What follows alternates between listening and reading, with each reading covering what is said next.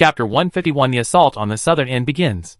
Commander Sun Sanqiang slammed the table and said, "Tomorrow, the assault will start in full swing. It's time to end this tug-of-war with the bugs." Xiao Shan took a deep breath. Tomorrow is the first day of his new life. And it is a critical day to turn the tide of the war. The assault on the southern seabed must be won. Otherwise, humans will be caught in an endless tug-of-war with the star beasts, which will greatly affect the preparations for the war against alien civilizations. In the defense fortress of the core capital circle, at the world's largest airport, there are neatly arranged columns. 200,000 troops, of which 10,000 will take off from here. Commander Hua Dingtian will take all the equipment and personnel of the combat command, and will depart from here. At the same time, the most dangerous weapon, energy bomb, will also be transported from here to the southern continent. Xiao Shan and Commander-in-Chief Sun Sanqiang and a group of people came here to send off the soldiers. Xiao Qingqiu is also here. She secretly grabbed Hua Dingtian and kept tidying up his uniform. This time, the drone team would not be used, so she could not go to the battlefield with the team. Where is Commander Hua? Why is there no sign of him? Commander-in-Chief Sun Sanqiang searched for a long time, but could not find him. Hua Dingtian hurriedly said, "Everyone is looking for me, I'll go first. Then you promise me that you will come back alive." Xiao Qingqiu hesitated and said, "Just like you promised my brother." Hua Dingtian gritted his teeth. "Qingqiu, don't worry, I will definitely come back alive." After comforting Xiao Qingqiu, Hua Dingtian ran a few steps to Commander-in-Chief Sun Sanqiang and said, "Report to the Commander-in-Chief, everything is ready. Just wait for the Commander-in-Chief to give the order." Commander-in-Chief Sun Sanqiang led a group of senior personnel from the National Mobilization Command to the temporary platform. Their expedition was broadcast live across the country. People all over the world are also paying attention to this battle. The eyes of all mankind are looking here. Xiao Shan stood beside Commander-in-Chief Sun Sanqiang, full of vigor and vitality. This was the first active counterattack by mankind, and it was also the most crucial battle. After this battle, humanity may be able to turn this war of attrition into a war of annihilation. This is crucial. To transport these 200,000 soldiers to the southern coast, it takes nearly 2,000 aircraft of various types. However, these are not a problem for the current Kyushu Kingdom. Almost all the aircraft in the world are now concentrated in Kyushu Kingdom, and only a small number of aircraft crashed when the city was broken. Among these aircraft, some are military transport aircraft, some are modified civil aircraft, and some are modified from bombers. The flight mileage is sufficient, and the pilots have also strengthened their training in low-altitude flight and airdrop. A small number of transport planes will land at the airport on the southern continent. In the southern continent, Kyushu originally had a permanent airport. The death squads cleaned and maintained it here, built anti-aircraft turrets and ground turrets, and widened the length and width of the airport runway, allowing large military transport planes to land. A frontline command post will also be built here, unifying the command of the 200,000-strong army. It can be said that everything is ready, just waiting for the war to begin. Brave soldiers, this battle is a battle for humanity's transformation. Our army has a long history and glorious traditions. In today's battle, we will rewrite history and completely eliminate these annoying bugs. Soldiers, I will set out a celebratory wine for you, and we will drink it together when you come back. Commander-in-Chief Sun Sanqiang was mobilizing before the war. Xiao Shan opened the wine bottle with others and filled the glasses on the table. "Let's go!" With an order, the soldiers began to board the plane with their luggage. Every soldier's items are almost the same.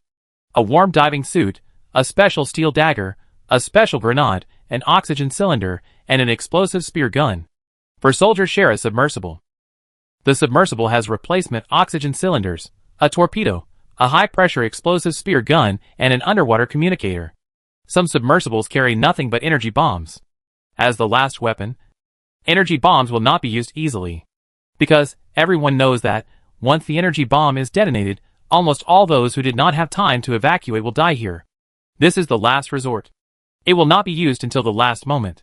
A few hours later, the atmosphere in the war room became unprecedentedly tense, because the battle is about to begin. Gao Yuan and Mai Meidi are also in the team. In this team, more than half of the soldiers are under 20 years old. They all have a strong passion for meritorious service. Which young man does not have a heroic dream? And this battle will surely go down in history. So, they signed up very early. Moreover, were also lucky to be selected. Now, their plane flew over the southern tip. The sea around the Ross Ice Shelf was full of various planes circling, and several large transport planes began to land at the southern airport. The members of the death squad were on guard carefully, in case of sudden attack by insects. At the airport, Hua Dingtian hurriedly got off the plane and asked, "What's the situation?"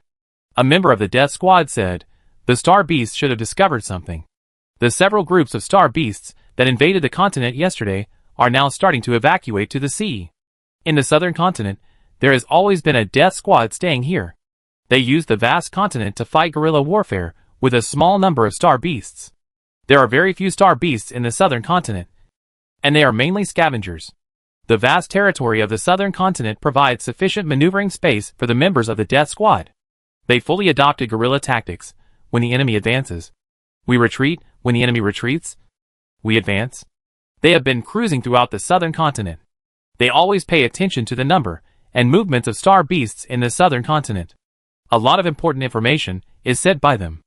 It seems that this is a fierce battle," Commander Hua Dingtian said. "It is now mid-December, when the temperature in the southern continent is the highest. Soldiers, quickly build the command center and base camp, so that when the soldiers return, they will have a safe place to stay." Commander Hua Dingtian issued the first order. The task of the ground forces is to unify the command of the battle, provide food, medical care and other assistance to the soldiers who landed, and guard the airport so that the injured soldiers can quickly take a plane from here to the defense fortress. Here is a forward base. The soldiers are well trained, and soon, a military command center was built, and all the equipment was debugged. Hua Dingtian picked up the microphone and issued a formal order. Airdrop. At the command, the circling hatch opened, and the cold wind blew into the cabin. However, the soldiers had already made preparations. One by one, they jumped out of the hatch and jumped into the wind. Today is a clear day, with blue sky and white clouds, reflecting the white glaciers, which looks very romantic. But the soldiers were not in the mood to appreciate the beautiful scenery. Their attention was focused on this battle. It was clear from the images sent back by the high-altitude reconnaissance aircraft that the entire sea was full of open parachutes, just like clouds. It was polar day on the southern continent now, only daytime, no night, which was very convenient for everyone to fight. Above the Ross Ice Shelf, Gao Yuan stared at his feet nervously. Although he had been practicing parachuting and diving for the past 3 months, when it really came to the point, he still couldn't help but feel nervous. "My matey, where are you?" Gao Yuan looked around at the crowd. "Above you," my matey said. "Every 4 people form a combat team, and they can communicate through internal communication equipment. This equipment can reach a communication distance of 1 or 2 kilometers above the sea. But underwater, it is only a few dozen meters. But it is enough." Plop. Before Gao Yuan could find my matey, he fell into the sea. Each of them was wearing very eye-catching clothes. Because according to the research of the biological team, insects are very sensitive to the surrounding situation, so the bright colors do not affect their perception. But it is different for the soldiers. Especially on the seabed, without a bright fluorescent light, it is difficult to distinguish the traces of people. As the soldiers fell into the sea one by one, there were orange people everywhere. Gao Yuan floated on the water, looking for their submersible. A parachute marked with 03454 slowly descended. This was Gao Yuan's submarine. He took off the parachute, and then swam towards the submarine. Their 03454 team also had 4 people. 1 operator, 1 assault soldier, and 2 cover soldiers. The operator was responsible for operating the submarine, and the assault soldier was responsible for the final attack. The cover soldier's task was to protect the safety of the submarine and the assault soldier. Gao Yuan and my matey were both cover soldiers. The commando is the most skilled soldier among the group. His name is He Hating, and he is a special forces soldier. The operator is Lu Shufei, the operator of the Shenzhou frigate. Because all the frigates were taken back by the iron and steel plant, he has not driven a ship for a long time. He strongly requested to sign up for the commando team this time. Therefore, he is also the best operator of the submersible. Before Gao Yuan approached the submersible, a loud shout suddenly came from a distance. "Be careful of bugs." Gao Yuan was startled and quickly put on his breathing tube and dived underwater. In the dim light, among the shadowy crowd in the distance, there were some dark shadows approaching. Gao Yuan suddenly became nervous. The feeling on the shore was completely different from that in the water. Bullets are of little use in the seawater. The range is very short, and the power is limited. So, their weapons are mainly high-pressure explosive spear guns. Boom! A muffled sound. An explosion sounded in the distance. This explosion sounded announced the beginning of the most important war for mankind. Gao Yuan shuddered and rushed to the submarine. In addition to the reason of wanting to make merit, there was another reason that he could not say. That is, the goddess in his mind had someone else. In the last annihilation battle, he and my matey were in danger. If his comrades had not saved him, he would have died. He did not want to die silently. So he immediately mustered up the courage to confess to his goddess Xiao Qingqiu. But Xiao Qingqiu had someone else in her heart and rejected him. He felt heartbroken at the time. When he heard the news of the commando team registration, he immediately signed up. He wanted to use the most dangerous battle to paralyze Ma. He also wanted to use this victory to make Xiao Qingqiu look at him with a new eye. So, he appeared here. Chapter 152 Deep Sea Diving. Approaching the submersible, the operator Lu Xiaofei was already in place, and he was checking the various equipment of the submersible. Once the submersible begins, there is no way to give up halfway. Nothing can be done carelessly. Where is brother he? Gao Yuan asked. Grabbing the handrail of the submersible. Lu Xiaofei said casually, he should be nearby. My matey emerged from the water behind Gao Yuan and grabbed the handrail on the other side. Now, only he hating is left. With a crash, he hating popped his head out from the side, but his face looked a little ugly. Brother he, what's wrong? My matey noticed something was wrong and quickly asked. My little finger is broken. MD, I'm so unlucky. He hating took out a bandage and wrapped it around his left little finger. Inspection complete, equipment normal, ready to go, are you all ready? Lu Xiaofei asked. Wait a minute, I'll wrap the bandage right away. He hating said with a grin. He hating tied the bandage with a grin. And said, let's go! The submersible began to dive. The others also put on their breathing tubes and began to dive with the seawater. Although Antarctica is very cold, with the protection of warm clothes, everyone will not be too cold. The destination is under the Ross Ice Shelf. The depth of the ice shelf in June reached 700 to 800 meters. But now it is summer, and the depth is only 300 to 400 meters. However, to enter such deep waters, special diving suits are required. The diving suit Gao Yuan was wearing was a special diving suit that allowed trained soldiers to dive to 300 or 400 meters and still move forward normally. However, the depth was too deep, so the movement was severely restricted. Only at an altitude of 100 or 200 meters could the combat effectiveness of the soldiers be maximized. This depends on luck. Under the entire Ross Ice Shelf, it is not flat. Many places inside are less than 200 meters thick. The deepest diving depth of this diving suit is 400 or 500 meters. Therefore, their effective combat area is between 200 and 400 meters. The battle around them is still going on. The insects obviously noticed the invasion of humans. The scavengers that were originally patrolling on the southern continental ice sheet went into the water and began to block them. A battle broke out between the soldiers on the periphery and the scavengers. Gao Yuan and my matey each grabbed a handrail on one side and observed the situation around them. They were cover soldiers. As long as they found a scavenger, they would intercept it as soon as possible and not let the scavenger hinder the advancement of the submarine. The air waves generated by the propulsion of the submersible were everywhere. The entire bottom of the water, all you can see are soldiers advancing. According to the command of the headquarters, dive quickly to a depth of 300 meters and then advance at high speed. The insects have already noticed it, and we can't let them escape. The operator Lu Xiaofei said. Everyone hold on tight, I'm going to speed up. Lu Xiaofei reminded everyone. This kind of communicator can only transmit in a small range. Once the distance is far, it can't be heard. Got it. Gao Yuan and my matey hung the safety rope on the handrail. He hating below also hung the safety rope. Lu Xiaofei accelerated sharply, and everyone felt a strong push, and the 03454 team began to accelerate forward. The other teams also received the corresponding orders, and they all began to accelerate. Suddenly everyone's attention was attracted by the front. A scavenger's body was seen slowly sinking after being blown up, obviously killed by the high-explosive harpoon. But above the scavenger, a soldier was also sinking motionlessly. This soldier died. Gao Yuan felt heavy-hearted. This was the first soldier to die. In the next battle, more people will surely be sacrificed. But for the sake of humanity, this price must be paid.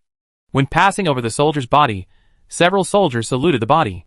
To die on the battlefield, this is everyone's destiny, and it is also the supreme honor.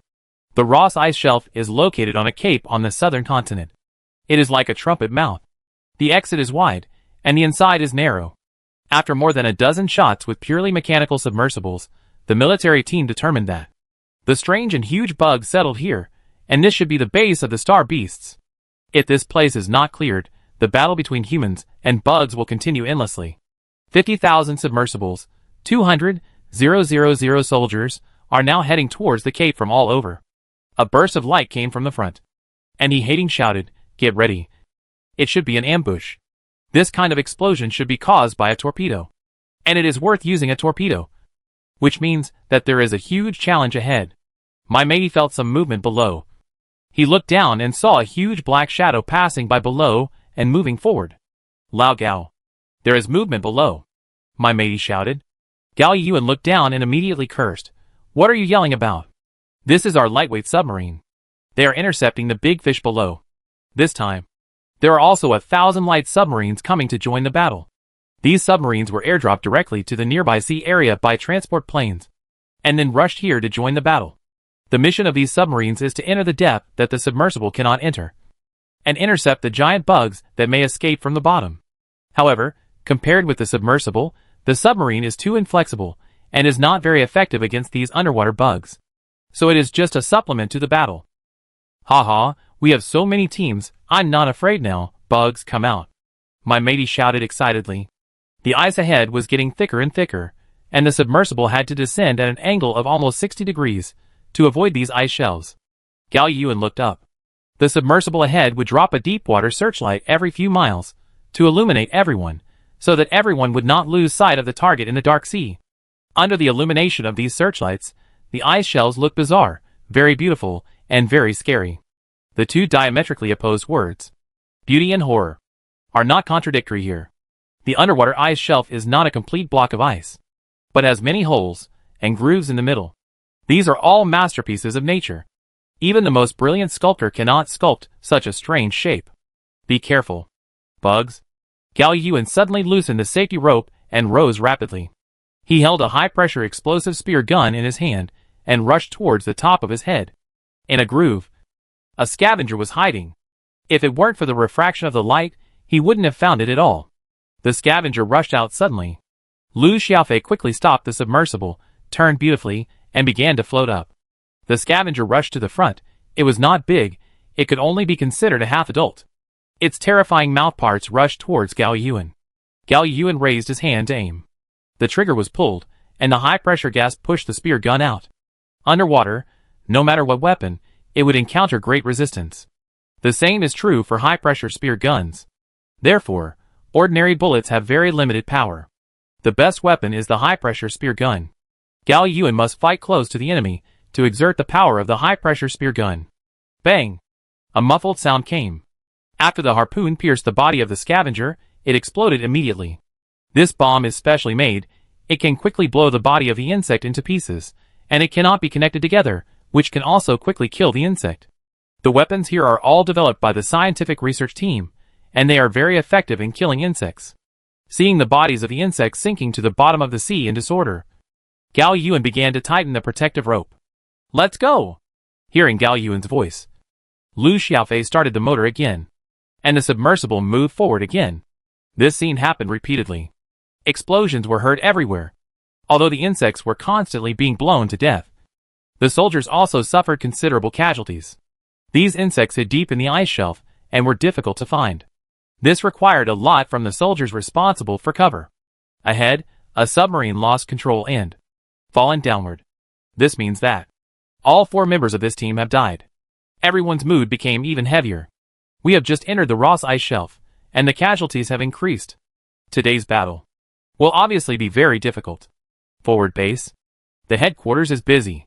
Commander Hua, according to the news from the front, the vanguard troops have arrived at the area where the large insects are infested. The communicator said. This time, a special underwater communicator was used. It can communicate underwater over long distances. However, this communication can also be heard by insects. It is not normally used, but it can be used in today's hunting operation. Have you found anything? Hua Dingtian asked. Not yet. We just found a large number of scavengers, and a very small number of velociraptors. Hua Dingtian looked at the map. The vanguard troops had just entered the outer perimeter of the Ross ice shelf.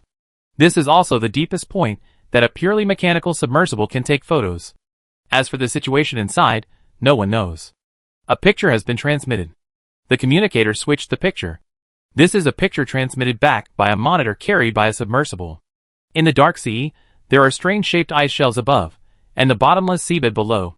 It is also pitch black in front, and nothing can be seen. Suddenly, a lighting device was launched. This is an underwater propeller that can emit strong light. Its advance illuminated the front. In the darkness, there seemed to be some outline in front, like an underwater building. Just as everyone was trying to figure out the situation, the illuminator suddenly went dark. There are bugs in large numbers. Attack with all your strength, Hua Dingtian shouted. Under the Ross ice shelf. The soldiers at the front also found something wrong. They launched an attack desperately. Hundreds of torpedoes rushed out, and more illuminators were fired. Under the illumination of so many lighting devices, everyone finally saw the situation in front clearly. Tens of thousands of velociraptors rushed out, and rushed towards the soldiers. The battle suddenly escalated. Gao Yuan and my matey, who were in the rear, were shocked to find that a big explosion had begun in front.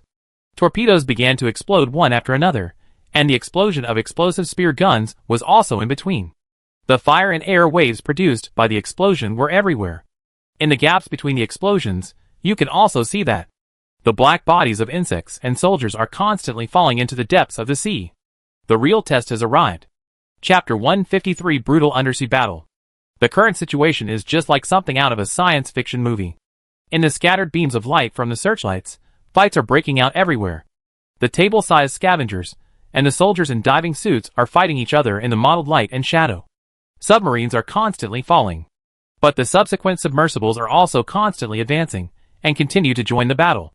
If it were on land, with the support of the dense array machine guns, these number of scavengers would not be worth mentioning at all. But the Phalanx machine gun has very limited power in the sea, its range is very short, and its power is not great. Only the explosive spear gun can effectively eliminate these scavengers. Gao Yuan was very nervous and very excited, because they were about to start fighting with a large number of insects. A scavenger passed over their heads and fought with its brothers above. Keep moving forward. I want to see what's going on inside, he hating said. Okay. Lu Xiaofei controlled the submersible to avoid several insects that were rushing towards him, and rushed to the back, passing through the dense swarm of insects. Lu Xiaofei turned on the searchlight. At the same time, he fired a lighting thruster. The situation in front suddenly appeared in front of everyone. This is a huge object, as big as 100 football fields. It looks like a tent, hanging upside down under the ice. Launch the torpedo.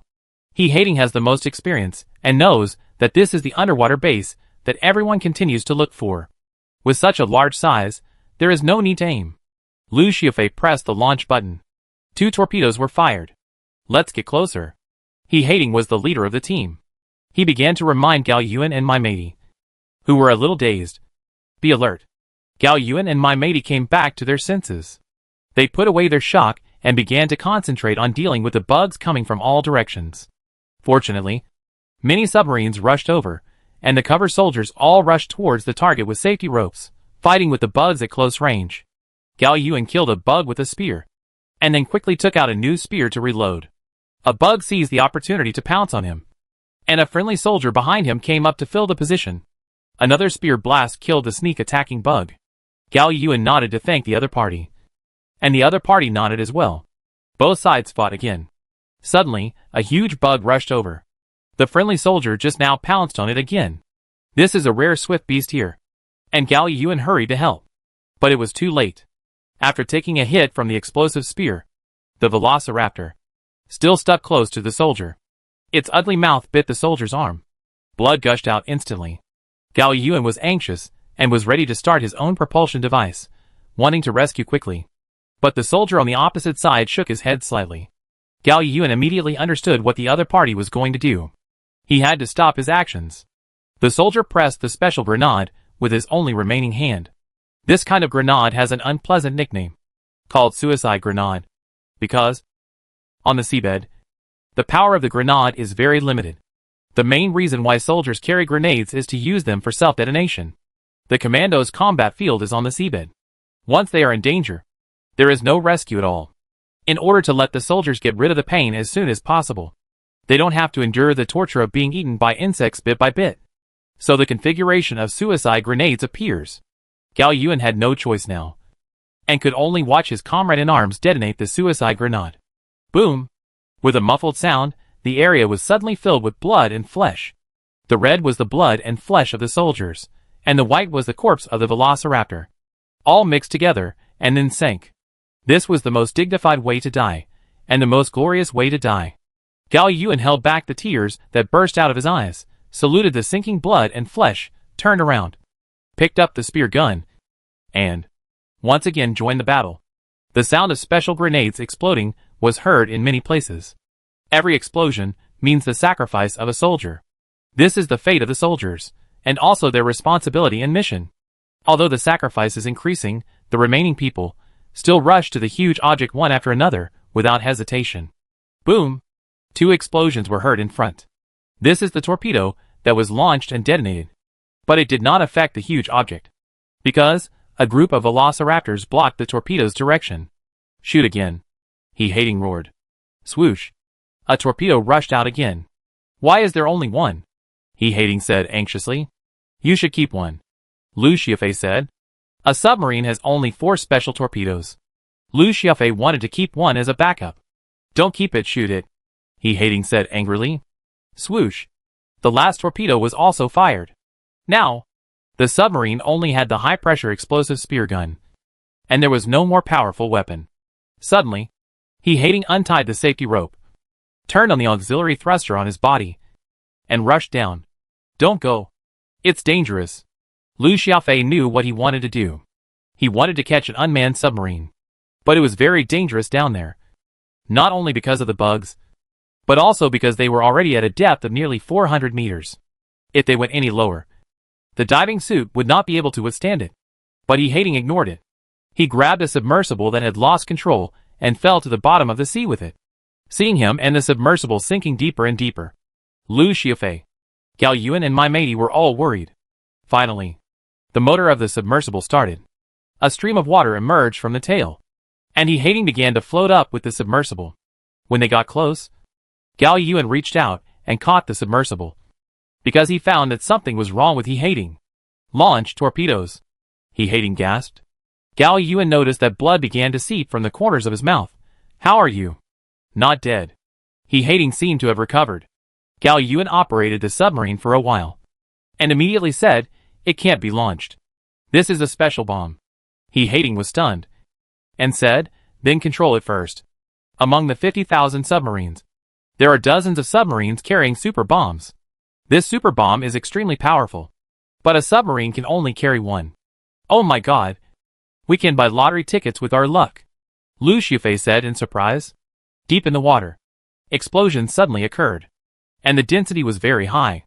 A large part of the dense insects in front began to sink. The submarine has started to attack.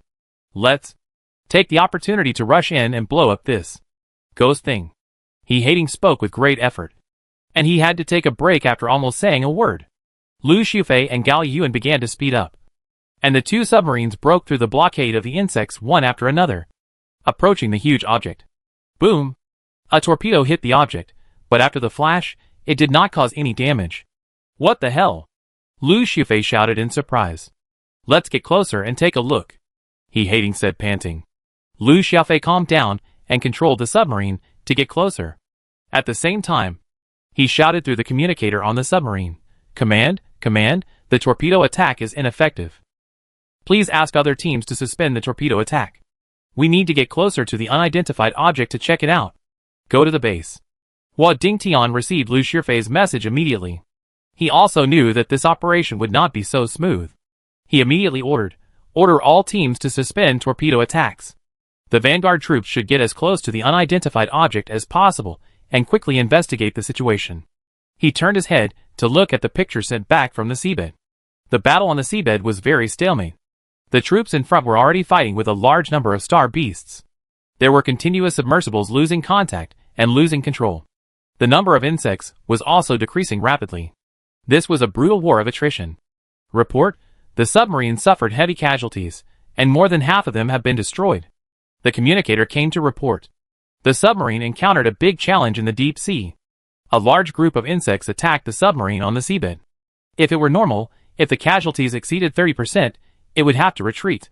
But now the submarine could not retreat. They shared a lot of pressure from the soldiers above. Continue the attack. Hua Dingtian gave the order. He was very nervous. So far, progress has not been smooth. Although the insect's nest has been found. However, the torpedoes cannot break through the nest's defenses, and cannot cause damage to the things inside the nest. Moreover, the mysterious giant insect has not been found yet. Extinction. We have a new plan. Now that we have found the location of the base, we suggest that you start from the top of the ice layer, blow up the ice shelf, and dig a passage from top to bottom. Attack from above. Fu Hengxing called from the headquarters. Hua Dingtian quickly arranged for people to conduct a feasibility study on this plan. If the ice can be broken from above, it will be possible to directly provide assistance to the soldiers below. What needs to be known now is how long it will take to break the ice. Because the soldiers have limited time in the sea. The oxygen they carry can only support a few hours of fighting. Are there any experts from the southern continent? Hua Dingtian turned around and asked.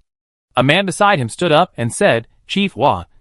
I am Su Kaicheng, the former station chief of the Scientific Research Station, and I am responsible for the technical support of the southern continent. Hua Dingtian patted Su Kaicheng's shoulder hard. Great. Station Chief Su. We have basically determined the location of the Starry Sky Beast's underwater base.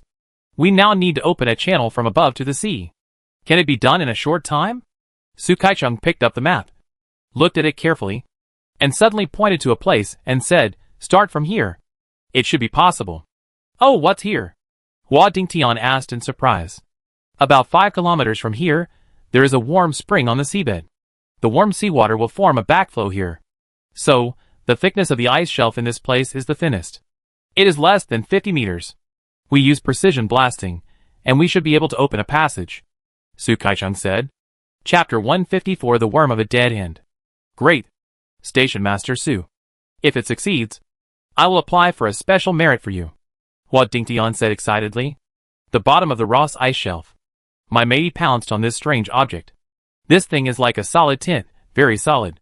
And it is all filamentous structure. The explosion can only break the outer silk thread. The inside is still intact. It looks like a cocoon. No wonder the torpedo can't break it. It turns out it has elasticity. He hating touched it, and said to Gao Yuan, Cut it with a special dagger. Gao Yuan pulled out the dagger, and cut the tough thread-like substance fiercely. My matey. Defend. He hating was experienced, and saw a lot of bugs coming from above. My matey loosened the safety rope and rushed upward. Although there was only one person, there were dozens of bugs on the opposite side. But my matey was not afraid at all. Along the way, he witnessed too many heroic deeds of brave warriors. He was young and easily infected. Now, he was no longer afraid of death. He had only one belief. That he would stop these bugs even if he died. He fired the spear gun and killed a bug. He didn't have time to install the spear gun. So he held the explosive spear gun and stabbed a bug fiercely. He also held a grenade in his hand, ready to stop these bugs with his life. Don't be impulsive. Come back. He hating discovered Mantum's intention and shouted quickly. Mantum was stunned for a moment. And then he found that several soldiers appeared around him. They stopped by Mantum and covered him. Mantum was delighted, put down the grenade, and installed the spear gun again. Several soldiers began to cooperate in combat. This is the biggest difference between humans and insects. Humans can cooperate in defense, while insects will only rush forward. After this wave of insects was eliminated, Mantum returned to the team again. He hating cursed fiercely. My matey, without my order, you are not allowed to use suicide grenades. Do you understand? My matey was also a little weak. Just now, he was so excited that he completely forgot to be afraid, and was not afraid of death at all. But now think about it, if he really died, it would be a pity. At least, he has not seen the victory of mankind. Captain, half of the oxygen has been used up. Lu Shiafei said. At this time, Gao Yuan said, Open it. Gao Yuan used a dagger to cut a long hole. Looking through the hole, it was densely packed with all kinds of strange things. Here is the base of the starry sky beast. We have 2 submersibles, enough oxygen, let's go in, he hating said. Lu Xiaofei started the motor, and drilled in through the breach, and Gao Yuan followed closely. Behind, there were many soldiers who followed in. Although half of the oxygen had been consumed, the mission had not been completed, and everyone did not want to give up. After entering this huge thing, the scene they saw shocked everyone. The things here were bizarre and strange in shape. They looked like insect eggs. But they didn't look like insect eggs. They looked like transparent crystal balls. My matey grabbed a transparent crystal ball and poked it open with a dagger. A semi-finished insect was revealed inside. From the shape, it looked a bit like a velociraptor. Gao Yuan also took one and observed it. There was always movement inside these things. Above each crystal ball-like thing, there was a pipe connected. Dust-sized things kept coming into the pipe, and these things started to piece together in the middle like building blocks. Suddenly, the crystal ball-like thing in Gao Yuan's hand broke. A bug only half the size of a fingernail rushed out and pounced on Gao Yuan. Such a small thing, Gao Yuan actually had no good way to deal with it for a while. Fortunately, it was too small and lacked strength. Gao Yuan grabbed it and pressed hard with a dagger. This dagger uses an osmium-plated blade, which is harder than diamond. It broke the belly of the little bug in one go. But the next moment, they were not calm. Because these crystal balls began to crack. Countless small bugs began to float in the sea. Not good. Speed up. Let's rush to the middle, he hating shouted. These things obviously hatched before they reached juvenile stage. This should be because the bugs are anxious. However, in this way, the threat to the soldiers has increased. Because these bugs are too small, they can penetrate almost any hole, and with their hard mouthparts, they are very difficult to deal with. Lu Xiaofei started the motor, and Gao Yuan followed closely, and they began to rush to the core area. The soldiers behind were in trouble. These bugs climbed onto the soldiers' bodies, and began to bite their diving suits. The diving suit has a protective function. Once it is bitten, the huge pressure will make the soldiers lose consciousness quickly, or even lose their lives. This situation was also discovered by the forward base. Hua Dingtian was suddenly in a dilemma. Commander-in-Chief's son, Advisor Xiao. What should we do now? He immediately reported the situation to the command center. However, this was the first time for everyone to encounter such a thing, and there was no good solution for a while. If they evacuated now, they would fail. Moreover, the soldiers in front died in vain. But if they don't evacuate, such a large number of small insects will cause great harm to the soldiers. In silence, Professor Mo Zhening suddenly said, "Have you noticed that the insects that appear now are obviously much smaller?" Commander Sun Sanqiang was a little anxious. Mr. Mo, is it inappropriate to analyze these now? Xiao Shan suddenly understood. Professor Mo Zhening said, "This shows that the insects have also reached the end of their strength. It has used all its strength to attack." Xiao Shan immediately picked up the microphone and said, "Hua Dingtian, notify them, never retreat. At the same time, these insects should be far from powerful enough. Don't panic, just treat them as ordinary insects."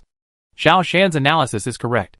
The mouthparts of these insects are much less powerful, and it takes a long time to bite through a diving suit. Moreover, the soldiers found that they did not need to use knives with osmium-plated blades, but only needed to use their hands with metal gloves to squeeze them hard, to crush these insects. At this point, the soldiers had confidence, and they began to show their skills to deal with these little bugs. Some used discarded oxygen bottles as weapons to slap the bugs. Some used grenades as hammers to hit the bugs. More people helped each other, and caught the bugs on each other's bodies. As the soldiers behind followed, the situation was gradually under control. However, there were quite a few soldiers who were bitten through their diving suits and fell unconscious. Their bodies slowly sank to the bottom of the sea, and they were obviously dead. Moreover, a huge problem was placed in front of everyone. They had not yet broken through the last line of defense and entered the huge object, and everyone's oxygen consumption had reached half. However, everyone ignored the oxygen warning and began to move forward. While moving forward, they continued to deal with these hateful little bugs. In the bug's nest, a group of people had reached the core depths. This was the 03454 team. They have already found the target this time, the huge strange bug. This is a huge bug that is several times larger than the Titan beast. It looks very strange. It looks like a giant mollusk. Fire the torpedoes, he hating shouted immediately. Lu Xiaofei said a little depressed. There are no torpedoes. Gao Yuan looked at the super bomb he controlled and said, "We only have this super bomb."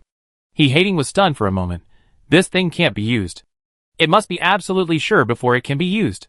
What should I do? My matey was a little anxious. The target had been seen, but there was no suitable weapon, which was really frustrating. No matter what, get closer, he Hating said. There are velociraptors and scavengers. My matey saw the situation inside with the help of the light. The two of us will intercept, he Hating said with gritted teeth. Gao Yuan shouted, "There is still me." He hung the submersible on Lu Xiaofei's submersible, took out the spear gun he had prepared long ago, and followed my matey and he Hating. Now they can be said to be fighting alone. The main force was blocked outside by those hateful little bugs, and could not get in for a while. Don't think about dying, think about completing the mission. He Hating was afraid that my matey would get carried away again and make uncalm moves. Okay. Gao Yuan and my matey followed he Hating on the left and right. Bang bang. Several explosions of spear guns took away the bodies of several scavengers. Gao Yuan approached a velociraptor all of a sudden. However, this velociraptor was a little strange, with a small body, and it was obviously grown up in a hurry. At this moment, Gao Yuan had confidence. He drew out his dagger and stabbed the tamed beast fiercely. He cut off one of the piercing forelimbs of the velociraptor in one go. Several more insects that had never been seen before pounced on him. Gao Yuan took out a grenade, threw it behind him, and quickly sank down. Boom! After the grenade exploded, the bodies of these strange insects were torn apart by the grenade. Although he was not dead yet, he had lost most of his attack power. Gao Yuan quickly floated up and cut the bugs into small pieces one by one. He killed all the bugs he dealt with. At this time, he had a chance to take a look at the others. My matey was still fighting, but he was not in great danger. He Hating was obviously affected by his injuries, and his movements were not very flexible. Gao Yuan turned on his portable thruster and quickly approached He Hating to help him kill the besieging bugs. He looked at He Hating and found that his diving goggles were full of blood foam, and he was obviously seriously injured. Captain, you go to guard the submersible, and my matey and I will be responsible for the cover, Gao Yuan said. He Hating didn't waste any words. He floated towards the submersible, held the empty submersible, and removed the connected safety rope. In front, the huge bug was obviously ready to escape. It had already discovered that if it wanted to escape, the best way was to dive deep. Chapter 155. The base of the Starry Sky Beast was destroyed. The giant bug began to sink. He Hating controlled the submersible and chased after it. Lu Xiaofei and his men were about to catch up when they heard He Hating's tired voice. Don't chase. Leave it to me. Gao Yuan saw clearly that He Hating and the submersible were approaching the giant bug at a very fast speed. You guys should float up quickly. The farther the better. He Hating seemed to be speaking with all his strength. Several people looked at each other, and they all knew what He Hating was going to do. This was to die together with the bugs. But they couldn't stop it. Moreover, they had to evacuate as soon as possible. Otherwise, the shock wave generated by the explosion of this super bomb would push them hard onto the ice shelf above their heads. Although the power of the super bomb was not as terrifying as the energy bomb, it was also huge, especially on the seabed. The shock wave generated would crash them into the ferocious ice shelf, causing minor injuries and even death.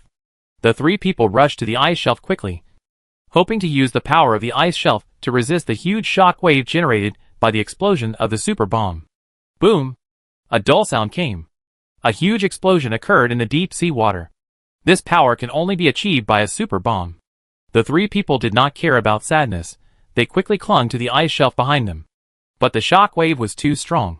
The shock wave generated by the explosion broke through the tent-like membrane and threw out the soldiers who had just entered. Gao Yuan felt as if his whole body was wrapped by the raging waves, making him roll under the ice shelf. Fortunately, Gao Yuan and several others were tied with safety ropes, and the three of them did not separate. After the shock wave, Gao Yuan was the first to wake up. Lu Xiaofei, check the submersible. My matey, check your equipment, Gao Yuan shouted.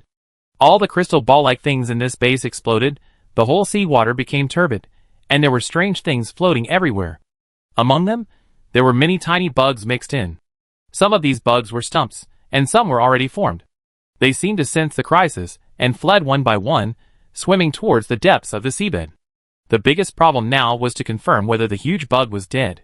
Liu Xiaofei took the unmanned underwater detector from the submersible and began to remotely control the detector to dive into the place where the explosion just happened.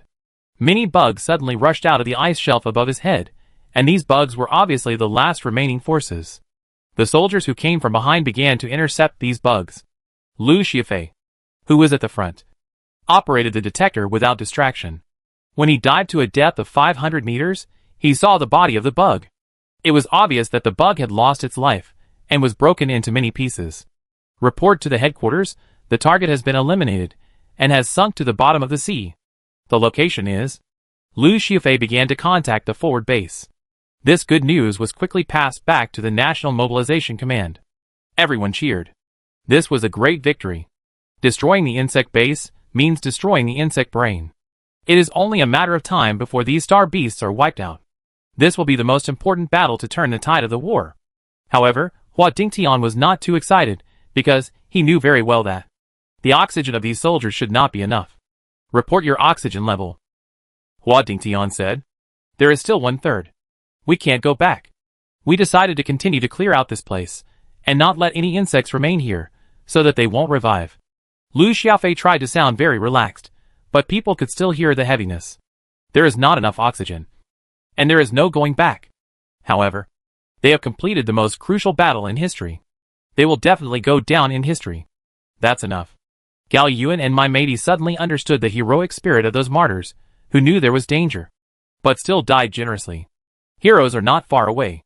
Everyone can become a hero in a certain occasion. Hua Dingtian said solemnly, I agree with your request. However, don't give up hope, we are also trying to rescue you. We will break through the ice shelf and create an escape route for you. This news made everyone more excited. It's good to be a hero, but it's better to be a living hero. Everyone secretly breathed a sigh of relief. Gao Yuan and my matey felt a little disappointed. The tragic and heroic feeling that had just been brewing was gone in an instant. However, they quickly came back to their senses. Wouldn't it be better to be alive?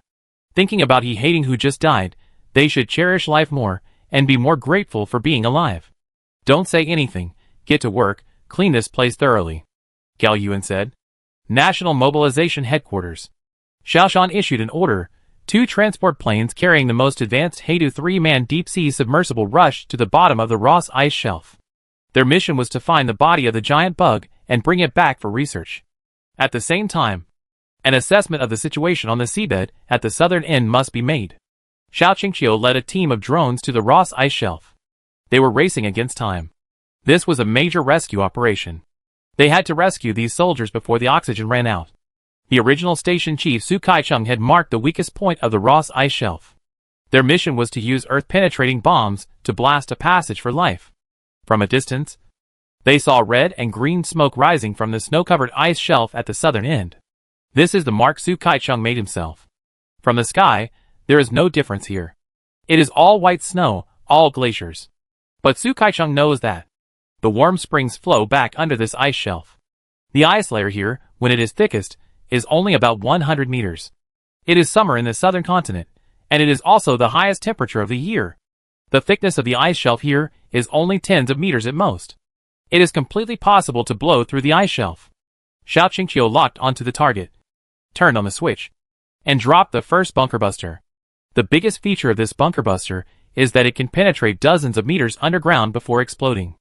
Directly open a passage. Boom! The bomb whistled, and fell almost vertically from a high altitude, splashing a cloud of smoke, and then quickly drilled into the ice. After a few seconds, a vibration came from deep in the ice. This was the explosion of the bunker buster deep in the ice. Su Kaicheng was observing the results of the bombing not far from here. He took out the measuring instrument and began to measure the shape of the icebergs around him.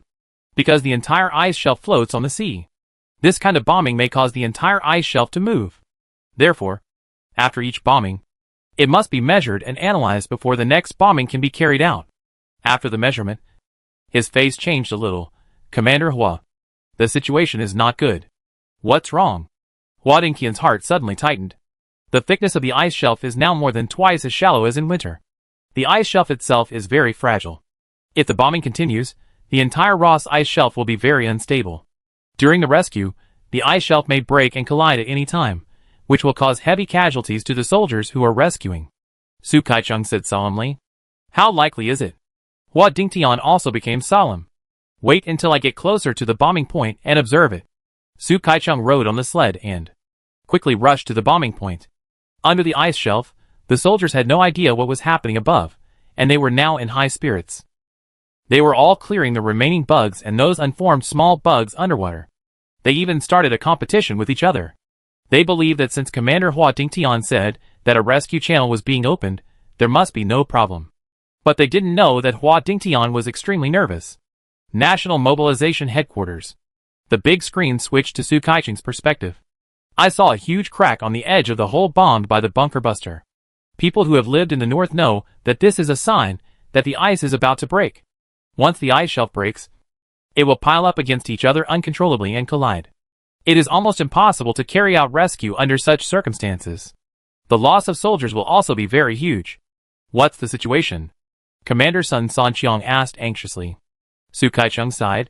We can't continue bombing. The ice here is too thin, and there is a high possibility that the ice shelf will break. At that time, the soldiers on the seabed may be crushed to death by the ice. Not to mention rescue. It is too dangerous. Time is already very tight. The oxygen supply for the soldiers under the sea was less than an hour at most. The situation became extremely dangerous. Xiaoshan, do you have any good ideas? Professor Mo Zhening turned to look at Xiaoshan. Commander-in-Chief Sun Sanqiang also looked at Xiaoshan. Hua Dingtian also listened, and he also placed his hopes on Xiaoshan. People have reached a consensus. If there is a problem, find Xiaoshan. Xiaoshan has never let anyone down. Sure enough, Xiaoshan asked, look at the bombing port. Has it penetrated the entire ice layer? It's almost there. Su Kaicheng said. Xiaoshan turned to Xiao Qingqiu and said, Qingqiu, land at the airport immediately, have the engineers unload the explosives from the bunker buster bombs, and just drill into the ground. Use the bunker buster bombs to open a passage. Hua Dingtian, immediately transport all your oxygen tanks to the bombing site. General Commander Sun Sanqiang was the first to understand what Xiaoshan meant, and clapped his hands fiercely. Great, we don't have to rescue here, we just need to provide oxygen tanks. Everyone suddenly realized. There was no need to rescue people in such a dangerous place. Just open a passage, and throw the oxygen tanks down. All dangers are solved. As expected, it is absolutely right to find Xiaoshan when you have something to do. Remember to tie floating objects to the oxygen tanks to prevent them from sinking into the deep sea. Xiaoshan put down the microphone, but there was not much joy on his face. Instead, he looked worried. Watching Xiaoshan turn around and leave, Professor Mo Zhening hurriedly followed him. Xiaoshan, did you have any insights? Xiaoshan nodded. This scene seems familiar. And this method is not something I thought of, but a reminder from a dream. Chapter 156 Victory won by 100,000 warriors. Xiaoshan, this is your best weapon. We may need this ability of yours to deal with those alien civilizations. You should grasp it well. Professor Mo Zhening said. Xiaoshan sighed. This feeling sometimes comes and sometimes does not. I can't control it at all. Let's go. Let's call Professor Wang Yifeng and Professor Zhua Hongbao, and let's analyze it together. Professor Mo Zhening said. Above the southern continent, Xiao Qingqiu flew the drone again. This time she flew at a higher altitude. After accurately positioning, she pressed the bomb button. The bunker buster carrying the soldiers' hopes pierced fiercely under the ice from the air. When the dust and fog cleared, Su Kaicheng came to the bombing point and looked down, and suddenly saw a pool of black water against the backdrop of the white ice. The sea water looked unusually dark and deep. Although the hole was not big, it was enough to drop oxygen cylinders. It's a success. It's connected. We can drop oxygen cylinders now, Su Kaicheng said excitedly. Sleds dragged oxygen cylinders here one after another, and then dropped them into the sea one by one. The soldiers under the ice shelf also saw a flash of light suddenly appear in the dark sea. Then, oxygen cylinders were dropped one by one. The soldiers distributed oxygen cylinders in a well-trained manner, and then began their glorious return journey. An hour later, the place returned to peace. On the defensive fortress number 0952, Commander Wanigua also received the good news. But what confused him was that, since the brains of the bugs were destroyed, why did these bugs still act in a very organized manner, advancing and retreating in a reasonable manner, and seem to be unaffected at all? Open the trap, and see if they will be fooled. Wanigua organized a team of chariots again, and prepared for the battle. But to his disappointment, these bugs only made a tentative attack, and retreated after leaving behind hundreds of corpses. Obviously, the insects still have memories of this place, and they will not be fooled. This makes Wanigwa very disappointed. The battle seems to continue for a long time. The National Mobilization Command. Commander Sun Sanqiang also discovered this problem. They convened the biological team again to analyze the current situation. Team leader Tu Qing spoke first. I insist that the southern seabed is the base of the starry sky beasts and their brains. We have now adopted a new method to crack the genetic code of the starry sky beasts. If there is no new gene supplement, their rapid division will soon form completely consistent genetic information. Then it will be a fatal threat to them. Therefore, their base will continuously provide new velociraptors to the front line. My second speculation has also been verified. That is, their division times are limited. We have captured dozens of batches of velociraptors. It turns out that the physical strength of each batch of velociraptors is different.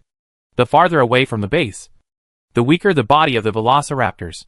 This means that, because of too many divisions, the body functions of those far away from the base will decline. So, that places their nest and base. Professor Tu Qing is a serious person. She will not change her mind easily. Professor Emotioning asked, then how do you explain that the velociraptors besieging the city have not changed at all? They seem to be very organized and methodical. Professor Tu Qing said, I can't explain this for the time being. Maybe they have another base. Xiao Shan said, I propose to rebuild the naval base and increase the search on the seabed. Now the bugs are no longer dominant in the sea.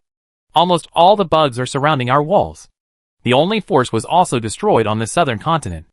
We can reoccupy the ocean and start to increase the search on the seabed. Maybe there are other nests on the seabed. Professor Wang Yifeng asked, in fact, I have always had a question. That is, how do the star beasts conduct dispatch and command? I am very confused about this, because I didn't find any way for them to communicate. Maybe, if we crack their way of communication, everything will be clear. This question immediately aroused heated discussion among everyone.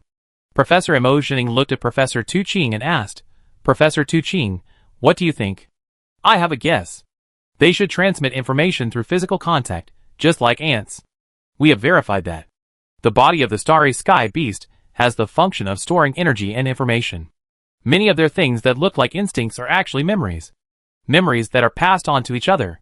For example, when we set a trap, a velociraptor will pass it on to other velociraptors after it realizes that it is a trap. Therefore, even if it is a new velociraptor that has never been to the trap area, it will stop in the trap area and will not attack further. Xiao Shan suddenly realized so. This is very likely. These memories of theirs may come from the summary of the base, and then pass the message through their mutual contact. So, although the base has been destroyed by us, their memory is still there. General Commander Sun Sanqiang also said, this is simple. Let's open a new trap and see if they can figure out that this is a trap without the base. If the trap continues to be effective, it means that their home base is indeed commanding them to fight. Military team leader Fu Hengqing immediately picked up the map and began to look for a suitable location. Now, the places suitable for setting traps have basically been put to use. Other places, either mountains, river valleys, or swamps, are not suitable for large-scale combat. Especially not suitable for chariot mobile combat. However, Fu Hengqing searched around and finally found a suitable place, which is in the Jiangnan area, because there are many rivers. It was not chosen as a trap before. But Fu Hengqing has a new idea, which is to introduce floating bridges, build hundreds of floating bridges on the rivers, and facilitate the free shuttle of chariots. This is not a problem at all. This plan was immediately finalized. Many of the pontoon bridges in stock were moved out of the warehouse, and then transported to the defense fortress in Jiangnan. A new trap war was prepared again. On the southern coast, soldiers surfaced one by one and began to land. When they set out, there were 200,000 soldiers and 50,000 submarines. When they returned, there were a little more than 100,000 soldiers and more than 20,000 submarines, more than half of which were destroyed. It was a heavy loss. However, it was worth it. The lives of 100,000 soldiers were used to destroy the lair of the star beasts. It also brought the critical moment for humanity to turn the tide of the war. Hua Dingtian stood on the beach and watched the soldiers surface one by one, and his heart was finally at ease. He commanded two operations, One was the support battle of the East Continent, and the other was the assault battle of the South Continent. Each time was thrilling and full of danger.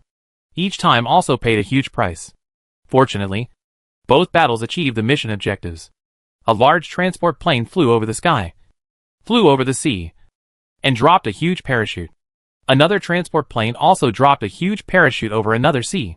Su Kaicheng and Xiaoma sat in a speedboat, directing other personnel to quickly approach the parachute. This is the Haida No. 3-man submersible, which can dive to a maximum depth of 10,000 meters. The depth of 1 or 2,000 meters on the southern continent is no pressure for it. As a veteran underwater explorer, Xiaoma finally felt that he could finally be useful. Their mission this time was to search for the corpse of the giant bug on the seabed. Among the 1,000 submarines underwater, the losses were the most serious, and only more than 100 were still holding on the seabed. The others died in the battle with the bugs. After all, underwater, the flexibility of the submarine is a major flaw. However, it doesn't matter now. After the seabed was cleared, there were few traces of the star beast. Moreover, more than 100 submarines are still fighting, escorting Haida No. 3. Some of them are guarding the insect corpse, waiting for the arrival of Haida No. 3. A few hours later, most of the soldiers in the forward base have evacuated, and the corpse of the giant insect has been salvaged ashore, loaded on a transport plane, and prepared to be transported to the National Mobilization Command. Hua Dingtian finally breathed a sigh of relief. The mission here was finally completed, and he could finally go back to meet Xiao Qingqiu. Commander Hua, the command center has sent an order requiring to drop an energy bomb at the location of the base. Let us all evacuate. The communicator came hurriedly and said. Hua Dingtian frowned. This means that the bodies of the soldiers who sank to the bottom of the sea will not be retrieved. However, this is also the correct order, because there are countless small unformed insects. No one knows whether these things will come back in the future. Therefore, destroying everything here is the most reliable way. Half an hour after all personnel evacuated, an energy bomb was thrown into the seabed of the Ross ice shelf. After a violent flash, the entire Ross ice shelf collapsed completely. After an explosion of this magnitude, adult insects may survive, but those unformed insects will definitely not survive. The assault on the southern end is over. A defensive fortress somewhere in the south of the Yangtze River. A city wall was opened automatically, and hundreds of millions of star beasts swarmed in. 200,000 chariots had been on standby on the battlefield. The terrain here is not wide enough. 200,000 chariots are already the limit. So the number of bugs released is not large. The battle lasted from dawn to dusk, and the bugs were still pouring in crazily, and there was no retreat of the bugs. This news quickly reached the headquarters. Tu Qing, the leader of the biological team, excitedly slapped the table and said, "My prediction was right. That base is the brain of the star beast. Without the brain, they also lost their analytical ability." Xiaoshan also said excitedly, "I also have an idea. The bugs should transmit information through flying beasts." Do you think that flying beasts are completely useless? Logically speaking, insects should not produce so many flying beasts. They can't get past our dense anti-aircraft turrets. Now it seems that flying beasts all over the world are tools for information transmission. General Commander Sun Sanqiang breathed a sigh of relief. Team Leader Fu, you should study it carefully. Open up more trap battlefields, and speed up the consumption of insects. It's time for us to shift our target to the alien civilization in space. This sentence made the meeting fall into silence again. Alien civilization is about to invade. And are humans ready? This time, Xiaoshan doesn't have the experience brought by time travel. Everything is unknown. Chapter 157, The Coming Last Stop of Mankind. National Mobilization Headquarters. In the space group, several experts in parallel universes are meeting. Xiaoshan whispered, "My dream this time is very strange, because I can feel that. This is not a dream, but reality. I remember very clearly, I have seen this incident, experienced it. I clearly saw that if the bombing continued, the ice shelf would block the entire sea surface, and none of our soldiers could come out, all died. At the same time, there is another experience. That is, without bombing, only dropping oxygen cylinders, our soldiers can survive. This time the feeling is very clear, completely different from the vague dreams before. This makes me feel a little special," Xiao Jia said. Professor Zhuahengba immediately said, "I know what's going on. The more deeply remembered something is, the easier it is to reappear in dreams. The death of hundreds of thousands of soldiers is too shocking for you in the parallel world. So it will leave you with such a deep impression. Emotioning said, I agree with this. When the consciousness travels to the fifth dimension, it will face countless historical scenes. So only the most impressive scenes will attract the attention of the consciousness. Professor Zhuahongba said, I have selected several scenes suitable for meditation and divergent consciousness. But the effect is not ideal. Even the little guy Fang Zihao has no obvious feeling. Professor Wang Yifeng suddenly said, I have an idea. Consultant Xiao Shan. You said that your travel was caused by an accident when you were accelerating in the spiral electromagnetic track. I was thinking, is it possible to increase the possibility of consciousness crossing in a high-speed environment? Professor Emotioning nodded. This is a good idea. We can try it. Okay. The Hope Group said that the spiral electromagnetic accelerator has been built, and preliminary experiments have been conducted, successfully sending a satellite directly into space. We can try to modify it. Just hovering in orbit, not launching. Let Fang Zihao try it, and see if it can help him cross more easily, Professor Zhuahongba said. Xiao Shan frowned. This incident made him feel a little uneasy, but as to why, he couldn't tell. December 31st. On the last day of the year, many major events happened. The main platform of the large aircraft carrier platform of the Space Force was launched into space through a spiral electromagnetic accelerator. It successfully flew smoothly between the moon and the mother planet. This marked the first step of mankind's space defense war. Another piece of news, after the transformation, 10 large trap battlefields were opened. On the first day of next year, these 10 battlefields will be opened, and 10 million human tanks will begin to harvest the lives of insects in these 10 battlefields. These are all good news. However, among these good news, there is one more piece of bad news. The astronomical team discovered that the alien civilization once again pushed 4 unknown celestial bodies, which are flying towards the mother planet. One of the celestial bodies has an abnormally fast speed. It is estimated that it will fall to the mother planet in just 1 year. According to the mass of this unknown celestial body, if this celestial body falls to its mother planet, although the consequences will not be catastrophic, it will also cause a devastating blow to the local area. This is really one wave after another. The National Mobilization Headquarters. Today is still busy. Tomorrow is the new year. But no one cares about these. These major events have made the entire headquarters uneasy. Xiao Shan hurriedly walked into the office and sat at his desk to look through the documents. The strategic focus of mankind has been quietly tilting towards space. After losing their nest, the bugs have become a ragtag army without unified command. They are no longer devastating to humans.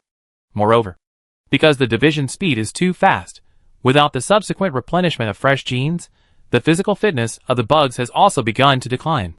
In the past, the carapace of the velociraptor had a 3-level bulletproof effect. But now it is gone, and a pistol bullet can cause damage to them. Bugs are no longer the #1 enemy of mankind, although they still occupy most of the world for the time being. However, it will definitely not last long.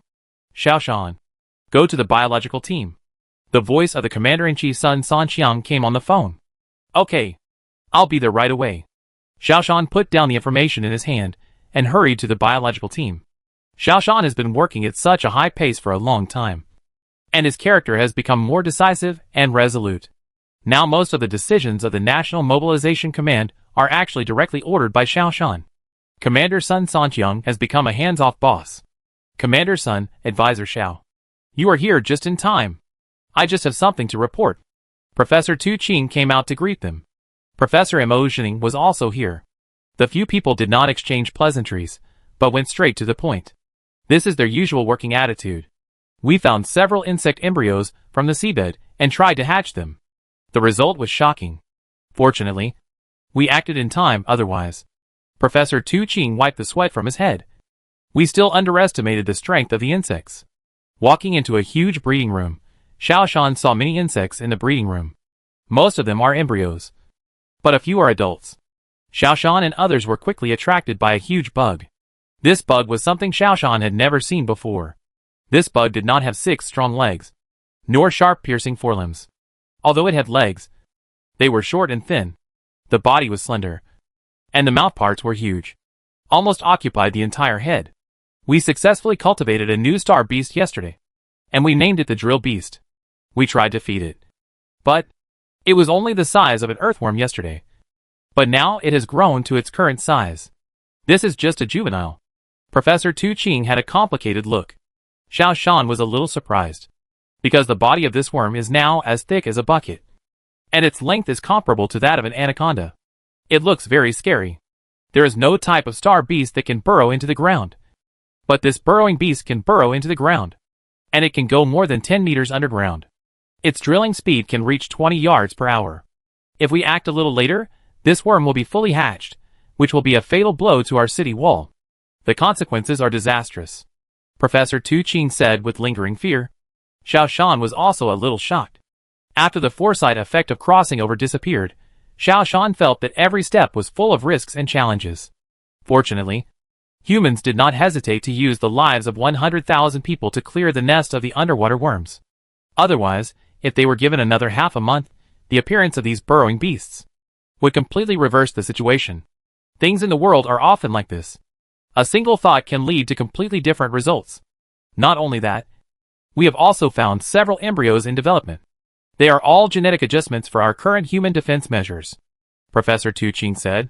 Some have the ability to fly at high altitudes, and some have stronger impact and lethality. They are all very dangerous to humans.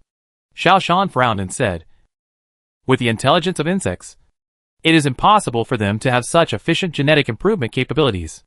This should be the instruction from the alien civilization. In the worm's nest, they should have a way to get in touch with the alien civilization. Professor Emotioning praised. You are young after all, you thought of it right away. That's why I came to communicate and analyze with Professor Tu Ching.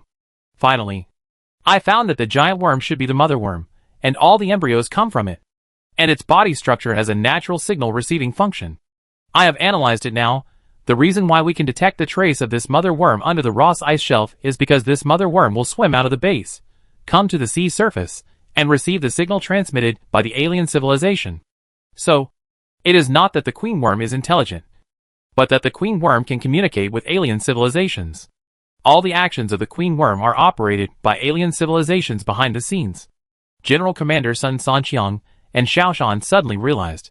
These worms are tools of alien civilizations. They can make real-time adjustments according to the situation. If we really fight a protracted war with the worms, we will lose, General Commander Sun Sanqiang said with lingering fear. Xiao Shan then remembered that when preparing the commando team, his attitude was very firm. This should be because he had some insights, which made him so eager to organize the Southern Commando team. While the others were still immersed in the fear, Xiao Shan suddenly laughed. What are you laughing at? Sun Sanqiang, the commander-in-chief, asked curiously. The others also looked at Xiao Shan strangely. Xiao Shan slapped the table. I was just thinking, why don't the aliens send a commander to the mother planet to command in person? Yes, why do they use such a complicated method? Others also thought of this. That's because they are very fragile, Xiao Shan said firmly. Because they are very fragile, they go to such great lengths to indirectly eliminate the Earthlings through insects. I am sure now that real aliens, facing us head-on, will not have an advantage. Xiao Shan stood up and looked up at the sky. I am now looking forward to meeting alien civilizations. This civilization must be very interesting. Now, it is time to consider our own affairs. Tomorrow's trap operation will be our reversal battle. I wonder if these aliens have any hidden tricks on these insects, Commander-in-Chief Sun Sanqiang said with some worry. Xiao Shan smiled confidently. Of course there are. But they are doomed to fail. Everything is just a dying struggle. January 1st. The first day of the new year. 10 trap battlefields are opened. 10 million tanks have entered the battlefield. This is the largest counterattack launched by humans so far. In each battlefield, there are 1 million tanks and insects to harvest. All helicopters and transport planes are also put to use. They have only one task, which is to transport the large number of insect corpses transported from the trap battlefield. Humanity has been prepared for this final battle. Chapter 158 Chapter 170, The End of the Bugs. There are 3 trap battlefields in the northeastern plain area, 2 in the southern area, 2 in the northern plateau area, and 1 each in the southwest, west and east. Not only did they mobilize 10 million tanks, but they also dispatched 20 million irregular troops. At 10 a.m., the 10 battlefields were opened one after another, and the crazy influx of bugs began to be harvested by the tanks. The fierce battle started quickly. The well-trained tanks took turns to fight, killing the bugs that broke through one by one, dragging them away, and then sending them to the transport express. Various transportation vehicles carried full of insect corpses to various defense fortresses. The whole country was in a carnival. This was a carnival of strangling insects. The soldiers responsible for defense on the city wall felt the pressure of defense reduced every second. Insects were constantly diverted to the trap battlefield and then eliminated. This was especially true in the northeast region. When the battle continued until the afternoon of the second day, the soldiers on the northeast defense fortress suddenly found that the number of insects outside the city wall was pitifully small. There were only bugs within a few kilometers near the city wall. 5 kilometers away, there were no more densely packed bugs, but the dark black soil color was revealed. The Northern Command issued an order, from now on, unrestricted attack. This made the soldiers who had been holding back and unable to attack well very happy. You know, the soldiers in the turrets cannot shoot at will. Their attack method is to carry out precise strikes on the bugs climbing the wall. The purpose is to prevent the bugs from climbing over the city wall. And they could not use the method of continuous attack. Only single shots. Especially the howitzers, which could only carry out covering bombardment. They could not fire freely at all. Now, there are no restrictions, and they can fire freely. This is a very gratifying order. For a while, the gunshots were loud on the defensive fortress in the northeast, and even many irregular troops rushed up, shooting at the bottom of the city wall with their weapons. After suppressing their emotions for so long, everyone needed to vent. Looking down from the sky, the artillery fire had never been so dense. The bugs within a few kilometers suffered a devastating blow. Especially the bombing and strafing of drones and fighter jets in the air, which added fuel to the fire. It took less than an hour to wipe out all the bugs within the range. The replacement of the bugs in the back could not keep up with the speed of elimination. I don't know who took the lead first. Carrying weapons and sitting on the lifting device. Rushing outside the city wall to actively look for bugs. At this moment, all the soldiers went crazy. Carrying all kinds of weapons. Rushing down from the lifting platform. Rushing towards the bugs. The commander couldn't control himself. The people who had been passively beaten finally waited for the time to counterattack. And they didn't want to wait any longer. Now there was no distinction between regular and irregular troops. Because even the old men and women who were just armed personnel jumped over the city wall from the lifting device, carrying semi-automatic rifles, and rushed up. This scene reminded people of the war at the beginning of the founding of the country, when men, women, old and young went to the battlefield together, competing to kill the enemy and make merit. In everyone's eyes, the bugs now are not ferocious beasts, nor are they terrifying murderers. These are all contributions.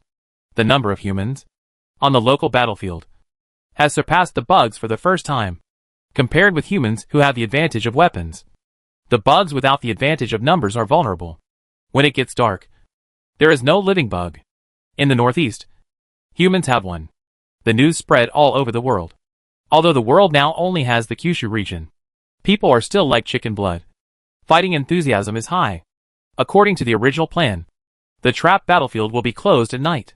However, under the strong request of the soldiers, it is no longer closed at night. The tanks transferred from the northeast battlefield immediately joined the battle and began to kill the insects. In the entire northeastern defense fortress, only a small number of soldiers stayed. The rest of the soldiers rushed to various defense fortresses for reinforcement.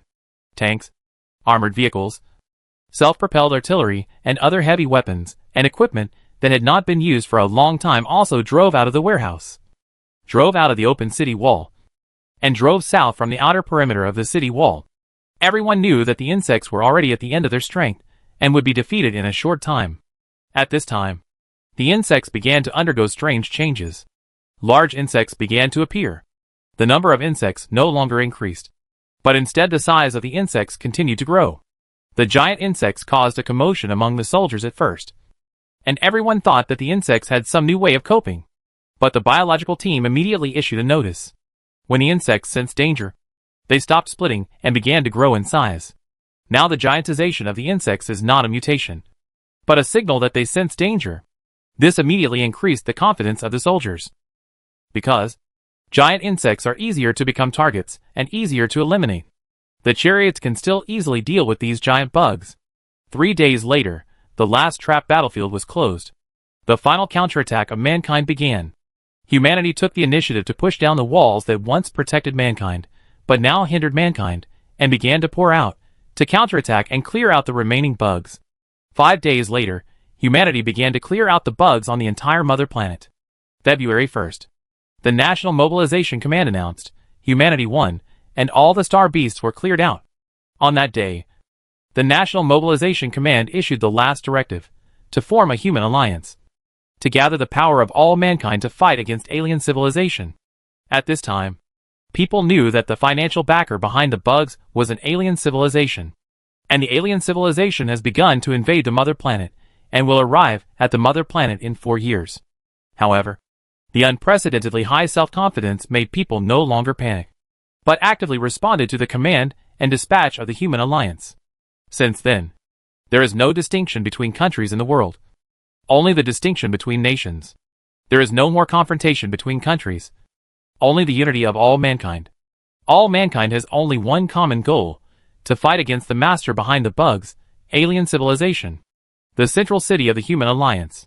Number 10 Shiyuan. This place has been converted into the general headquarters of the human alliance. Xiaoshan serves as the commander of the Space Force. However, although the position has changed, the actual work has not changed much. The original 8 working groups were all abolished: the astronomy group, the scientific research group, the military group, the Hope group and the space group were merged into the Space Force, and Xiaoshan was in charge. Xiaoshan's ability was also recognized by the staff of the National Mobilization Command. Everything seemed to be the same, but everything seemed to have changed. Commander Xiao. Good morning.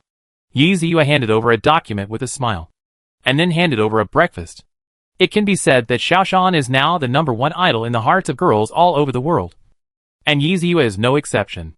She used to feel wrong for being Xiaoshan's life assistant. Now, like those girls, she admired Xiaoshan.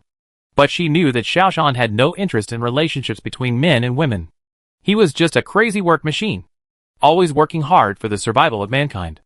Yi Ziyue was now Xiaoshan's assistant, and her official position had been promoted. But she was still used to being Xiaoshan's life assistant.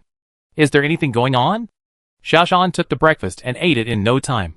Professor Zhuangba is waiting for you, and he said he has important news to inform you. Yi Ziyue said.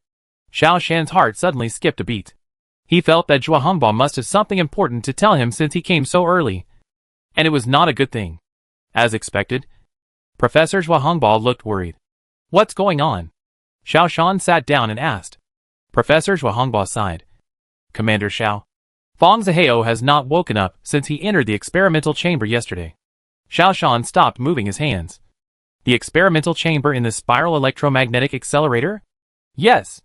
At 10 o'clock yesterday morning, we let Fang Zihao enter the experimental cabin of the spiral electromagnetic accelerator, hoping to accelerate his consciousness so that it would be easier to travel. And it seemed to have worked. But then, he never woke up.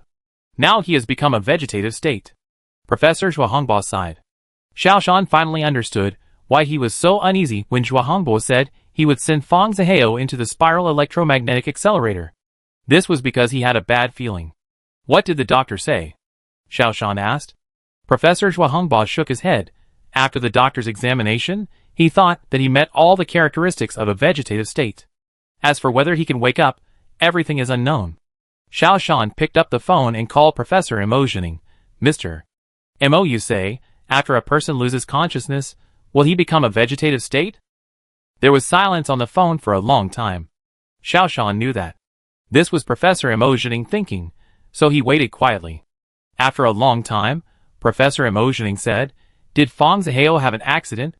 Yes, after he entered the experiment, he couldn't wake up. Xiaoshan said. In that case, I wonder if he has traveled through time and space, and gone to another world that he thinks is more interesting. Professor Emotioning said. After all, he is a child, and does not know the danger of this matter. This possibility does exist. However, Xiaoshan still has some doubts. After all, according to current human research, we do not know much about consciousness. We do not even know much about our own world. What happened to Fang Zihao? With current knowledge, we have no idea. The southern end of the central continent. Lu Kika and Hasten stood in the original city, feeling the devastation. This place has become extremely unfamiliar. The entire city has been abandoned. The strangest thing here is that there is no sign of any living creature. There is a dead silence everywhere. Even the sound of insects cannot be heard. The people of the original Tianlu kingdom, who followed Lu Kika, were silent. The great joy after defeating the insects has now dissipated. Someone began to cry quietly. There used to be more than 1 billion people here, but now there are less than 1 million people left. Lu Kika, there is no time to be sad. The battle is not over yet. The aliens are coming, and we have at most 4 years. Don't forget, what is the mission given to us by Commander Xiao? Dongfang Jian came over and said while hugging her shoulders.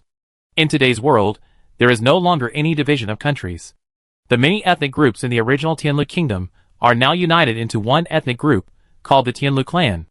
According to the latest rules of the Human Alliance, the population of countries with a population of more than 100,000 and less than 1 million will be unified into one nation.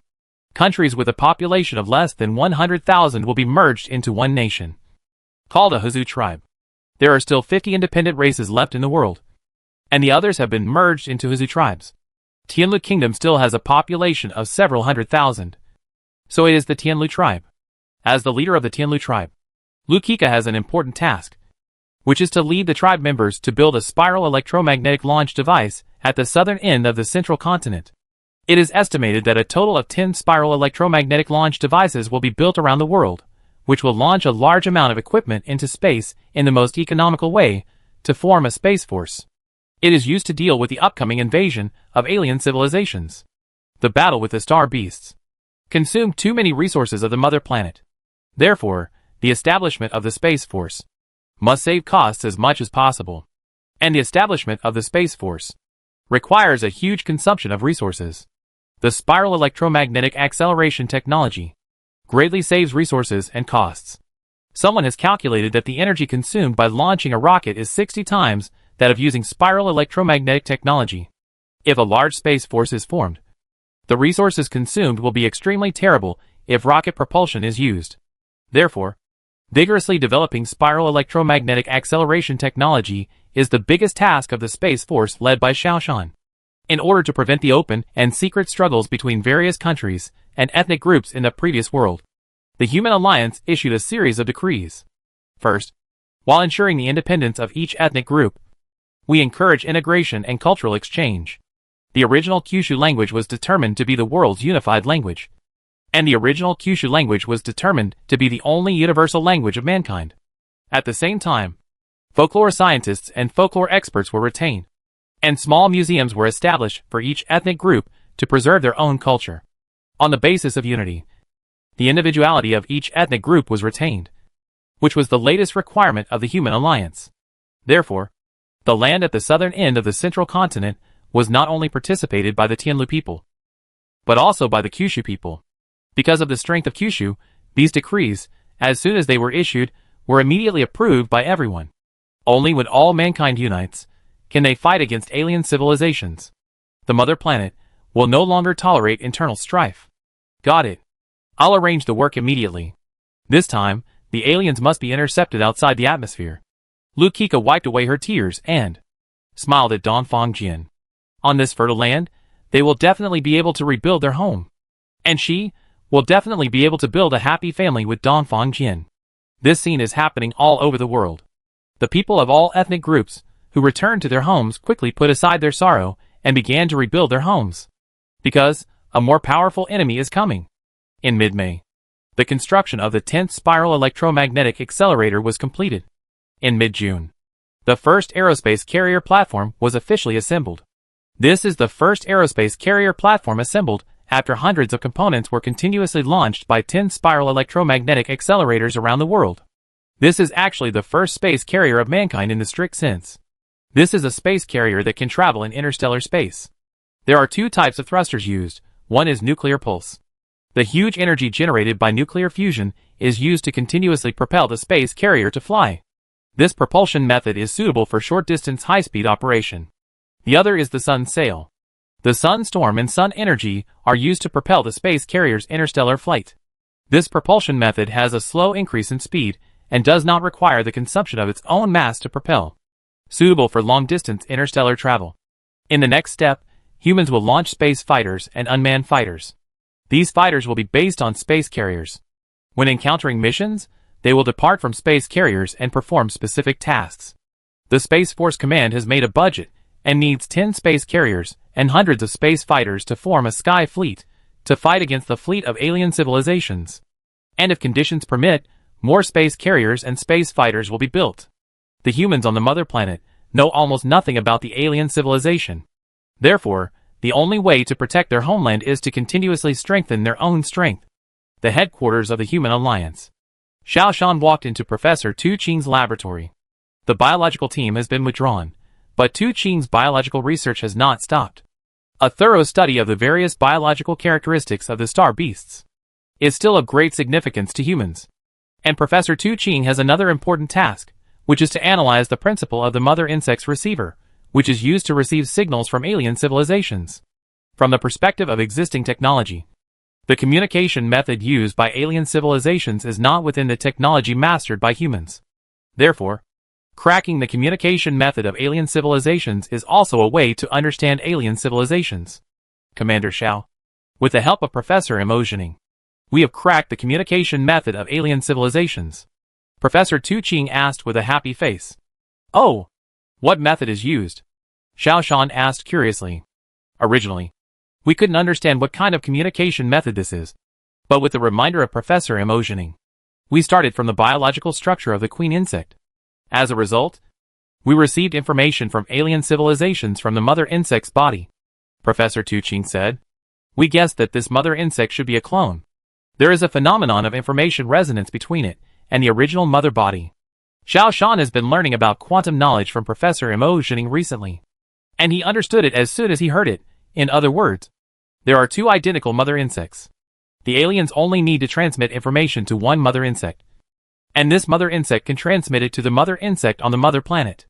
Professor Tu Qing nodded, although we don't understand the specific principles yet. But this is what it means. Alien civilizations communicate through the organisms themselves. Xiao Shan asked with some doubt. If it is the reason of quantum entanglement mentioned by Professor Emotioning, the queen worm can receive information anywhere. There is no need to swim out of the ice shelf to receive information. According to Professor Tu Qing's speculation, the reason why the queen worm can be photographed by a purely mechanical camera is that the queen worm must come to the sea surface regularly to receive information. But if it is quantum entanglement, the queen worm has no need to show up at all. Professor Tu Qing said, we know almost nothing about the genes of insects. We even know very little about our own bodies. The communication between two insects should not be quantum entanglement, but other methods. So it must be received without obstacles. The specific reason, we don't know yet. Chapter 159 Crisis in the Post-Insect Era. Can we receive information from alien civilizations now? Xiao Shan asked. Yes, but we can't decrypt it, Professor Tu Qing said. I will call the best decryption experts to assist you. Xiao Shan felt that as long as he could decrypt the information sent by the alien civilization, he should be able to find out the details of the alien civilization. As the saying goes, knowing yourself and the enemy, you will win every battle. But humans now know almost nothing about alien civilizations. On the contrary, alien civilizations know a lot about humans. They can even create space beasts specifically targeting Earth civilization to invade Earth. Therefore, if you want to defeat alien civilizations, you must learn everything about them as soon as possible. Now the entire human race is running at a high speed, and has shifted all its focus to space technology. Schools have resumed classes, abandoning useless foreign languages, business management and other subjects. Weaken the humanities. Vigorously develop natural sciences, especially research directions such as quantum physics, especially in cosmology. Most scientists are invited to conduct research in this area. This was proposed by Professor Sun Sanqiang, and was approved by the Human Alliance. Humans have invested many years in cosmic research, but have not made significant progress. Professor Sun Sanqiang hopes to concentrate collective strength and make major breakthroughs in cosmology. The Space Force is now the top priority of the world, and the pressure on Xiao Shan is not ordinary, which forces Xiao Shan to seize every minute and every second. After coming out of Professor Tu Qing's laboratory, Xiao Shan went to Professor Emotioning's office. Professor Emotioning called several top scientists in cosmology and was holding an academic discussion. Xiao Shan did not disturb them and sat down next to Professor Emotioning. Professor Wang Yifeng was also present. He had switched from material physics to parallel cosmology. This is a brand new discipline. With Xiao Shan's direct evidence, The study of parallel cosmology seems very necessary. Professor Wang Yifeng and Professor Zhua Hongbao are currently the top experts in parallel universes. Also present are Professor Ma Xingkong and Professor Sun Sanqiang. Professor Sun Sanqiang is an all-round scholar. After stepping down as the General Commander of the National Mobilization, he is responsible for leading scientists from all walks of life to conduct systematic research. Controlling the research direction is Professor Sun Sanqiang's main job. Therefore, he will attend every important meeting. The academic discussion organized by Professor Mo Jining is undoubtedly a very important meeting. We have now taken over all the probes launched by the Western Continental Alliance and Utopia, and re-established the communication channels. Among them, Voyager 1 and 2 have gone the farthest. According to the results of the detection, we have not found any signs of other civilizations so far.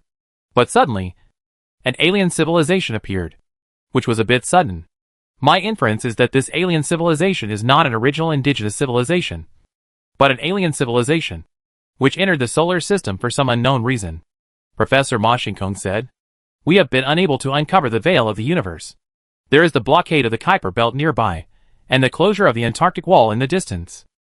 With the level of human technology, we will not be able to fly out for another 1,000 years.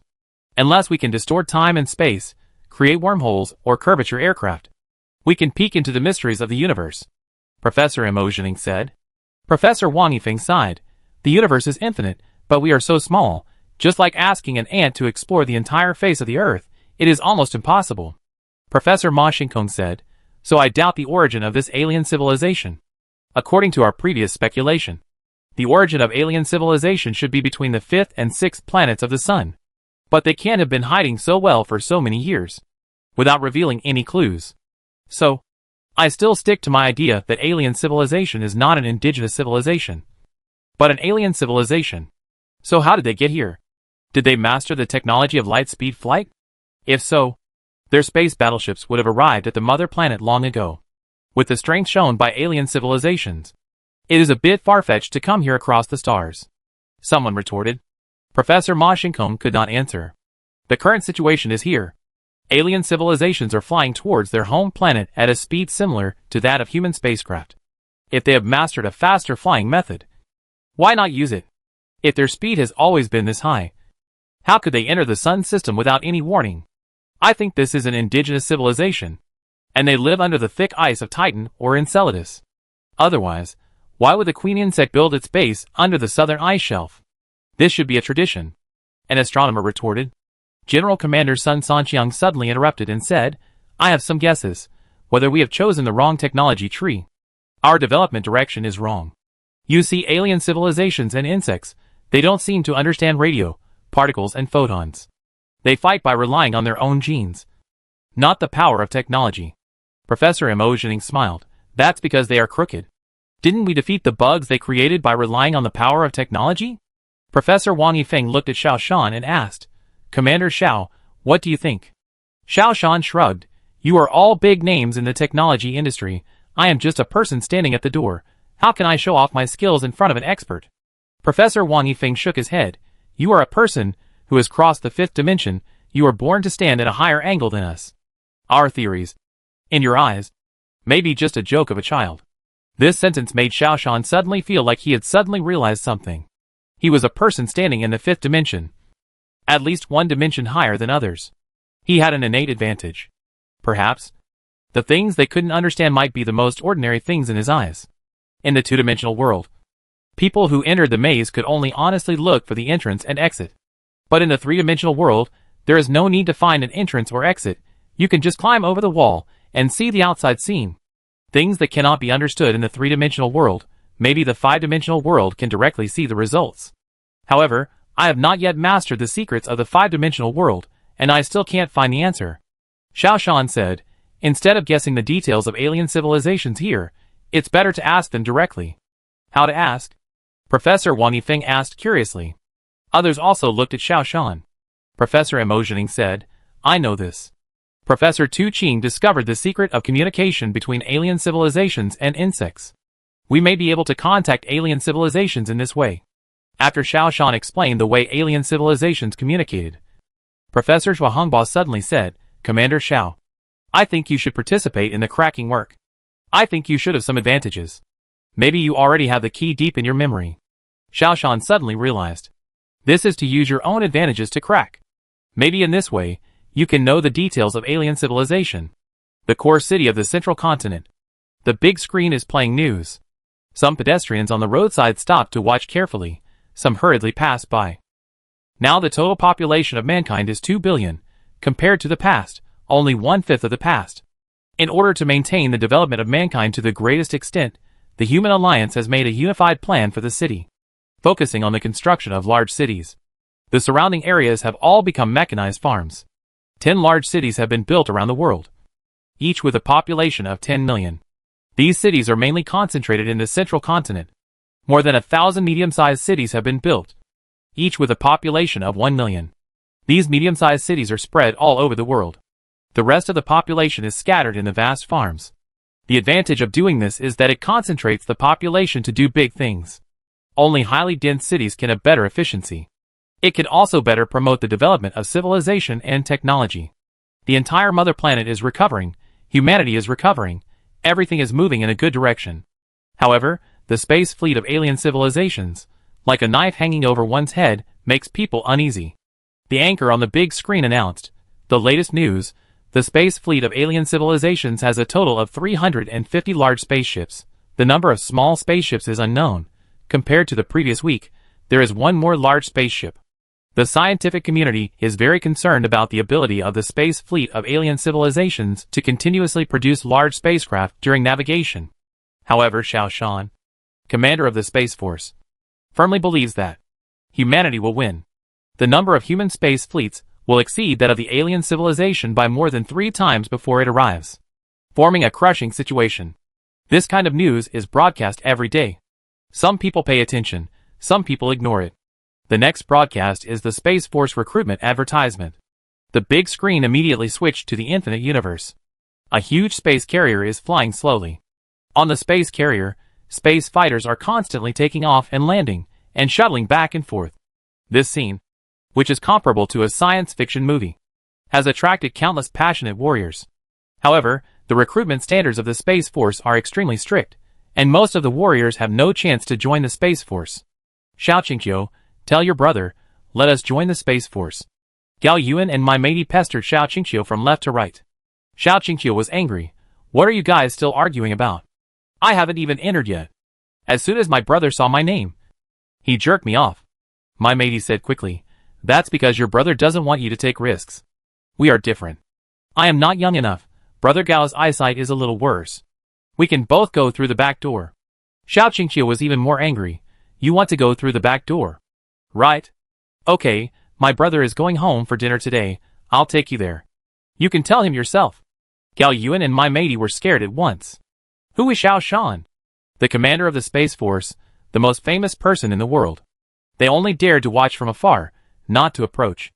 A bunch of trash. Xiao Qingqiu pouted, shook them off and walked away. Gao Yuan and my matey looked at each other, both hardened their hearts, and chased after him again. In order to join the Space Force, they didn't care about many things. Even if Xiaoshan was a tiger, they would touch the tigers, but to be able to join the Space Force, that is a blessing that can only be cultivated in several lifetimes. Chapter 160 Actively Fighting. There is not much change in Xiaoshan's parents' home. In fact, the lives of people in the defense fortress of Jiuzhou Kingdom have not changed much. There is only one thing. That is, with the large-scale diversion of the population, the number of young people has decreased.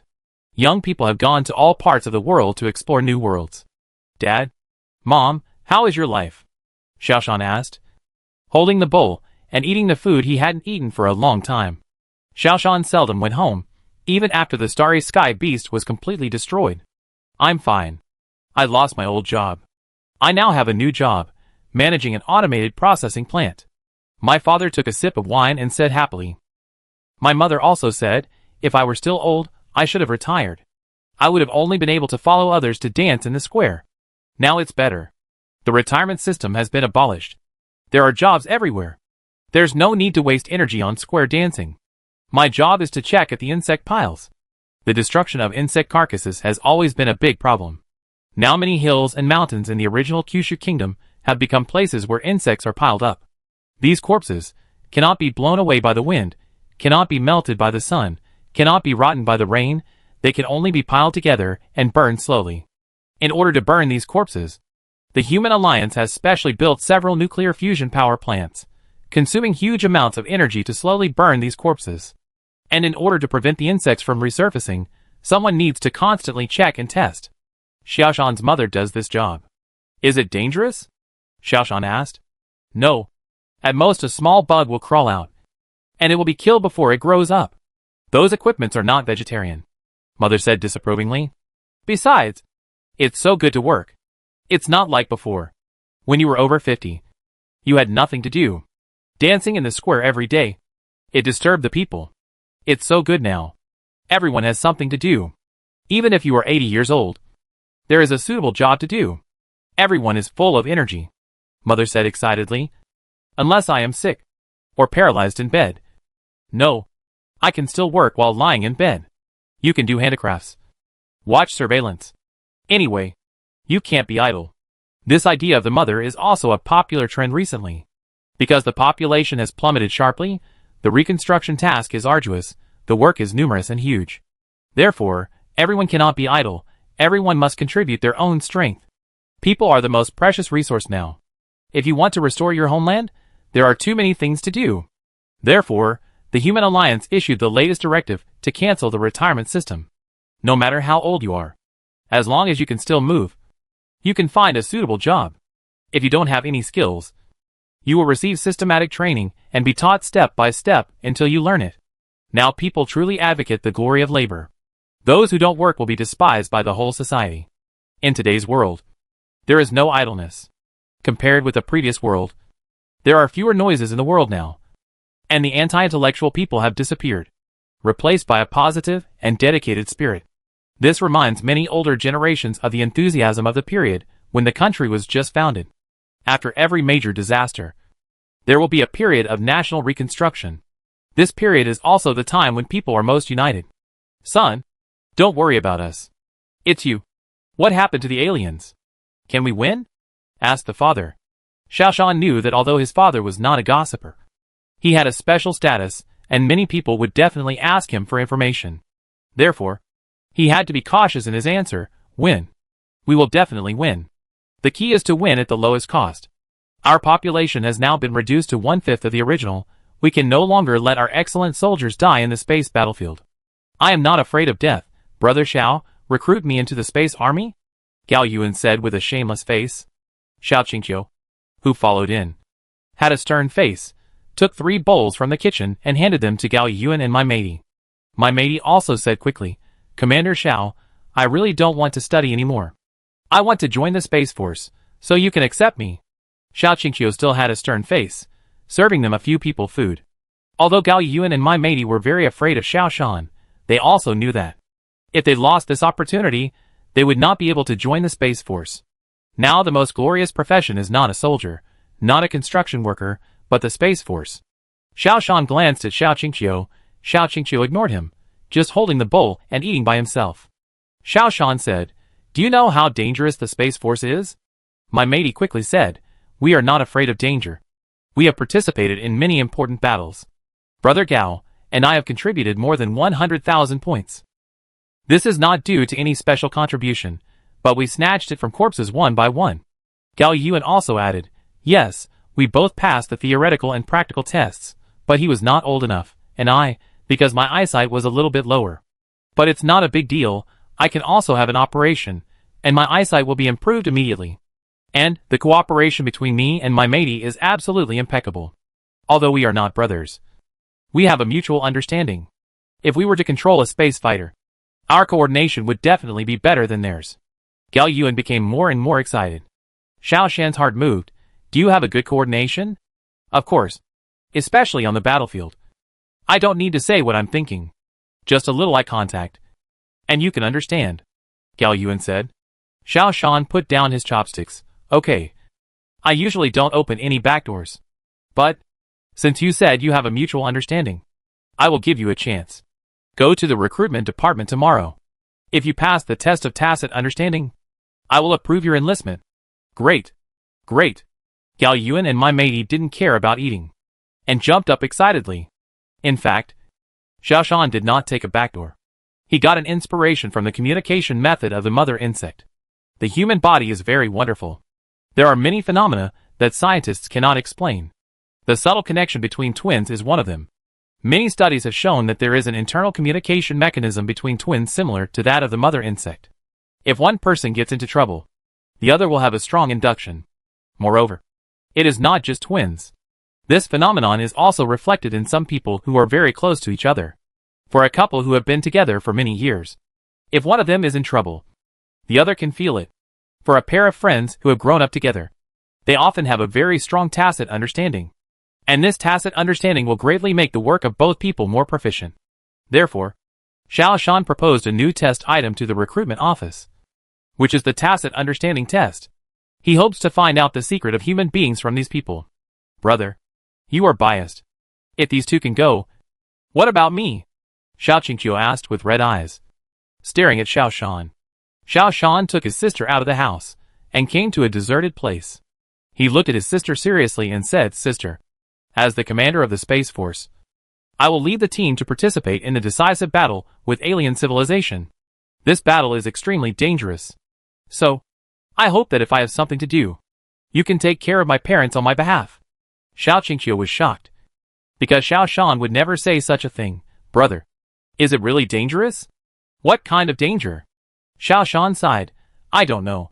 But I have a hunch that this time, it should be very tortuous. People are all selfish. I don't want you to be on the same battlefield with me. Do you understand? Xiao Qingqiu nodded carefully. She now understood her brother's good intentions. Xiaoshan did not lie. He could feel that. He was about to face a great challenge. As for what kind of challenge it was, he didn't know. What the result of the challenge would be, he didn't know either. So, he hoped that his sister could live well and stay with their parents. Professor Tu Qing's laboratory. A group of decryption experts are analyzing the information extracted from the Queen's body. The body of each star beast has the function of storing information. The Queen's body is even more so. After countless experiments, Professor Tu Qing finally extracted effective information from the Queen's body. Now, the task of decrypting this information is handed over to these decryption experts. But the decryption experts used to decrypt human codes, looking for clues from people's inherent thinking. Now they have to decrypt the communication code of the mother insect's body. This is like crossing the border, and it is very difficult to crack. Xiaoshan walked in, looked around at the worried decryption experts and asked, How is it? The leader shook his head. This is completely different from the code we have encountered before. When we decrypted it before, there were always some clues to find. We can find breakthroughs from living habits, communication methods, etc., and then decrypt them one by one. But this is a bug, which is not made of the same structure as humans, and even has no similar structure to other creatures. Alas, we really can't crack it. Xiaoshan frowned. Play the information again for me to listen to. The leader played the information again. There was a chaotic sound coming from the loudspeaker, which seemed to have some rules, but it was also like noise, and there was no clue at all. Xiaoshan closed his eyes and tried to understand it with his heart. Professor Wang Yifeng was right. Perhaps to crack the information of the bugs, he needed to crack it from a higher dimension. His consciousness began to diverge, and his sense of the surroundings gradually faded. In the whole world, the only thing he could perceive was the sound of this information. It seemed like a long time had passed, and it seemed like just a moment. Xiaoshan opened his eyes, picked up a pen and quickly wrote a few lines, and then said, You start from here. The first sound should be these. Although Xiaojia could not decipher all the information, he could hear some of the content. It was as if he had come into contact with it before. Xiaoshan knew that this was the information he had mastered by taking advantage of the higher dimension. He was now giving the cracking experts a key. Based on this key, they should be able to crack it basically. Sure enough, 2 days later, the cracking expert handed a piece of information to Xiaojia. This message only has a few contents: destruction, death, and surrender. Obviously, this is a message sent by alien civilization to humans. Xiaoshan immediately convened an expert seminar. This information is a declaration of war from alien civilization to us. Xiaojia raised the content of the message in his hand, looked around at everyone, and said, Let's discuss this content. Professor Sun Sanqiang said hesitantly, I think, when dealing with alien civilization, We should first understand it clearly. If a weapon like the water droplets in a science fiction novel appeared, wouldn't we be powerless to resist? Professor Ma Shinkong objected. I said a long time ago that we are not completely ignorant of alien civilizations. First of all, the technology level of alien civilizations will not be much higher than ours. Otherwise, why would they go to so much trouble to send insects to invade? Secondly, alien civilizations obviously want to colonize the mother planet. And they hate animals. So they will eliminate all animals on the mother planet and retain plants. Obviously, an environment full of plants is beneficial to them. Third, they don't have high-speed flight technology, and their technology tree should not be much higher than ours. Therefore, we can take the initiative to fight and test their strength. Professor Mo Zhening nodded. I agree with Professor Ma's opinion. Alien civilizations should not have an absolute advantage in technology. Moreover, even if they have an advantage, we have to fight them first to know what is going on and where we are inferior. If we take the initiative to fight, we can also make adjustments according to the development of the war. We set out now, and will fight them in 2 years.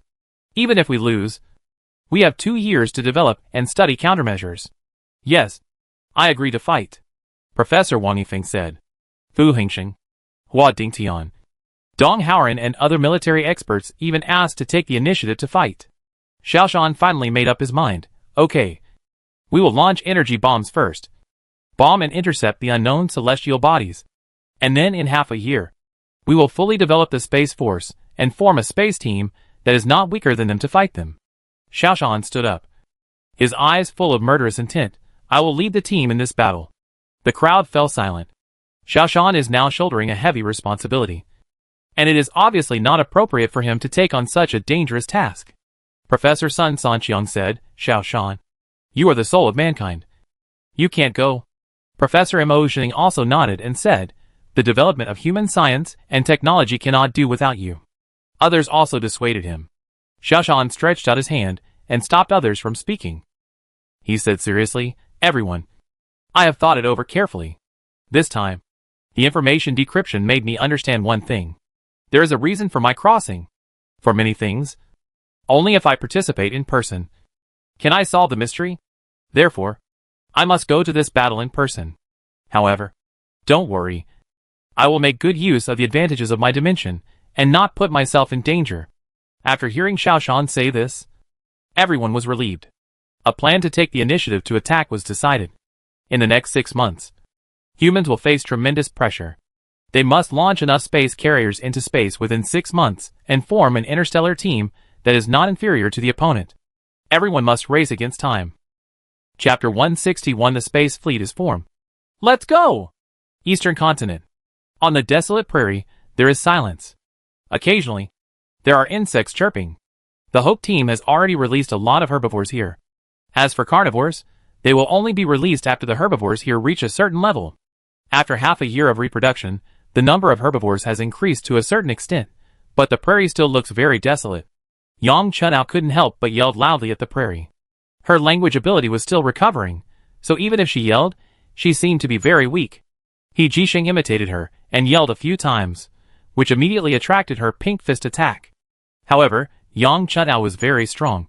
Even with her pink fist, she still made He Jisheng grimace in pain. He Jisheng is now the head of the construction department of Black Gem City in the East Continent. His and Yang Chuantao's greatest interest is to come to the Eastern Prairie on their days off to explore the existence of life. Although the star beasts swept away everything, there are still some lives left. After the insect eggs buried deep in the soil hatched, they began to appear on the prairie. The animals released were also seen occasionally. Finally, a little antelope flashed by, which was considered a gain for the two of them. Tao, let's release a life too. He Jisheng hugged Yang Chunao from behind and said. Yang Chunao was startled. We are not from the Hope group. Where does the life come from? He Jisheng whispered in her ear. Let's build one. Yang Chunao blushed, and she immediately pointed to the sky. Someone is watching. Satellites have always been observing the number of animal populations. The ecology of the mother planet is extremely fragile now, so human monitoring is very important. Invisible. He Jisheng's hands moved more. Suddenly, a black shadow cut through the sky and flew straight into the sky. He Jisheng and Yang Chunao both looked up at the sky. Big conch. The 5th one today. Yang Chunao said. He Jisheng nodded. It seems that it's time to start. This black shadow is the component of the spacecraft launched from the spiral electromagnetic accelerator next to the city. This spiral electromagnetic accelerator is nicknamed the Big Conch. In recent days, the Conch has been launching frequently and at a high density. This shows that the human space team is about to set off. Tao, when you get pregnant, I also want to join the Space Force, He Jisheng said. Yang Chuantao's body suddenly became stiff. However, after a while, she finally nodded, unless you save up 1 million contribution points. Because the space team needs to be vigorously developed. Resources from all aspects are tilted towards the Space Force. The contribution point system has not been abolished. And people's supplies are still under control. Because of the emergence of artificial food, human food is not a problem. But living materials are a bit crude. Patched clothes that disappeared for decades gradually appeared. Clothes, tobacco, alcohol, industrial products, etc. need to be supplied in quantity. Raising a child, if you want to give the child more nutrients, you need to exchange them with additional contribution points. Without insects, it is very difficult to get contribution points. Yang Chuntao is actually blocking He Jisheng's idea in disguise. He Jisheng gritted his teeth. Okay, I will definitely give 1 million contribution points. This scene is happening all over the world.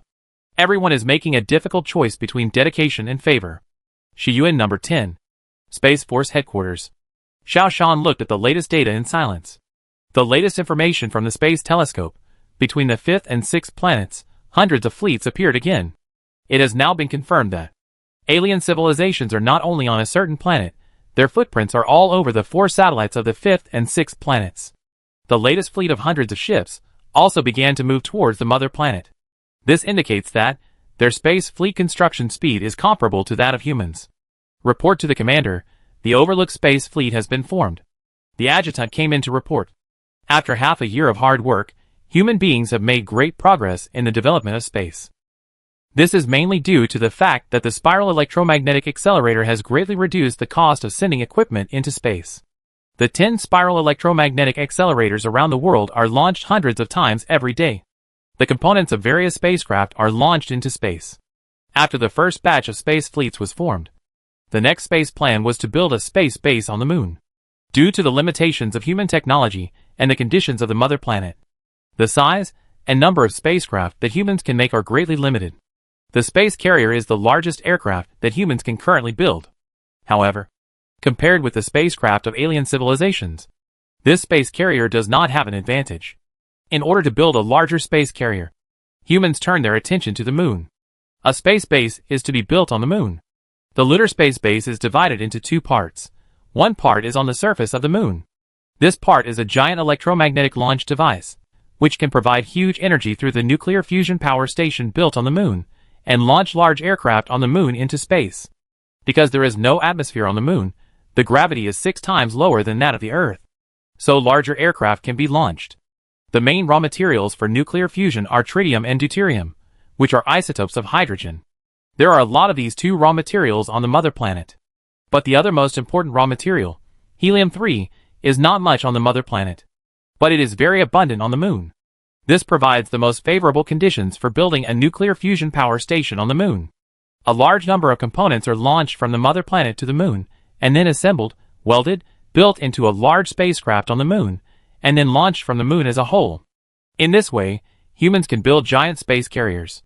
Some people also call it a planetary spaceship.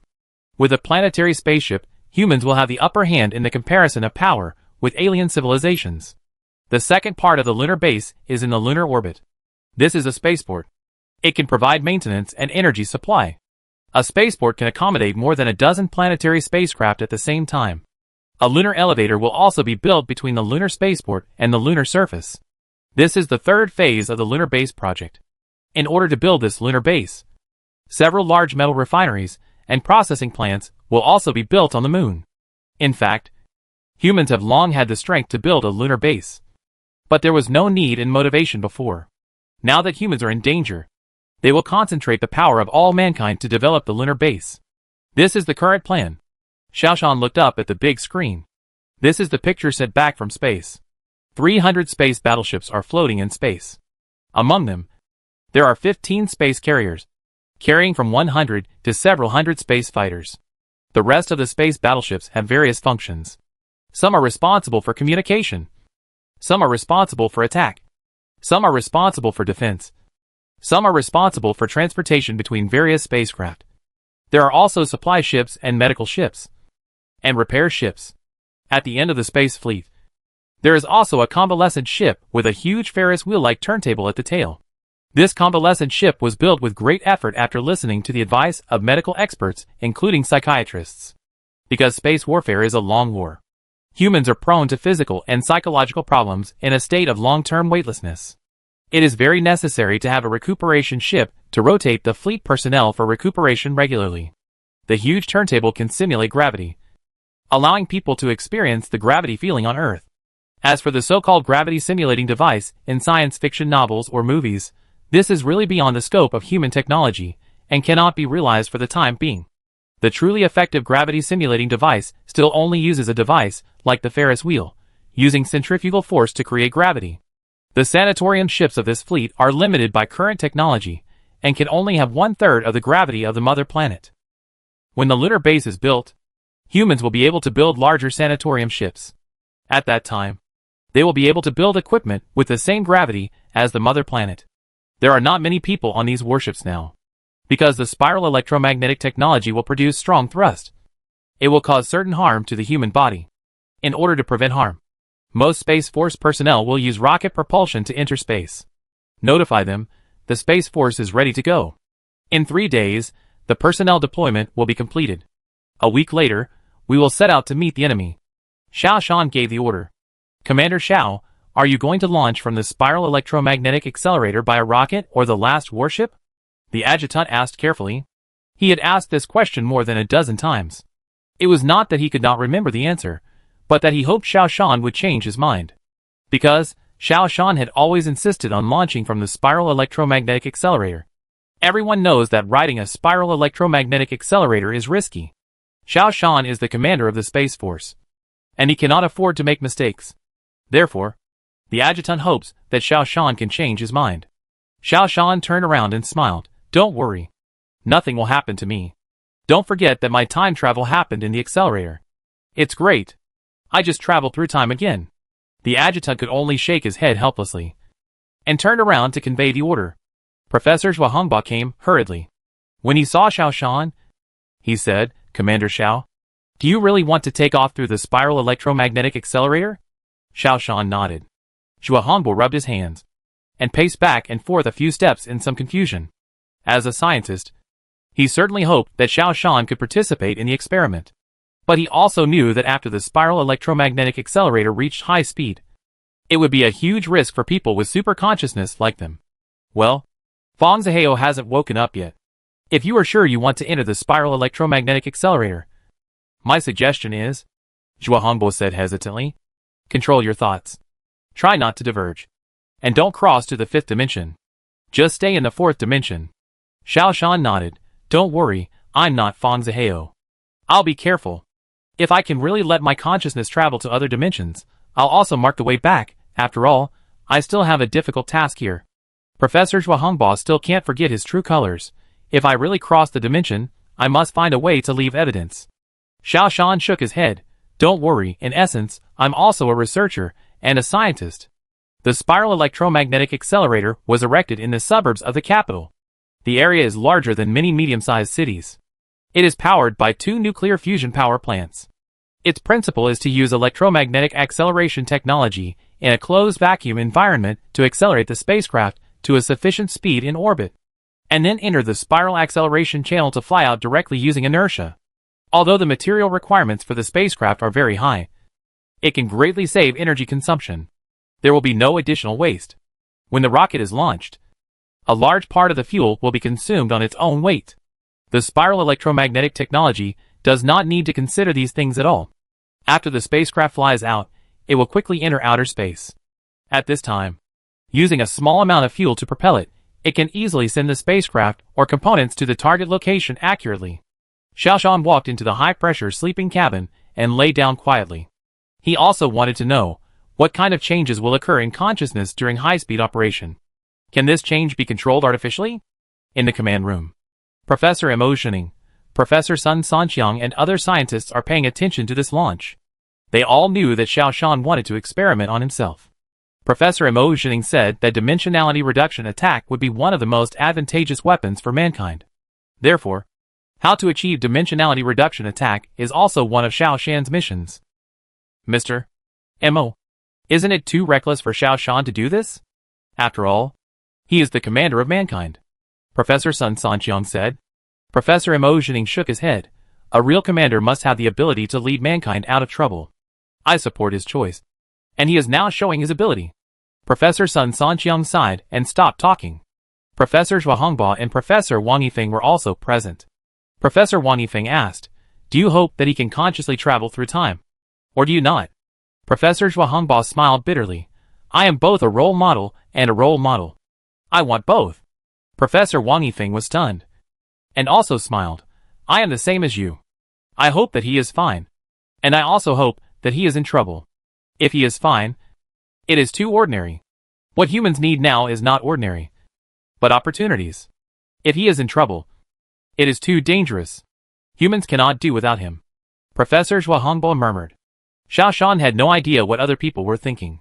He began to sleep. After improvements, Chu Yaoyang and other scientists had already overcome the short-term out-of-control phenomenon of artificial intelligence after high-speed operation.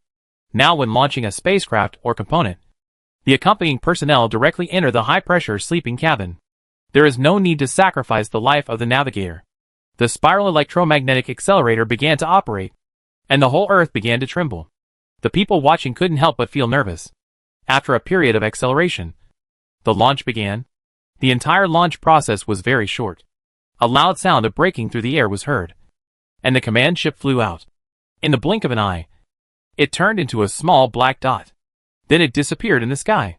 In space, Xiao Shan woke up from his sleep. He was not in a hurry to open his eyes. During this journey, he seemed to have had a dream. But he wanted to recall the dream carefully.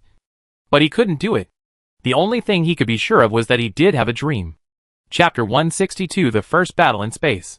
That is, the phenomenon of consciousness crossing dimensions occurred. And this consciousness should have left a mark in his memory, but Xiao Shan just couldn't find it. He picked up the communicator and said, "My consciousness should have crossed dimensions, but I can't remember the specific situation." Professor Zhua Hongba was a little disappointed, but he immediately said excitedly, "That proves one thing, the high-speed operation of the spiral electromagnetic accelerator does help the consciousness to cross. I will continue my research in this area until I can fully master it." Xiao Shan put down the communicator and looked around. The space fleet consisting of 300 various spacecraft has been assembled. He controlled the command ship to fly towards the warships in the central area. This is actually only part of the command ship's cabin, and most of the command ship's cabin is already waiting in space. The command ship is actually a spacecraft used for communication. The hull is not big, and it is far less than a space carrier, but it has powerful maneuverability and weapon systems. All spacecraft use two kinds of power. Nuclear pulse propulsion is fast, but consumes a lot, and requires a large amount of nuclear energy raw material reserves. Although the speed of the sun's sail is slow, it does not require the loss of raw materials, suitable for long-term flight. However, now all spacecraft use nuclear pulse power systems. When the speed is sufficient, the sun's sail will be used to maintain the navigation speed. Tactical drill begins. Xiao Shan issued the first order to the Overlook Space Squadron. Humanity has no experience in interstellar warfare. Every drill now will become a valuable experience for mankind. With the order, the squadron began to form combat formations. 15 space carriers are the main attack force. The fighters they carry, and the various auxiliary spacecraft around them form 15 independent squadrons. They began to switch formations in the vast space. The formation of the 15 independent teams was completed. And at the command, they began to change their formation again. The 15 space carriers formed 5 teams, each with 3 space carriers. The remaining warships also quickly returned to their positions. The current tactics are relatively simple. There are only 3 types. The formation is based on the 15 space carriers as the core, and all of them are separated into teams, forming 15 independent teams, which is the most basic formation. The 3 space carriers are combined to form 5 independent teams, which is an upgraded formation. The initial formation is to combine all the warships together to form the Overlook Space Squadron. There are only 3 types. If it is too complicated, it will increase the time for everyone to get used to each other. And now, time is the biggest enemy. The fleet of alien civilization will arrive at the mother planet in about 3.5 years. What humans lack is time. In space, there is no concept of time at all. When the captain came to Xiaoshan to inform him that the team was ready, Xiaoshan suddenly realized that a week had passed. Xiaoshan issued a notice in a perceptive manner. That is, to simulate the concept of time on each spacecraft as much as possible. Synchronize with the mother planet, so that everyone can better adapt to life in space. Let's go! Xiaoshan gave an order, and the Overlook Space Squadron carrying the hope of mankind officially set off, flying towards the alien civilization fleet. The space squadron used the nuclear pulse method to quickly increase the speed of the spacecraft.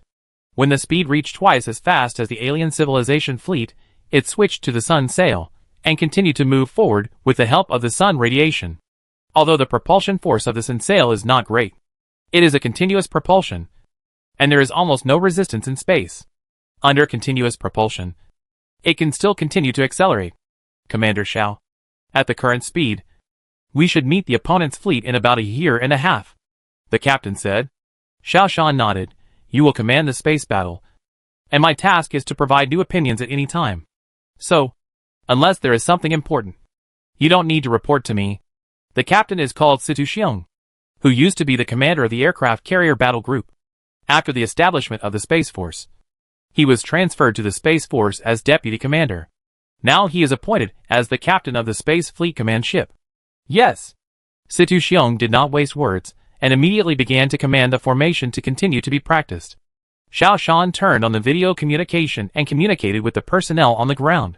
Commander Xiao, I arranged 5 experimenters, who had experienced dream recurrence, to enter the spiral electromagnetic accelerator for testing. As a result, 3 people had significantly more dreams. But 1 person lost consciousness again and became a vegetable. Professor Zhuahongba sighed. The experiment was forced to end. Do you want to continue the experiment? Xiaoshan saw Professor Zhuahongba's uneasiness. Yes, I think that only when humans fully master the secrets of the dimension can they make further progress. Otherwise, it will be difficult for our science to make any breakthroughs. Professor Zhuahongba said. Xiaoshan pondered for a moment and said, Professor Zhua, let's stop. I don't think it's that simple. This experiment, maybe only someone like me who has successful experience in time travel is suitable. Professor Zhuahongba sighed. He really wanted to continue the experiment. Seeing that the experiment had made progress, but because of 2 accidents, it had to be stopped, which made him very unwilling. Professor Zhuahongba was a scientist, obsessed with scientific research. In his eyes, human life was not important, at least, not as important as science. If he had to use several lives, even dozens, hundreds of lives in exchange for scientific progress, he would be willing. However, in the eyes of ordinary people, Professor Zhuahongba's behavior was to use human lives for experiments, which would be criticized. Therefore, Xiaoshan must stop his experiment. This is also to protect Professor Zhuahongba. If he continues the experiment, Xiaoshan thinks it is best to do it himself. This battle is actually very boring. During the long voyage, Xiaoshan does not have much to do. He now meditates every day when he wakes up, diverges his consciousness, and sees if he can grasp the opportunity to cross the dimension. But every time he fails. Commander Xiao, the Penguin research ship is about to start scientific experiments again. Do you want to go? The deputy floated over and asked. Xiaoshan opened his eyes and said, Go. Why not? Participating in the scientific experiments of the Penguin research ship is Xiaoshan's favorite thing to do recently. All the scientists of the entire space team gathered here. Talking to them can broaden Xiaoshan's thinking. After getting on a small shuttle speedboat, Xiaoshan came to the Penguin research ship. A scientist was doing a biological genetic experiment. Seeing Xiaoshan coming in, the scientists all greeted him casually.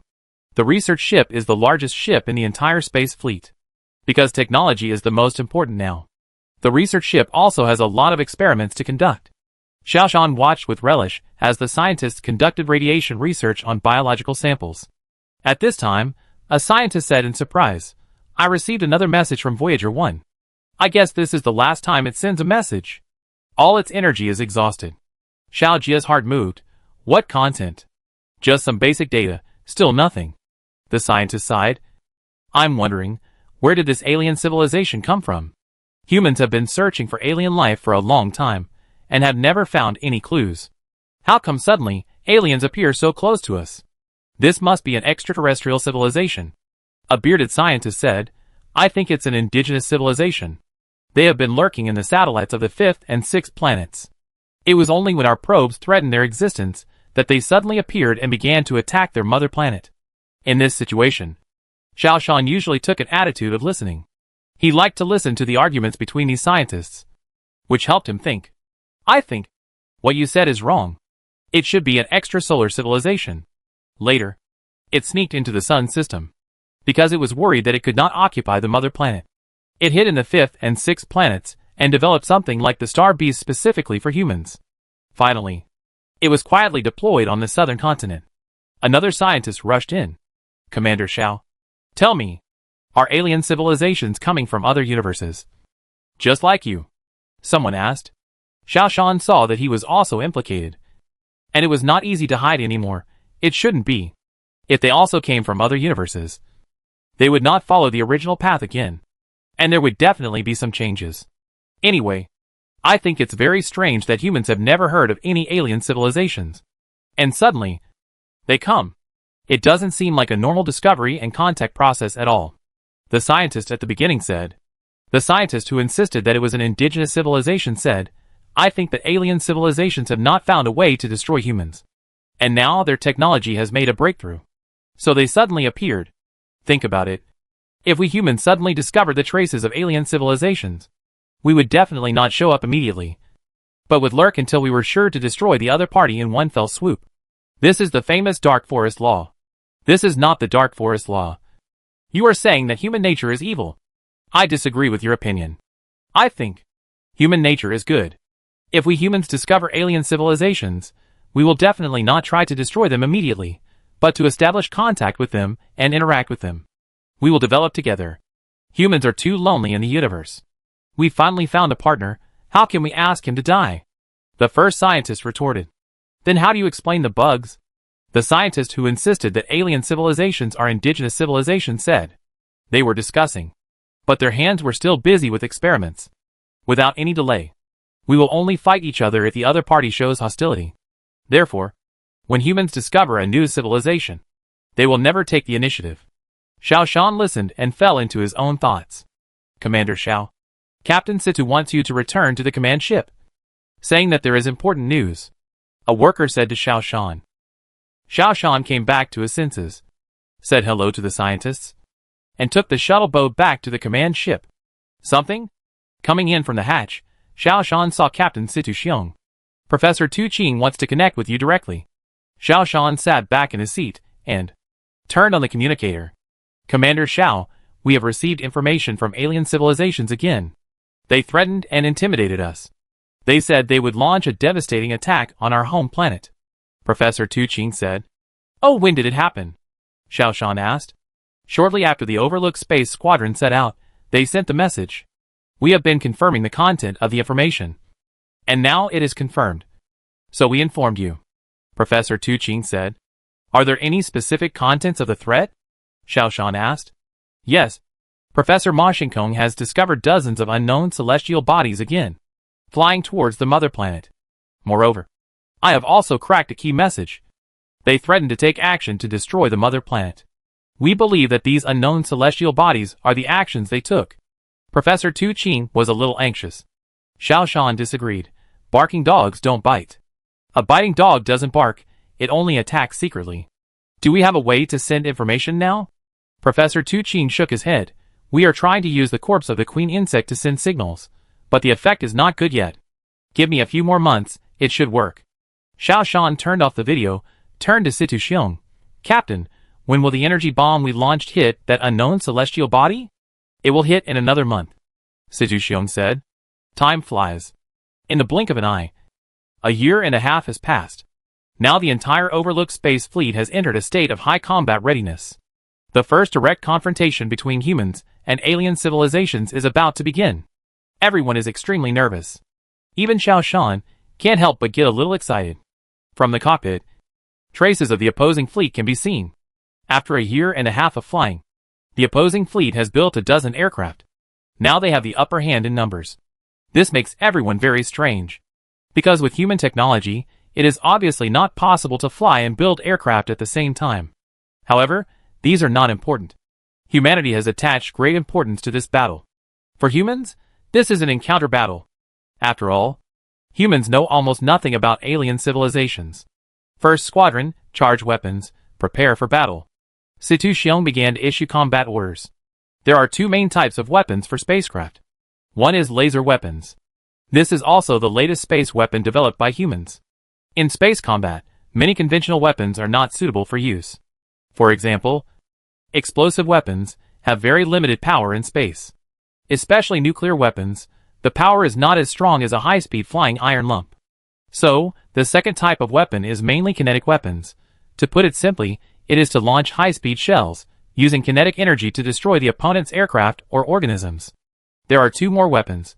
One is a microwave weapon, the other is a particle weapon. But both are in the development stage, and cannot be installed on the various spacecrafts of the Overlook Squadron. However, the existing two weapons should be able to fight. On the command ship, Xiao Shan fixed himself in the seat, watching the first squadron gradually approaching the vanguard warship of the alien civilization. The battle between the two sides was about to break out. Chapter 163: The First Battle in Space. Battles in space are not as cool as in science fiction movies. No explosions, no smoke, no fire, no sound. Everything started quietly. The shooting distance of laser weapons is long enough, and in the sky, there is no obstruction, no consumption, and it can directly bombard the opponent. It is just because the research on laser weapons is not sufficient. The power is not strong enough. It takes a long time to concentrate the attack, to cause greater damage. The first squadron at the front has a total of 20 ships of various types. Among them, there is one space carrier, 5 space frigates and attack ships, and the rest are various auxiliary ships. Because the distance is too far, the attack is now only launched by laser weapons. This is also the first time that laser weapons are used in actual combat, and no one knows how effective it is. Each laser weapon locks on a target and conducts continuous attacks. The attack method of laser weapons is actually to use lasers to concentrate on attacking a certain point on the enemy ship, burning a hole in this place on the enemy ship, causing damage to the enemy ship. Although we don't know what material the alien civilization's aircraft is made of. Laser weapons can theoretically generate temperatures of tens of thousands of degrees or even higher. So no matter what material it is, it can burn through it. However, the time required is uncertain. The laser weapon was fired and quickly locked onto the opponent's vanguard. But what made everyone feel strange was that the opponent's fleet did not react strongly. They almost did not even adjust their direction and still rushed straight over. But it can be seen that their speed has increased. Xiao Shan used the space telescope on the command ship to take a look at the enemy fleet and found that the laser weapons were very effective. Steam appeared on the ships that were locked. Black burning holes also appeared in the places that were locked and attacked. If the attack was against human spacecraft, the alarm would have sounded by now, and various alarms would have been issued. However, the enemy ships still maintained their direction and showed no signs of panic. The shape of the spacecraft of alien civilization is also very strange. There is no metallic luster, and the surface is not smooth and flat, but looks very rough. The whole ship is covered with mysterious and strange patterns. Xiaoshan's sight was attracted by a small spacecraft. This spacecraft is very small. Compared to other spacecraft, it is at least dozens of times smaller. Therefore, the laser has now penetrated its hull, and steam is also coming out of its tail. Laser weapons in space are not like in science fiction movies, where you can see the beam. Because the laser beam emitted by laser weapons is very concentrated, there will be no diffuse reflection. Only when it hits the target will there be a slight reflection of light. If you want to know the effect of laser shooting, it is usually observed through various auxiliary methods. Steam and burnt holes are one of these methods. This small spaceship was obviously penetrated by the laser, but it still rushed over without any effect. It just accelerated. Xiao Shan observed that the propulsion method used by the alien civilization spacecraft did not seem to be a nuclear pulse method, but more like a traditional fuel propulsion method. At the tail, a long fuel trail appeared. It seems that the prediction of Professor Mo Xining and Professor Ma Xingkong that the alien civilization is not more advanced than humans in technology is very likely. Xiaoshan has more confidence in this battle. The distance between the two sides is rapidly closing. In a battle in space, the distance can no longer be described in units, such as kilometers, because a distance of hundreds of kilometers was almost covered in the blink of an eye. Nowadays, the speed of spacecraft is extremely high, especially when the two sides are flying towards each other. It is even faster. The first team and the opponent's vanguard troops passed by each other quickly. The first team continued to lock and attack the follow-up troops of the alien civilization. The second team followed behind and then launched an attack on the vanguard troops of the alien civilization. The fleet of the alien civilization is not as large as that of humans, which is divided into 15 teams. They only have two formations, the vanguard and the main force. Xiaoshan was suddenly startled. Captain Situ, something is wrong. They seem to be fearless of attack. If this continues, we will miss them. Situ Xiong also found the problem. He quickly challenged the tactics. The 10th to 15th squadrons start to disperse, turn 360 degrees, track and attack. In the first 9 battles, if you miss them, turn around immediately, don't let them run away. All the subships of the first squadron take off quickly and attack freely. Situ Xiong quickly adjusted the tactics. This was the first space battle, and everyone lacked experience. Only in actual combat could one grow rapidly. At this time, the vanguard of the alien civilization also changed. The largest spaceship opened countless hatches, and small spaceships rushed out one after another, and began to pounce on the spaceships of the first and second teams. The battle became fierce in an instant. These small spaceships were more flexible and could turn freely. Their goal was not to attack with weapons, but to fight in close combat. This caught the humans, who thought that space combat was a long-distance battle, off guard. These subships quickly rushed to the nearest spaceship. These subships did not have the strength to resist laser weapons. Many subships were hit by laser weapons in the middle of flight within a few seconds and would be completely immobile, becoming space junk. However, there were too many of them, and human laser weapons could not suppress them all. A subship rushed to a frigate, which did not have any weapons, and just crashed into it. The material used in the space frigate is very strong, but at such a high speed, it still cannot withstand such a strong impact. And a big hole is opened. This frigate is unlucky, and the part that was hit happened to be the core power area, because it uses controlled nuclear fusion to drive. After the core power was hit, a nuclear leak occurred quickly. In just a short moment, the entire frigate turned into purgatory. All the protective facilities in the frigate were invalidated, and all the personnel were exposed to the vacuum and quickly lost their lives. The frigate also lost its vitality and became a pile of scrap metal. This scene caught everyone off guard. In space, laser weapons began to be fired everywhere, and the soldiers were a little confused. Xiaoshan saw that the momentum was not right, and immediately issued an order: everyone, fight according to the established tactics. Don't panic. Alien civilization is not scary. As long as you lock it in advance, you can quickly destroy it. This sentence played a role in stabilizing people's hearts. Although the frigate was destroyed, the entire fleet was large in number, enough to compete with the fleet of alien civilization. Chapter 164 Alien Trap. The space mothership released all the daughter ships, all of which were also flexible aircraft. The daughter ships used gas-assisted steering, and were equipped with laser weapons. They locked onto the daughter ships of alien civilizations, and used laser weapons to attack quickly. Each space daughter ship also used micronuclear fusion as energy, and could use laser weapons for a long time. For a while, there was a lot of space junk in space. Research ship, send someone to capture an enemy subship, and analyze the strength of the alien civilization. Xiaoshan issued the second order. Situ Xiong has now stabilized, and he began to continue to adjust the battle plan. From the current situation, the alien civilization is good at close-range combat, and humans should avoid the real and attack the virtual. Each team, pull the distance between each other, and also pull the distance from the alien fleet, and try to use long-range combat. Situ Xiong issued a new combat order. After this order was issued, each team began to disperse, distance themselves from each other, and keep a distance from the alien fleet. However, the alien fleet quickly found a new way to deal with it. They concentrated their forces, and began to approach the huge space carrier. The space carrier, which lacked the support of other warships, suddenly fell into a difficult situation. The means used by the alien civilization was the human wave tactic. Moreover, they did not care about the life and death of the subships at all. and directly used these subships to launch suicidal attacks. The huge space carrier was the best target for the alien subships. They rushed to the space carrier, completely unafraid of the lasers fired from all around. After a collision, a subship crashed into the hull of the space carrier.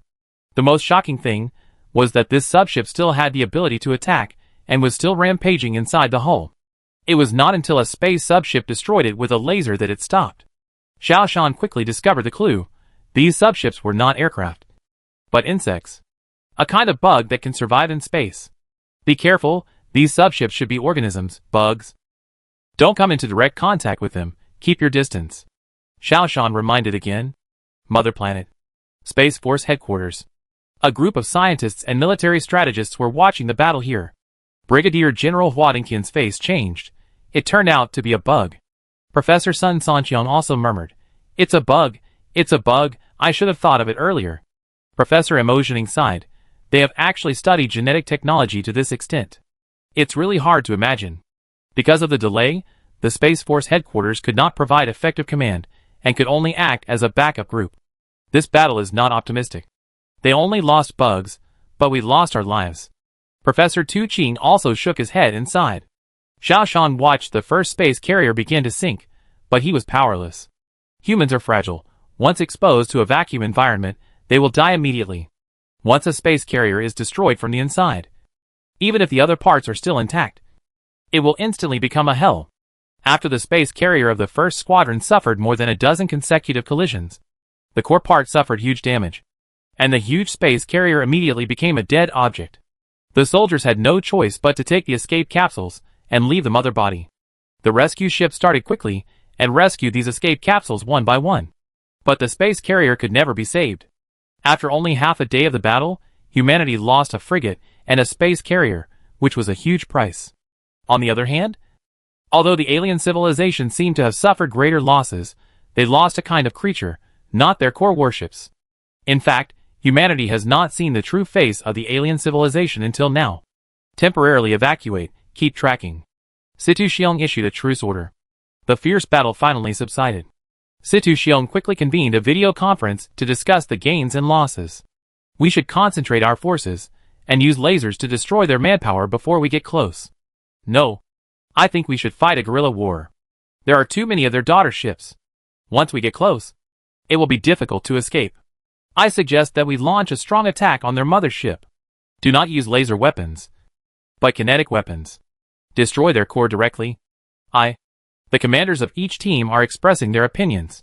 There is a 15-minute communication delay from here to the mother planet, and it is impossible to communicate in real time. Therefore, we held separate meetings on the ground and here, and finally summarized the opinions. Situ Xiong finally handed the opinions to Xiao Shan, and said, "Commander Xiao, my command this time was seriously wrong, which caused serious losses. I ask for punishment." Xiao Shan waved his hand. "Don't mention punishment now. In this battle, we all made mistakes. We didn't predict the enemy situation enough, and we didn't understand the opponent at all. This is not your fault alone. How do you plan to fight the next battle?" Situ Xiong said, "We will adopt a long-distance combat method, and concentrate our forces to fight a war of attrition with the opponent. Don't let them get close." Xiao Shan flipped through the minutes of the meeting, then put them aside, and turned on the communicator.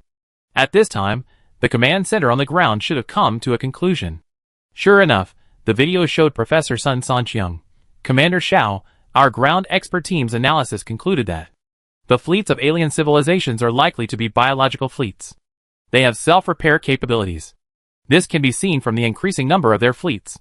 Therefore, the most effective means is to use powerful attack means to seek a quick victory." Xiao Shan was silent, and Situ Xiong was also silent. Powerful attack means a lot of sacrifices. This result is a bit heavy. What do you think? Xiao Shan asked. Situ Xiong sighed. They are right. I have analyzed it carefully again. The attitude of alien civilization is to fight a protracted war. We must do the opposite, even if it costs a huge price. On the video, Professor Sun Sanqiang finished speaking. Professor Tu Qing suddenly came over and said, "Commander Xiao, the alien civilization just sent a new message. The content of the message is, you will lose." Xiao Shan stood up, frowning and walking back and forth a few steps, then said, "Captain Situ, immediately study new tactics, at all costs. We must stop their advance, it is best to eliminate them all. Yes. Captain Situ turned around with a serious look, and went to give orders. Xiao Shan sighed. This battle must be won. It must give confidence to mankind, and also give a wake-up call to the arrogant alien civilization. The battle started again. This time, humans no longer held back. Situ Xiong sent out almost all the warships. Except for the command ship and the 14th and 15th squadrons kept as reserves, all the warships set out. This was a melee. The battle lasted for nearly 40 hours, and the fighting was always at a high intensity. Finally, Situ Xiong sent the 14th and 15th squadrons up, and withdrew the severely injured 2nd and 5th squadrons. In the entire airspace, there were lasers flashing everywhere. The overlooked squadron suffered heavy losses, but the alien civilization suffered even greater losses. After Situ Xiong issued the order to withdraw the troops, it was found that 4 space carriers were lost, and more than half of the daughter ships were lost. Almost all the attack ships were lost. The defensive spacecraft suffered less losses, because their main task was to protect the safety of the space carrier. The attacks were not many. More than 300 warships, excluding supply ships and other non-combat units. There were more than 200 warships participating in the battle. Now there are less than 130 left. The war damage exceeded 40%. The losses of the alien civilization were even more serious. Now there is only 1 large warship and dozens of small warships. A communication request came from the ground. Xiao Shan connected the video, and Professor Tu Qing appeared in front of him. Her expression was a little strange. Commander Xiao, just now we received a message from the alien civilization. They sent a message of peace for the first time. The specific content is as follows. It says, they admit that humans have strength, but they are stronger. They are willing to give us a chance, so that we can continue to survive. 2 civilizations coexist. Because there is a delay of about 15 minutes, Professor Tu Qing said it all in one breath. They proposed to communicate with us face to face. If we accept, they will send negotiators. After discussing, scientists and military experts on the mother planet, there was a consensus that the alien civilization was afraid. However, we can talk to them and learn more about the alien civilization. Xiao Shan also said what he wanted to say in one breath. Professor Tu, if you have mastered the method of sending information, then send the information, and you can negotiate. At the same time, you should be prepared. During the negotiations, I need you to be a think tank and explore the traces of alien civilization together. Half an hour later, Professor Sun Sanqiang appeared. Professor Tu Qing just sent a message agreeing to negotiate. And the alien civilization sent a negotiator. We suggest that you let Captain Situ go to participate in the negotiations. In addition, the expert group is ready, and is on call in the conference room. Xiao Shan untied the seatbelt, floated to the porthole and looked out. He saw a small aircraft coming out of the alien civilization fleet in the distance. Xiao Shan knew that this was the alien civilization's peacemaker. He said to the communicator, everyone, I will participate in this negotiation. For this kind of thing, only if I participate in it personally can I make a better judgment. He called Captain Situ, explained the precautions, and then he boarded the small shuttle alone and flew forward. Xiao Shan did not bring anyone else with him. This was to show his identity as a negotiator to the alien civilization. This scene, in his memory, seemed familiar. It should have happened in a parallel universe before. When his consciousness diverged, he should have had some control. The main reason why Xiao Shan wanted to participate in person was his own advantage. Perhaps during the talks, he could predict the other party's behavior in advance. This is also a way of dimensionality reduction. So, Xiao Shan is the best candidate for negotiation. Xiao Shan turned on the communicator. Many familiar faces appeared in the camera of the communicator. Be careful. This was the only sentence the expert group said. On the mother planet, 2 billion people are paying close attention to this peace talk. These experts are paying close attention to it. This is the first time that humans have had direct and close contact and communication with alien civilizations. It is of great significance. Xiao Shan touched a laser gun beside him. This is a rechargeable laser gun. The power is limited. It is not very useful as a self-defense weapon. It is better than nothing. However, Xiao Shan still insisted on carrying it. This gave him confidence.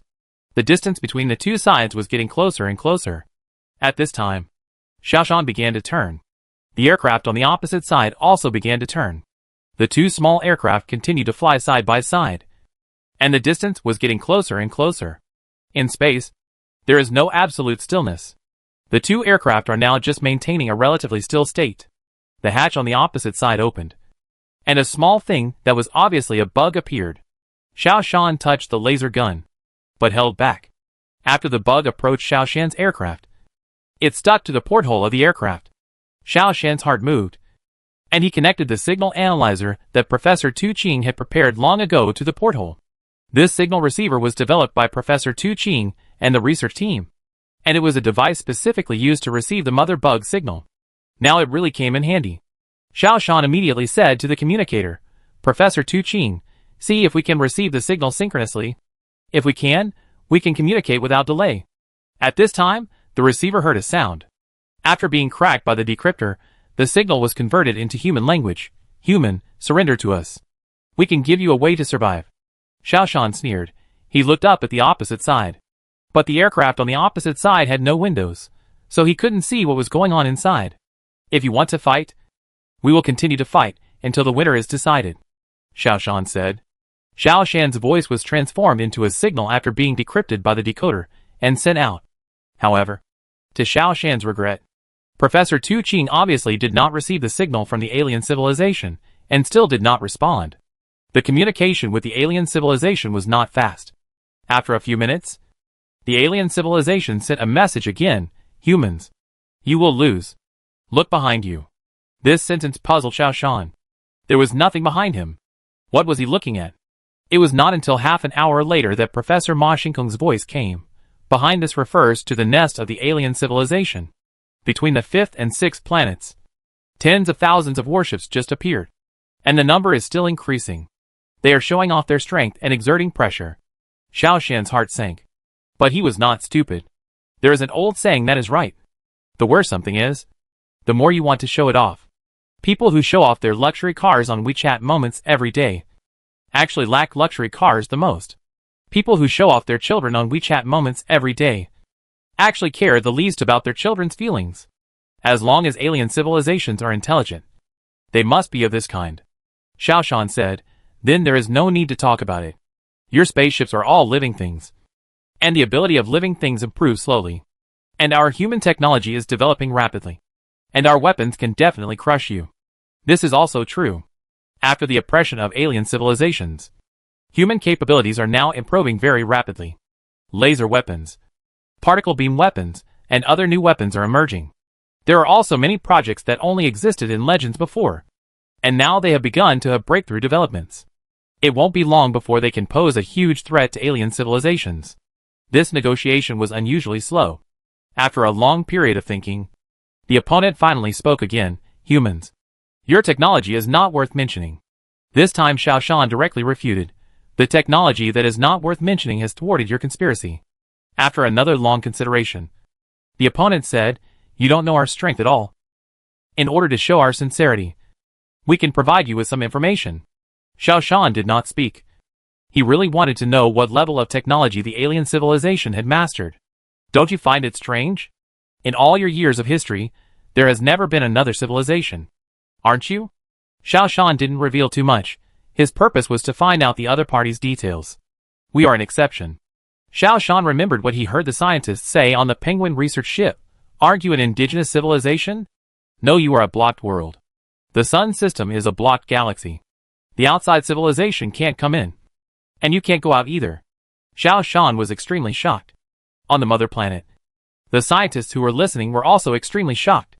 This was the first time to contact with a civilization other than humans. It was also the first time to learn about other civilizations. The saying that the sun system is a blocked galaxy has actually been around for a long time. In the Kuiper belt, there is a high temperature belt with a temperature of several million degrees. If human aircraft want to go out, they must first avoid this high temperature belt. Secondly, there is an Antarctic wall outside the Milky Way. According to the latest research, the Antarctic wall blocks all galaxies. Many scientists predict that the farthest area that humans can reach is the Antarctic wall a few light years away. Farther away, it is impossible to break through. There is another point that makes everyone very confused. Because in the area that humans can observe, there are also many planets suitable for the production of life. But they are all dead, and there is no sign of civilization. This is very unusual. Therefore, many scientists believe that the mother planet did not breed creatures on its own, but a god dropped a seed, which gave birth to the mother planet life. This also makes many scientists believe that human beings are lonely. It just fits the statement of the alien civilization just now. This place is blocked. How did you get in? Xiaoshan asked. This time, the alien civilization was silent for a long time before answering. This cannot be revealed. Humans, we can leave a continent for you to develop. We give you a piece of advice. Change the direction of your scientific research. And do not go down the road of science and technology. You cannot break through the limit of the speed of light. So any of your technological development is meaningless and cannot take you out of the universe. To show our sincerity, we can provide you with a new direction for development. Technology will only bring you destruction. And genetic development is the right way. This time, it was Xiaoshan's turn to be silent. It was not that Xiaoshan had no questions, but that he wanted to listen to the opinions of the expert group. Why did it lead to a great destruction? Xiaoshan finally asked. This was also what the expert group urgently needed to know. Originally, the emergence of alien civilization was somewhat inexplicable. Now there is another statement of a great destruction, which has aroused everyone's extreme concern. This time, the alien civilization was silent for a long time before saying, "You are a primary civilization, and you will never be able to break through the limit of the speed of light. The rules of the universe stipulate that primary civilizations will be strictly protected and other civilizations are not allowed to invade. But you are in danger now. Once you make breakthroughs in other aspects, you will be identified as a secondary civilization and will no longer be protected. With your fragile technology, coupled with the speed of light that can never be broken, you will soon be destroyed by other civilizations. And it will also affect the entire sun system." Xiaoshan did not answer, but waited quietly. After 15 minutes, Professor Emotioning spoke. "Xiaoshan, ask it. Can it help us improve technology and break through the limit of light speed?" Xiaoshan nodded and asked, "Can you help us improve our overall strength?" The other side quickly answered, "Yes. As long as we reach a peace agreement, we can live in peace on our home planet. We can help you." "How?" Xiaoshan will not be fooled by empty words. "Our civilization is strong in biological genes. We can increase your lifespan." Xiaoshan was stunned. What does increasing lifespan have to do with improving technology? There was a mocking noise from the other side. "We know you humans very well. Your body is not under your control. And your lifespan, because of the blockade of other civilizations, is deliberately suppressed to about 100 years old. And your golden age is only about 25 years old. And we can extend your lifespan to more than 1,000 years old, or even longer. Correspondingly, your golden age will also last for hundreds of years." Xiaoshan asked, "What does this have to do with the development of science and technology? Have you not discovered that the development of science and technology requires genius? And the best period of creativity of those geniuses of you humans, who appear once in a century, is only a few short years. If we can help your geniuses extend their lifespan tenfold, these geniuses can create more development in their best years." Xiaoshan understood this time. This sentence is right. Newton proposed universal gravitation at the age of 25. Einstein proposed the theory of relativity at the age of 26. Professor Emotioning also completed the most important quantum theory research in his life at the age of 26.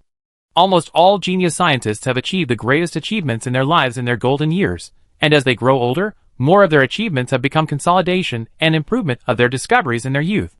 If these genius scientists can maintain their best condition for a long time, their achievements will be huge. For example, if Einstein had maintained his golden age at the age of 25, the breakthroughs he could have brought would be unimaginable. Science needs breakthroughs from a few geniuses. Gravitation and relativity are not something that anyone can come up with. If geniuses can stay in their golden age, the achievements they can create will be incomparably huge. Perhaps, humans have already understood the mysteries of the universe. This is a consensus of mankind. The experts clearly understood this, and their voices became urgent. "Xiaoshan, find a way to get this technology." However, Xiaoshan felt that there was something wrong. Professor Emotioning suddenly said, "Xiaoshan, they are somewhat contradictory. First they said that our technological development direction was wrong, and now they said they would help us develop technology. You have to carefully distinguish them. Humans, we are willing to coexist peacefully with you. To show our sincerity, we will give you two technologies to choose from. The first one is gene modification technology. Once you have it, you humans can continuously improve your genes, making you stronger and having a lifespan of 1,000 years, or even longer. The second one is gene development technology. This technology can transform organisms. There are many kinds of organisms on your planet, and you can completely control these organisms for your use. Let these organisms become your weapons or assistants. Why can't you get them all? Xiaoshan asked. These are two different technological paths. If you master them all, it will be too threatening to us. We can only allow you to choose one. As a condition, we need at least half of the living space on the mother planet. We can divide your planet into two, each occupying half, and not invading each other. Xiaoshan frowned slightly. Compared to the conditions just now, the alien civilization actually lowered the standard, from just leaving only one continent for humans to each ruling half. It is obvious that alien civilizations want to reach a peace agreement more than humans. This shows that they are also guilty. But why are they guilty? This time, it is another long deliberation. It is longer than the previous long deliberation. Scientists began to debate. Professor Zhuahongba was the first to say, gene modification technology is more beneficial to us. We humans know nothing about our own bodies. We cannot control our heartbeat. We cannot control the body to reduce fat intake, let alone control the various cells and microorganisms in the body. If humans can complete genetic modification, we will not get sick, and there will be no problems. The most important thing is that we can control our consciousness. Professor Tu Qing said, I think this is very suspicious. Because from the current situation, the alien civilization is now taking the gene development technology, so they created things like the star beast to attack us. So, I think we should follow their route. Take the gene control route. This route is mature, and will not take detours. The two opinions were still arguing at first, but later, the genetic modification faction gained the upper hand. At this time, Professor Emotioning spoke, Xiaoshan. Ask them, can we break through the blockade of the Antarctic wall by taking the genetic technology route? Everyone stopped arguing. The alien civilization said that the sun system is a blocked galaxy. If we can't break through the blockade, no matter which route we take, it will be meaningless. After listening to Xiaoshan's question, the other side was silent for a while before answering, yes. We broke through the blockade and came in. At this time, the scientists started arguing fiercely again. After a long discussion, everyone's opinions were finally fed back to Xiaoshan. Professor Sun Sanqiang said, Xiaoshan, our opinion is to have both. If not, we will choose genetic modification technology. In addition, we only give them the North and South Poles, which are also their favorite places. Xiaoshan felt something was wrong. Seeing that the silence was particularly long this time, the other party spoke first. Human, you can come and see these two technologies first. They are in our aircraft. Don't worry. We will not threaten your life. Xiaoshan didn't say much, and agreed without asking the expert group for their opinions. He put on his spacesuit, opened the hatch, and began to fly towards the opposite spaceship with the help of thrusters. He also wanted to know what aliens looked like. After fighting for such a long time, he didn't even know what the other party looked like. It was indeed a pity. Approaching the opposite aircraft, Xiaoshan confirmed again that this was another organism. Alien civilizations are really amazing in this regard. They can actually create organisms that they can use at will. Their research on genes is really amazing. The hatch opened. No, it should be said that the mouth opened. Xiaoshan flew in, flying along a passage similar to the esophagus of animals to the central area. There is a light source in the stomach of this insect. It is probably to take Xiaoshan's feelings into consideration. It stopped only when it entered a closed secret room. After a while, Xiaoshan felt the pressure. He looked at the equipment he carried and found that the pressure here was similar to that of the mother planet, which was also full of gas. A preliminary analysis of the gas composition showed that the oxygen content exceeded 30%. The rest was nitrogen. It was roughly similar to the environment of the mother planet. The hatch opened again, and a passage appeared. He walked into a spacious space along the passage. As soon as Xiaoshan looked up, he saw an alien, a very strange organism. This was an organism with a large head, and its whole body was covered with a thick shell. It had no facial features, no eyes, no mouth or nose. It looks like an insect. It is much taller than humans, at least 2 meters tall. It also has 4 limbs, and looks very clumsy. Xiaoshan suspected that it was an alien civilization wearing a space suit like himself. It sat down and said in an awkward voice, "Sit." It was Xiaoshan's native language. All this shows that the other party came prepared.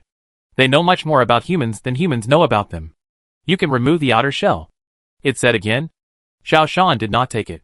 He thought it would be safer to wear a space suit. Xiaoshan suddenly felt that. He had a memory of this scene, and it seemed familiar. He must have seen this scene in a parallel world. On a table-like thing in front of him, there were 2 boxes.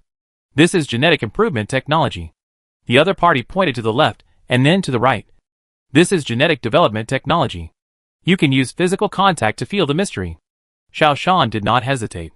He untied the gloves on his space suit, exposed his left hand, and then placed it on his left side. A strange feeling came over him, and the information was huge and confusing. After he got used to it for a while, he finally understood what it felt like. This was a feeling of complete control over oneself. But the only part that could be controlled was the hand. Xiaoshan had several scars on his hands, all of which were old scars. Now he found that, with just a little movement, he could remove these scars. Moreover, he could feel the growth of his nails, and even control the speed of their growth. He could sense every blood vessel on his palm. There were several blocked and necrotic capillaries, and with just a thought, he seemed to be able to open them again and reconnect them. Let the capillaries resume normal operation. This feeling was very wonderful. He had a feeling that it was his own body. And except for this hand, the rest of his body was not his. My consciousness is just a parasite of this body. Only with this hand, I am the master.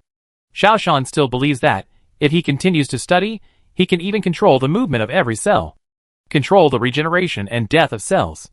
After a long time, Xiaoshan pulled his hand out, but the shock on his face could not disappear for a long time.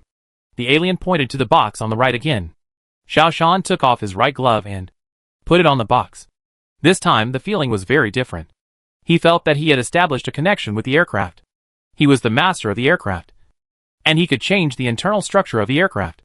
Even the cell structure could be changed. He and the aircraft were truly connected. Xiaoshan withdrew his hand and put on his gloves again. He told the experts on the mother planet about his feelings. He described it in detail. And the alien civilization on the other side was not in a hurry at all, but just waited quietly. After finishing the story, while waiting for the feedback from the expert group, Xiaoshan was not idle either. He had too many questions to ask the aliens. Moreover, the peace talks were still going on, and both sides were still in the bargaining stage. In our opinion, we can only give you the North and South poles.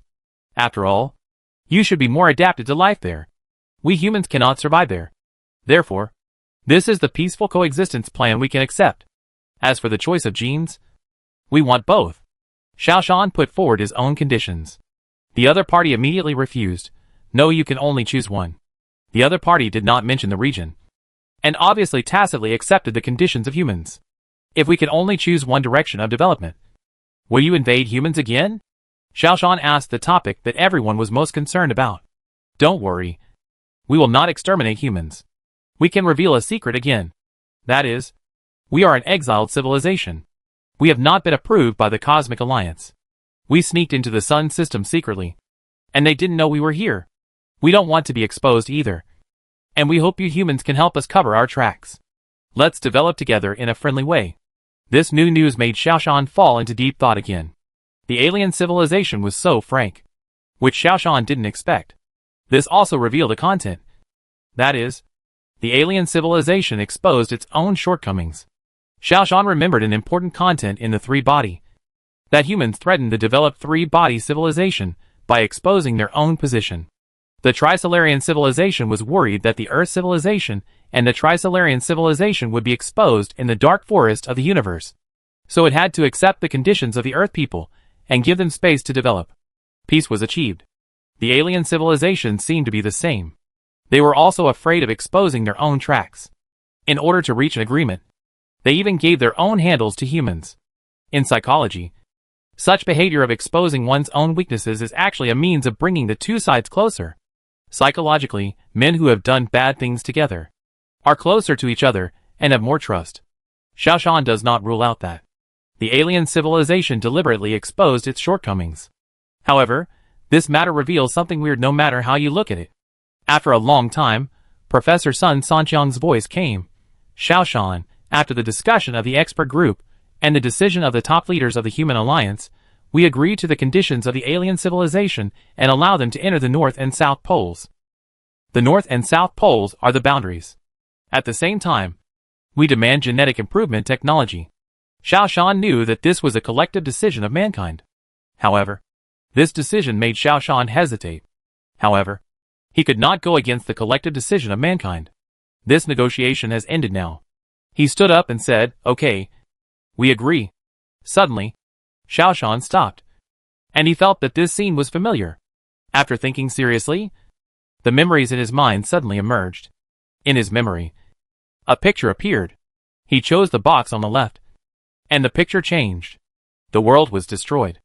Xiaoshan was shocked, and he looked at the box on the right. A picture appeared in his memory again, and he chose the box on the right. Next, human scientists turned around and devoted themselves to genetic research. The research on science and technology stagnated. The next moment, a war broke out in the human world, and alien civilizations were strongly involved, and the world was in chaos. Xiaoshan was so scared that he broke out in a cold sweat. He found that no matter which one he chose, it would be wrong. Both would bring endless destruction to people. Both of these options of alien civilizations were full of murderous intent.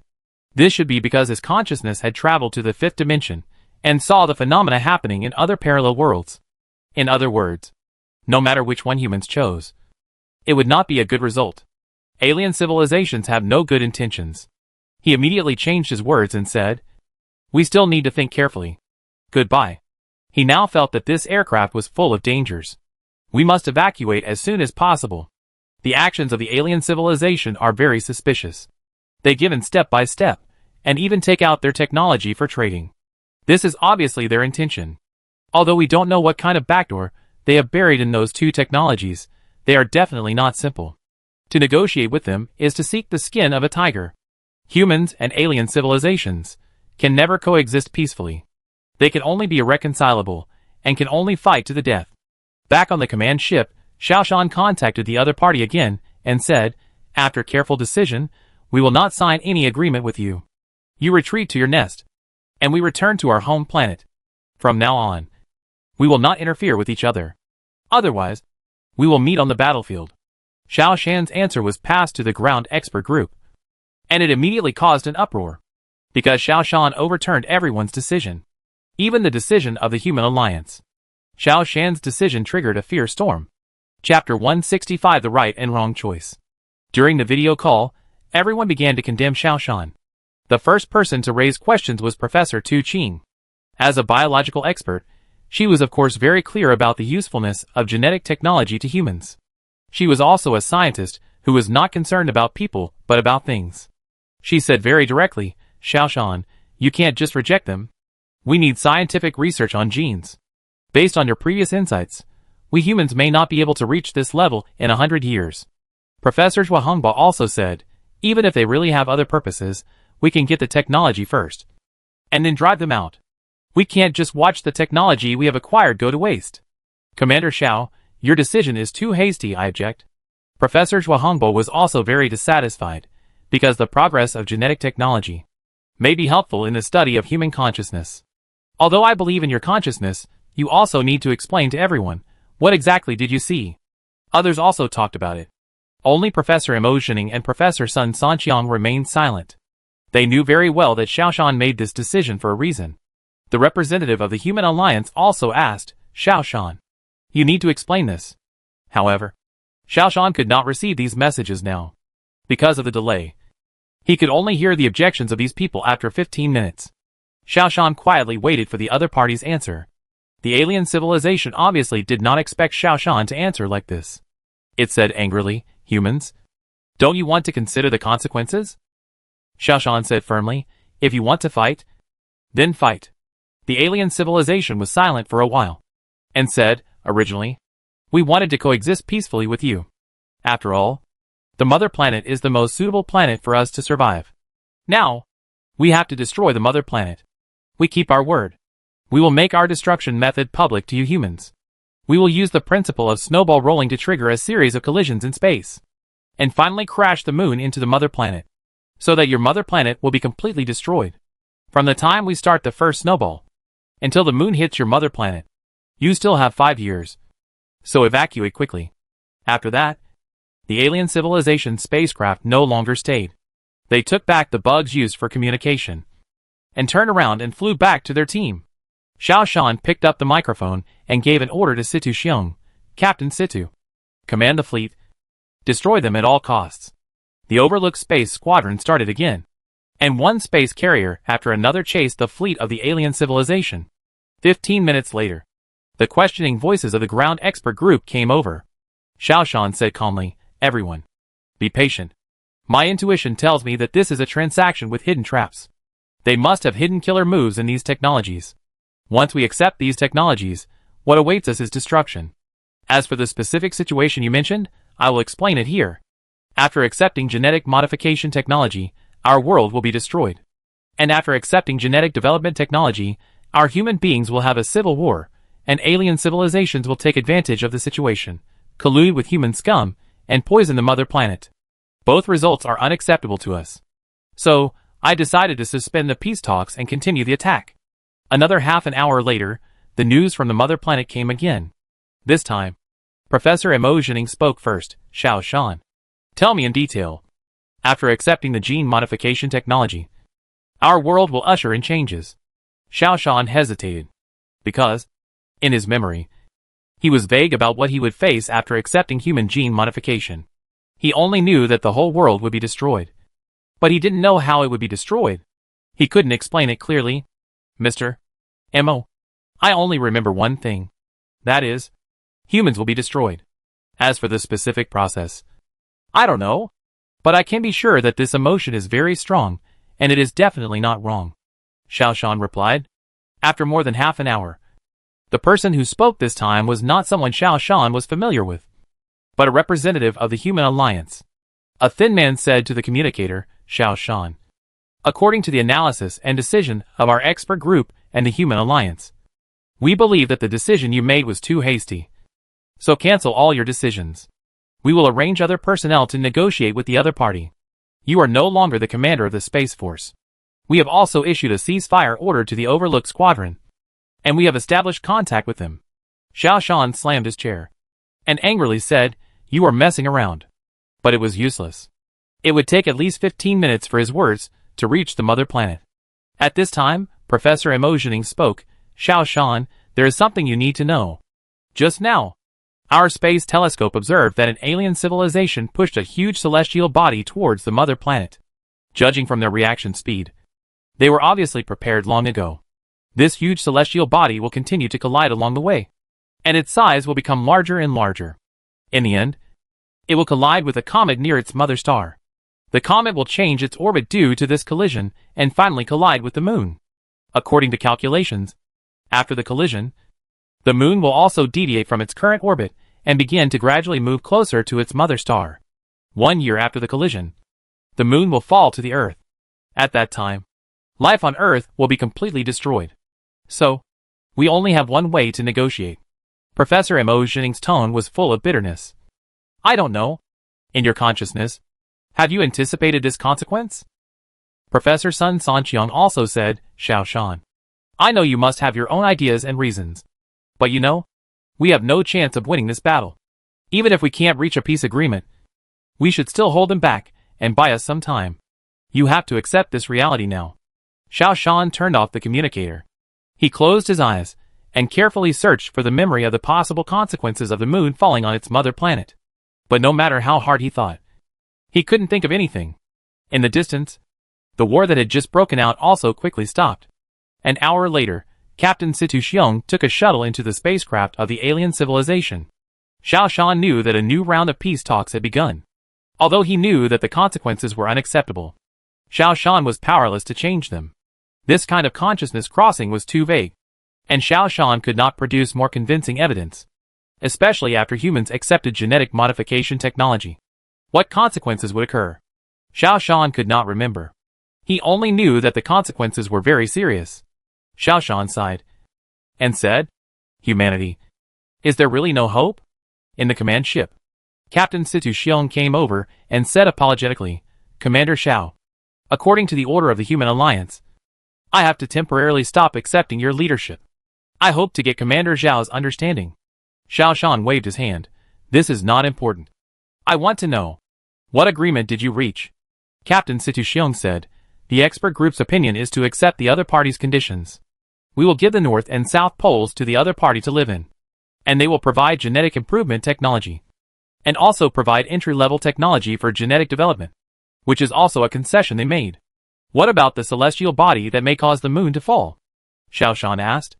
They will make the celestial body change direction and return to its original position. Situ Xiong said. Xiao Shan felt deeply uneasy. The technology level of alien civilization is stronger than he thought. They can actually control the trajectory of a huge celestial body at will. This is obviously not something that a civilization that only focuses on genetic development can do. Their technological level, at least in terms of cosmic celestial body research, is not weak. Letting this civilization settle on the mother planet will lead to a series of consequences. These consequences are fatal to humans. But Xiao Shan has no evidence. And even no theory to support him.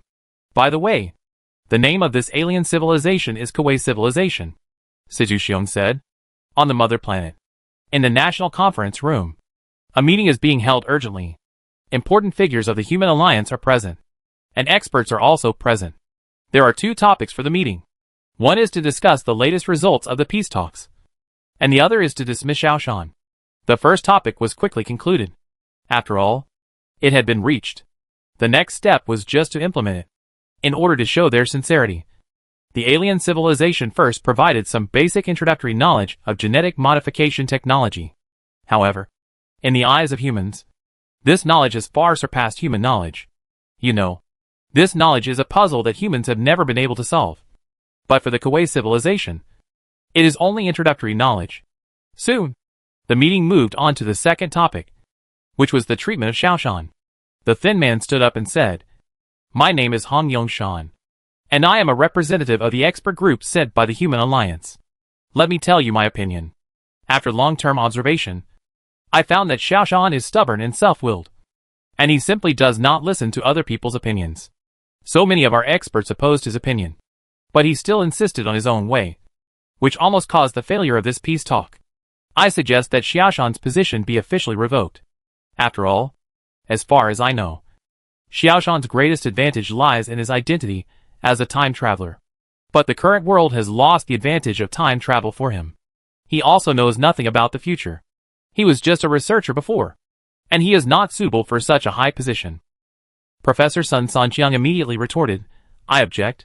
Xiao Shan's ability is obvious to all. His choice is also for a reason. This time, although he did not follow the advice of the expert group, his contribution is here. In the battle against the Star Beast, his contribution ranks first. It is not appropriate to dismiss him. General Dong Howren also said, Xiao Shan has great appeal among the people. If he is dismissed rashly, it will have a very negative impact on the whole world. Hong Yongshan immediately retorted, What you said is exactly the biggest reason to dismiss him. The fight against the Star Beast is not the credit of any one person. It is the credit of all the people. We must not let him take all the fruits of victory, let alone idol worship. Hong Yongshan's proposal was agreed by many people. They began to speak, and began to expose Xiao Shan's past. Xiao Shan used to be a person with mental illness. Xiao Shan's resume is very shallow. Xiao Shan's response in space this time was not good, and nearly half of the battle fleet was lost. And Xiao Shan's several wrong commands were infinitely magnified. In the end, it almost became a criticism meeting of Xiao Shan. Professor Sun Sanqiang and others were silent in the end. The meeting finally passed a resolution, officially revoking Xiao Shan's position as the commander of the Space Force. At the same time, in order to avoid intensifying social contradictions, the meeting decided to let Xiao Shan serve as the head of the Dimension Academy of Sciences. Because Xiao Shan has the experience of time travel. He is just right for this position. After the meeting, Professor Sun Sanqiang called Professor Mo Zhening, Mr. Mo, Xiao Shan has been officially dismissed. Now the Human Alliance requires him to leave the Overlook team, take a high-speed spacecraft, and return to the home planet first to accept a new appointment. Professor Mo Zhening was silent for a long time, and then said after a long time, Old son, do you believe in Xiao Shan? Professor Sun Sanqiang hesitated for a moment, and said, Consciousness is something that is not certain. Besides, we do need to make a breakthrough in genetic modification. I also feel that our technology tree is a bit biased. The words of the Kawaii civilization are very true. We cannot break through the limit of the speed of light. If we cannot break through the speed of light, we cannot break through the blockade of the universe. We must find another way to develop better. Otherwise, we will always be just a block primary civilization. Professor Emotioning sighed. Actually, I understand the scientists' ideas very well. In the theory of relativity, it is confirmed that the speed of light is the speed limit in the universe. Under this premise, our research cannot break through the speed of light. Many aspects of research cannot break through. Moreover, since the emergence of the theory of relativity, many of our scientific research has not made any major progress for 100 years. Now there is a gene modification technology, which brings new ideas to everyone. It is really attractive. However, I still agree with Xiaoshan's judgment. Alien civilizations have been hostile to humans from the beginning. When they entered our world, the first thing they thought of was not to contact us, but to secretly study weapons to destroy humans. They definitely don't have any good intentions. Xiaoshan's concerns are correct. Professor Sun Sanqiang also sighed. I know this too. But now that things have come to this, we still have to persuade Xiaoshan. Professor Emotioning said, Xiaoshan will have more than a year to come back, and he will think this through. In the lonely universe, a spaceship is flying at high speed. This spaceship uses nuclear pulses, and the speed is extremely fast. However, the people sitting in the spaceship did not feel anything. In the rest cabin, Xiaoshan was floating in the air meditating. This spaceship was like a meteor, streaking across the sky, and quickly flying towards the mother planet. 1 year later, the spaceship arrived at the lunar spaceport. Then it transferred to the shuttle from the lunar spaceport and entered the atmosphere of the mother planet. Not many people knew about Xiaoshan's return. There were only a dozen people who greeted him, all of whom had fought side by side with Xiaoshan. The shuttle door opened, and Xiaoshan was pushed out in a wheelchair. The long period of weightlessness made it impossible for Xiaoshan to stand on the ground. Xiaoshan smiled at all the people who came to greet him, and then said to Professor Zhuangbo, arrange me to enter the spiral electromagnetic accelerator immediately. Chapter 166 Crossing Again. Professor Zhuangbo was a little surprised. He looked at the others helplessly. Don't look, hurry up, Xiaoshan said with a serious face. This is the result of his careful consideration. The fleet of Kawaii civilization will arrive soon. Xiaoshan must find evidence of Kawaii civilization's misconduct from a higher dimension. All along the way, he has been meditating, trying to let his consciousness transcend the limitations of the dimension and enter a higher dimension. But it never succeeded. Professor Zhuangbo looked at Professor Sun Sanqiang and Professor Emotioning for help, but they both nodded at the same time. Professor Zhuangbo then hardened his heart and said, okay, I still have this power, let's go. Along the way, Xiaoshan looked at the familiar yet strange world outside in silence. From the departure to the return, it has been almost 4 years, and his personality has become deep and calm because of long-term meditation. In 4 years, the changes in the city are very obvious. Because humans cherish the hard-won victory, everyone is very hard-working. When 2 billion people work together, this force is very strong. High-rise buildings are no worse than they were in the past, and because of the development of controlled nuclear fusion technology, the energy problem has been fundamentally solved. In addition, the reduction of animals, the lush growth of trees, the air quality is very good. Artificial food can meet the basic needs of humans, and nuclear fusion technology meets the energy problem of humans.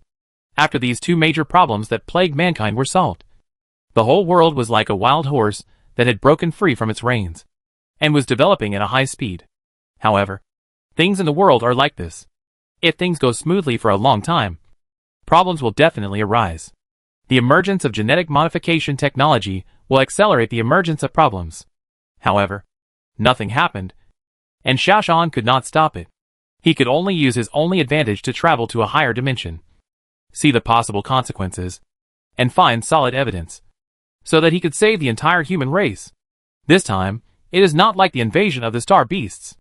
In the invasion of the star beasts, Xiaoshan is not alone. It took a large group of experts including Professor Sun Sanqiang, Professor Mo Zhening, Professor Tu Qing, and more than 1 billion people to work together to save mankind. But this time is different. Xiaoshan is alone. Others can't help. This is destined to be a lonely journey. The spiral electromagnetic accelerator can be seen from a distance, which people now call a large conch. 2 towering pillars, reaching the sky. Now it looks still magnificent. Half an hour later, Xiao Shan sat in the closed experimental cabin. Professor Zhuangbo asked carefully, "Commander Xiao, do you have anything to say?" Xiao Shan pondered for a moment.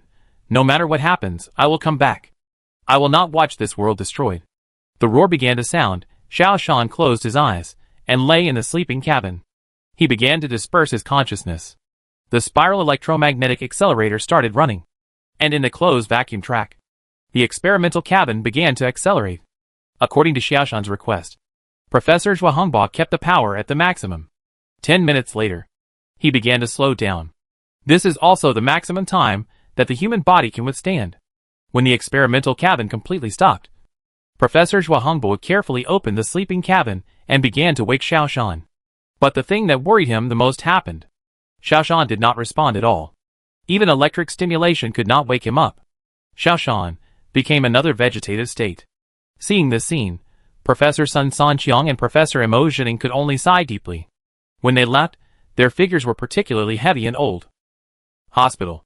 Ding Wanyi watched the person she had been thinking about day and night being pushed in, and she almost lost control.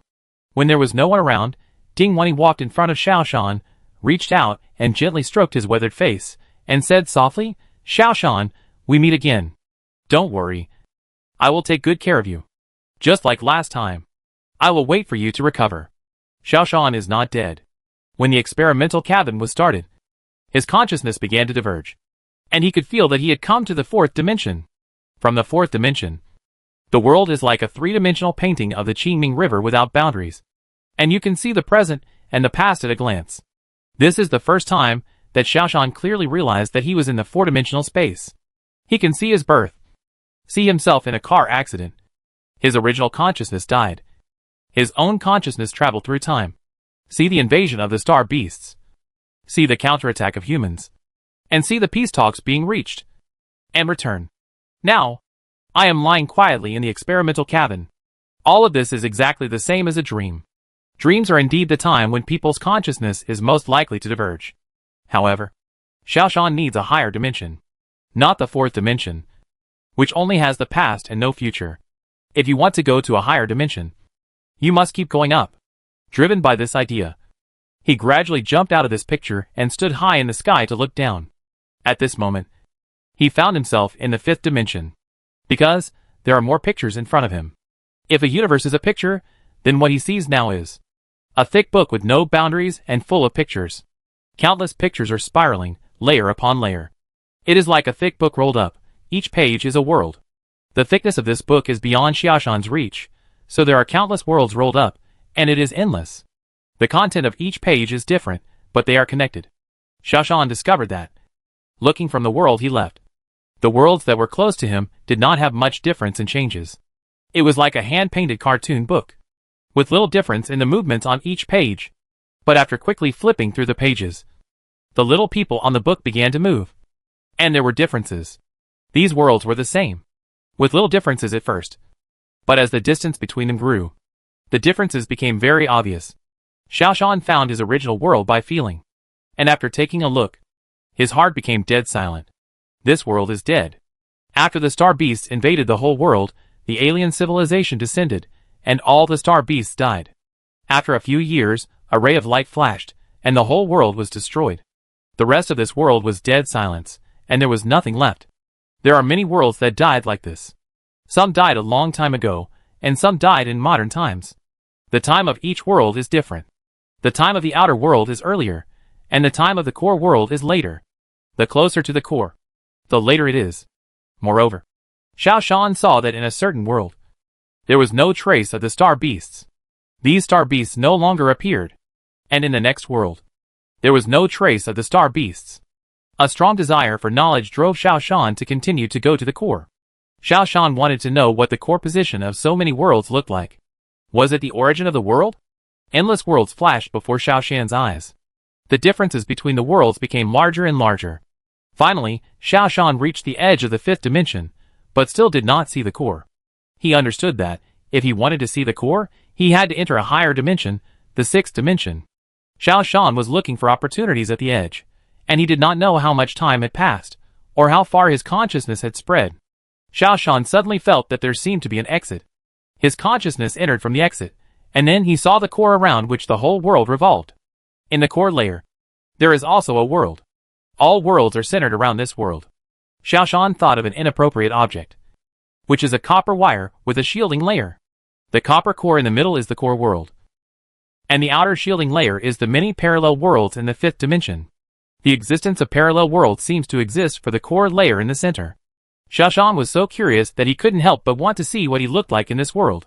Seeing the world from the sixth dimension, it doesn't require any complicated searching.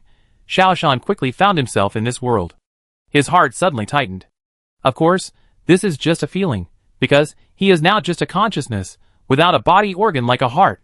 He saw himself many years ago, riding a bicycle, rushing down from a high slope. Xiaoshan remembered clearly that the brakes on the bicycle were broken. He rushed down uncontrollably, and ended up falling into a mud pit left by a construction site below. If it weren't for this mud pit, Xiaoshan might have died that year. Passers-by nearby said that if Xiaoshan had been slightly off-center when he rushed down, or had been bumped by a rock, he would not have fallen into the mud pit, but would have landed on the concrete road instead. In that case, Xiaoshan would have been dead. Moreover, Xiaoshan discovered that in some of the worlds he had come through, he did not exist. It seemed that the dividing point was in this ride. In other words, this accident many years ago, there would be two results. One is life. The other is death. This is the difference between parallel worlds. I don't know whether I will live or die in this core world. Xiaoshan saw himself losing control from the high slope, flying out, and finally landing heavily on the concrete floor. Xiaoshan felt his heart tighten again. Obviously, this world is the core world. If I die in the core world, it will inevitably affect other worlds. Professor Emotioning said that the same person in the parallel world will have quantum entanglement.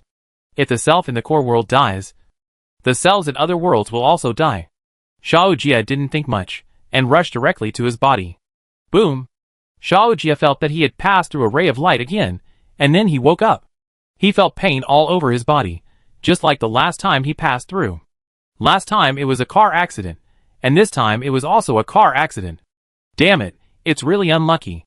Xiaoshan cursed, and his consciousness gradually became a little confused. At this time, someone stuffed something into Xiaoshan's mouth. He felt a little more energetic. Xiaoshan, don't scare me, don't die. A familiar voice sounded in Xiaoshan's ears. Xiaoshan slowly opened his eyes, and a familiar face appeared in front of him. This was his high school classmate Zhu Shiji. Another familiar voice came from the side. Well, fortunately, the rescue was timely, the person was saved. Xiaoshan took a look and saw clearly that it was a woman with glasses. She reached out and tucked her hair behind her ears. This voice, together with this action, suddenly reminded Xiao Jia of Professor Tu Qing. The only difference is that Professor Tu Qing is old, but this woman is in her prime. Professor Tu Qing? Xiaoshan murmured. The woman was a little surprised. Do you know me? Zhu Shiji next to her said quickly, Professor Tu. We are going to take the college entrance examination this year, and our goal is the public university where you are. The woman nodded, stood up and said, I used the nano-repair machine pills on him, but you still have to take him to the hospital to see how the treatment works. Thank you, Professor Tu. Zhu Shiji said quickly, seeing Professor Tu Qing get on the car and leave.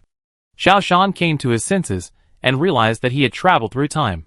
He had traveled through time again. It was even more exaggerated than online novels.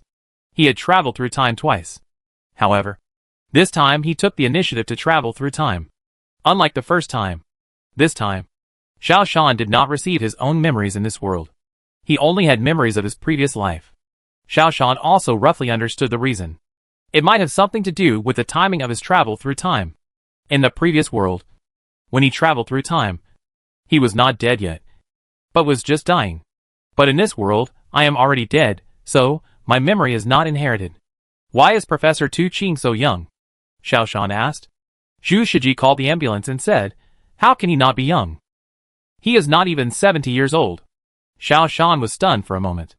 Not even 70 years old? This world is really full of mysteries. Xiaoshan subconsciously knew that. He could not reveal his identity as a time traveler. In an unknown world, you must protect yourself first. Xiaoshan now knows nothing about the outside world. Xiaoshan looked up and looked ahead, and suddenly said with a stammer, I seem to have seen a phoenix. Zhu Shiji turned his head and looked behind him, and said, Has the Venus delegation come? Why didn't I see it? Xiaoshan wisely chose to shut up. Obviously, his cognition is completely useless here. Before he figured out this world, Xiaoshan decided not to say anything. However, Xiaoshan still asked the last question, What year is it now? What month and what day? Zhu Shiji touched Xiaoshan's forehead. You don't have a fever. Why is it so strange today? You must have fallen and got confused. He helped Xiaoshan sit up. Today is December 12th. 21. Double 12 shopping festival, but I guess you don't have money to buy things. Xiaoshan was stunned for a moment. Is there a 0 year? Are you crazy? There is no such thing as a 0 year. Oh, that was 9 years ago. Xiaoshan finally understood his situation. Zhu Shiji slapped his head. Oh my god, is this a side effect of the nano-repair robot, which can turn people into fools? Xiaoshan, don't be a fool, you are my only good friend. I have a duel with someone this afternoon. You must come to be my deputy, and you must bring painkillers. I am afraid of pain. Xiaoshan was a little depressed. Then don't duel. Oh my god, you are not the same person as before. If I hide, how can I face people in the future? I will not take the college entrance examination. Don't be nagging, although I can't beat you, I am not a coward. Remember, 2:30 p.m., school playground. Zhu Shiji said. Chapter 167. This world is extremely colorful. I told you not to rush. But you didn't listen. Now you owe someone such a big favor. How can you pay it back? Nano-repair robots. We can't pay it back even if we save for a lifetime. What should we do? The mother kept mumbling to herself, while carefully checking Xiaoshan's wound. What puzzled Xiaoshan was that his mother was still the same, looking much older than Professor Tu Qing.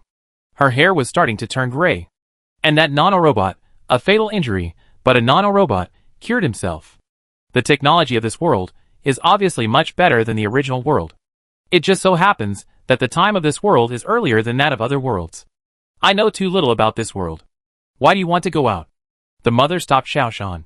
Mom, I'm going to the library, don't worry, I won't ride a bike anymore, I won't ride it anymore. Xiaoshan stretched out his hand and soothed, looking at Xiaoshan's mature eyes. The mother felt a little strange. She couldn't help but let go of his hand. The library is still on Fengshan South Road. Right? Xiaoshan asked casually. The mother nodded, and immediately looked at Xiaoshan anxiously. Child, are you okay? Did you fall and get confused? How come you don't even remember the library? Xiaoshan didn't say much. He had too many questions, but he couldn't communicate with anyone. He didn't even dare to tell his parents, because he was afraid of scaring them. He did not dare to tell Zhu Shiji, because he was not good at speaking. If he let it out, it would definitely be a problem. With his hands in his pockets and his hood on his head, Xiaoshan slowly walked towards Fengshan South Road. Although this world was very similar to the two worlds Xiaoshan had experienced, there were also great differences. For all this, he could only find the answer in the library. What Xiaoshan did not know was that, after his consciousness entered the core world, a powerful consciousness came to the place where he had stayed, searched everywhere, but found nothing in the end. So he had to leave quietly, and also entered the core world. After staying in the library for several hours, Xiaoshan finally had a basic understanding of the world. He looked at the time. It was already 2 o'clock in the afternoon. Xiaoshan remembered that Zhu Shiji had said that he would duel with someone in the school. Xiaoshan quickly put down the book and ran.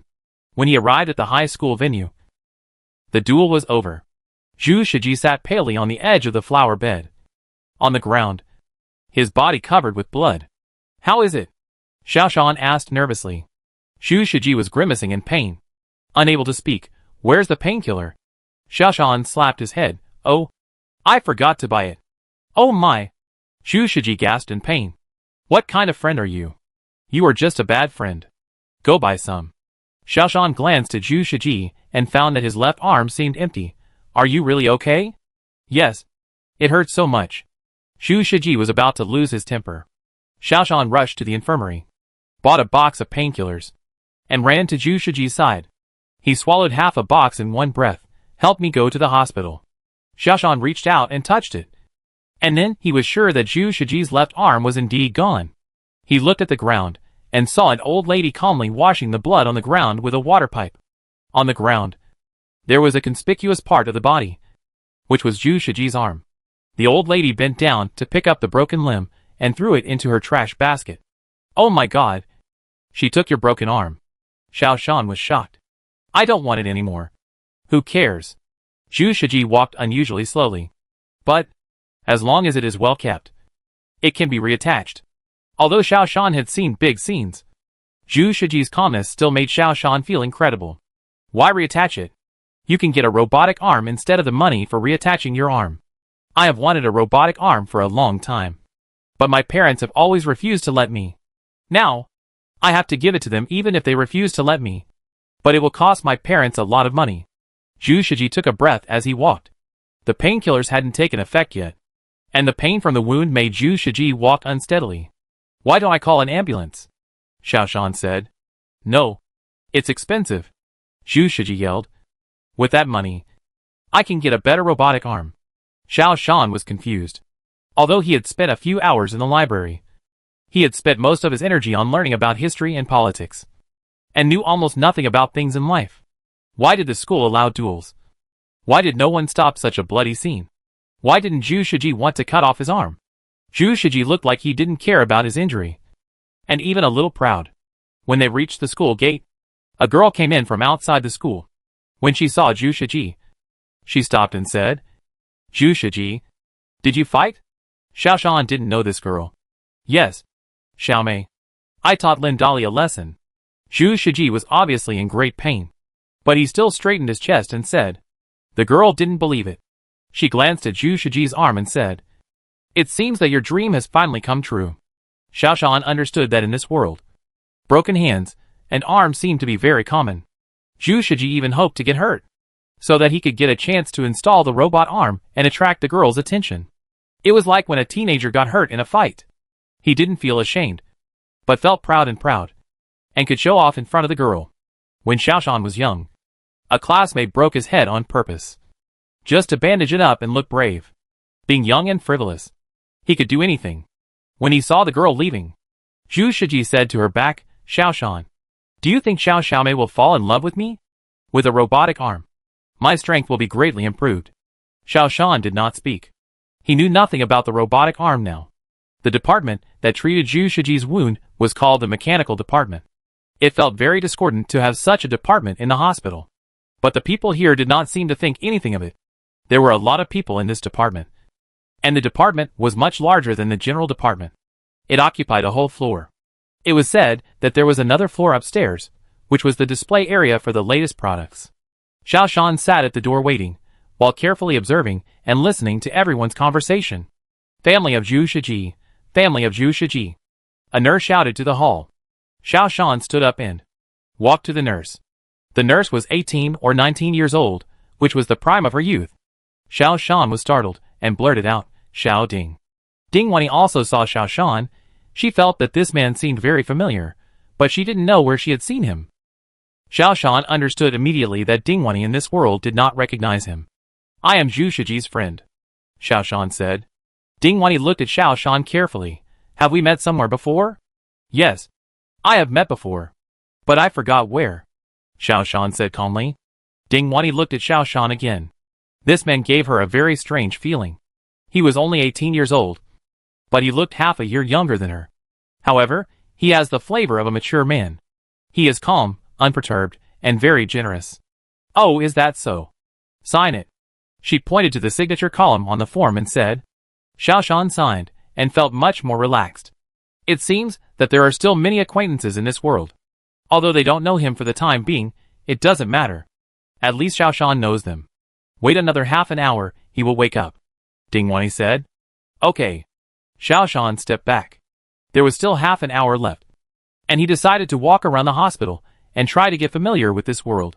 There was a milk tea shop in the hospital lobby. Xiao Shan thought about it and bought 2 cups of milk tea. When he returned to the mechanical department, he happened to meet Ding Wanyi and Zhu Shiji coming out. Xiao Shan handed the milk tea to Ding Wanyi, half sugar, double cocoa. For you. Ding Wanyi took the milk tea suspiciously and couldn't help asking, how do you know I only drink milk tea with half sugar and double cocoa? Xiao Shan smiled mysteriously. When he was hospitalized for post-traumatic stress disorder, Ding Wanyi took very good care of him. She was almost the only person in Xiao Shan who was willing to talk to him, besides his family. Of course, he knew Ding Wanni's living habits very well. However, he couldn't say it. Oh, maybe it's a feeling. Ding Wanni didn't believe it. She stared at Xiaoshan for a while, and suddenly clapped her hands. I understand. You want to pursue me. So you found out my name and habits. Right? Xiaoshan touched his nose. It seemed that this was the only explanation that made sense. Seeing Xiaoshan didn't say anything, Ding Wanni felt that she had guessed right. You are still a high school student. I am an intern nurse. If you want to pursue me, wait until you go to college. After saying that, Ding Wanni smiled and turned away. Zhu Shiji poked Xiaoshan. Okay, when did you become so good at picking up girls, you even picked up a nurse? Alas, that's not right. I'm doing surgery inside, but you're picking up girls here. Do you still consider me your good friend? Xiaoshan ignored him, just held his left arm, and looked at it. This is a sophisticated mechanical arm, full of high-tech feeling. How is it? Not bad. Right? Zhu Shiji's attention immediately turned to the arm. Compared with the dying state when he entered the hospital just now, Zhu Shiji is now in high spirits. The Dong 3 mechanical arm produced by our Xia clan has fuel power, hydraulic arm, super torque, high sensitivity sensor, and especially reserved upgrade interface. When you have money in the future, you can upgrade it to the latest Type V mechanical arm. Zhu Shiji spoke clearly, spitting all over. Xiaoshan was confused, and didn't understand at all. If you ask me, you should also get a robotic arm, which is much more useful than an arm. Zhu Shiji said excitedly. He immediately said, This Xiaoshan, I don't mean to provoke you. I'm not showing off. With your current family conditions, you really can't afford a robotic arm. That arm is not bad, at least it's natural. It's much better than those artificial arms. Xiaoshan gradually understood that robotic arms have become a common item for humans. Just like mobile phones and cars, nano-repair robots and robotic arms are closely related to human genes. It seems that in this world, humans have become very mature in genetic modification technology. And it seems that genetic modification technology should have no side effects. But why do I feel in the fifth dimension that as long as humans master genetic modification technology, the world will be destroyed? Zhu Shiji raised his left robotic arm ostentatiously, and stretched out an ear pick from between his index fingers. Hee. See, this robotic arm is very considerate. Even an ear pick is prepared. Zhu Shiji, what do you think is the longest lifespan of a person? Xiaoshan raised a question. Well, if we were ordinary people, of course, we would be able to live to be 100 years old. Zhu Shiji shrugged. If it were the elite, it would be different. They could undergo genetic modification, so they would be able to live to be at least 1,000 years old. Anyway, among those who have undergone genetic modification, no one has died of old age. From the information he found in the library, Xiaoshan knew that this world was no different from other worlds in terms of topography. But in terms of political system, the difference was huge. The whole world is ruled by the Great Lord. This Great Lord is very mysterious, and ordinary people can never see him. His photo is not found in books. It is said that only cabinet members can see him in person. The whole world is divided into 5 races according to the region, namely Xia, Bei, Nani, Dongi, and Shi. There are secret fights between races, but on the surface, they are all ruled by the Great Lord. By the way, Xiaoshan, are you really going to take the liberal arts exam? The military exam is much easier. Zhu Shiji hugged Xiaoshan, and said affectionately, Let's take the military exam together. Xiaoshan did not speak, and he did not know how to answer. After all, he knew nothing about liberal arts or martial arts. He only knew liberal arts and science. Fortunately, Zhu Shiji was in an excited state. He kept chattering, Alas, tomorrow is Monday, and I have to go to class again. It's really annoying. Without waiting for Xiaoshan to answer, he became excited again. Tomorrow I will show them my Dong 3 type mechanical arm. Let them taste the power of my left hook. Hee. That Lin Dolly. I will duel with him tomorrow. Xiaoshan didn't say a word, just listened. The more Zhu Shiji talked, the more he understood. After leaving the hospital, a car drove over. Zhu Shiji immediately became timid. My dad is here. You go first. Zhu Shiji's father opened the car door, stared at Zhu Shiji and yelled, Boy, are you satisfied now? Most of the money I earned was spent on you. However, when he saw Xiaoshan, He immediately put on a gentle smile. Xiao Shan, get in the car. I'll take you home. Xiao Shan shook his head. No. I have something else to do. Xiao Shan wanted to walk around alone and get familiar with this world as soon as possible. After they separated, walking on the street, Xiao Shan was attracted by an advertisement on a large screen. This was a recruitment advertisement. The vast universe is waiting for athletes to conquer. What are you waiting for? Come and report now. On the screen, all kinds of unheard of weapons dazzle people. Science and technology civilization is your best choice. Xiao Shan remembered that he had also seen the word science and technology civilization in the library. However, in addition to science and technology civilization, there are other civilizations. This world seems to be unusually rich and colorful. Chapter 168 Gunfight breaks out. During dinner, the father glanced at Xiao Shan, who was unusually silent, and asked, "Are you ready for the exam?" Sister Xiao Qingqiu quickly interrupted and said, "Brother said he wants to take the liberal arts exam." "Right. Brother?" Looking at his sister's cute appearance, Xiao Shan's heart almost melted. What made Xiao Shan most relieved was that the whole family was there, and they were all very good. Although poor, they were very harmonious. Xiao Shan was actually not very clear about the liberal arts and military sciences. Seeing his father asking questions, he took the opportunity to ask, "Dad, analyze the advantages and disadvantages of the liberal arts and military sciences." Father was stunned for a moment. "You kid, finally thought of asking me for my opinion. Haven't you always been very opinionated? Since elementary school, you have always made your own decisions." Xiao Shan recalled, it seemed to be true. In another world, the schools he applied for and the majors he chose were all his own decisions. His reason was simple. He had to persevere on the path he chose, no matter how difficult it was. "Okay, I'll explain this issue from our adult perspective, so that it will be easier for you to make a choice." The father put down his bowl and chopsticks.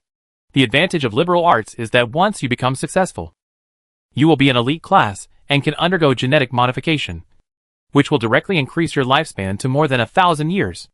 And you will be respected and safe. Just do research in the back. Xiao Shan nodded silently. He also basically understood that the liberal arts is actually the path of scientific research. Science and technology are the first driving force for development, which seems to be a common consensus. However, the so-called scientific research here, there are many research directions, unlike the original world, which is a single pure science and technology route. There are three major directions of science and technology: pure technology, genetic improvement technology, and gene development technology. The latter two, both have only begun to develop in recent years. That is to say, in the original world, no matter which box Xiao Shan chooses, it is actually correct. Even choosing both boxes together is also correct. This makes Xiao Shan very confused. If so, why does he feel that no matter which one he chooses, it will lead to the destruction of the world? Moreover, in the fifth dimension, seeing the results of the choices made in the adjacent parallel world, it is also the same. No matter which one he chooses, it will eventually lead to the destruction of the world. But it is difficult to get ahead if you choose liberal arts, unless you are a super genius. The best creative period for a person is before the age of 25. If you choose liberal arts, and you cannot create brilliant results before the age of 25, you will not have the opportunity to improve your genes. Then, your golden period will end soon. You will have no chance to stand out. The father's tone became a little serious. "To be honest, you are my son. I know your intelligence very well. Although you are a very smart child, you are definitely not a genius with amazing talents, and it is difficult for you to stand out." Xiao Shan nodded silently again. The father felt a little strange, because, in the past, at this time, Xiao Shan would definitely not accept it, and would refute it. But now Xiao Shan was terribly quiet. At this time, he felt that his son seemed to have matured overnight. If you choose the military subject, it will be very simple. This is the path most people will choose. The Great Lord encourages war and competition, saying that war can promote the development of civilization, and peace will only make the development of civilization go to extremes, and will not benefit mankind. So, there are a lot of opportunities for military science. As long as you can show your talents on the battlefield, you will be appreciated quickly. There are also many more opportunities for genetic improvement. If you make a great contribution, sometimes you can become an elite. Although the golden age of military science is around 25 years old, you can still fight at least before 35 years old. Physical strength and experience are equally important for military science, and there are many more opportunities for success. The mother also interrupted, "My child, although you have your own ideas, it is best to choose military science. There are many opportunities. And the time is long. There is less competitive pressure." Xiaoshan already has his own ideas. He wants to choose liberal arts. Because his purpose is not anything else, but to save his own world. His birth world has been destroyed, but the last world he saved with his own hands has not been destroyed. There is still hope. If you choose martial arts, it is obvious that you cannot understand the truth of the world. Only by choosing liberal arts can you figure out what happened to the original world. In that world, there are too many people worth saving. However, he would not directly refute his parents. Although he is an 18-year-old body, he has a mature mind. Another point. If you choose liberal arts, you will spend a lot of money on experiments. If you choose martial arts, as long as you are willing to go to the front line, the clan will provide funds.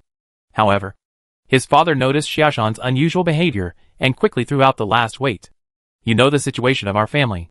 We don't have much ability to help you. And we have to support your sister's education." His father knew that Xiaoshan was not a selfish person who only cared about himself. So he used money to change Xiaoshan's mind. Xiaoshan smiled and changed the subject. "Dad, isn't peace good? Why does the great lord advocate war?" His father shook his head. "I heard the great expert Professor Mo Jining say that the development of civilization must be based on the development of military force. Peace will cause the development of science and technology to deviate from its course. It is said that according to the simulation results, if the world remains peaceful, the development of civilization will deviate from its direction. And it will go to extremes and study some mysterious things. It is said that there is something like quantum and string theory, which are the products of this kind." Xiaoshan was shocked when he heard this. Quantum research and string theory are the hottest research directions in the original world. In the core world, these studies are actually very narrow-minded. This kind of thing is very laborious and ultimately fruitless. Father picked up the bowl and chopsticks again. Xiaoshan is familiar with his father's habits. This is the final conclusion of what he just said. There were 2 points that shocked Xiaoshan just now. In addition to the research direction, the other one is the name of Professor Mo Jining. In the original world, Professor Mo Jining is an authority in quantum physics, but in the core world, he is criticizing quantum theory. All this made Xiaoshan feel a huge contrast. It also made Xiaoshan more determined to study liberal arts. However, Xiaoshan is not 18 years old, his mind is very mature. So, this kind of thing can't make parents feel uncomfortable, and can't make parents unhappy. No matter which world, they are their parents. "Dad, Mom, I won't hide it from you. Your son is a man with great ideals. As for me, I plan to apply for liberal arts. After all, liberal arts is the only way to grasp the true meaning of the world. However, I will not give up the path of military science," Xiaoshan said. His father and mother felt a little regretful. His father said, "If you choose liberal arts, you can only learn military science by yourself, which costs a lot of money. Without the support of the clan, you can't learn it." Xiaoshan smiled faintly. "Things that can be solved with money are not a problem. Don't worry. Your son has the ability to make money." Although his father and mother still didn't believe it. After all, Xiaoshan had hardly entered the society and had no social experience, and thought making money was too simple. However, seeing Xiaoshan so calm, they didn't say much. At night, Xiaoshan stood in front of the lottery shop. He wanted to activate the memory of lottery in his mind. There is no quicker way to make money than buying lottery tickets. Many memories slowly emerged. The memory brought by consciousness is a very strange thing. When consciousness travels through the 5th dimension, it seems to be just a simple glimpse. But it has remembered many details. But it is very difficult to recall these details. You must be moved by the scene, and it depends on luck. In this world, Xiaoshan's greatest asset comes from the memory in his consciousness. The core world is a little later than other worlds. So, this can bring time difference for Xiaoshan. For example, you can know the lottery numbers in advance. However, when Xiaoshan's memory became clear, he was disappointed. It is impossible to buy lottery tickets by relying on time difference, because the lottery itself is a matter of probability. Unless you cheat, the numbers that appear are very random. And if you cheat, you will not win the lottery. Because if you buy it yourself, it will change the lottery results. Xiaoshan recalled the winning numbers of several neighboring worlds, all completely different. It is completely unrelated. This is what Professor Emotioning said. In parallel worlds, they are not exactly the same. However, under the influence of forces similar to quantum entanglement, they will not deviate too far, and may even converge.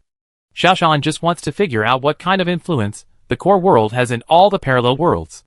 There are several banners hanging on the street. The content of the banners is very unique, which makes Xiaoshan understand that the roots of the nation have not changed. The content of the first banner is, technological innovation is the first driving force of society, and fighting is the first driving force of technological innovation. The first half of this sentence is exactly the same as the original world. The second half points out the core of this world. The second banner reads, technology changes battles, technology makes battles more effective. The contents of the other banners are similar. The banners are the national characteristics of the Xia people, and they can fully reveal the focus of the Xia people. The current social focus is two words. One word is technology. The other word is battle. This is also the tone of this core world. No, not the whole world, it should be the tone of the Xia people. From the book, I know that there are many directions of civilization development in the world. Generally speaking, there are 4 categories: technological civilization, psychic civilization, elemental civilization, and genetic civilization. The Xia people advocate pure technological civilization, but genetic civilization has been infiltrating the Xia people. The Xia people now are in a contradiction between the integration and mutual exclusion of technological civilization and genetic civilization. On the one hand, high-level elites have accepted genetic improvement technology, but they refuse to improve all the people. Moreover, genetic improvement only modifies part of the genetic data. For example, lifespan and health. As for the technology of strengthening body organs and functions, it is strictly prohibited. Xiaoshan can feel that. The whole world is in a state of turmoil and choice. Based on Xiaoshan's experience, this is an era that can produce heroes the most.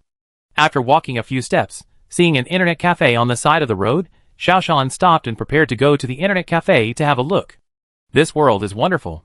In the original world, the main role of technology is to improve the quality of human life. But in this category, it is not at all. It is even wrong to think that technology can improve the quality of life. The only purpose of technology is to improve combat effectiveness. Once technology serves life, it has deviated from the right direction. Therefore, there are no mobile phones, no personal computers, and internet cafes are rare in this world. Xiaoshan asked about the price. The internet fee is amazing. 1,000 yuan per hour, which is almost the living expenses of a family for a month. However, here, internet access can be calculated by seconds. Xiao Jia touched his pocket and found that his money was just enough for 1 minute of internet time. He gritted his teeth and entered the internet cafe. He had to know whether Kuei civilization existed in this world. The internet cafe was not like the internet cafe in Xiaoshan's original world, which had comfortable seats and allowed you to play games and surf the internet slowly. The internet cafe here was more like the review computers in the library, where people basically surf the internet to look up information. He quickly typed in Kuei civilization, and only a few lines of information came out. Xiaoshan quickly wrote it down, then checked out and left. The entire process took less than 20 seconds. Looking at the others, it seemed to be the same. Xiaoshan had a little idea why there were no star beasts in the parallel world near the core universe. Because a recent piece of information showed that just a year ago, the Solar System Alliance crushed an invasion by the Kuei civilization and destroyed their infiltrating spacecraft. This simple piece of information caused a devastating blow to the outer parallel universe. Xiaoshan roughly understood that the existence of parallel universes seemed to protect the core universe. It seemed to be a defense mechanism. However, to understand more of the mysteries of parallel universes, further exploration is needed. The next day, when Xiaoshan walked to the school gate, he met Zhu Shiji, who was showing off his mechanical arm. Xiaoshan, it's just right that you are here. Let me show you my weapon. After the rear end of Zhu Shiji's thick mechanical arm shook for a while, a group of 6 barrels appeared. Xiaoshan was very familiar with it. This is the Gatling machine gun. And this. Zhu Shiji shook his arm again, and a grenade launcher tube appeared from the front. Oh my god! Can such a weapon be brought into school? Xiaoshan was shocked. Zhu Shiji scratched his head. You are stupid. Of course it is childproof. Without the permission of the guardian, it cannot be opened. And you can only look at it. Zhu Shiji was still talkative. You said? We are almost 18 years old. Why is this still called a child-proof lock? Who are you looking down on? When approaching the classroom, there was a sudden sound of brakes next to him. Xiao Shan turned his head and took a look. His heart suddenly tightened. A picture flashed in his mind. Old Zhu, come with me. Xiao Shan grabbed Zhu Shiji and rushed to the laboratory next to him. What's the matter? Zhu Shiji was a little puzzled. The class is about to start. There are infiltrators. There will be a massacre here soon. Run. Xiao Shan grabbed Zhu Shiji and ran. Zhu Shiji wanted to say something, but the sound of car brakes came from several roads at the same time, and then a group of masked armed men rushed over. Infiltrators are one of the factors that cause instability in the entire society. They appear almost every once in a while. They come and go quickly and are difficult to catch. Zhu Shiji suddenly became nervous, but pulled Xiao Shan to run quickly. Duh. Intensive gunshots rang out, accompanied by the screams of students. Xiao Shan and Zhu Shiji rushed into the laboratory, and then closed the door. Gunshots rang out, and there were dense gunshots everywhere.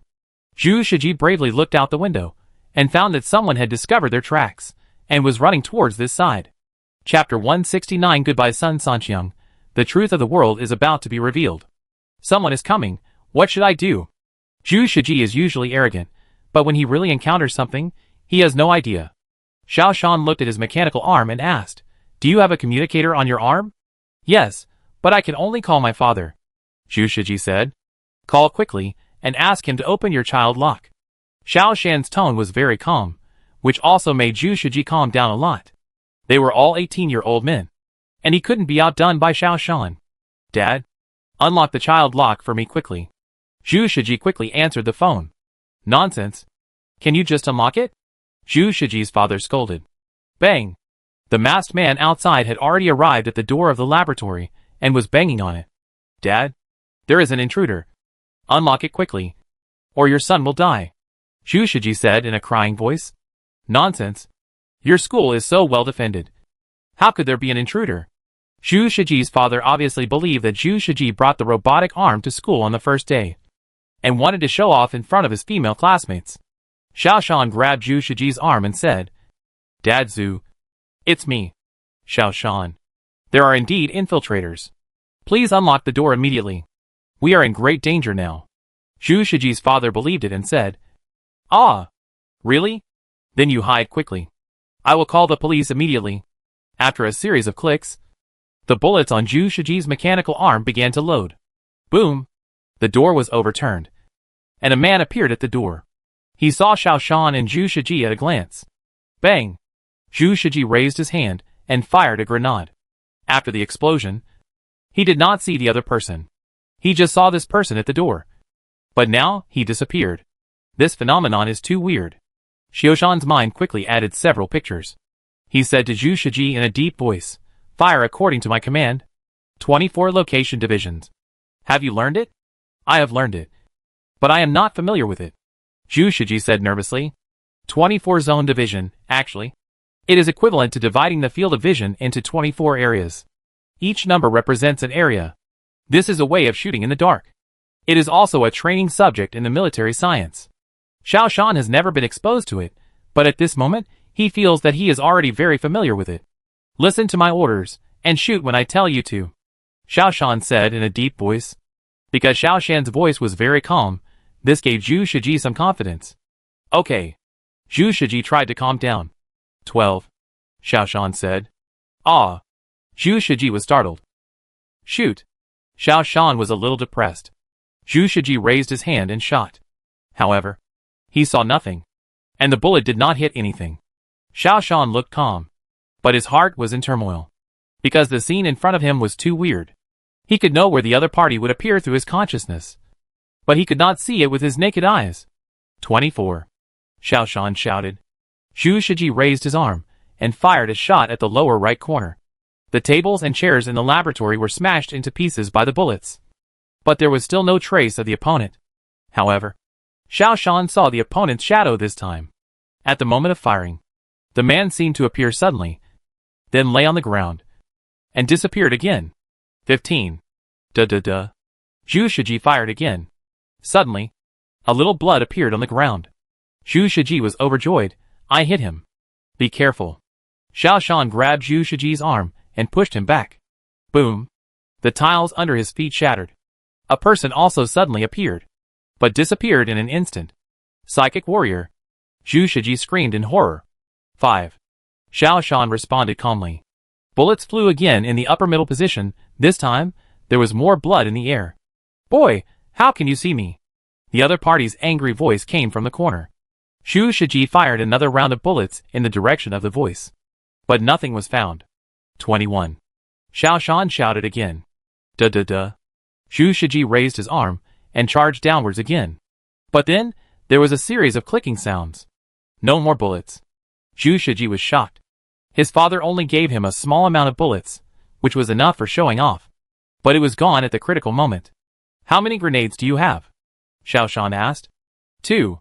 Zhu Shiji said. Then hit it accurately. Xiao Shan was not panicked. He pulled Zhu Shiji's body and retreated step by step. The reason why he could always predict the enemy's moves was actually because of his consciousness. He could remember the other party's actions in the parallel world. Xiao Shan stopped until he retreated to the door. 7. Zhu Shiji fired a grenade to the far right. Boom! After the explosion, a figure fell heavily. This time, without waiting for Xiao Shan to give the order, Zhu Shiji immediately fired another grenade at the figure. Ah! After a scream, a person fell in a pool of blood. Zhu Shiji was excited and a little scared. After all, this was his first real killing. Although he had participated in many duels, it was not allowed to take someone's life in a duel. This time was different. This was a real killing. And the other party is obviously not a person of technological civilization. Technological civilization cannot be invisible. At least, current technology can't do it. Be careful. Xiao Shan suddenly pushed Zhu Shiji. A black shadow flashed by at a very fast speed, and a knife light fell heavily on the ground where Zhu Shiji just stood. If Xiao Shan hadn't moved quickly just now, and pushed Zhu Shiji would have died. Just when Zhu Shiji was panicking, he saw a scene that puzzled him. Xiao Shan quickly picked up the gun on the ground, and then fired a shot at the empty place. This gun was the weapon that the person who was killed by Zhu Shiji just now had shot away when he opened the door. Xiao Shan had been pulling Zhu Shiji back, and it seemed that he had been looking for an opportunity to pick up the gun. The purpose of picking up the gun was to shoot at this empty place. But the strange thing was that the person who was extremely fast just now just happened to put his head under the muzzle of the gun. Boom! Half of the man's head was blown off. Blood splashed all over half of the wall. This scene looked so weird, as if Xiao Shan casually picked up a gun and fired a shot, and the man rushed to put his head forward and got shot. Adding to such a bloody scene, Zhu Shiji was completely stunned. Xiao Shan, however, acted as if nothing had happened, and didn't even care about the blood on the ground. He stretched out his foot to kick his weapon away, and tried again, and saw that the other party was indeed dead. Then he raised his gun, and was on guard carefully, in case someone else attacked from outside. He looked like a veteran, who had been through many battles. Stand up, search your body, and see if there are any bullets for you, Xiao Shan said. Zhu Shiji came back to his senses. He looked at the body with disgust, and was a little reluctant. No need. At this time, the security forces should be here soon. Are you going to take the military exam? If you can't stand this bloody scene, how can you take the exam? Xiao Shan didn't relax at all, and still held his gun and was on guard. Zhu Shiji then gritted his teeth and touched the dead body, and found several magazines, but they were not compatible with the bullets in the mechanical arm, so he gave up. Squeak! Squeak! There were continuous sounds of vehicles braking outside, and more roars of motors. Obviously the security forces had arrived, and the intruders quickly fled. Both sides were well-trained teams, and their actions were very quick and decisive. The intruders had achieved their goal, and they quickly evacuated. And the security forces advanced quickly, and soon took control of the whole scene. Xiao Shan dropped his weapon, and walked out slowly with Zhu Shiji. After the security forces verified their identities, they took notes, took photos of them, and then let them leave. Xiao Shan, why do you want to give me all the credit? Zhu Shiji asked puzzledly as he walked out. Just now in the laboratory, Xiao Shan colluded with Zhu Shiji, and gave all the credit to Zhu Shiji, because Xiao Shan felt that he could predict the other party's actions.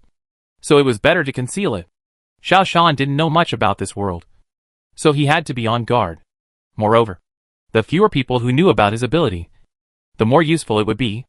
Aren't you going to take the military exam? This can give you extra points. Xiao Shan patted Zhu Shiji and smiled faintly.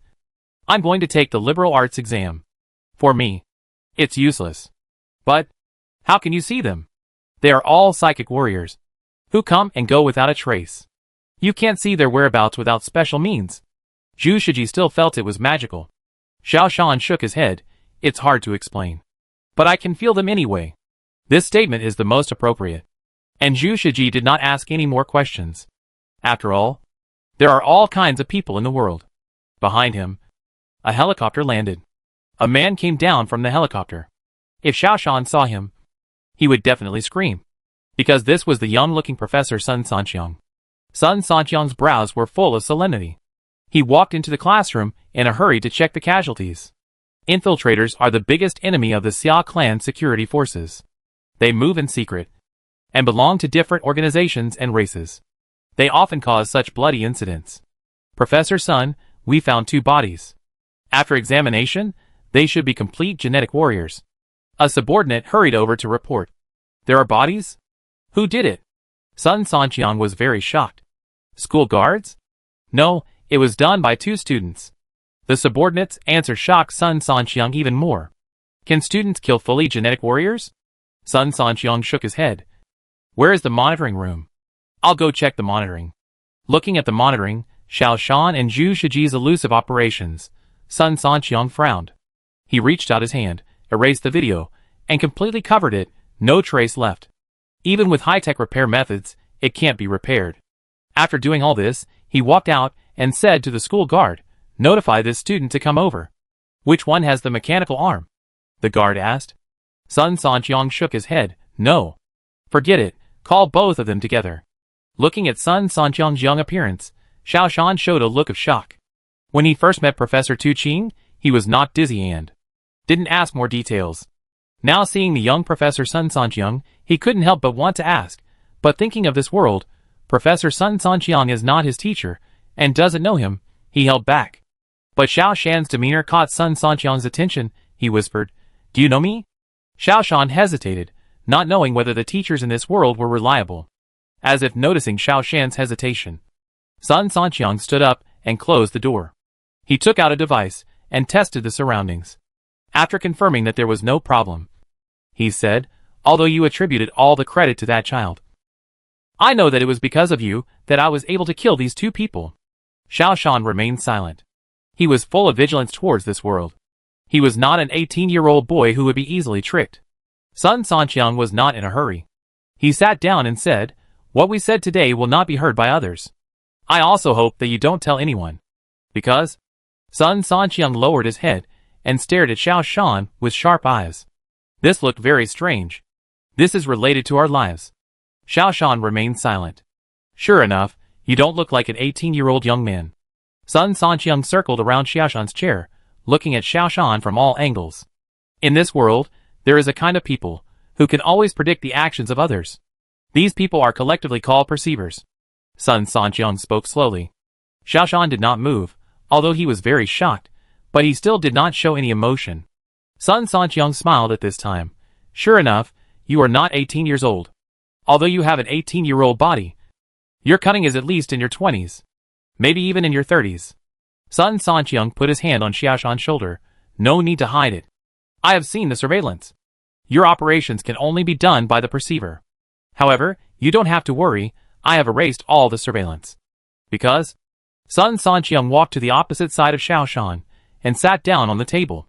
The current Sun Sanqiang is more free and easy than he was in the previous world, and less old-fashioned. The existence of this surveillance will endanger your life. Xiao Shan was shocked. As expected, his ability is very dangerous. If you knew me before, would I be someone you could trust? Sun Sanqiang asked. Xiao Shan finally spoke. You are my most respected teacher. Then guess. How old am I? When Sun Sanqiang spoke, his eyes flickered, and his hand grasped the gun at his waist. It seemed that as long as Xiao Shan's answer was incorrect, he would draw his gun on the spot. Xiao Shan calculated and said, 62 or 63 years old. Xiao Shan saw that Sun Sanqiang was obviously relieved, and he also put his hand down from his waist. Xiao Shan, if that's the case, You should believe that I am still a teacher you can trust. Remember, your identity is very dangerous. Once it is exposed, you will face death. Have you told anyone else? Xiao Shan shook his head. What about Zhu Shiji? Sun Sanqiang asked. He doesn't know either, Xiao Shan said. Sun Sanqiang frowned. You can't take risks. You wait here. I'll deal with him. Xiao Shan quickly stopped him. Teacher. He doesn't know anything. Moreover, he is simple-minded. I just need to fool him a few times, and he won't tell anyone. There is no need to kill him. Chapter 170. This is the truth of the world. Sun Sanqiang frowned. Women's kindness may ruin things.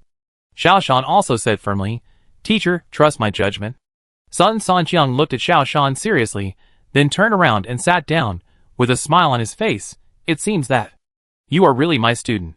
Xiao Shan also breathed a sigh of relief, feeling like he had finally found the organization. Teacher, can you tell me in detail? He wrote down an address and handed it to Xiao Shan. Write down the address. You come to this place tomorrow. It's not safe here.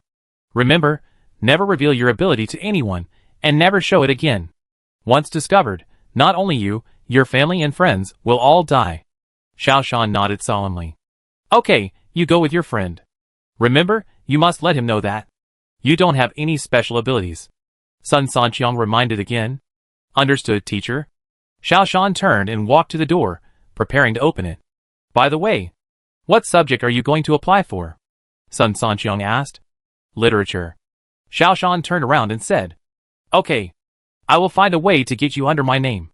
Remember, I am in the basic physics department of a public university. Sun Sanqiang said. Xiao Shan laughed. It's still the same subject. It seems that no matter which world you are in, this point remains unchanged. Professor Sun Sanqiang is a professor in the basic physics department. Xiao Shan, I added a full 20 points. 20 points. I'm sure to pass the martial arts exam. Zhu Shiji waved his fists excitedly as soon as he walked out of the school. You deserve it. Remember, you killed the people. It has nothing to do with me. Xiao Shan knew that Professor Sun Sanqiang gave Zhu Shiji extra points according to the highest level of reward in order to shut him up. 20 points. For an exam with a total score of only 200. Is almost equivalent to being recommended. Oh, it would be great if you took the martial arts exam. At least one of us would get 10 points. Which is also a sure thing. Zhu Shiji said. Xiao Shan shook his head. I said, I will definitely take the liberal arts exam this time. Professor Sun just said, as long as I pass the line, he will recruit me. Zhu Shiji was excited. I will go back and tell my father. Xiao Shan grabbed Zhu Shiji. Remember, you killed a person, it has nothing to do with me. Even if it's your father, you can only say this. Otherwise, your extra points will be taken away. Zhu Shiji stuck out his tongue. I know. Back home, Xiao Shan lay down on the bed very early. This world began to gradually unveil itself in front of Xiao Shan. With the guidance of Professor Sun Sanqiang, he would soon understand the true face of this world. I'll take you somewhere later. Sun Sanqiang sat in the coffee shop, his eyes kept on the outside. Xiao Shan also sat down. Sun Sanqiang's eyes kept scanning the outside, but he kept saying, Have I changed a lot? Xiao Shan understood what he meant. This was to ask what he looked like in the original world. To be honest, Xiao Shan was a little wary of Sun Sanqiang. But he felt that, even if the core world was very different from the original world, human nature should be closely related and should be similar. Sun Sanqiang must be more trustworthy than others. It's a bit big, but it doesn't seem to be big. Xiao Shan considered his words. You're just talking nonsense. Sun Sanqiang was not satisfied. His eyes were still scanning the surroundings. It's mainly because you're young. Although you're not young. You're young in mind. Which is different. Xiao Shan finally discovered the difference between the current Sun Sanqiang and the Sun Sanqiang in the previous world. That's right. I don't have the awareness of a 60 or 70-year-old man. Sun Sanqiang's eyes were always observing the surroundings. Is someone watching? Xiao Shan noticed Sun Sanqiang's vigilance and asked. No. But we must be secretive enough. This concerns the life and death of our organization. Sun Sanqiang said. Organization? Yes. Don't ask. Only when we reach that place will we be safe. Sun Sanqiang stood up. Let's go. It was raining. And the drizzling rain covered the whole world. Sun Sanqiang put on his hood, put his hands in his pockets, and walked in front in a cool manner. This was very different from the impression of Xiao Shan. Professor Sun in the original world would never be so cool and unrestrained. Xiaoshan also put on his hood and followed closely. The two walked in the rain for about half an hour. Although they were wearing waterproof jackets, they were still wet. Sun Sanqiang stopped. "Follow me closely. Don't fall behind," Sun Sanqiang said, and turned to walk into a roadside grocery store. Xiaoshan followed closely. Sun Sanqiang walked straight through the grocery store, lifted the bead curtain, and walked inside. Because this world does not develop civilian technology, the room layout here is like the original world more than 10 years ago. It was old and messy. Xiaoshan also passed through the beaded curtain and followed in. Sun Sanqiang kept walking, constantly passing through one barrier after another. This made Xiaoshan very curious. It seemed that this small shop was too deep. They walked for more than 10 minutes, but they did not penetrate the entire building. Finally, after passing through a curtain again, Sun Sanqiang stopped. Xiaoshan looked up and saw that he had appeared in a bar. There were many people drinking in the bar, and when they saw Sun Sanqiang, they all raised their glasses to signal him. Sun Sanqiang nodded slightly, and then said, "Follow me." The two of them walked up the narrow stairs of the bar, and then pushed open a door. As soon as the door was opened, it seemed like a different world. They appeared in front of a very modern building. This is the headquarters of the underground organization. From now on, it will also be your headquarters. When did I join the underground organization? Xiaoshan was a little surprised. It started when your consciousness traveled to this world. Sun Sanqiang's words made Xiaoshan tremble all over. It turned out that Sun Sanqiang had known about his origins for a long time. "Let's go to my office." Sun Sanqiang strode into the office building. This underground organization is not low-key at all. It actually has such a magnificent building. Obviously, its strength is not ordinary. "Professor Sun, are you back?" Along the way, people kept greeting him. Sun Sanqiang also nodded to people. Xiaoshan couldn't help asking, "Teacher, is Professor Mo Zhening a member of the underground organization?" Sun Sanqiang shook his head. "No, however, he is not a member of the Great Lord. He is a neutral party." "Great Lord? Are you scared?" "It's a pity that you can't regret it. Your appearance is destined to be the enemy of the Great Lord." Sun Sanqiang was in a good mood, and he could even joke with Xiaoshan. Xiaoshan then understood why Sun Sanqiang was so cautious. It turned out that the opponent was the Great Lord who ruled the whole world. When he came to Sun Sanqiang's office, he poured Xiaoshan a cup of tea, sat down and asked, "Which district are you from?" "Which district?" Xiaoshan didn't understand. "Oh, let me ask it another way. How big is the time span between your world and ours?" Professor Sun Sanqiang asked. Xiaoshan finally understood. "About 9 years and 1 month." "Oh, that's Area 91. Sun Sanqiang blurted out. But his expression changed immediately. "You are from Area 91? How is that possible? How did you get here from such a long distance?" Xiaoshan didn't know how to answer. Sun Sanqiang pressed the intercom button. "Anna, come over here. Is there anything special about this?" Xiaoshan asked. Sun Sanqiang regained his composure. "I believe you should have discovered that your original world is a parallel world. And there are many parallel worlds. They are all revolving around the meta world." "Right?" Xiaoshan nodded. "What do you think is the meaning of the existence of parallel worlds?" Sun Sanqiang asked. Xiaoshan thought for a while and said, "It is to protect the core world." "Oh, the meta world. And to provide choices for the diversity of development of the meta world." This is also the question that Xiaoshan has been thinking about these days. The parallel worlds are obviously moving around the core world. The core world has the latest timeline, and the parallel worlds are all earlier than the core world. Especially the clues of the Kuei civilization, which further confirm Xiaoshan's judgment. The Kuei civilization did not appear at all in the universe adjacent to the core world. The only explanation is that a few years ago, the core universe discovered the invasion of the Kuei civilization from the signs of other parallel universes.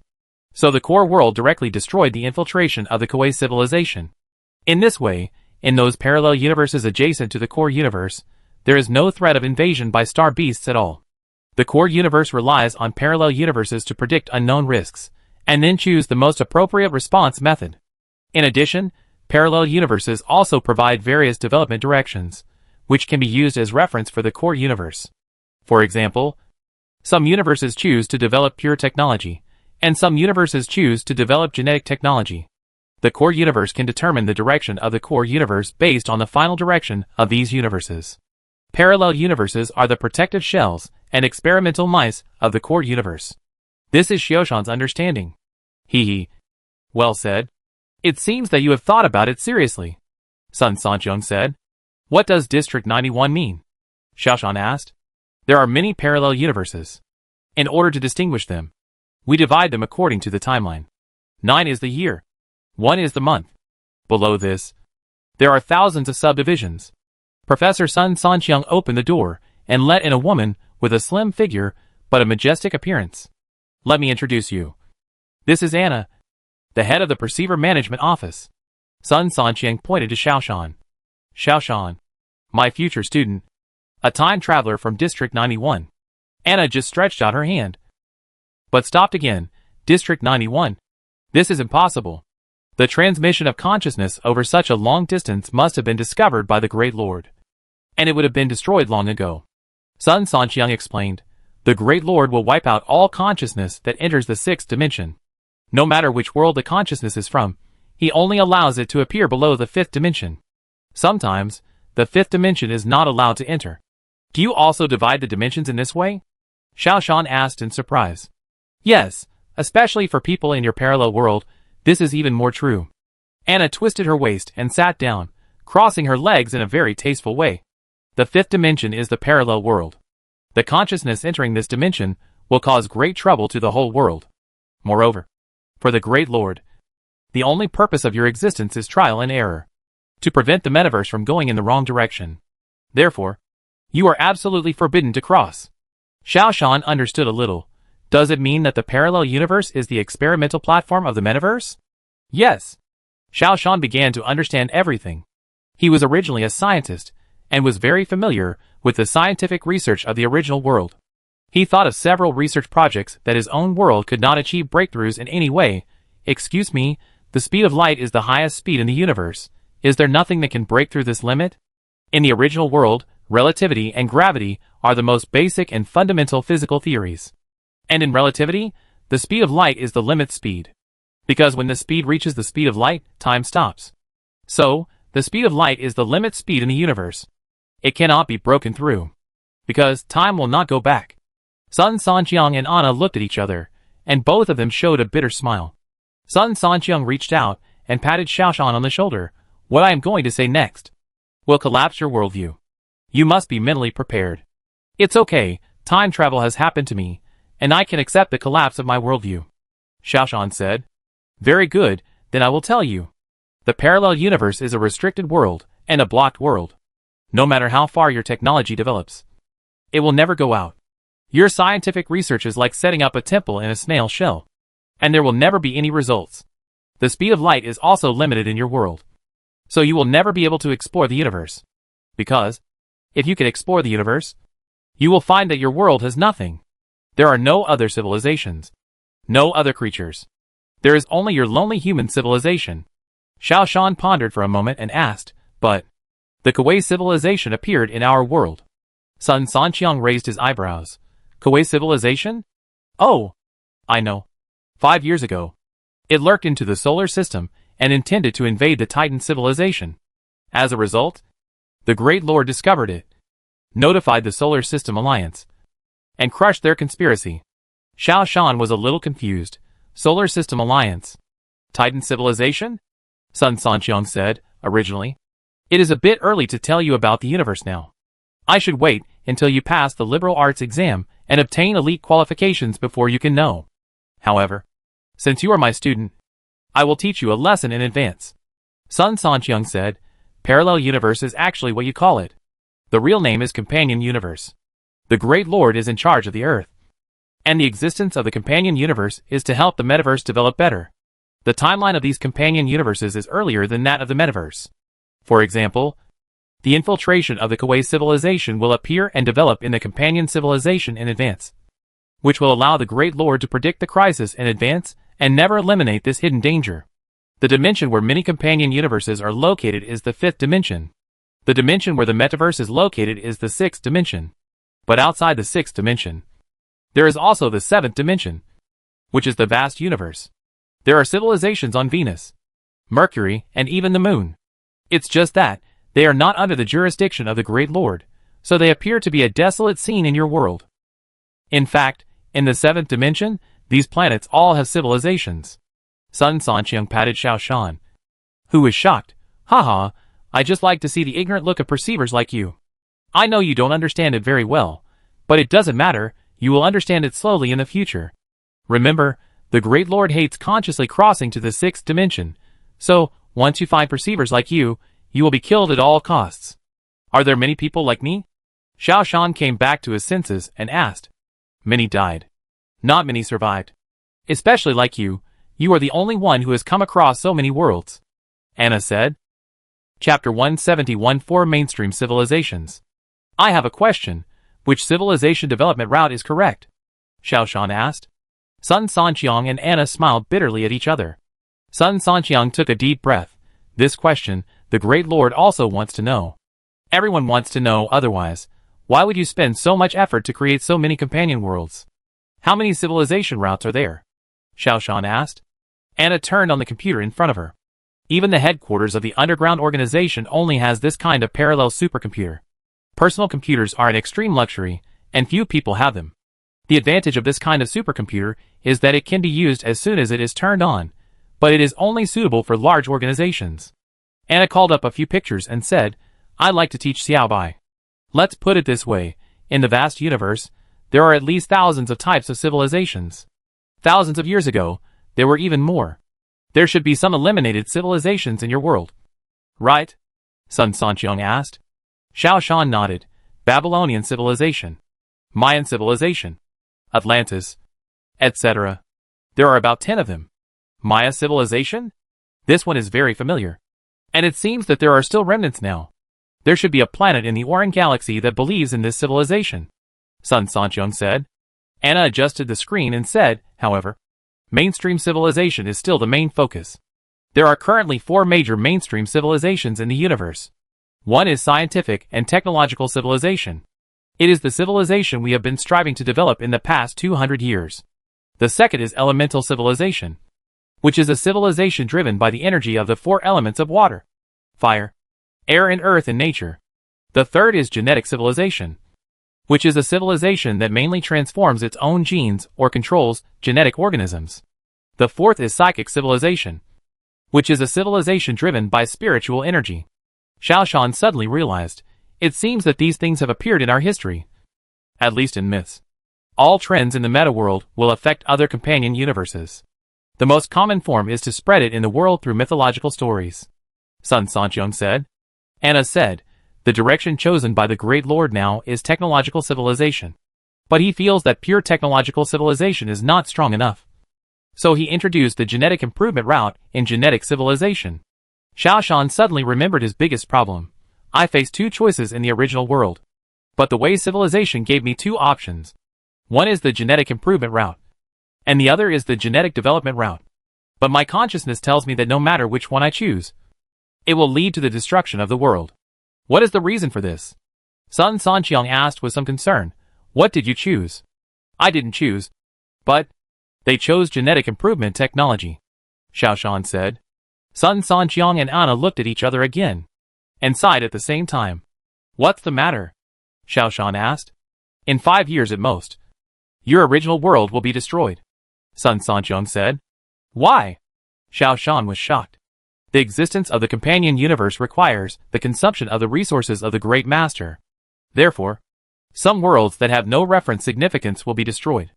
Every day, companion worlds are destroyed. And every day, new companion worlds are created. Sun Sanqiang sat down, looking solemn. Companion worlds that have no reference significance have no need to exist. Your world is just beginning to integrate with genetic modification technology. It is too late. It has lost its reference value. There is no need for it to exist. When the Great Lord begins to patrol the entire world, he will destroy this world. What if you choose the genetic development route? Xiao Shan asked. The Great Lord is more opposed to the genetic development route. He hates insects. He always feels that animals are too powerful and will one day turn against their masters. Although it has not been confirmed yet, it should happen later. Animals are like artificial intelligence. The biggest hidden danger is that they are out of human control and will backfire on humans. Sun Sanqiang said. So, if they follow the genetic development route, they will be destroyed sooner or later. Artificial intelligence?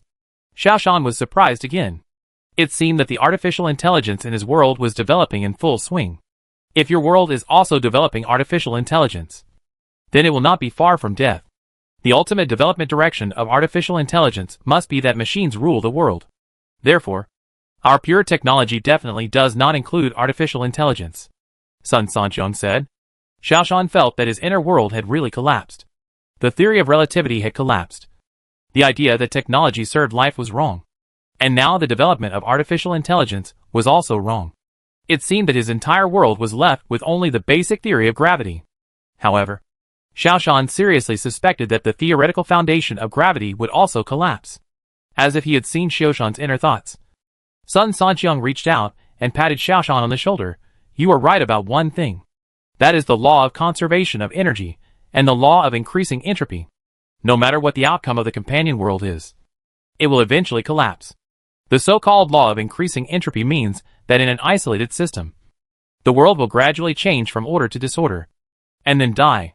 The companion world is an isolated system. The entropy of the companion world will gradually increase. Without the intervention of external forces, it will eventually return to disorder. That is, destruction. Does psychic civilization also obey the law of conservation of energy? Xiaoshan asked with some curiosity. Psychic civilization all rely on spirit stones, spiritual energy as power. What does this have to do with the law of conservation of energy? This is Xiaoshan's idea. Moreover, this kind of thing has always been a legend. And now it has become a reality, which makes him unable to understand. Especially when he saw the Phoenix of the Venus mission appear with his own eyes. He was completely confused. Of course.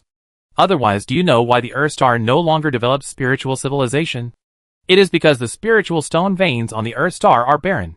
Without spiritual stones, how can you cultivate immortals? Sun Sanqiang said a pun jokingly.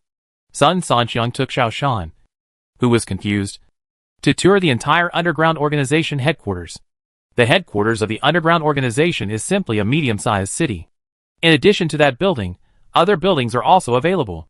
Research buildings, shopping centers, training grounds, emergency response forces, hospitals, restaurants, and so on. Is the underground organization so exaggerated? Xiaoshan asked in confusion.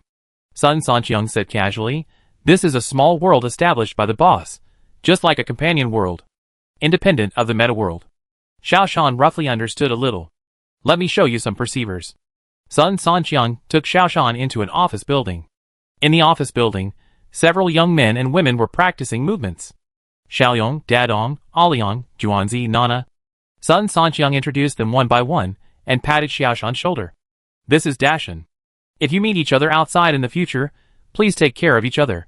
Xiaoshan noticed that Sun Sanqiang did not introduce the full name, which should be a way of protection. Dashan, which district are you from? The young man named Dadong asked. Area 91. Xiaoshan replied. The five people's eyes suddenly widened, and they could even be heard to take a breath of cold air. In their hearts, a storm was brewing. Area 91. Does it really exist?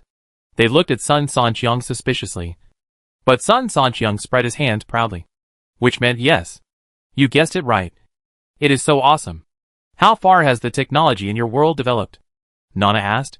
Based on his comparisons over the past few days, Xiaoshan picked up some different points and said, computers are very popular.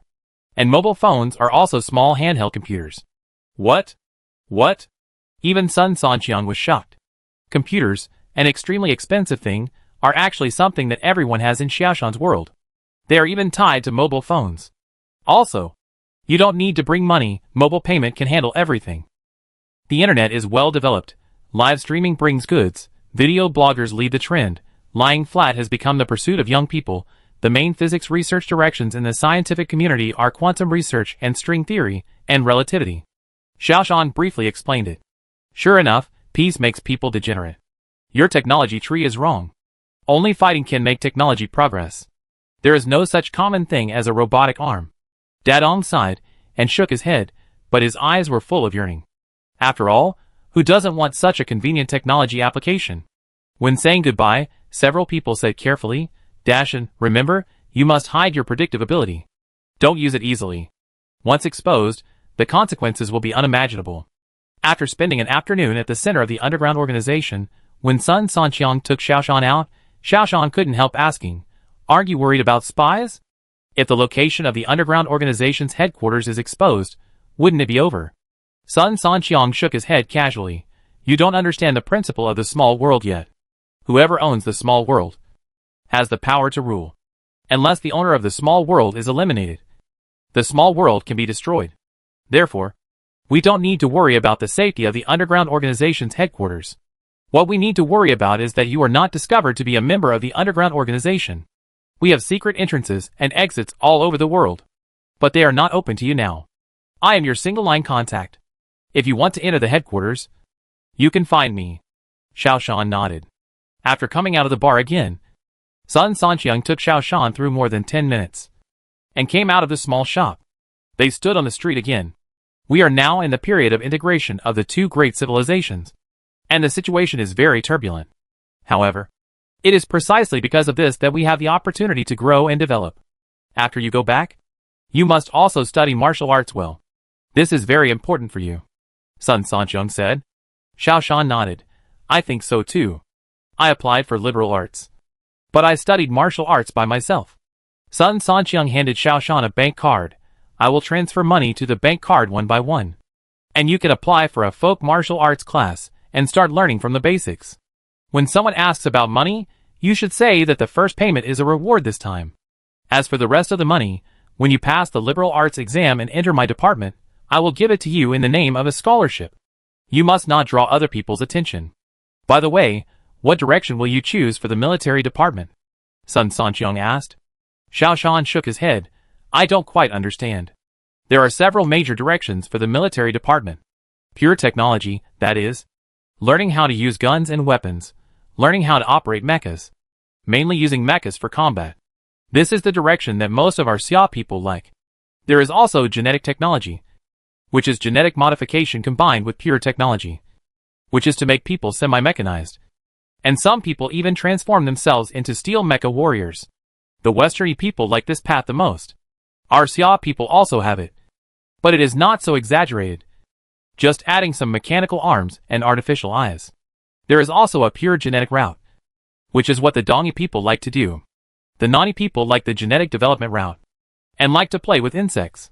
Although the Great Lord doesn't like it, he will turn a blind eye to it, because he wants to allow diversity to develop. As for the Northerny people, they like everything except pure machinery." Xiaoshan thought about it, and he still couldn't accept that his body was modified into a machine. "I will study the pure technology route. Okay, I will introduce you to a mecha training hall. You go and study hard." Sun Sanqiang wrote down an address and handed it to Xiaoshan. "Protect yourself. If you want to save your original world, you must be able to shake the Great Lord," Sun Sanqiang said seriously. Xiaoshan nodded. He now has a goal, which is to improve his strength and save his world. To achieve this goal, he must have the strength to challenge the Great Lord. Universe Mecha Hall. Xiaoshan looked up at this training hall with a somewhat old and modeled signboard, and walked in slowly. Since he is the perceiver that the Great Lord wants to get rid of, then everything about himself must be low-key. Therefore, Sun Sanqiang helped him choose such a small training hall. After completing the formalities, the coach took him to the mecha warehouse, pointed at the mechas in the room and said, "See, these are the treasures of our Universal Mecha Museum." He walked to a very tall and majestic mecha, patted the rusty shell of the mecha. This is the Daong mecha, which participated in the 2008 Dahong Annihilation War. It has made great achievements. Although these mechas are very old, they still have a huge visual impact on Xiaoshan. Mechas are not mysterious, nor are they technically difficult. But in a peaceful world, mechas have no use. Human technology focuses on improving life, and has deviated from the direction of fighting. In the meta world, mechas are the most important weapon for personal combat, so they have made great progress. This small mecha hall has dozens of mechas of various models. Xiaoshan reached out to touch the Daong mecha, but was stopped by the coach. "You are just a beginner now, and you can't play large mechas yet." He took out a simple frame from the side and handed it to Xiaoshan. "You start training with this mecha." Xiaoshan was stunned when he saw it. He knew this thing. Not only did he know it, he had actually practiced it. This was an exoskeleton individual soldier assistance system developed in Kyushu. It was not a mecha at all, but a mechanical power system without any protection. Exoskeleton system? Xiao Shan said depressedly. Yes. You can only learn mecha after you have mastered this thing. Don't underestimate this thing. Its principle is similar to mecha. The coach was speechless for a moment, because Xiao Shan put on the exoskeleton individual soldier assistance system very quickly, and then performed a difficult action of sudden stop and turn. Oh my! The coach touched his head awkwardly. It seems that this student has practiced it. Well, skip this step, and let's get on the mecha first. Chapter 172 Battle Between Mechas. The reason why Xiao Shan is familiar with this exoskeleton individual soldier assistance system is that he originally planned to use this system on the basis of the tank to fight. However, because the exoskeleton individual soldier assistance system is not mature enough and is easy to damage, he had to give up this plan. Xiao Shan prepared a pair for himself and often used it for exercise. That's why he is so skilled in operation. The coach took Xiao Shan to pick a few mechas, and finally chose one. Okay, this one. You should get familiar with the operation first. I will take part in group training later. Xiao Shan looked at the nameplate, which had the date of production written on it, which was a product from about 15 years ago. It was fuel-driven, and had a hydraulic auxiliary system. The weapon system was quite familiar: 6-barreled revolver cannon, small howitzer, and single-shot pistol. The cannon was operated in the left hand, and if you remove the left wrist, it was the muzzle. The right hand was the barrel of the single-shot pistol and howitzer. The wrist also served as a safety, and it could only be fired if it was removed. On the back, there was a hidden standard military knife, which was suitable for fighting. The whole mecha is a circle larger than the human body, and it is an entry-level mecha. The sensors are a bit old, not very fit, and a bit uncomfortable. But it does not affect the operation. Xiao Shan tried to operate it. The entry-level mecha is equivalent to covering the human body with a thick layer of iron sheet, so it is relatively fast to adapt to it. Basically, you only need to pay attention to the balance and the sense of distance between the movements. However, although it is quick to adapt, it is not so easy to master it. Come, follow me and do the moves. The coach began to teach. There are many people practicing mecha. These people are mainly those who did not pass the military exam, including those like Xiao Shan who plan to study liberal arts, but want to have the ability to protect themselves. Most of them are ordinary people who did not pass the military exam, nor did they pass the liberal arts exam. After the coach taught some basic tips, he began to let everyone practice repeatedly. Learning mecha is like learning to drive. After mastering the basics, the rest depends on proficiency. Some people have good comprehension and learn quickly. Some people have poor comprehension and have been driving for 10 years, but still cannot park in a garage. After 2 hours of training, Xiao Shan took off his mecha and walked out of the door, wiping his sweat. A girl also came out and saw Xiao Shan at a glance. Hey! Who? Xiao Shan? Ding Wanyi actually knew Xiao Shan's name very well, because Xiao Shan left a deep impression on her. But for a girl to blurt out a boy's name, it was obviously inappropriate. Not reserved at all. Xiao Shan turned around and saw Ding Wanyi, blurted out, "Little Ding." Ding Wanyi looked at Xiao Shan as if he was looking at a monster, and Xiao Shan also found his own language error. In terms of age, he seemed to be half a year younger than Ding Wanyi, so it was a bit inappropriate to call her that. Puff! Ding Wanyi laughed. You really look like an old man. You talk and act in an old-fashioned way. How long have you been learning? Xiao Shan shrugged. First day. After a few simple greetings, Xiao Shan left, watching Xiao Shan's back as he left. Ding Wanyi smiled. She felt that this boy was really interesting. He seemed to be very familiar with her. Although he only said a few simple words, he felt very comfortable. There was no sense of alienation at all. He was as casual as a good friend. After returning home, Xiao Shan lay down and began to recall the operation of the mecha. A large number of memories emerged. These were all memories of practicing mecha in the parallel universe. This made Xiao Shan very familiar with every move even though he had never really practiced mecha. Today, when practicing mecha, the most important thing is to adapt. In the end, Xiao Shan tried it, and he could handle even the most difficult moves. It's like swimming. It's engraved in memory. Even if you haven't been in the water for decades after learning to swim, once you get in the water, your memory will all come back. And you only need to adapt to it. And you can swim freely in the river. It's also like driving a car. Even if you haven't touched the steering wheel for several years. But after the initial awkwardness is over, you can quickly become proficient. It is the same when operating a mecha by yourself. You don't need to train as hard as others, and you can master it quickly. This is the biggest advantage of the perceiver. However, Xiaoshan must hide his strength and not make himself too different. Xiaoshan's time is spent in such a tense atmosphere. The civil and military exams are coming soon, and he and Zhu Shiji are busy preparing for the exams. In the exams, Xiaoshan also has an absolute advantage, because he can quickly recall the test papers of previous exams with his memory. However, for safety reasons, he still studied every point seriously. After all, there are interviews for liberal arts. No one knows what kind of questions the examiner will ask during the interview. Moreover, human subjectivity is unpredictable. The examiner has a lot of question banks in his mind, and he may ask a different question at any time. He may not be able to find the answer in his memory. Another point is that not everything in the conscious memory can be recalled. Generally, what can be recalled are those that are deeply remembered or at critical moments. Learning can also help Xiaoshan understand the world better. So, Xiaoshan studies very seriously. Let's go. I'll go see the mecha with you. After school, Zhu Shiji took Xiaoshan for a jog. People who take the military exam generally don't learn mecha in advance, because they will join different troops in the future and learn different types of mecha. So learning mecha in advance sometimes has the opposite effect. Zhu Shiji has never practiced mecha, but he is very yearning for mecha. Let's go! Xiaoshan did not stop him. He was very skilled in the operation of the mecha. However, during the training, he still suppressed himself deliberately to avoid being too conspicuous. However, even so, Xiaoshan was treated as the best student by the Universal Mecha Museum. Hey, isn't that the beautiful nurse from the hospital? Zhu Shiji recognized Dingwani at a glance. Xiaoshan took a look and frowned. Dingwani looked unhappy. A rich young man stood in front of her, blocking her way. Xiaoshan knew what was going on. This young man was a womanizer. He had set his sights on Dingwani, and had specially registered at the Universal Mecha Pavilion.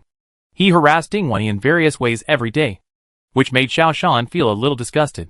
Dingwani obviously didn't like this young man, and always avoided him carefully. It was obviously the same today. Dingwani, have you been waiting for a long time? Xiaoshan walked over directly, and in front of the young man, he took Dingwani's hand and walked into the Mecha Pavilion. Although she knew Xiaoshan was trying to help her out, Dingwani still felt a little embarrassed. After all, Xiaoshan had grabbed her hand directly. Moreover, this feeling was very subtle. She seemed to want to resist, but she accepted it in her heart. Behind her, Gongzij and Zhu Shiji were dumbfounded. Especially Zhu Shiji. This was the first time he saw Xiaoshan holding a girl's hand openly, and he looked like nothing happened. It was as if he did this kind of thing often. How could he still be the brother who couldn't speak properly when he saw a girl? It looked like Xiaoshan was fine. Holding a girl's hand was just a common thing. In fact, for Xiaoshan, it was really a common thing. His mental age was almost 30 years old. In his eyes, Dingwani was just a girl of 18 or 19 years old. In order to help the girl out of trouble, holding her hand and giving people the illusion that Xiaoshan was her boyfriend was the best way. After walking to a place where the young man could not see, Xiaoshan let go of his hand. Next time you encounter this kind of person, tell me, and I will help you out. After that, Xiaoshan smiled faintly and turned to choose a mecha. He told the coach that, starting today, he would choose a normal mecha. This mecha is a size larger than the entry-level mecha, and is about 2 meters and 34 meters tall. It looks bulky, but it is more flexible to operate. It's like a motorcycle. The heavier the motorcycle, the smoother it rides. After entering the training hall, Xiaoshan practiced a few basic movements and became familiar with the operation of the normal mecha. A mecha that was one size larger than the normal mecha blocked Xiaoshan's way. Boy, you dare to snatch my woman from me. Do you know who I am? The other party spoke. If he didn't speak, Xiaoshan really couldn't recognize who the other party was. After all, his face was hidden behind the mecha. Snatch a woman? It's something that we both agree on. What does it have to do with snatching? Xiaoshan felt a little funny. It was the first time he was involved in such a thing. The young man suddenly did a backflip, which was a very difficult move. It was obvious that the young man was very good at mecha. See, This is my strength. If you know what's good for you, get out of here. Before Xiao Shan could say anything, a female mecha rushed over and stopped Xiao Shan behind him. Zhong Lixiong. What do you want to do? Ding Wani. Get out of the way. This is a man's business. The young man pulled Ding Wani away and said to Xiao Shan, if you have the guts, do you dare to have a mecha duel with me? Outside the field, Zhu Shiji quickly shouted, don't pay attention to him. You are just learning about mechas. And he is already a veteran. His mecha is one level higher than yours, ignore him. The coach also came over and said to the young man, Mr. Zhong, you can't fight in mecha here.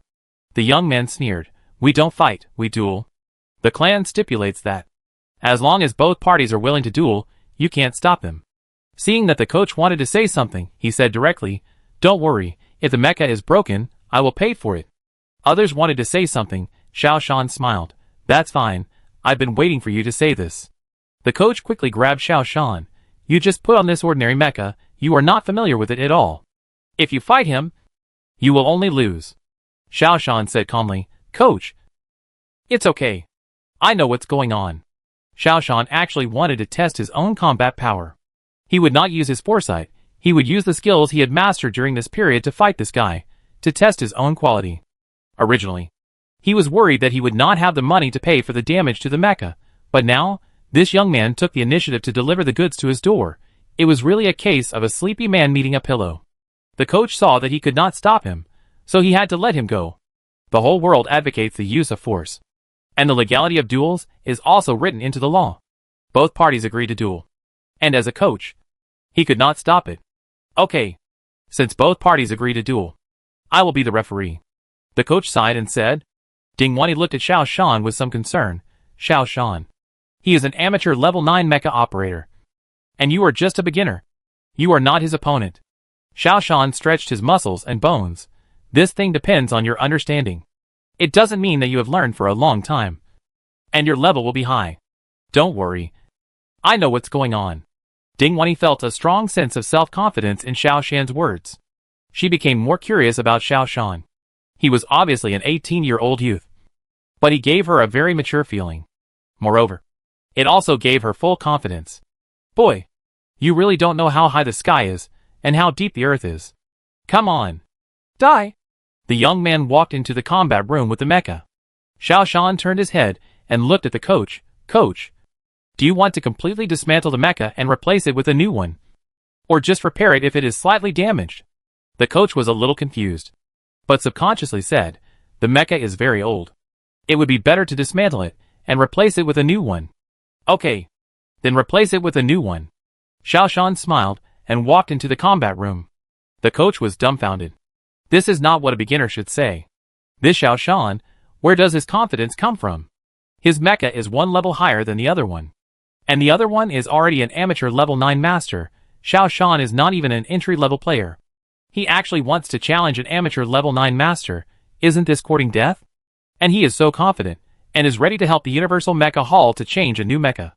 What's wrong with this world? In the combat room, the two stood at both ends. In the battle between mechas, guns and bullets have limited power, and the best weapon is the standard military knife. Xiao Shan pulled out the standard military knife from his back, and waved it in his hand for a few times. This military knife must have drunk blood, although it is rusty, but the momentum is still there. The young man on the opposite side also drew out his weapon. Xiao Shan's mecha is an ordinary mecha, and the young man's mecha is a primary mecha used by the army. Ordinary mechas are amateur models, and primary mechas are special models for the army. This mecha was also retired from the army. Its performance in all aspects is better than Xiao Shan's ordinary mecha. But Xiao Shan doesn't care, he just wants to see how well he can master the mecha. The entire combat room is a huge steel house. With the height and width of a gymnasium, you can jump and run as you like. The young man's weapon is a double-edged saber. One side is a sawtooth, and the other side is a blade. It looks very imposing. Begin. The coach also acted as a referee in a mecha. The young man rushed over waving his weapon. Thump, thump, thump. The huge mecha ran with great momentum and majesty. Ding Wani and Zhu Shiji, who were watching the battle outside the court, couldn't help but tremble in their hearts. The fighting between mechas they usually saw was seen on TV. Even if they watched it on the spot, they were very far away. Now they were watching the battle on the sidelines, and only then did they feel the strong impact of the mecha. Chapter 173, the first time to kill someone with a mecha. Huh? Young Master swung his weapon fiercely at Xiao Shan, and chopped him down. His movements were very standard, swift and powerful, and his steps were accurate, and it was obvious that he had undergone standard training. Young Master's move was only the first one, and there was a series of moves to follow. This was the experience accumulated by masters after long-term battles, and then compiled into standard moves.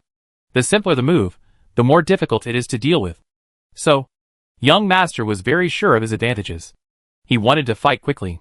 For him, if he didn't finish the fight within 3 moves, he would lose. But the next moment, he couldn't use his second move, because he couldn't find Xiao Shan. The coach watching the fight nearby was worried about Xiao Shan, but saw Xiao Shan dodge the attack with a move similar to a real person's iron bridge, and then turned around and went behind the young master. It looked like this move was simple, but the coach knew that without very flexible control over the mecha, it was impossible to do this. The action of the iron bridge, just now, was almost completely touching the ground. This is an action that only the top masters can do in mecha control. Dang dang. 2 loud noises, and 2 big holes appeared on the young man's back armor. The young man quickly retreated, and then took advantage of his mobility and speed to rush up again. This time, he did not think of killing him with one move, but blocked all of Xiaoshan's retreat routes with his saber. He wanted to rely on the advantages of weapons and mechas to press forward step by step. This time, Xiao Shan did not dodge, but confronted head-on. He directly stabbed the opponent's chest with his saber. This time, he hit the young master's soft spot again. He hurriedly parried, but Xiao Shan still pierced his armor in front. Fortunately, Xiao Shan had to retreat because of the length of his weapon, so his armor was not pierced. In comparison, Xiao Shan's mecha control ability was far better than that of the young master. If the mecha was not so different, the young master would have been defeated now. Boy, you have some tricks. You're forcing me to use my ultimate move. The young man pressed the sawtooth switch on the blade, and the sawtooth started to rotate, making a particularly harsh sound. I just wanted to teach you a lesson, but now it seems that I have to replace all your parts. The young man used all his life's learning, and his knife skills looked very good. An electric shock head quietly appeared on his left wrist. As long as it touched Xiaoshan's mecha, it would cause a short circuit in Xiaoshan's mecha circuit system, causing a malfunction. He hid the electrode head, waiting for the right opportunity to kill him with one blow. He had already made up his mind to kill. The young master had always been very conceited. Among those who did not pass the military examination, his mecha operation level was definitely top-notch. But now he was taught a lesson by a person who had just entered the ranks, which made him lose face. Xiao Shan seemed not to notice the opponent's intention, and he still fought hard with him for a few moves. Suddenly, the young master's left hand swung out violently, hitting Xiao Shan's mecha shell. A flash of fire passed by, and Xiao Shan's mecha stopped suddenly. It was as if it was completely out of control. Ha ha ha. You are really a novice. You didn't even know that the primary mecha has an electric shock head. The young man approached with a grin, holding up the saber in his hand. Dingwani screamed in fear, "Coach! We admit defeat," and stopped the game immediately. Zhu Shiji next to him also wanted to rush in anxiously, but the iron lock locked the door, and outsiders could not enter the combat room at all. The coach shook his head helplessly, "Xiao Ding. Unless the duelist admits defeat, I cannot stop the game. Don't worry, kid. I will let you stay alive and die in the ambulance at the end. In this way, I will not be guilty, and you will be dead," the young man said excitedly, and his saber stabbed Xiao Shan's chest fiercely. According to the laws of the Xia tribe, duelists cannot kill people. Modern medicine is advanced. As long as there is a breath left, it can be saved with advanced medical equipment. Therefore, as long as the injured person in the duel is alive when entering the ambulance, the duelist is not guilty. As for those who are in the ambulance but cannot be rescued, it is the hospital's responsibility and has nothing to do with the duelist. Therefore, the young master would say this. Ah! Dingwani covered her eyes. Zhu Shiji was also a little afraid to watch. This was much more cruel than the duels he participated in. This young master obviously wanted Xiao Jia's life, so he killed Xiao Jia. Moreover, it seems that this young man is definitely not a novice, but a habitual offender. He is very measured, So he dared to kill Xiaojia. Thank you for your reminder. Suddenly, the young man found that he had lost his target, and only heard this light word in his ear. Then he felt a huge impact behind him, and his back was pierced by a cold object. A large mouthful of blood spurted out of his mouth. The young man did not see it, but the coach saw it clearly. Xiao Shan, who seemed to be in a short-circuit state just now, suddenly recovered.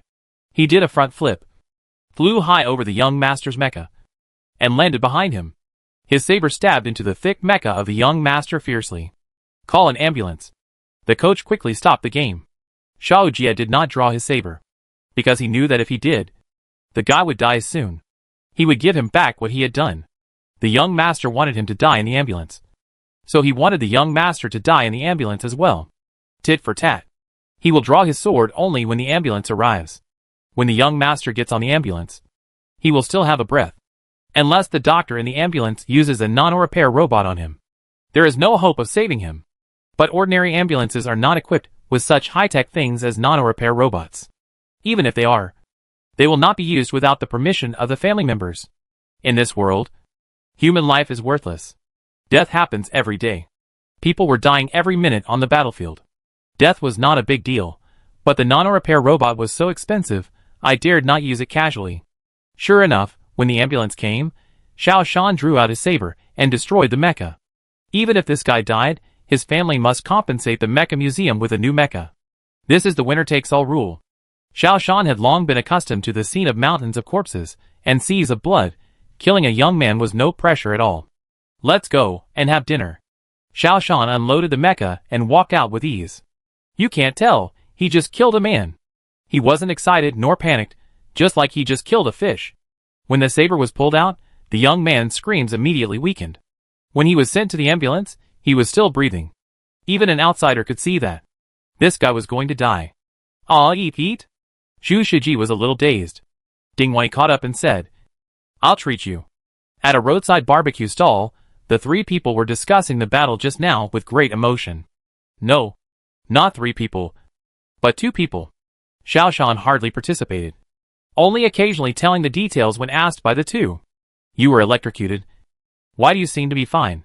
Zhu Shiji asked. Xiao Shan bit off a piece of meat skewer and said casually, I turned off the main switch, cut off the circuit system, and the electric shock was ineffective. How do you know he wants to electrocute? Ding Wei asked. This is a basic routine. If you look up more information, you will know that there are countermeasures for the standard actions of primary mechas. That young man all played tricks, I just gave him a counter trick, and it was done. Xiao Shan said casually. Oh my god, I have to look up information and memorize books to learn mecha. Zhu Shiji's face suddenly became bitter. I just didn't want to study, so I took the military exam. I didn't expect that I couldn't escape studying. Haha. Ding Wei and Xiao Shan both laughed. This was the most relaxing day for Xiao Shan since he came to this world. On the way back, Zhu Shiji was not on the way, so he left first. Only Ding Wei and Xiao Shan were left. Xiao Shan, that Zhong Lixiong's family has some background. You have to be careful, Ding Wei said with some concern. Xiao Shan didn't care. The Xia clan strictly forbids killing, and I won't accept their dual request. Also, I'm going to take the liberal arts exam soon, and once I pass, I will be the focus of training for the Xia clan. I don't think they dare to do anything. Ding Wei turned around and stood facing Xiao Shan, and tilted her head to look at Xiao Shan seriously. So you have thought it through, so you accepted his challenge. You are half a year younger than me, how can you think so much? Xiao Shan sighed in his heart. He is not an 18-year-old reckless young man, he is already a nearly 30-year-old uncle. And he has been the commander of the Space Force for 4 or 5 years. If I don't have this judgment ability, wouldn't I have been here in vain? Maybe I matured precociously. Xiao Shan's sight was attracted by a stall selling plush toys on the roadside. There was a plush bear inside. Memories came flooding back. When I first crossed over, Ding Wei had been taking care of me. Her most striking feature was that she always carried a stuffed bear with her, exactly the same as the bear on this stall. Well, you are indeed precocious. I am half a year older than you, but I feel that in front of you, I am just a little girl who is taken care of by you. Ding Wei said this, and secretly glanced at Xiao Shan. But Xiao Shan seemed not to have heard it. He walked straight to the toy stall, picked up the stuffed bear, asked the price, and bought it. When she was hospitalized, She gave the bear to Xiaoshan. During those 2 difficult months, Xiaoshan spent the time with the bear. When he was discharged from the hospital, Xiaoshan returned the bear to Dingwani. In this world, Xiaoshan felt that Dingwani should need the bear. It's for you. Xiaoshan smiled and handed the stuffed bear to Dingwani. Dingwani's face turned slightly red. Under the neon lights, her pretty face was particularly attractive. Why did you give me a gift? Xiaoshan was stunned for a moment. He couldn't say that in the previous world, Dingwani liked the bear the most. It needs your care. Xiaoshan thought of a reason. Dingwani took the bear. Her heart melted in the night wind. She felt a different emotion for the first time. What about you? But Dingwani didn't get an answer. She looked up and found that Xiaoshan had turned around and walked forward, as if he didn't hear it. But in fact, Xiaoshan heard it, but he didn't know how to answer. My mission is to save the original world, and my consciousness will return to that world one day. He believed that Professor Zhuanghba, Professor Mo Zhining and Professor Sun Sanqiang would keep their bodies and wait for their consciousness to return. When Dingwani took the little bear just now, he could clearly feel the joy and affection in her eyes. However, heroes are best suited to loneliness, especially the huge challenge he is about to face. The Great Lord, who is like a god in the whole world, is Xirshan's enemy. Only a lonely hero can face such a powerful enemy without any worries. In a mansion, a man looked at Zhong Lixiong's body with a gloomy face, and the muscles on his face kept twitching. Who killed my son? The man roared angrily. Xiaoshan, a student of the Mecha Hall. The attendant next to him said, Did he catch him? Master, he didn't violate the rules. Everything was in compliance. When he got on the ambulance, the young master was still breathing. The attendant said nervously. The man grabbed the teacup and threw it to the ground. This is sincere. Check it for me. Find out the details of this kid. The follower quickly agreed. A man with a gloomy look walked in and whispered, Who killed Xiuxiong? Brother, you are here just in time. I must have been Xiaoxiong. The man gritted his teeth and said, This is Zhong Lixiong's father Zhong Darren, and the gloomy man is Zhong Darren's brother Zhong Chuan. Zhong Chuan checked Zhong Lixiong's body, raised his head, and said, Let me see how they duel. Half an hour later, Zhong Chuan raised his head. Is this guy sure he has only been learning mecha for a short time? I asked the coach of the mecha gym, at most half a month. Zhong Darren said. Zhong Chuan sneered. That's a good thing. I will copy the video and upload it to the police, and ask the police to analyze the perceiver. If you want this guy to die, you can only get him as a perceiver. Is he a perceiver? Zhong Darren asked in surprise. It's possible. The one who can operate the mecha to this level in such a short time is either a genius or a perceiver. Zhong Chuan said. The police have always been ruthless to perceivers, and would rather kill them by mistake than let them go. As long as you mess with him as a perceiver, he will be dead. Xiaoshan discovered something that he could not explain. He found that Dingwani regarded the little bear as her most precious thing. She tied the little bear to the strap of her backpack and carried it with her at all times. Obviously, Dingwani liked this little bear because of me. But I gave her this little bear because it was her favorite. Then the question is it because she likes the little bear that I gave her the little bear, or is it because I gave her the little bear that she likes it? This seems to have become a paradox, a vicious circle. He decided to discuss this paradox with Professor Mo Zhining, an expert in quantum theory, when he had the chance. Chapter 174, A Battle with a Strong Opponent. The written test for liberal arts was completed, and the interview was next. This time the written test went smoothly, because Xiaoshan was able to guess the test paper. In order not to arouse suspicion, he deliberately answered a few questions incorrectly, but it was enough to ensure that he got enough points. The last hurdle was the interview. Xiaoshan pushed open the examination door, looked up and saw the interviewer, and his heart was immediately happy, because the interviewer was not someone else, but Professor Mo Zhining, whom he had been thinking about. Professor Mo Zhining now looks about 37 or 38 years old. He is in the prime of his life. Xiaoshan has looked up information. Because of his outstanding achievements, Professor Mo Zhining became one of the first beneficiaries of genetic modification technology when it was just mature. Now Mo Zhining is nearly 90 years old, but his biological age is just 37 or 38 years old. Although he missed the best period, Professor Mo Zhining still created a series of brilliant achievements. This point, the guy from the Kuwait civilization said it very correctly. The biggest problem of mankind is that the lifespan of geniuses is too short. There are not many geniuses among humans, and there is probably only one top genius, like emotioning among 10 billion people. And such a person will play a vital role in the development of human science and technology. Xiao Shan checked Einstein's records. Einstein missed the opportunity of genetic modification. When he died, genetic modification technology had just appeared. Einstein is a more talented person than emotioning. If such a person can always maintain the best state, it is estimated that the world's science and technology will take another big step forward. However, whether it is Einstein or emotioning, their research direction is no longer relativity and quantum theory, because these theories are only useful in the companion world. Moreover, they are stubborn theories with no end. They are now researching cosmology. This is the most complicated subject. Mr. Mo. Professor Mo. Hello. Xiao Shan walked in and bowed, then sat in the examination seat. This felt very strange. He was obviously familiar with Professor Emotioning, but now looking at the younger Emotioning, he felt a little strange. Xiao Shan. Yes. Answer me a question. What do you think of psychic civilization? What do you think of the research on psychic civilization? Please elaborate on it in detail. When Emotioning's question came out, Xiao Shan had a headache. Sure enough, although it was the same person, the questions he asked were always different. Human thinking is the most active, and new ideas may come at any time, which is impossible to predict. In all parallel universes, I have never seen Emotioning ask this question. Fortunately, Xiao Shan made careful preparations, and he was not blind in answering. I think that the four major mainstream civilizations actually have a lot in common. Specific to psychic civilizations, their cultivation is actually a way of genetic improvement. They use spiritual energy, adopt the method of cultivation, and gradually strengthen the genes of the body. This is actually similar to our genetic modification technology. I think that when dealing with civilizations, we should be inclusive and treat them equally, instead of isolating them. Who says that technological civilization cannot integrate spiritual civilization? Why can't we learn from each other? There is an old saying that all roads lead to Rome.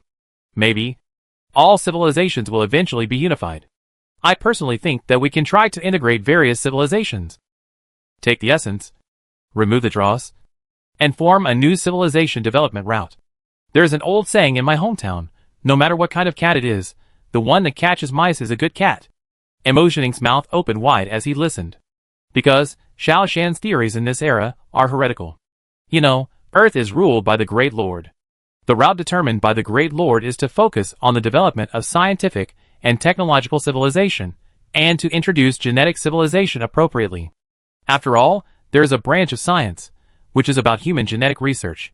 Therefore, introducing the direction of genetic improvement can help humans better develop scientific and technological civilization. This route is the direction determined by the Great Lord. Xiao Shan's words simply negated the Great Lord's theory and opened up a new path. It is completely unacceptable. However, Emotioning is a standard scientist who will never follow someone's rules, but only follow the true science. Don't tell others about these words. Just keep them in your heart, and I will give you a passing grade. Emotioning gave a passing grade, and suddenly looked up and asked, Do you have a tutor you want to apply for? Xiao Shan quickly said, Yes, it's Professor Sun Sanqiang from a public university, and I plan to study basic physics. Basic physics department. It's a bit of a waste of talent. You think about it, come to my cosmology department. Maybe there is better room for development. Emotioning stood up, extended his hand. You have a few days to think about it carefully. Congratulations, you are accepted. Xiao Shan also stood up, and shook hands with Emotioning very easily and casually. Emotioning looked at Xiao Shan curiously. You are very precocious. Science needs a mature brain. Consider my suggestion carefully. It is rare for Emotioning to extend an olive branch to Xiao Shan twice in a row. Xiao Shan understood that it must be his answer that touched Emotioning's heart. Perhaps Emotioning himself was studying the issue of civilization integration. Xiao Shan, I received a report from an insider that you were suspected of being a perceiver. Fortunately, our people followed up and reviewed the video of your duel at that time. There was no conclusive evidence to prove that you were a perceiver, so we withdrew the report against you. Sun Sanqiang said to Xiao Shan on the phone. However, you have to be more careful. The other party may attack you, forcing you to use your perception ability, so you must not reveal your identity as a perceiver. Xiao Shan hung up the phone and frowned. Xiao Shan had seen human nature a long time ago, and had also seen the storms. He never underestimated any risk. Someone was eyeing him, and this was definitely not a trivial matter. We must be prepared for a rainy day. This world is very inconvenient, without mobile phones, not to mention mobile payments. The only way to contact Sun Sanqiang is through a landline. However, there will be no problem in a few days, because liberal arts students are eligible for satellite phones. The price is relatively cheap.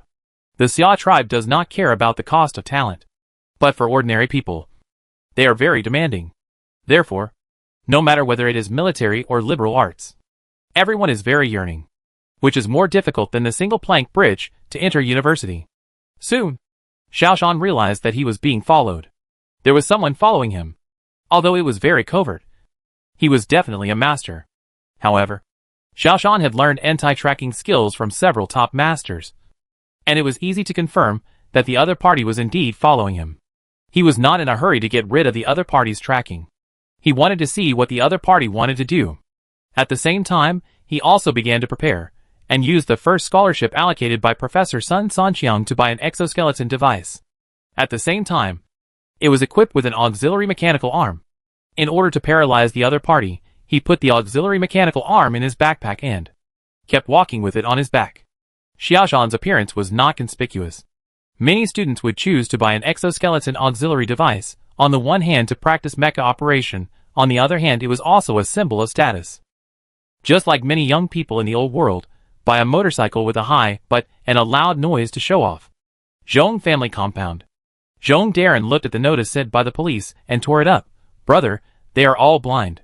They can't find such an obvious perceiver. Are they shit-eaters? Zhong Chuan quickly stopped Zhong Darren. Brother, don't talk nonsense. You are slandering the Great Lord. The Great Lord is a god, he can sense it. Zhong Darren quickly confessed. I'm sorry, I made a slip of the tongue. I mean, the police must have people from the underground organization, they are playing tricks. Zhong Chuan nodded. This matter is indeed strange. According to the police's principles, as long as someone reports the perceiver, they will investigate it thoroughly based on the principle of not missing it. But this time, it was directly determined to be normal and the report was withdrawn. This is very unusual. Someone is definitely behind the scenes. We also find someone to report them. Zhong Darren said. The Great Lord hates the underground resistance organization so much, he will definitely investigate it. Zhong Chuan sighed. Brother, you are not from the upper class. You don't understand the twists and turns inside.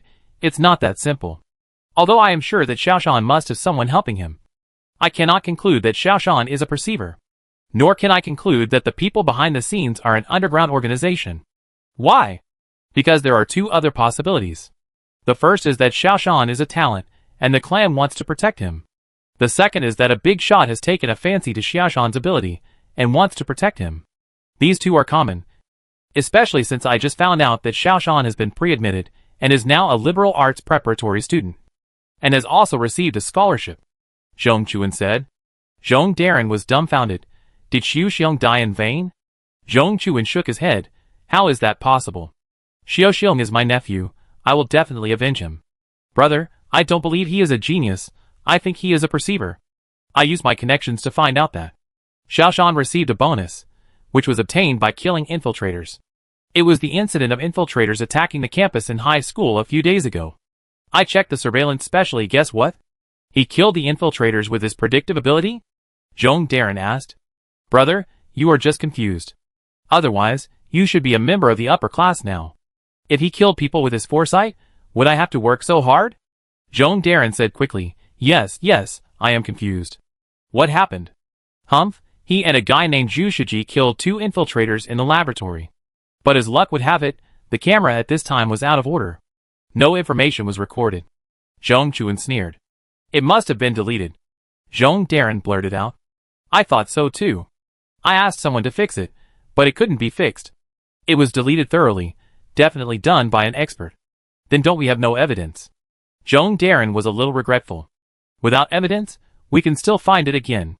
Now, we just need to test his identity as a perceiver, and everything will be simple. How to test?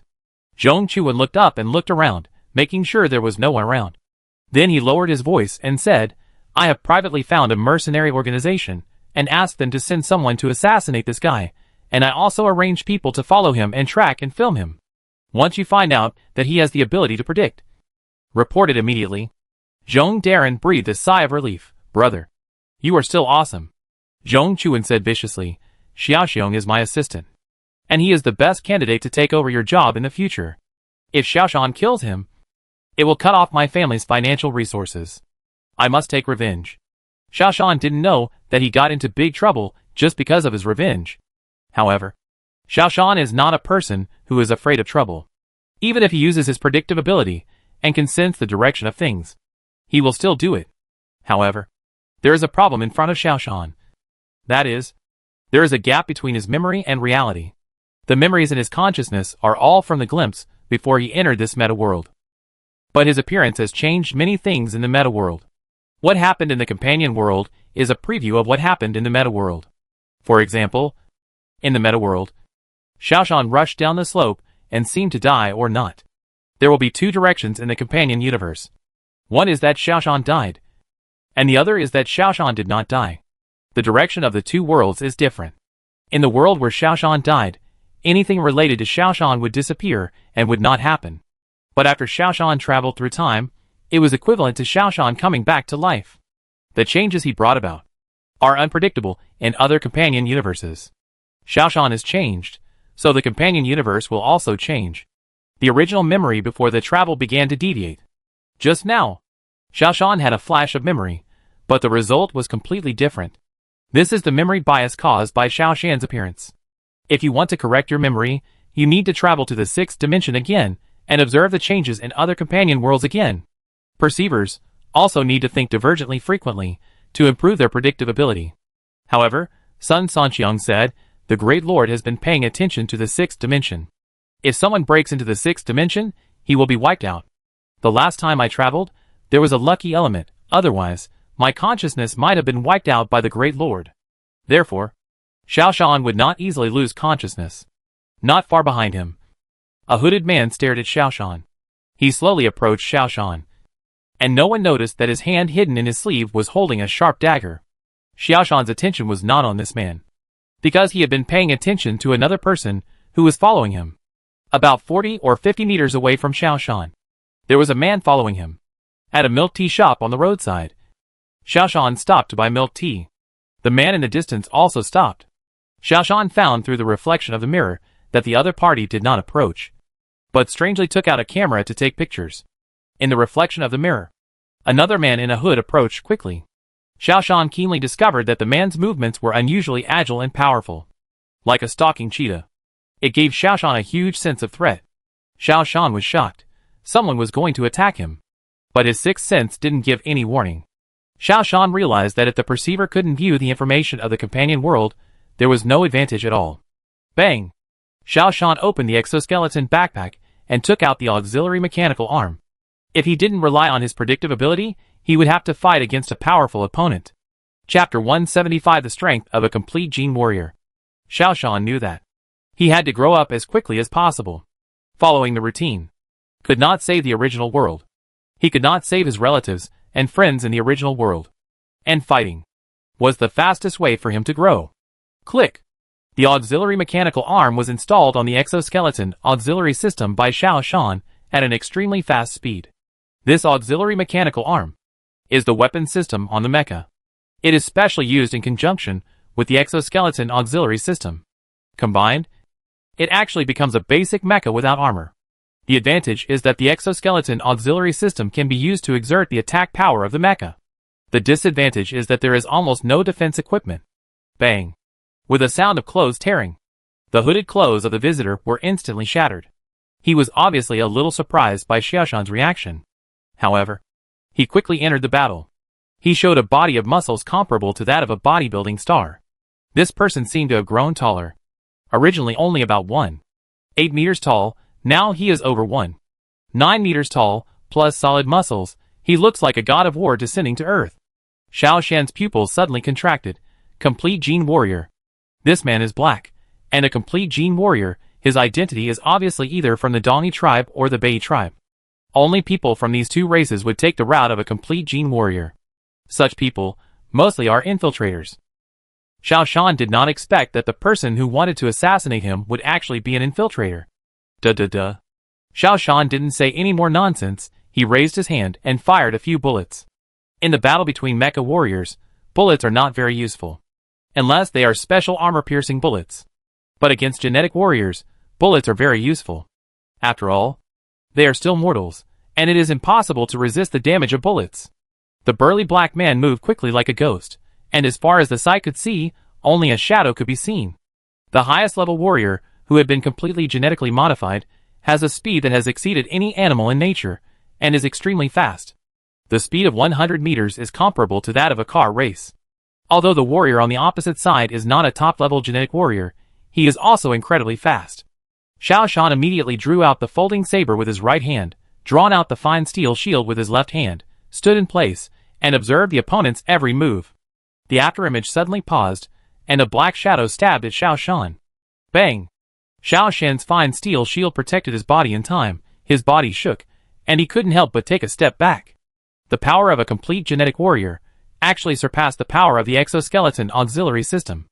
Xiao Shan swung his knife at the black shadow, and at the same time, a shooting hole appeared in the center of his left-hand shield. Duh. Another volley of bullets flew out. These bullets did not hit the burly black man, but they successfully forced him back. The bullets could not be controlled, and they flew everywhere for a while, and the glass of several shops around was shattered by bullets.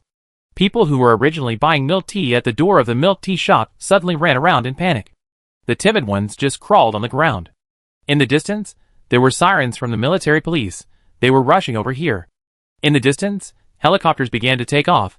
They were the rapid response security forces. This world has never been peaceful. Peace is simply a joke, and is not welcomed. Fighting is the main theme. Therefore, the Security Command and the Rapid Response Security Force are the two busiest agencies. They are always on standby. The battle here can last for a maximum of 5 minutes. In 5 minutes, both the personnel of the Security Command and the personnel of the Rapid Response Security Force will arrive. Therefore, the intruder must end the battle within 5 minutes. The opponent was obviously very clear about this. After retreating slightly, he rushed up again. This time, Xiao Shan clearly saw that his legs became much stronger again. His right arm also became stronger, even as thick as a bucket. Obviously, he has stimulated a stronger genetic potential and tried to kill with one blow. Completely genetic warriors are very scary. They are more flexible than mechas and their movements are more flexible. Xiao Shan has seen the battles of completely genetic warriors in videos and has some understanding of their attack methods. But it is the first time for him to face completely genetic warriors in real life. Completely genetic warriors are warriors whose whole bodies have undergone genetic modification. They believe that the human body is the best weapon, more useful and more powerful than any airplane cannon, mecha machine gun. They strive to pursue the most enhanced body. In some aspects, they are not as good as mechas. But in terms of flexibility, the speed of change of direction, etc., they are completely defeated by mechas. If Xiao Shan wants to win, he cannot compete with the opponent in speed, but in flexibility. Xiao Shan's biggest advantage is weapons. Thinking of this, Xiao Shan quickly leaned against the wall. Bang bang bang. 3 consecutive attacks, Xiao Shan barely blocked them with the steel shield. But once he shot, the opponent moved away again, and he couldn't hit him at all. This person puts tremendous pressure on Xiao Shan. If there is a choice, Xiao Shan is willing to use his foresight ability to judge the position of the opponent's next attack, and then, like last time, use machine guns to wait for the opponent to fall into the trap. But now in Xiao Shan's consciousness, there is no memory of this battle. Obviously, in the previous companion world, there is no scene of Xiao Shan fighting with others. This is the huge change brought about by Xiao Shan's consciousness crossing. The next moment, Xiao Shan suddenly lost the trace of the opponent. Xiao Shan suddenly heard a scream from the milk tea shop behind him. Xiao Shan turned around and jumped forward. Crash! A big hole appeared in the wall behind him. The black man stabbed at him from the wall with a dagger in his hand. If Xiao Shan hadn't reacted quickly and jumped forward in time, this knife would have made Xiao Shan lose his fighting power. Xiao Shan broke out in a cold sweat. In this state, let alone 5 minutes, whether he could hold on for half a minute, is a big problem. I must get out of this predicament as soon as possible. Otherwise, I might die here today. Xiao Shan began to think quickly about the video he had seen of a mecha fighting a fully genetic warrior. He began to have some confidence. He must play to his strengths to win this battle. What are his strengths? Of course, it is the weapon advantage. If it is a real mecha, there is also the advantage of running at full speed. However, the exoskeleton-assisted system is not much faster than a human running at full speed. Therefore, Xiaoshan currently has only one advantage, which is the weapon system. Although the fully genetic warriors are powerful, they are still mortal and cannot resist bullets, especially the bullets from machine guns. Thinking of this, Xiaoshan knew what kind of fighting method he should adopt. He adjusted the bullet to single shot, then left the wall and started his own plan. Xiaoshan's plan was very simple. That is, to take the lead, predict the possible attack direction of the opponent, and then fire the bullet. Although the fully genetic warriors are powerful, they are still human. Humans can never react faster than bullets. Therefore, what Xiaoshan has to do now is to fire at every direction that may attract the opponent's attack. In this way, as long as the opponent dares to kill him, he will always encounter a bullet. This plan is Xiaoshan's original creation. This is also a helpless move because the mecha is not strong enough. Bullets are fired all over the sky. Many bullets hit pedestrians, causing chaos everywhere. However, medical technology is now advanced, and all technologies related to combat are also very advanced. As long as the people who were hit were not killed on the spot, they could be rescued. Xiaoshan deliberately did not control the rhythm of his shooting, but shot at will. He fired continuously for a while, and paused for a while. This time, it really worked. Xiaoshan saw two groups of blood mist coming out, which were formed after the opponent was injured. This was also caused by the opponent hitting the bullet himself. Xiaoshan's confidence increased immediately, and he continued his fighting style. When the black man was completely close, Xiaoshan used the fine steel shield to protect his body, and then fired a ton of bullets. The scene suddenly became stalemated. In the distance, the voices of the guards and security forces were getting closer and closer. There was not much time left for the opponent. However, Xiaoshan still felt very uncomfortable.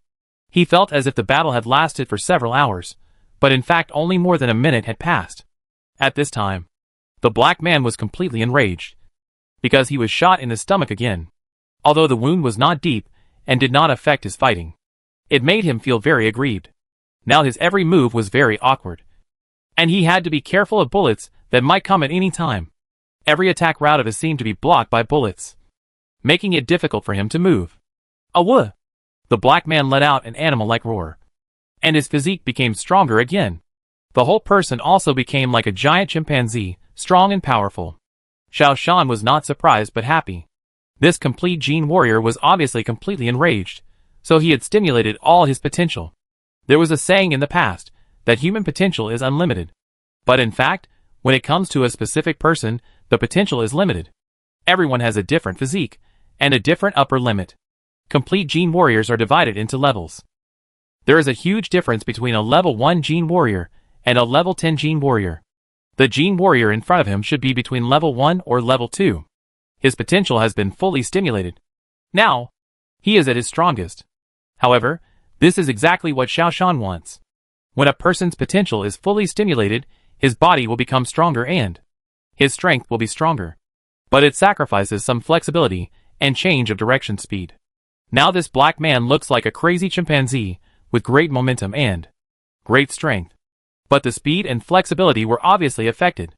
Xiaoshan immediately switched the machine gun to the continuous firing mode, adjusted the firing rate to the highest, and replaced the latest magazine. Boom! Boom! Boom! This huge chimpanzee-like fully genetic warrior rushed over. He abandoned the dagger in his hand and directly attacked Xiaoshan with his steel claw-like nails. Xiaoshan waited until the opponent approached, pulled the trigger without hesitation, and the machine gun sprayed flames and fired countless bullets desperately. Boom! Xiaoshan's fine steel shield was overturned, and he flew far away, and then fell heavily to the ground. The exoskeleton auxiliary system on his body also completely fell apart, and the auxiliary mechanical arm in his hand could no longer be lifted without the support of the exoskeleton auxiliary system. However, Xiao Jia was not panicked. He suppressed the blood boiling in his heart and slowly stood up. Across the street, the huge man who looked like a chimpanzee did not move, and stood on the street like a statue. In his abdomen, there was a huge hole. Blood was gushing out from the hole. Just now, all the bullets in Xiaoshan's magazine were shot at this position. This fully genetic warrior chose to stimulate all his potential, which meant sacrificing his flexibility and change of direction speed. This also gave Xiaoshan the opportunity to defeat the opponent in one fell swoop. Xiaoshan was willing to fight with the opponent and pour all his firepower on him. This move worked. Boom! The man finally fell. As the blood was lost, his body began to shrink gradually. In the end, he recovered to about 1.8 meters. The guards and security forces were about to arrive. Xiaoshan suddenly raised his gun and pointed it at a man who had been hiding nearby. Bang! The man's leg was hit with one shot. Xiaoshan walked over, snatched the camera from the other party, and whispered, "Who sent you?" The man covered his leg and screamed. Bang! There was another loud noise. And the man's arm was also shot through. "The next shot is your head. Do you say it?" Xiaoshan whispered. "You dare to kill someone?" The man trembled. Xiaoshan sneered. "Being hit by a stray bullet doesn't count as murder." The man stopped talking. "I'll count to 3. Xiaoshan raised his gun. "Don't," I said. "It's the Zhong family," the man said immediately. Although he guessed that it might be the Zhong family, Xiaoshan still felt a little surprised. After all, I am a liberal arts student, which means I am already a key protected person of the Xia clan. I am also a key cultivated person of the Xia clan. To dare to attack such a person, the Zhong family obviously has some strength, and is not just a simple businessman. Xiaoshan looked at the contents of the camera, and gave it back to the other party, and let the other party go. I have no evidence to prove that the intruder was invited by the Zhong family, nor can I prove that the guy who took the photo is in the same group as the intruder. So he can't kill him. The reason why he returned the camera to the other party, and let him go, was that Xiaoshan did not want to make his conflict with the Zhong family public. Xiaoshan had already had the intention to destroy the Zhong family. Xiaoshan had a heavy responsibility, and could not allow such a small person to do bad things. He wanted to take down the entire Zhong family privately. Therefore, it was best to hide his conflict with the Zhong family, and not let anyone know. What? Failed? Zhong Chuan was very shocked. It's impossible. Even if Xiaoshan is an amateur level 10, he can't beat a level 2 gene warrior.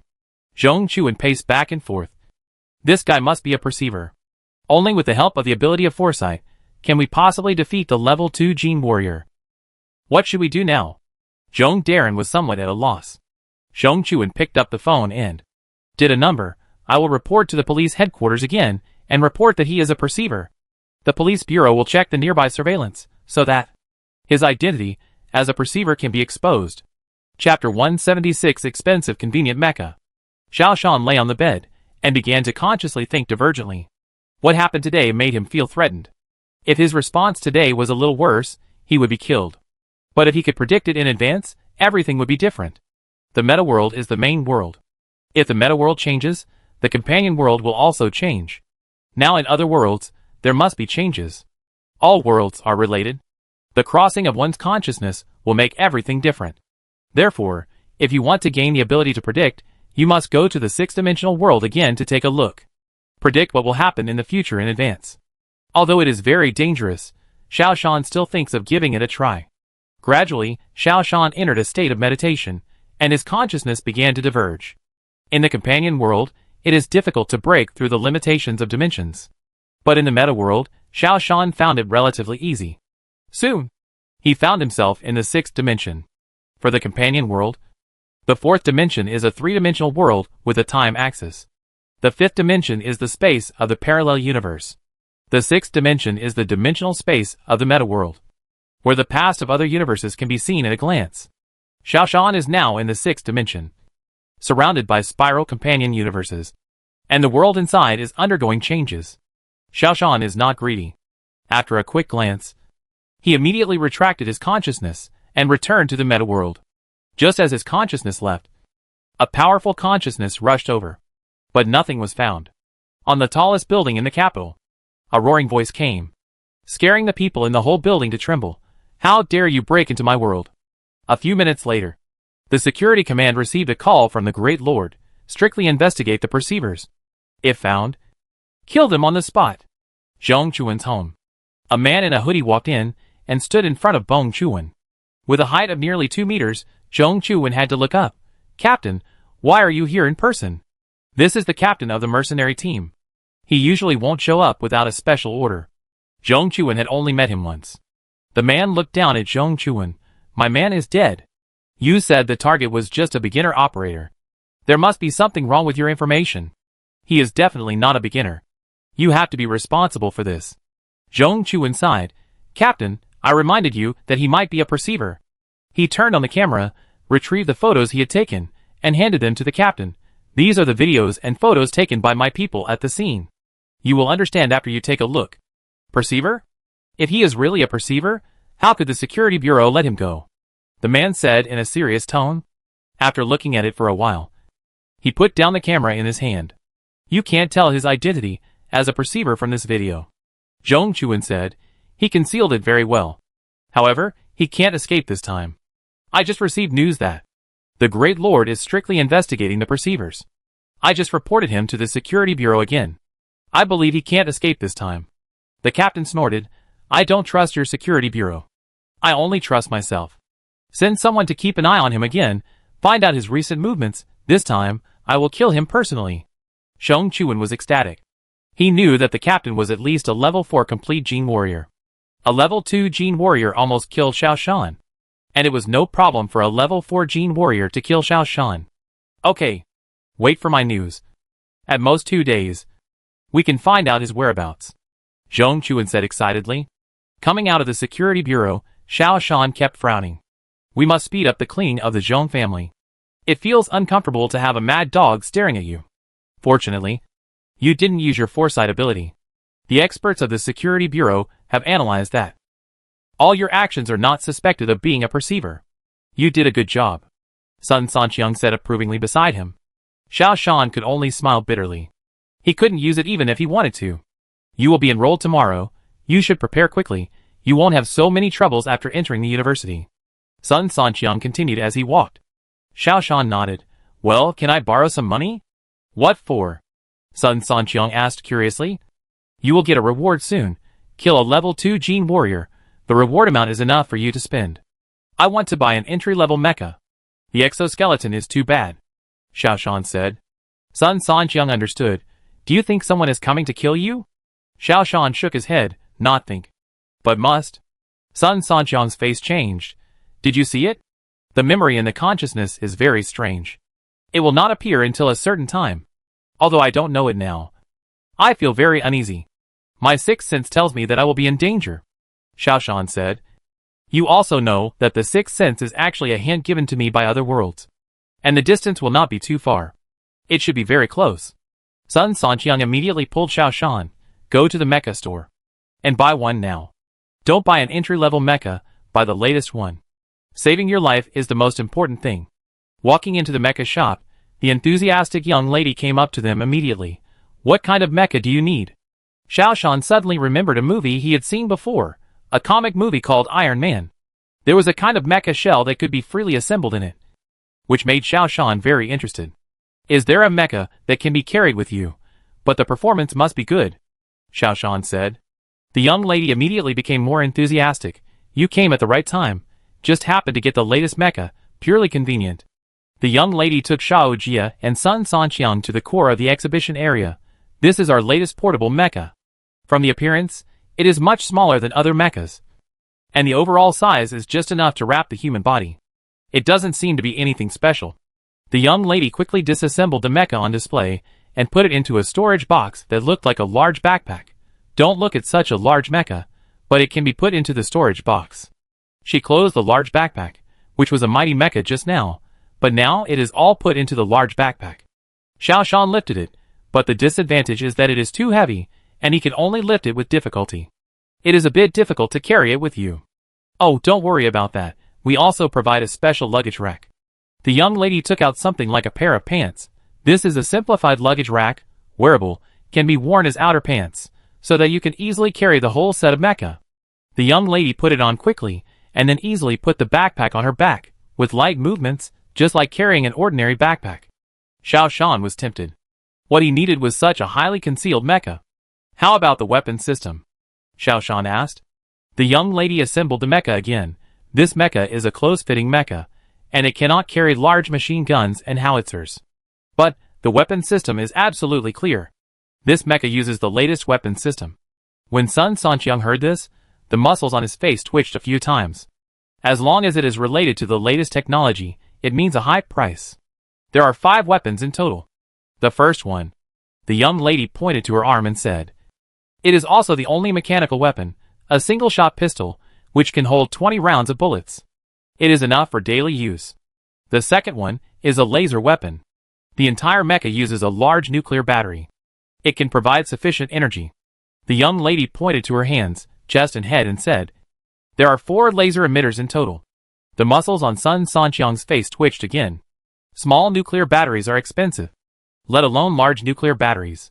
Moreover, nuclear batteries need to be filled with consumables, which are another huge sum of money. The third one is a sonic weapon. It is located on the chest and can be turned into a super loudspeaker when needed. It can attack with sonic waves and create unexpected effects. The young lady knew the performance of the weapon very well. She pulled out a close-fitting saber from her back. This is a cold weapon. A saber made of special materials. It can be soft or hard. And it also has a sawtooth function, which is suitable for cutting. The young lady finally took out a shield from her backpack. This is a spare shield. Although the material of the mecha itself is already very good. But in order to defend against some weapons with particularly strong power, and to avoid damage to the appearance of the mecha, so it is equipped with a shield. Xiao Shan's attention is on the laser weapon. He touched the launch port of the laser weapon and asked, "What is the performance of the laser weapon?" The young lady said, "Laser weapons have 2 modes. One is high-energy laser.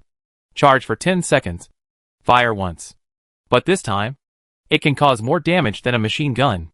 One is a normal laser. No need to charge. Fire at any time. Focus for 10 seconds. And can burn through iron plates." Xiao Shan patted Sun Sanqiang on the shoulder. "Not bad. This is it. Buy it." Walking out of the mecha shop, Sun Sanqiang looked at Xiao Shan, who was happy. "I seriously doubt that you also exploited me so cruelly in other worlds. You know, this is money that ordinary people can't save in their lifetime." Xiao Shan smiled. "Don't worry. I will pay you back soon." Xiao Shan was not bragging. He already had a plan to make money. At a roadside stall in Xiaoshan, Zhu Shiji and Ding Wanyi looked at the boss grilling skewers eagerly. Tomorrow is the official reporting day. Although we are in the same city, it is a bit difficult to meet again. Usually, we can only meet during holidays, so the 3 of them decided to have a good reunion today. Finally, the boss brought up the grilled skewers and placed them on the small charcoal stove on the table. The 3 of them raised their glasses excitedly. Cheers. Although Xiaoshan's mental age is almost 30 years old, he is still willing to maintain his youthful state. Therefore, when he is with Zhu Shiji and Ding Wanyi, he seems much more lively. After eating a skewer of meat, Xiaoshan's face immediately became serious. "What's the matter?" Ding Wanyi is very concerned about Xiaoshan's every move. As soon as Xiaoshan's expression changed, Ding Wanyi noticed it. Xiaoshan took out a banknote and handed it to Ding Wanyi.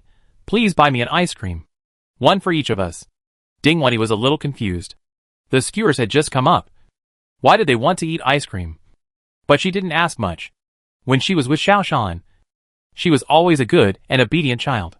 "Sijia, go pick some more skewers," Xiaoshan said to Zhu Shiji again. Zhu Shiji looked up in confusion. "Didn't you just come up? Why do you have to pick again? Go ahead. In case you can't catch up later." Xiaoshan's tone was unusually calm. Zhu Shiji sighed, shook his head, stood up and walked to the oven on the side to start picking. At this moment, a black shadow flashed by. A flash of knife light attacked Xiaoshan. Bang! A shield suddenly appeared in Xiaoshan's hand. The backpack on the ground also opened instantly. As if it was a magic trick, the mecha components in the backpack flew out and formed a complete mecha on Xiaoshan's body. This scene, which was done in one go, also made the captain of the sneak attack secretly alert. Seeing the battle break out here, the crowd dispersed at once. Zhu Shiji next to him quickly called, "Dad, unlock it for me." Zhu Shiji's father also panicked. "Oh my god, what's going on? Son, be careful." Ding Wanyi, who was buying ice cream in the distance, panicked suddenly, and the ice cream in her hand fell. She wanted to rush over, but she knew she couldn't help much. The only thing she could do was to call the police. In such a short time, the 2 sides had fought dozens of times. Someone nearby could vaguely see the laser flashing, and someone was accidentally hit in the eye by the laser. He immediately covered his eyes and knelt down crying. This also reflects the fierceness of the battle. Xiaoshan found that using lasers to deal with genetic warriors has a natural advantage. Lasers are not bullets, and they cannot be avoided at all. As long as you aim, you will definitely hit the target. Moreover, this portable mecha is exactly what Xiaoshan likes the most. It is almost like transforming into a mechanical warrior. The only drawback is that the weapon is not strong enough. However, the main reason why Xiaoshan can withstand the opponent's attack is that he relies on his predictive ability. Because of his predictive ability, Xiaoshan can always dodge the most critical moment. In the distance, Zhong Chuwen was watching the battle from a distance. He said excitedly, "Did you record it? You must record it all." Zhong Chuwen also saw it clearly. This time, Xiaoshan's identity as a perceiver was exposed. As long as this scene is recorded and handed over to the security bureau, Xiaoshan will definitely be arrested. If he didn't have the ability to predict, Xiaoshan would have been defeated long ago. He always managed to dodge the captain's attack at the most dangerous moment. Without the ability to predict, he couldn't do it at all. An attendant next to him was filming with a camera. These are all evidence. However, Zhong Chuwen was still secretly shocked. The perceiver is really too scary. With the strength of the captain's 4th level gene warrior, he couldn't kill this kid. Could it be that the Great Lord is so afraid of the perceiver? In the distance, the security bureau and the rapid response security force set off again. The battle must be fought quickly. Chapter 177. The mantis stalks the cicada, unaware of the oriole behind. With a crash, Xiaoshan fell to the ground, but he rolled over immediately. Just where he had just left, a fist slammed hard on the ground. If Xiaoshan had moved a little slower, Xiaoshan would have been dead. Sure enough, he is really a perceiver. The captain's eyes became sharp. He strengthened again, his body became as burly as a beast. Don't think that a perceiver can be invincible. Without strength, you will die anyway. The captain roared, and moved again. This time, Xiaoshan was a little frightened, because he could not predict the opponent's whereabouts. Xiaoshan's predictive ability came from his experience in the companion universe. In other words, in the companion world, Xiaoshan had already fought with the opponent. Every move of the opponent was remembered in Xiaoshan's mind. Based on the movements of the companion world, Xiaoshan could accurately judge where the opponent would attack next, and thus avoid the opponent's attack. But now the memories of dozens of companion worlds made Xiaoshan confused. Because the situation in each companion world is different, making it impossible for Xiaoshan to make a judgment. Boom! Xiaoshan was hit hard in the chest. The captain sneered. Sure enough, you are nothing if you lose your foresight. Xiaoshan also figured out the other party's method of dealing with him. The captain no longer used fixed tactics and habitual routines to attack Xiaoshan, but became a random attack. Humans are strange creatures. Generally speaking, they do things according to fixed habits. However, in some cases, people will do some random things, which is generally called hot-headedness. The captain has obviously been specially trained for the perceiver, with the purpose of using this hot-headed way to fight, which is very random. Even he himself cannot judge what he will do next. In this way, the results of the companion world will be very different, and it is impossible to predict what the captain will do next. The current captain is using this random attack method, hitting wherever he thinks of, without routines, rules, or habits, just playing it casually. But for Xiaoshan, it was difficult to resist. The captain's punch hit the left side, but the next punch might hit the right side. There was no pattern to follow. This made it very difficult for Xiaoshan to deal with it. Especially after he could not predict the opponent's attack, it was even more difficult. Bang! Xiaoshan was hit hard in the chest by the opponent again. A dent was also smashed into the sturdy mecha. From this, we can see the opponent's strength.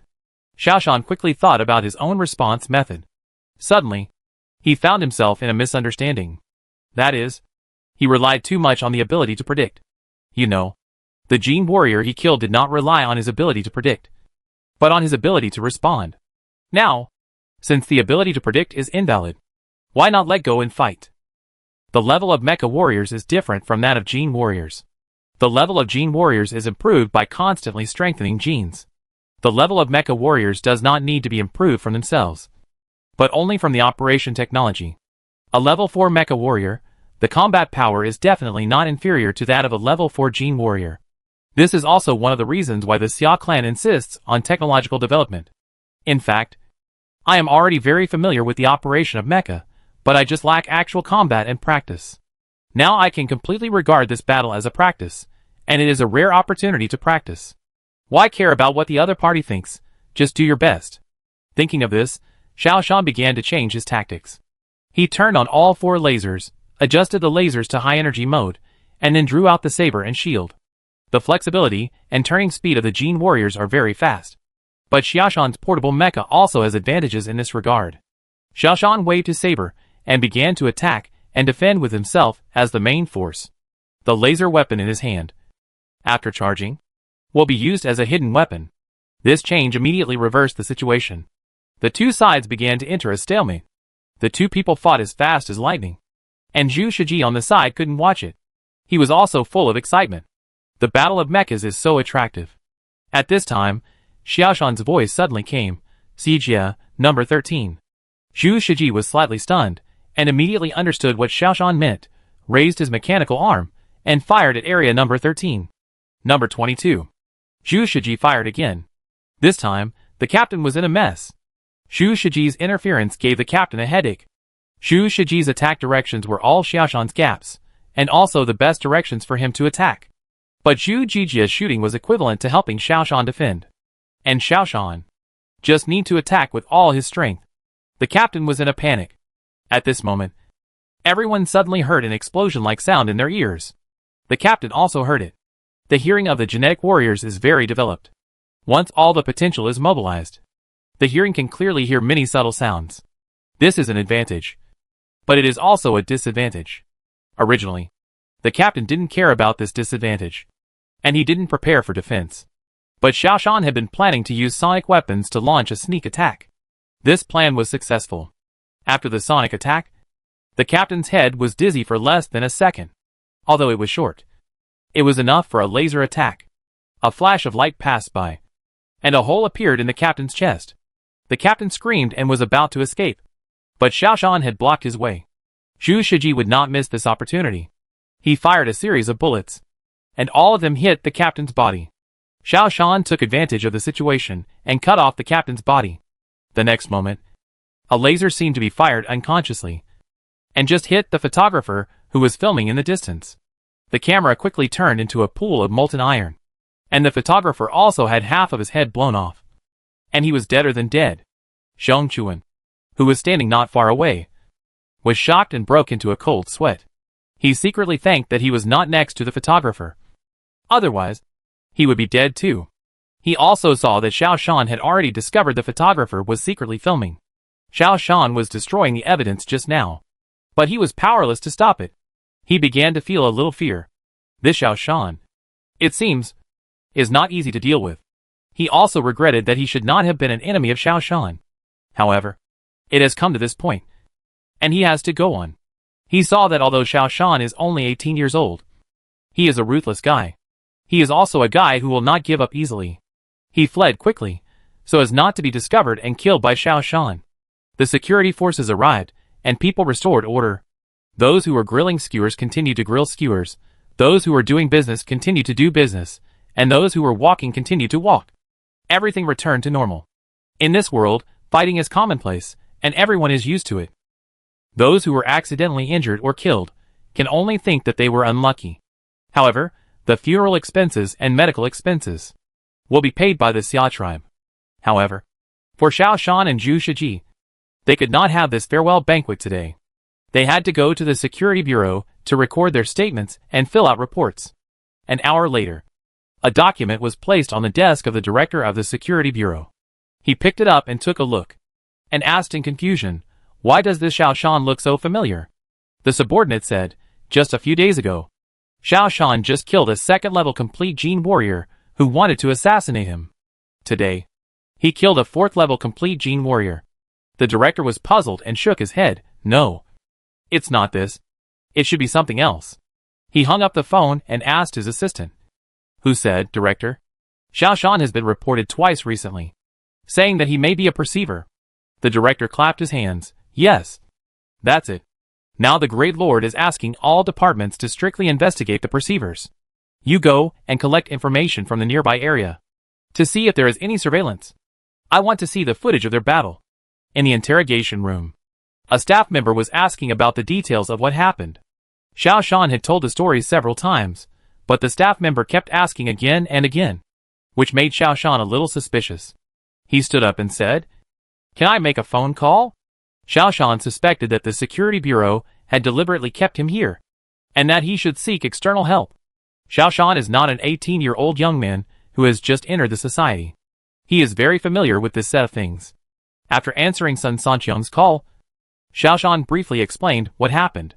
Sun Sanqiang immediately said, "Wait. I'll be there soon." In another interrogation room, Zhu Shiji and Ding Wanyi were also being interrogated. The person interrogating them was an experienced veteran. He asked slowly, "You just said, when the battle broke out, what were you doing?" Ding Wanyi said, "I went to buy ice cream." Zhu Shiji said, "I was choosing strings." "Oh, Xiaoshan asked you to go, right?" The interrogator asked slowly. Just as Ding Wanyi was about to speak, Zhu Shiji said, "No, I asked Xiao Ding to buy it." Ding Wanyi looked at Zhu Shiji with some surprise, but did not refute, just nodded. But all this did not escape the eyes of the questioning personnel. He asked again, "Last time, you and Xiaoshan also killed 2 infiltrators, right?" "I killed them." He had no weapons, and did not take action. Zhu Shiji felt more and more that something was wrong. Moreover, he was somewhat confused, because he felt vaguely that something was wrong with Xiaoshan. Xiaoshan seemed to be able to predict the future, and he was probably a perceiver. Perceivers were wanted by the whole world. Zhu Shiji subconsciously wanted to protect Xiaoshan. However, he was too young, and his eagerness led to many loopholes. "Very good. Your answers were very helpful." The interrogator closed the notebook and walked out, leaving only Zhu Shiji and Ding Wanyi. Ding Wanyi asked in confusion, "Sijia, why do you say that?" Zhu Shiji shook his head, "I'll tell you when I get out." But this scene was seen by the staff. The staff quickly walked into the director's office and whispered, "This Xiaoshan is very suspicious. And his accomplice, the one called Zhu Shiji, should know about it." The director stood up. The attitude of the Great Lord towards the perceivers is that they can be killed by mistake, but they must not be let go. Arrest them. "Old Gua, how are you these days?" There was a knock on the door. The director took a look outside the door and immediately smiled. "Oh, a rare guest. Professor Sun. Did the wind bring you here?" Sun Sanqiang said with a smile, "To be honest, one of my students is doing an inquiry here. I came to see him. This is my key student, the future pillar of the family. So I can't be careless." The director immediately said with a smile, "Who is it?" "Xiaoshan," Sun Sanqiang said. The smile on the director's face froze for a second, but it returned to normal the next moment. "Xiaoshan. Just right. Just right. We just finished the inquiry. You can take him away now." Seeing Sun Sanqiang taking Xiaoshan and Zhu Shiji, Ding Wanyi walked out of the security bureau. The subordinate hurriedly asked, "Director, didn't you say that you would never let him go?" The director sneered, "Professor Sun Sanqiang has been targeted by the higher-ups, and they suspect he is a member of the underground organization. There is just no evidence. Since Xiaoshan and Sun Sanqiang are connected, that's great. We let Xiaoshan go now, which is just the right time to catch a big fish. You keep an eye on Xiaoshan. The director is wise." The subordinate flattered him. The director smiled conceitedly. This Sun Sanqiang, he is an elite, without evidence, cannot be arrested casually. However, now that Xiaoshan is added, it should be easier to get started. An 18-year-old young man, it should be easy to find flaws. If you keep a close eye on him, you will definitely be able to find something to hold against him. In addition, you should also send someone to keep an eye on Zhu Shiji. Perhaps, you can find a way out from this guy. Also, when the surveillance comes, analyze it carefully to see if there is any problem." The director said. The subordinate sighed. The place where the fight took place is a no man's land. There is only one surveillance camera far away. The picture quality is very poor, and it is not clear. You can't see any problem. The director didn't care. Then keep watching. If you are a perceiver, you will always show your true colors. The phone rang. He picked up the receiver, listened for a while before putting it down, and said to his subordinates, "You should contact Zhong Chuan. He is an eyewitness. See if you can find some evidence." "Yes, I'll go right away." The subordinate nodded. The director smiled. "If we catch the big fish Sun Sanqiang, we will win at least 3 levels in a row. And we may even get the opportunity to improve our genes. The opportunity to improve genes is only rewarded to those who have made great contributions to the entire Xia clan. Although the Great Lord does not directly manage the Xia clan, the Xia clan dare not deny the credit for helping the Great Lord capture the core members of the underground organization. Then, his qualification for genetic modification is almost certain. Walking on the road, Xiao Shan took advantage of Zhu Shiji and Ding Wanyi not paying attention, and whispered, "The security bureau should be suspicious of me." Sun Sanqiang nodded. "It's okay. You will enter the school tomorrow. Be honest during your time at school. Don't do anything. Don't leave the school. It's very tense recently. It will be fine after a while." Chapter 178, Destroying the Family. After Sun Sanqiang left, Zhu Shiji pulled Xiaoshan aside and whispered, "Xiaoshan, are you hiding something from me?" Looking at the doubts and worries in Zhu Shiji's eyes, Xiaoshan knew that he really wanted to know the answer. Moreover, after knowing the answer, he would keep it secret. However, a mature man would not bring danger to others. Telling the secret to Zhu Shiji himself actually brought danger to him. Considering Zhu Shiji's age and psychological endurance, it is not a good thing for him, but a bad thing. However, he must give Zhu Shiji some explanation. Otherwise, he will still be suspicious. "Sijia, since you asked, I won't hide it from you. In fact, I have been selected by Professor Sun Sanqiang as an experimental subject to conduct a variety of civilization integration experiments. This is why I started mecha training." This reason was actually prepared by Sun Sanqiang for Xiaoshan. Once he encountered something that he couldn't explain, he could use this reason to explain it. Xiaoshan patted Zhu Shiji's arm. "This is a secret, which cannot be told to others. But you are my brother. I can't hide it from you. However, you must keep it a secret. You can't tell anyone about it." Zhu Shiji's tense nerves immediately relaxed. "So that's how it is. Great. You will be the pillar of the Xia clan in the future. However, you have to be careful. I am a martial arts student now, and my future achievements may be greater than yours. Okay, let's compete and see who is better." Xiaoshan and Zhu Shiji made a high-five agreement. "You seem very happy?" Ding Wanyi saw the two people coming over and asked. She would not ask them directly what they talked about. Girls should not explore the secrets between men unless the men are willing to reveal them. Zhu Shiji smiled and said, "Xiaoshan and I made an agreement to see who will become the top elite first. I'm leaving. My father is still waiting for me." Seeing Zhu Shiji leave, Ding Wanyi suddenly became disappointed. Xiaoshan was not an 18-year-old young man. His observation was very sharp. "You seem unhappy?" Ding Wanyi raised her head and looked at Xiaoshan with some resentment. "One of you is from the arts, and the other is from the military. You both have the potential to become top elites. I am just a little nurse. I am not worthy of you." Ding Wanyi accidentally said what was in her heart. Xiaoshan had seen too many girls who admired him, including Yi Ziyue and the granddaughter of a senior figure. Both hinted at Xiaoshan and pursued him. But Xiaoshan ignored them. He was too busy. Too busy to have time to talk about love. Relationships take time to maintain. The cost is very high. Xiaoshan can't afford it. If he must marry, Xiaoshan would rather choose an artificial intelligence that does not need to cultivate feelings. Although Xiaoshan is no longer as busy as before, but he still shoulders a heavy responsibility. He must understand the mystery of the companion world within 5 years, and save the original world. He dare not delay Ding Wanyi. Xiaoshan looked at Ding Wanyi, feeling the tenderness and expectation in her eyes, sighed and said, "Xiao Ding, I am destined to be a wanderer. No, not just wandering around the world, but wandering the universe?" Ding Wanyi seemed to be able to read Xiaoshan's inner thoughts, and said the right words that Xiaoshan had not found for a long time. "Yes, wandering the universe.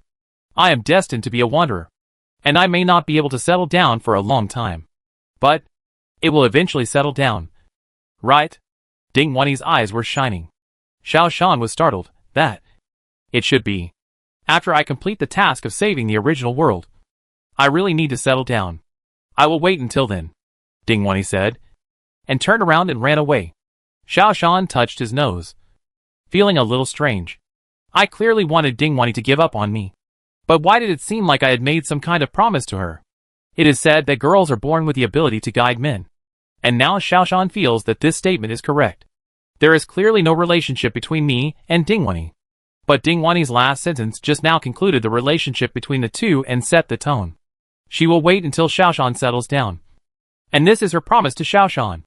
And it was a promise made to Xiaoshan when he couldn't refuse it.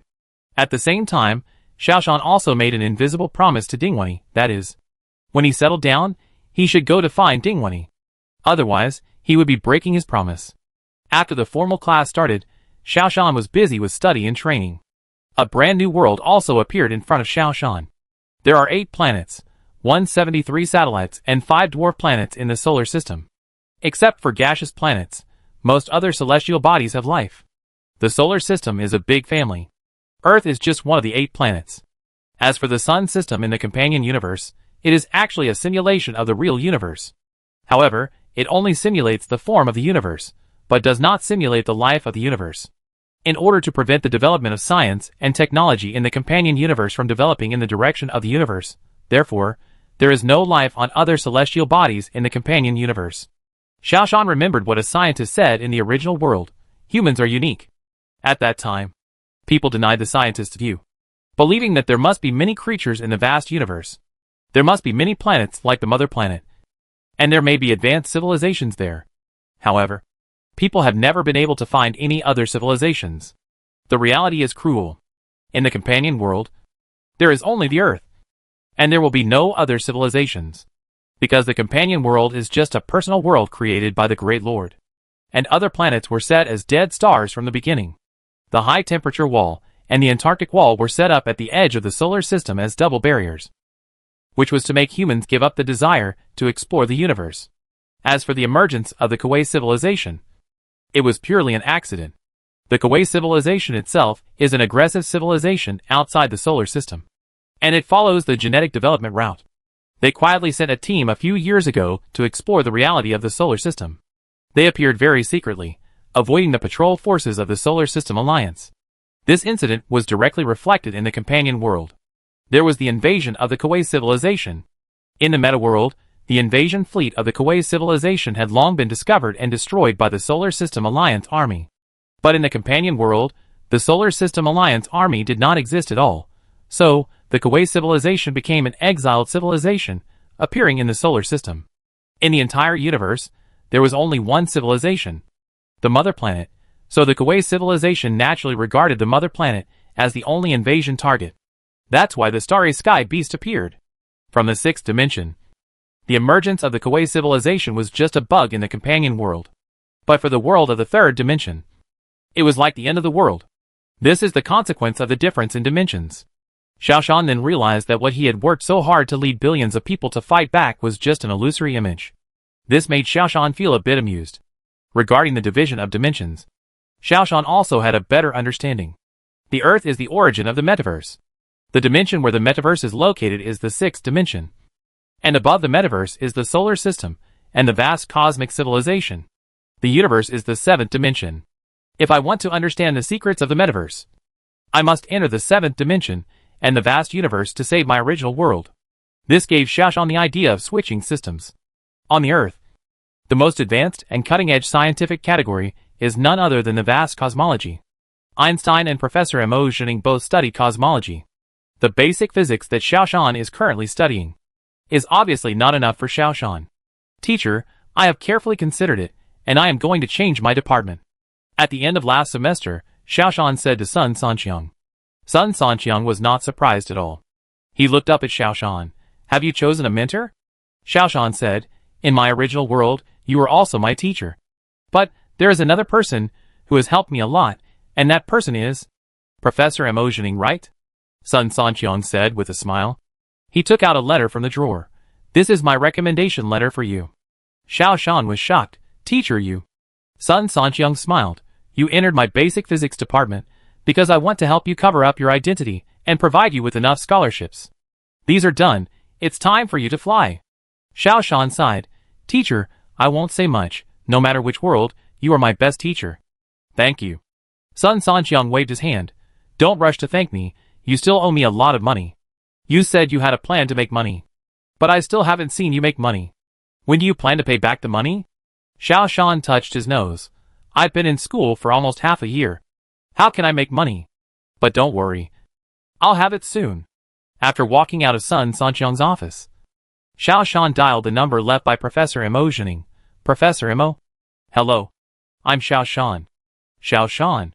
Have you decided to come to my department? Professor Mo Zhening seemed not surprised. Yes. I wonder if the teacher is willing to accept me. Xiaoshan asked seriously. I just have a project about the integration of multiple civilizations, and I just need an assistant. You report tomorrow.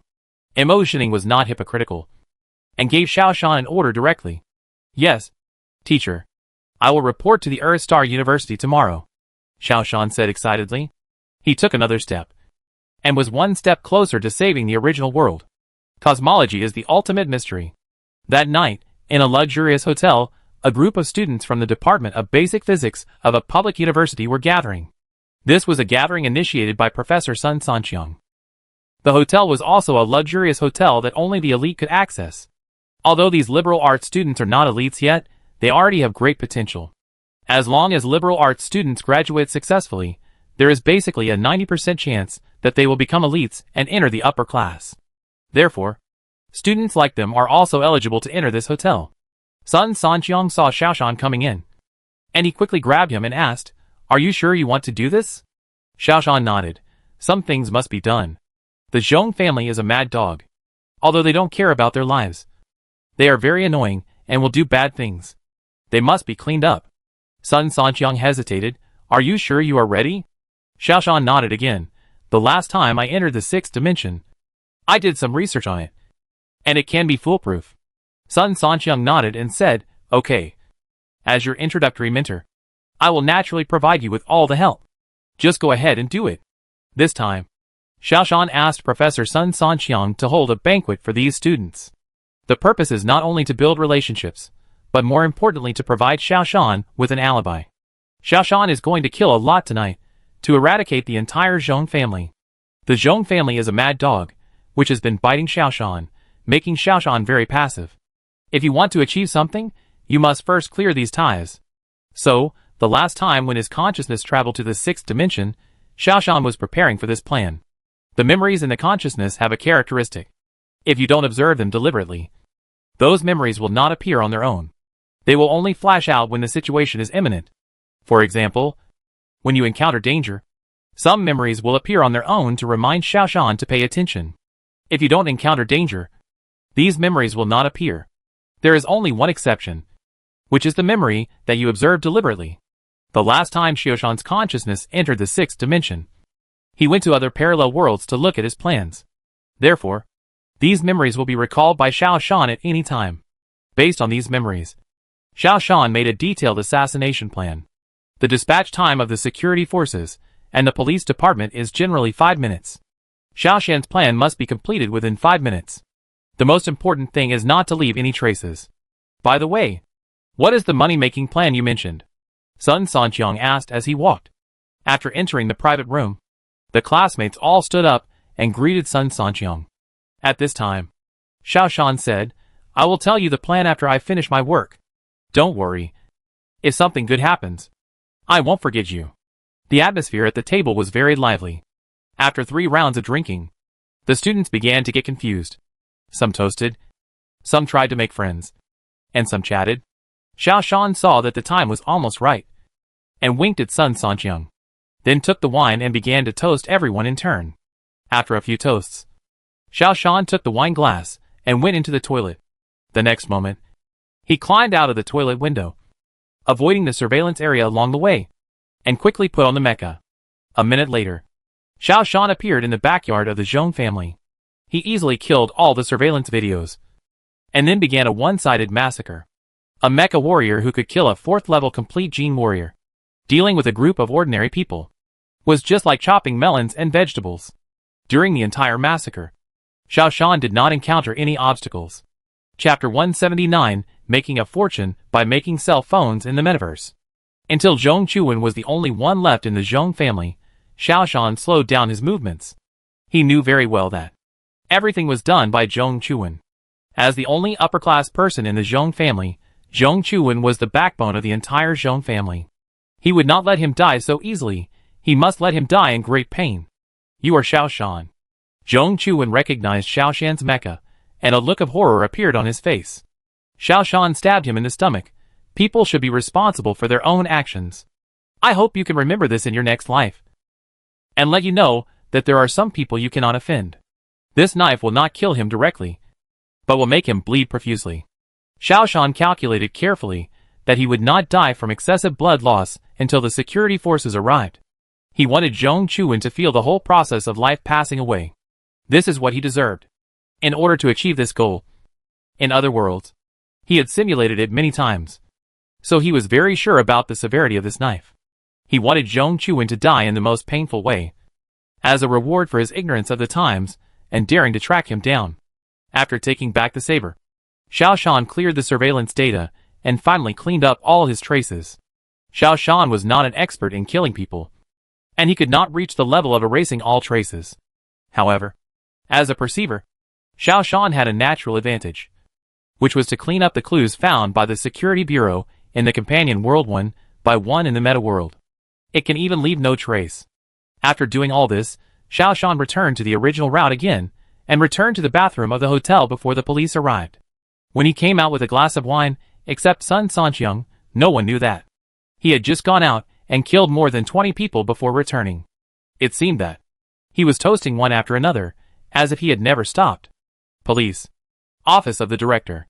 The Director picked up the case report and read it carefully, and his brows furrowed tighter as he read. More than 20 people. All killed. And there is no trace left. How did the murderer do it? The Director asked with some doubt. The subordinate said, the murderer is very experienced. Not only did he destroy all the surveillance data, but he also did not leave any useful clues. We suspect that it was done by infiltrators. The Director shook his head. Call Captain Lu Zhizhong and let him take over the case personally. I don't believe that there will be no clues. The subordinate was embarrassed. Director, I am in charge of this case. Lu Zhizhong, the captain of the Security Bureau, came in and handed over another document to the Director. I personally checked all the scenes and did not find any valuable clues. However, I don't think it was done by an intruder, because intruders never hide their tracks. Who do you think did it? The Director asked. Lu Zhizhong sat down on the chair opposite the Director and said, this should be a vendetta. I need to investigate the situation of this family and see if they have any enemies. The Director suddenly slapped his head. By the way, I am very familiar with the deceased Zhong Chuan. I seem to have heard of this name. The subordinate quickly said, Director, this Zhong Chuan has reported a perceiver named Xiao Shan twice. But in the end nothing happened. The Director slapped the table, scaring the others. That's right. It's the perceiver. What is the name of this perceiver? Xiao Shan. Yes, Xiao Shan. Only a perceiver can leave no trace. Others, even habitual murderers and veteran killers, cannot do it. Go and investigate this Xiao Shan, the Director said excitedly. 2 hours later, Lu Zhizhong appeared in the Director's office again. What's the situation? The Director asked with concern. If a perceiver can be found, it will be a great achievement. There was once a Director of the Security Bureau. Just because he caught a perceiver, he was promoted 5 levels by the Great Lord and became the Deputy Commander of the Security Command. The Director also wanted to have such an opportunity. If it was confirmed that Xiao Shan killed the person, then Xiao Shan was the perceiver. He could also get promoted and make a fortune. Lu Zhizhong shook his head. Director, it's not Xiao Shan. We asked. At the time of the crime, Xiao Shan was drinking at a party hosted by the professor. There were dozens of students who testified. Where was the party? The Director is also an old criminal investigator, and his skills in solving cases have not fallen behind at all. It's not too far from the crime scene. Lu Zhizhong said. Have you asked about Xiao Shan's recent whereabouts? The Director asked again. I have. Xiao Shan has been studying in seclusion at the National University for a semester and just came out today. Lu Zhizhong frowned. What a coincidence. The Director slapped the table. It's not a coincidence, it's him who did it. The ability of the perceiver has always been unfathomable. Only they can do it without leaving any clues. Pass on my order, quickly arrest Xiao Shan.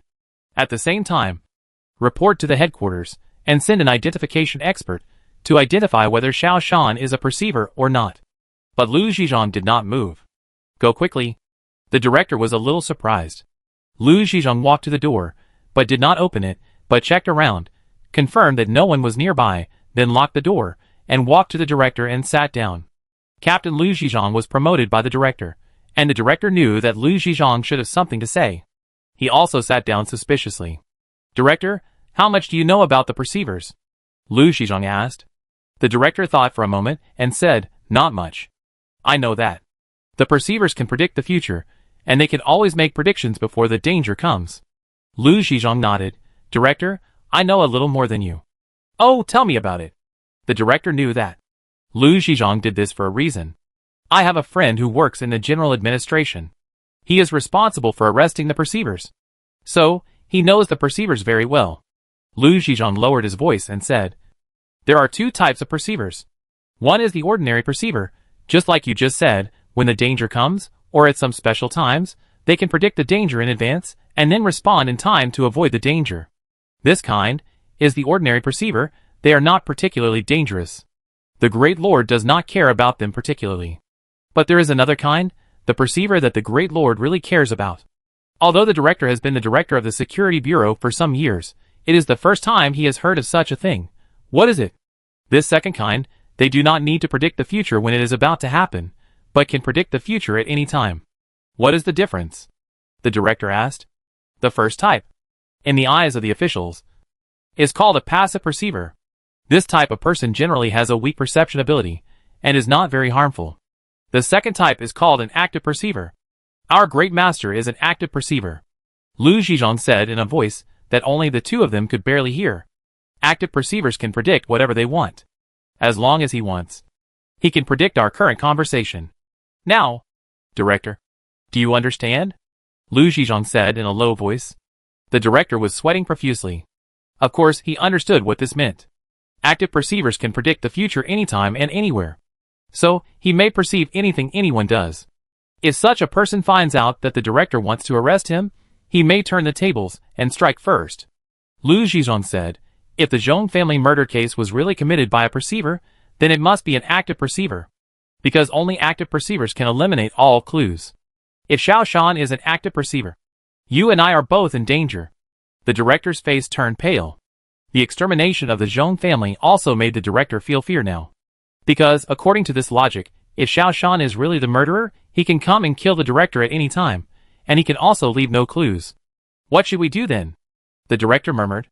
This case was not done by a perceiver, but by a latent element. Lu Zizhong knocked on the table. It is clearly written in the report. Please sign it, and close the case. The director took a deep breath. Captain Lu, thank you for your reminder. I almost made a big mistake. He picked up the official seal, and stamped it directly. Close the case quickly. That's it. Lu Zizhong walked out of the door, laughed at the sky, and said in his heart, Professor Sun, I owe you a favor. In a simple office building, Xiao Shan put out the things, and asked his parents to pack up the things. Sun Sanqiang walked in, and looked around suspiciously. Is this where you want to make money? Xiao Shan smiled mysteriously. The place is not important. The product is important. Xiao Shan threw a strange thing in his hand to Sun Sanqiang, facing the younger Sun Sanqiang. He did not have any intention of showing too much respect. In the original world, Sun Sanqiang was a white-haired old man. So, although the two had a good relationship, Xiao Shan still kept the courtesy of a disciple. But now, Sun Sanqiang looked similar to himself. Xiao Shan was less restrained, and the relationship between the two was more like friends. Product, that's it? Sun Sanqiang picked up the gadget and pressed the switch in front of him. Buzzing sound. A strong light flashed, making everyone close their eyes. Isn't this just a strong light? Sun Sanqiang asked puzzledly. Xiao Shan laughed. Don't underestimate this thing. It's the best tool for us to make a fortune. That's it? Sun Sanqiang didn't believe it. Xiao Shan smiled mysteriously. Believe me, we will soon be rich enough to rival a country. Otherwise, I wouldn't ask my father to spend all his savings to buy this patent. Sun Sanqiang touched his nose, as if he was also infected by Xiao Shan. Whenever he had any confusion, he would touch his nose. This thing can make us rich enough to rival a country? Xiao Shan nodded again. So what do you mean by calling me here today? Sun Sanqiang sensed a hint of conspiracy. Xiao Shan laughed. No money. If you want to promote this thing, it will cost a lot of money. I don't know any other rich people, but you. Sun Sanqiang touched his nose again, and rubbed it until it turned red. You are taking me for a fool. Xiao Shan took out another gadget, and said, You are wrong. I am not taking me for a fool. I am giving you a chance to become rich enough to rival a country, and inviting you to be a partner. Without waiting for Sun Sanqiang to answer, he pressed a button. The device in Sun Sanqiang's hand made a chirping sound. Sun Sanqiang raised the device in his hand in confusion. Xiaoshan smiled and said, "Press the switch, and you will understand." Sun Sanqiang pressed the switch in confusion, and saw Xiaoshan raise the device in his hand, and said, "Professor Sun Sanqiang, welcome to join Shuangshan Communication Company." Sun Sanqiang understood at once. "Is this the mobile phone you are talking about?"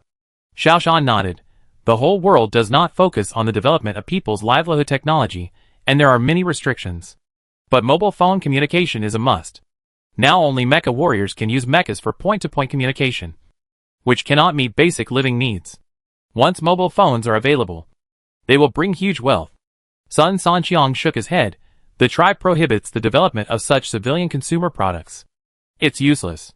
There is no license. This is also true. The Xia tribe, like other ethnic forces on Earth, strictly prohibits the development of civilian consumer products. Everyone believes that all technology should serve the battle.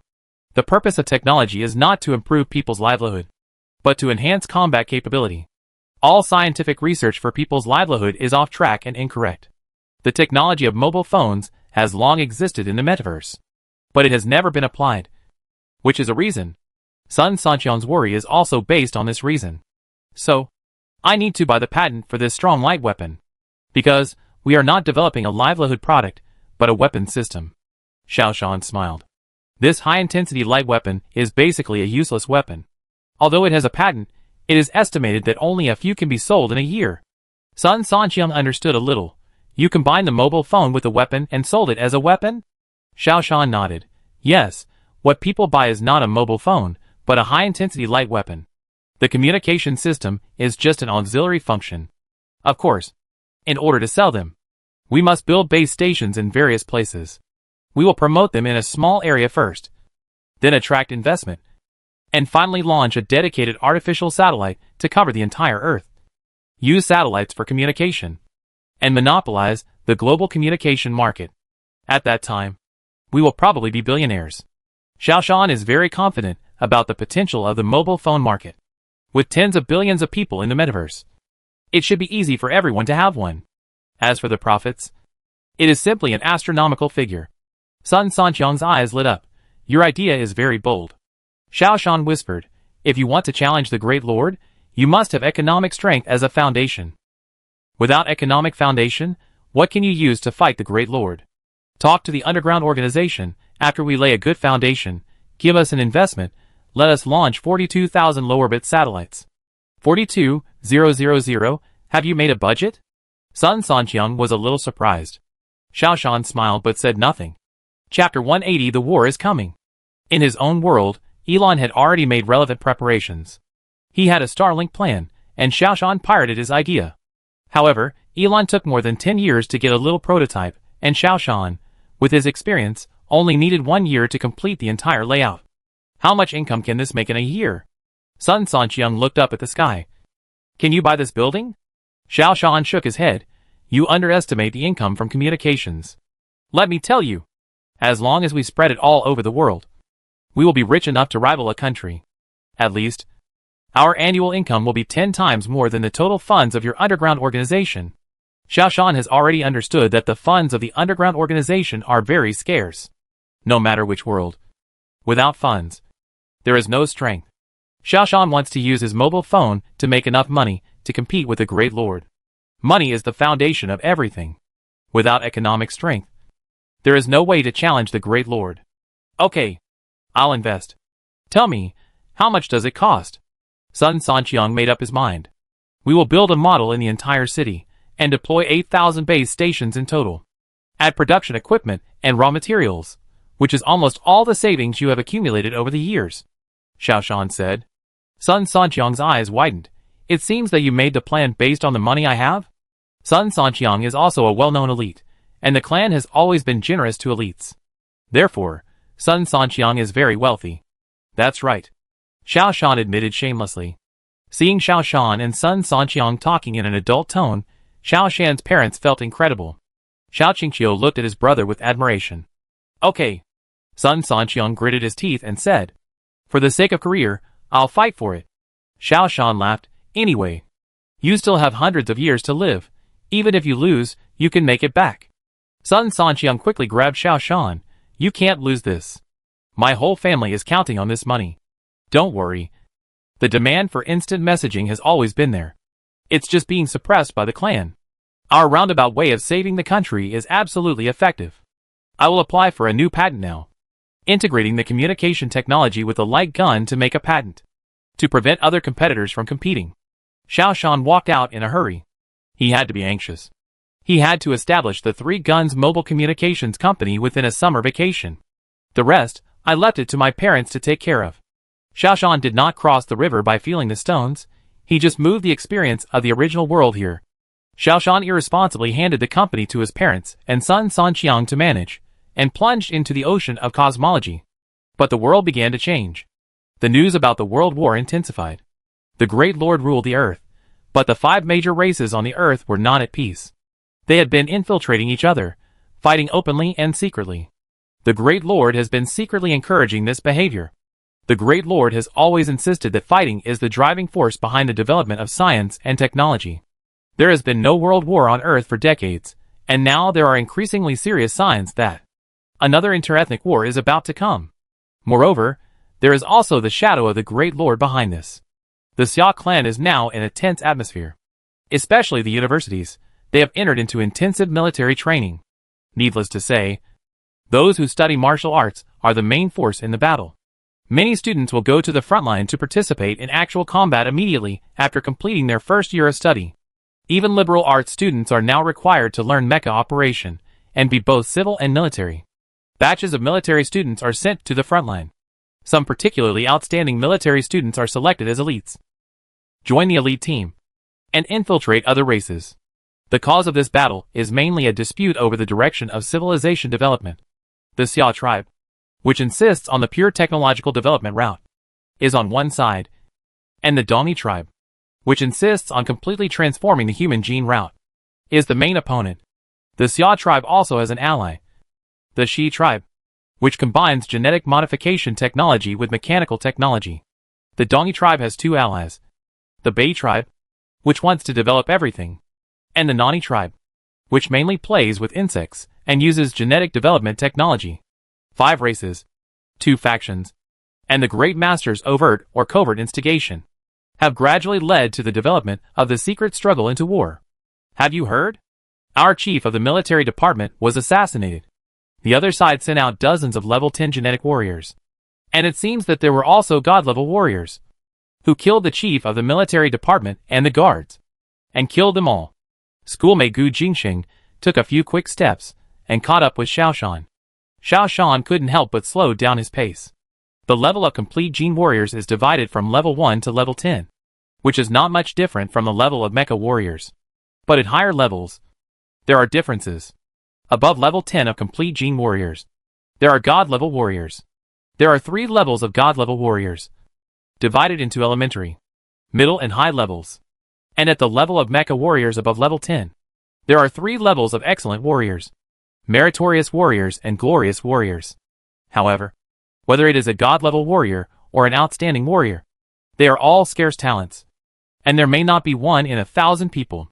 The Dongni tribe dispatched a god-level warrior to snipe the chief of the Xia tribe's military department. This news is too important. Really? Xiao Shan frowned secretly. He had only been studying under Professor Mo Zhining for less than a semester. Now such a big change has occurred.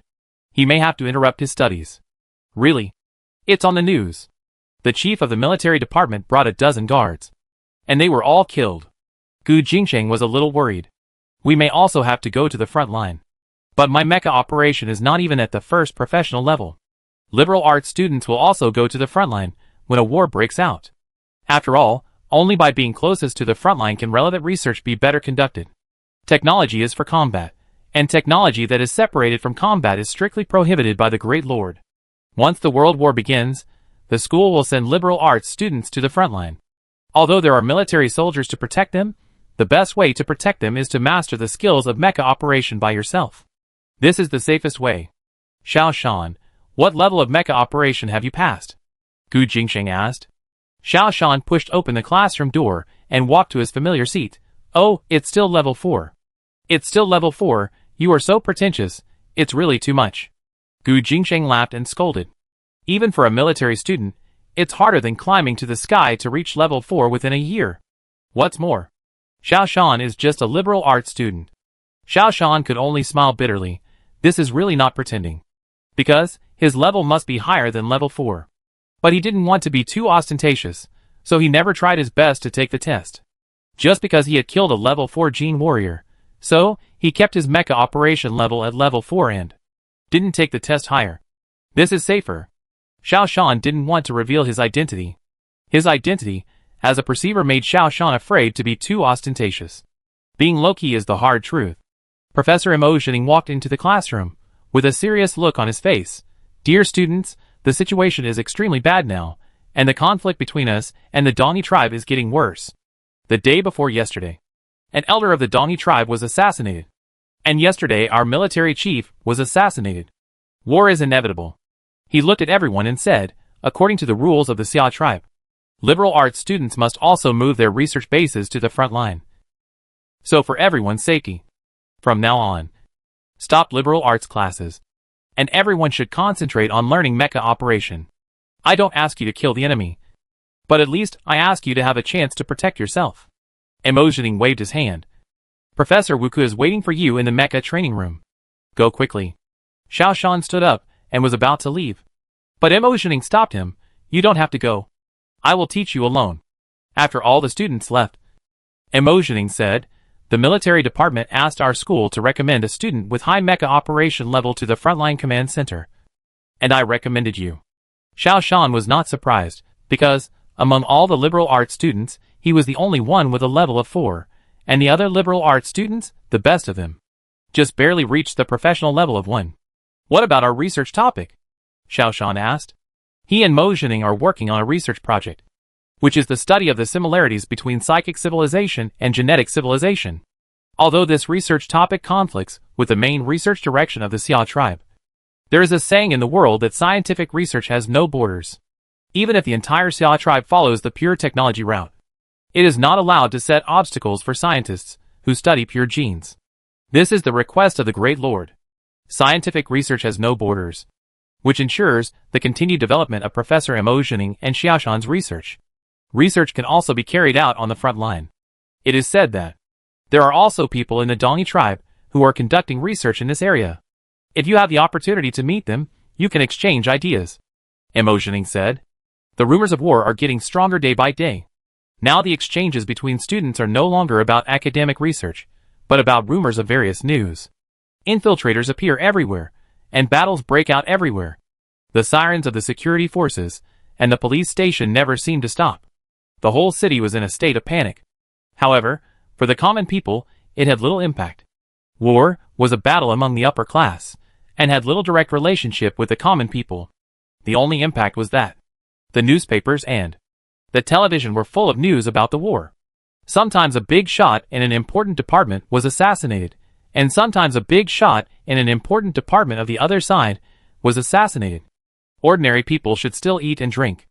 At most, when they are bored, they will get together to talk about the latest developments. It was just the beginning of summer when Xiao Shan received a call-up order, asking him to report to the Frontline Research Institute. There were also a dozen military students who went to report together. Now Xiao Shan is here to report. In a military guest house, a burly man was looking through the roster in his hand. Xiao Shan pushed the door open and walked in. The burly man turned around, glanced at Xiao Shan, and asked, Xiao Shan? Wanaigua. Xiao Shan recognized who the other person was at a glance. The world is really small. Some people, in twists and turns, will eventually come together. Do you know me? Wanaigua looked at Xiao Shan with some suspicion. He has a good memory. If he had met Xiao Shan, he would definitely remember it. But he didn't remember meeting Xiao Shan at all. Xiao Shan touched his nose. Do you know Meng Shuya? Wanaigua hesitated for a moment. That's my girlfriend. Damn it. As expected, all worlds are connected. In the meta world, Meng Shuya still couldn't escape Wanaigua's clutches. Xiao Shan muttered. What did you say? Wanaigua looked at Xiao Shan suspiciously. Xiao Shan waved his hand quickly. Nothing. I know you. You don't know me. Wanaigua looked at Xiao Shan suspiciously again, always feeling that this guy seemed a little weird. After looking at him for a while, Wanaigua shouted to the group of soldiers sitting inside, Get ready to go. One Agua looked at Xiao Shan's body. There was only a big backpack. He asked curiously, "Where is your mecha?" Xiao Shan pointed to the backpack behind him and said, "This is my mecha." One Agua was a man who knew what was good. He could tell at a glance that the portable mecha that Xiao Shan was carrying was something that only rich kids could afford. It seems that he is a kid from a rich family. His tone was quite unfriendly.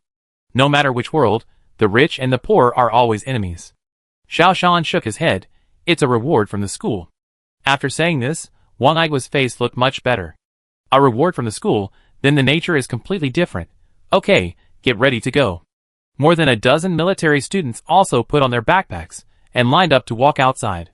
Xiao Shan was a little hesitant, not knowing whether he should also follow them and march in a line. "Follow me." One Agua's words relieved Xiao Shan. "I know you liberal arts students have not been through Q training, and if you follow them, it will affect them." One Agua's tone was full of contempt for liberal arts students. This is also normal. Liberal arts students look down on military students, and military students also look down on liberal arts students. They are all the same. A large troop carrier stopped at the door, and the mechas of the military students had been loaded into the car. The military students began to get on the car, and they walked to their mechas and stood, waiting for new orders. Xiao Shan jumped onto the troop carrier and looked around the carriage. All other places were occupied, and there was only room at the door. He was about to sit down at the door when he heard One Agua's voice. "Xiao Shan, go to the co-pilot seat." This attracted the hostility of all the military students. Xiao Shan felt that One Agua did it on purpose. One Agua was also a military student, and was a natural enemy of liberal arts students. If he hadn't done it on purpose, he should have let Xiao Shan sit on the co-pilot seat before getting on the car, instead of waiting until he got on the car and was ready to sit down before letting him sit on the co-pilot seat. One Agua was just playing tricks, deliberately causing hatred from other military students. The status of liberal arts students is higher than that of military students, which makes military students uncomfortable. This makes military students even more uncomfortable. Xiao Shan found that he didn't know One Agua before. This guy is not a simple-minded guy, nor is he a straightforward guy. However, think about it. How can a simple-minded soldier become a special forces soldier? Is this the real One Agua? Xiao Shan sat in the co-pilot seat, looking at One Agua beside him with interest and thought. Chapter 181 Gene Warrior. Human potential is unlimited. Thinking of One Agua and Ming Shuya, Xiao Shan remembered an important thing. He quickly picked up the light gun he invented and called his sister Xiao Qingqiu's number. "Qingqiu, I'm telling you, if you meet a guy named Hua Dingtian, stay away from him. Your sister in the meta world. Can't let Hua Dingtian, this pig, push her around again." The sister agreed in confusion. One Agua came over and looked at the light gun curiously. "What kind of weapon is this? It can actually communicate freely?" Mechas and mechanical arms also have communication functions, but just like walkie-talkies, they can only communicate point to point.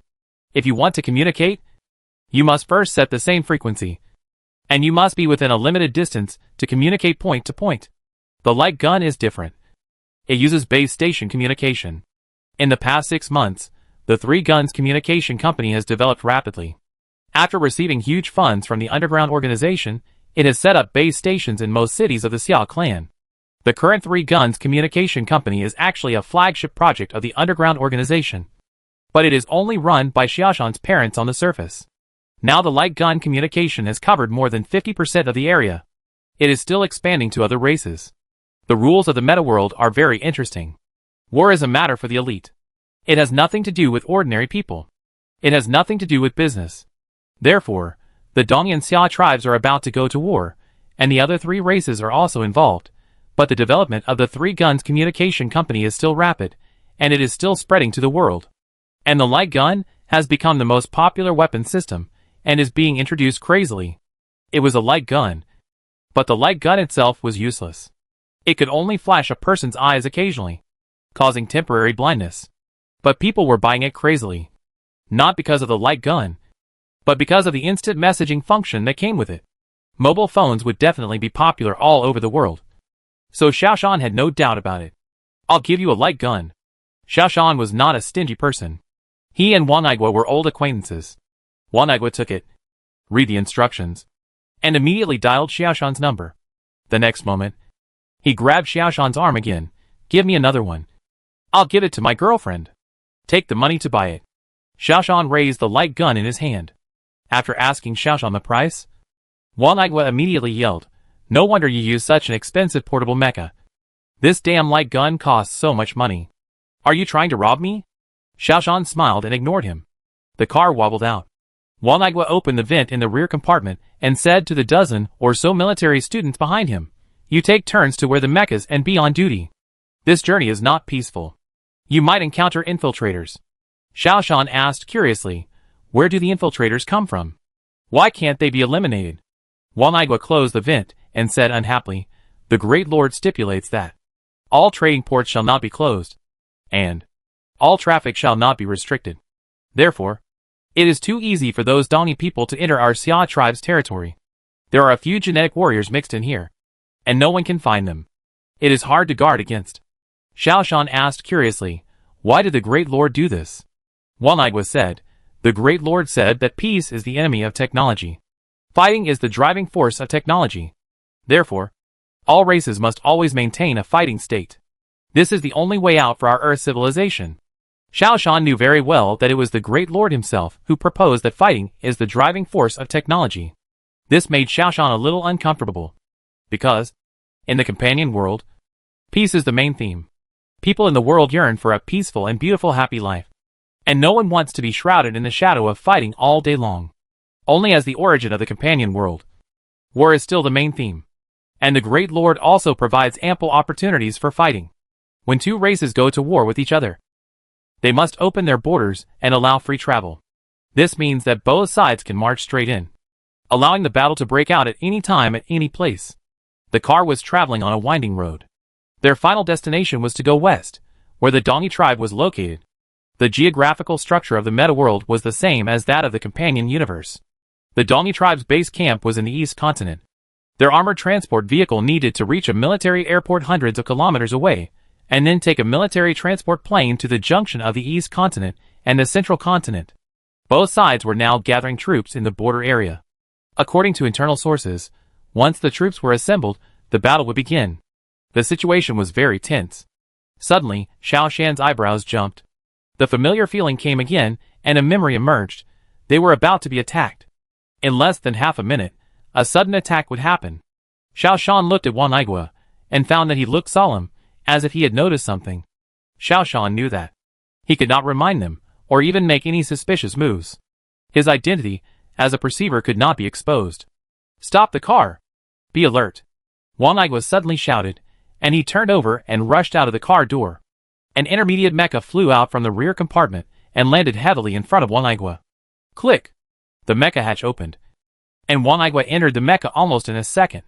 The other military students began to enter the mecha in a hurry. Xiao Jia also moved very quickly, and jumped out of the door opened by Wang Aigua.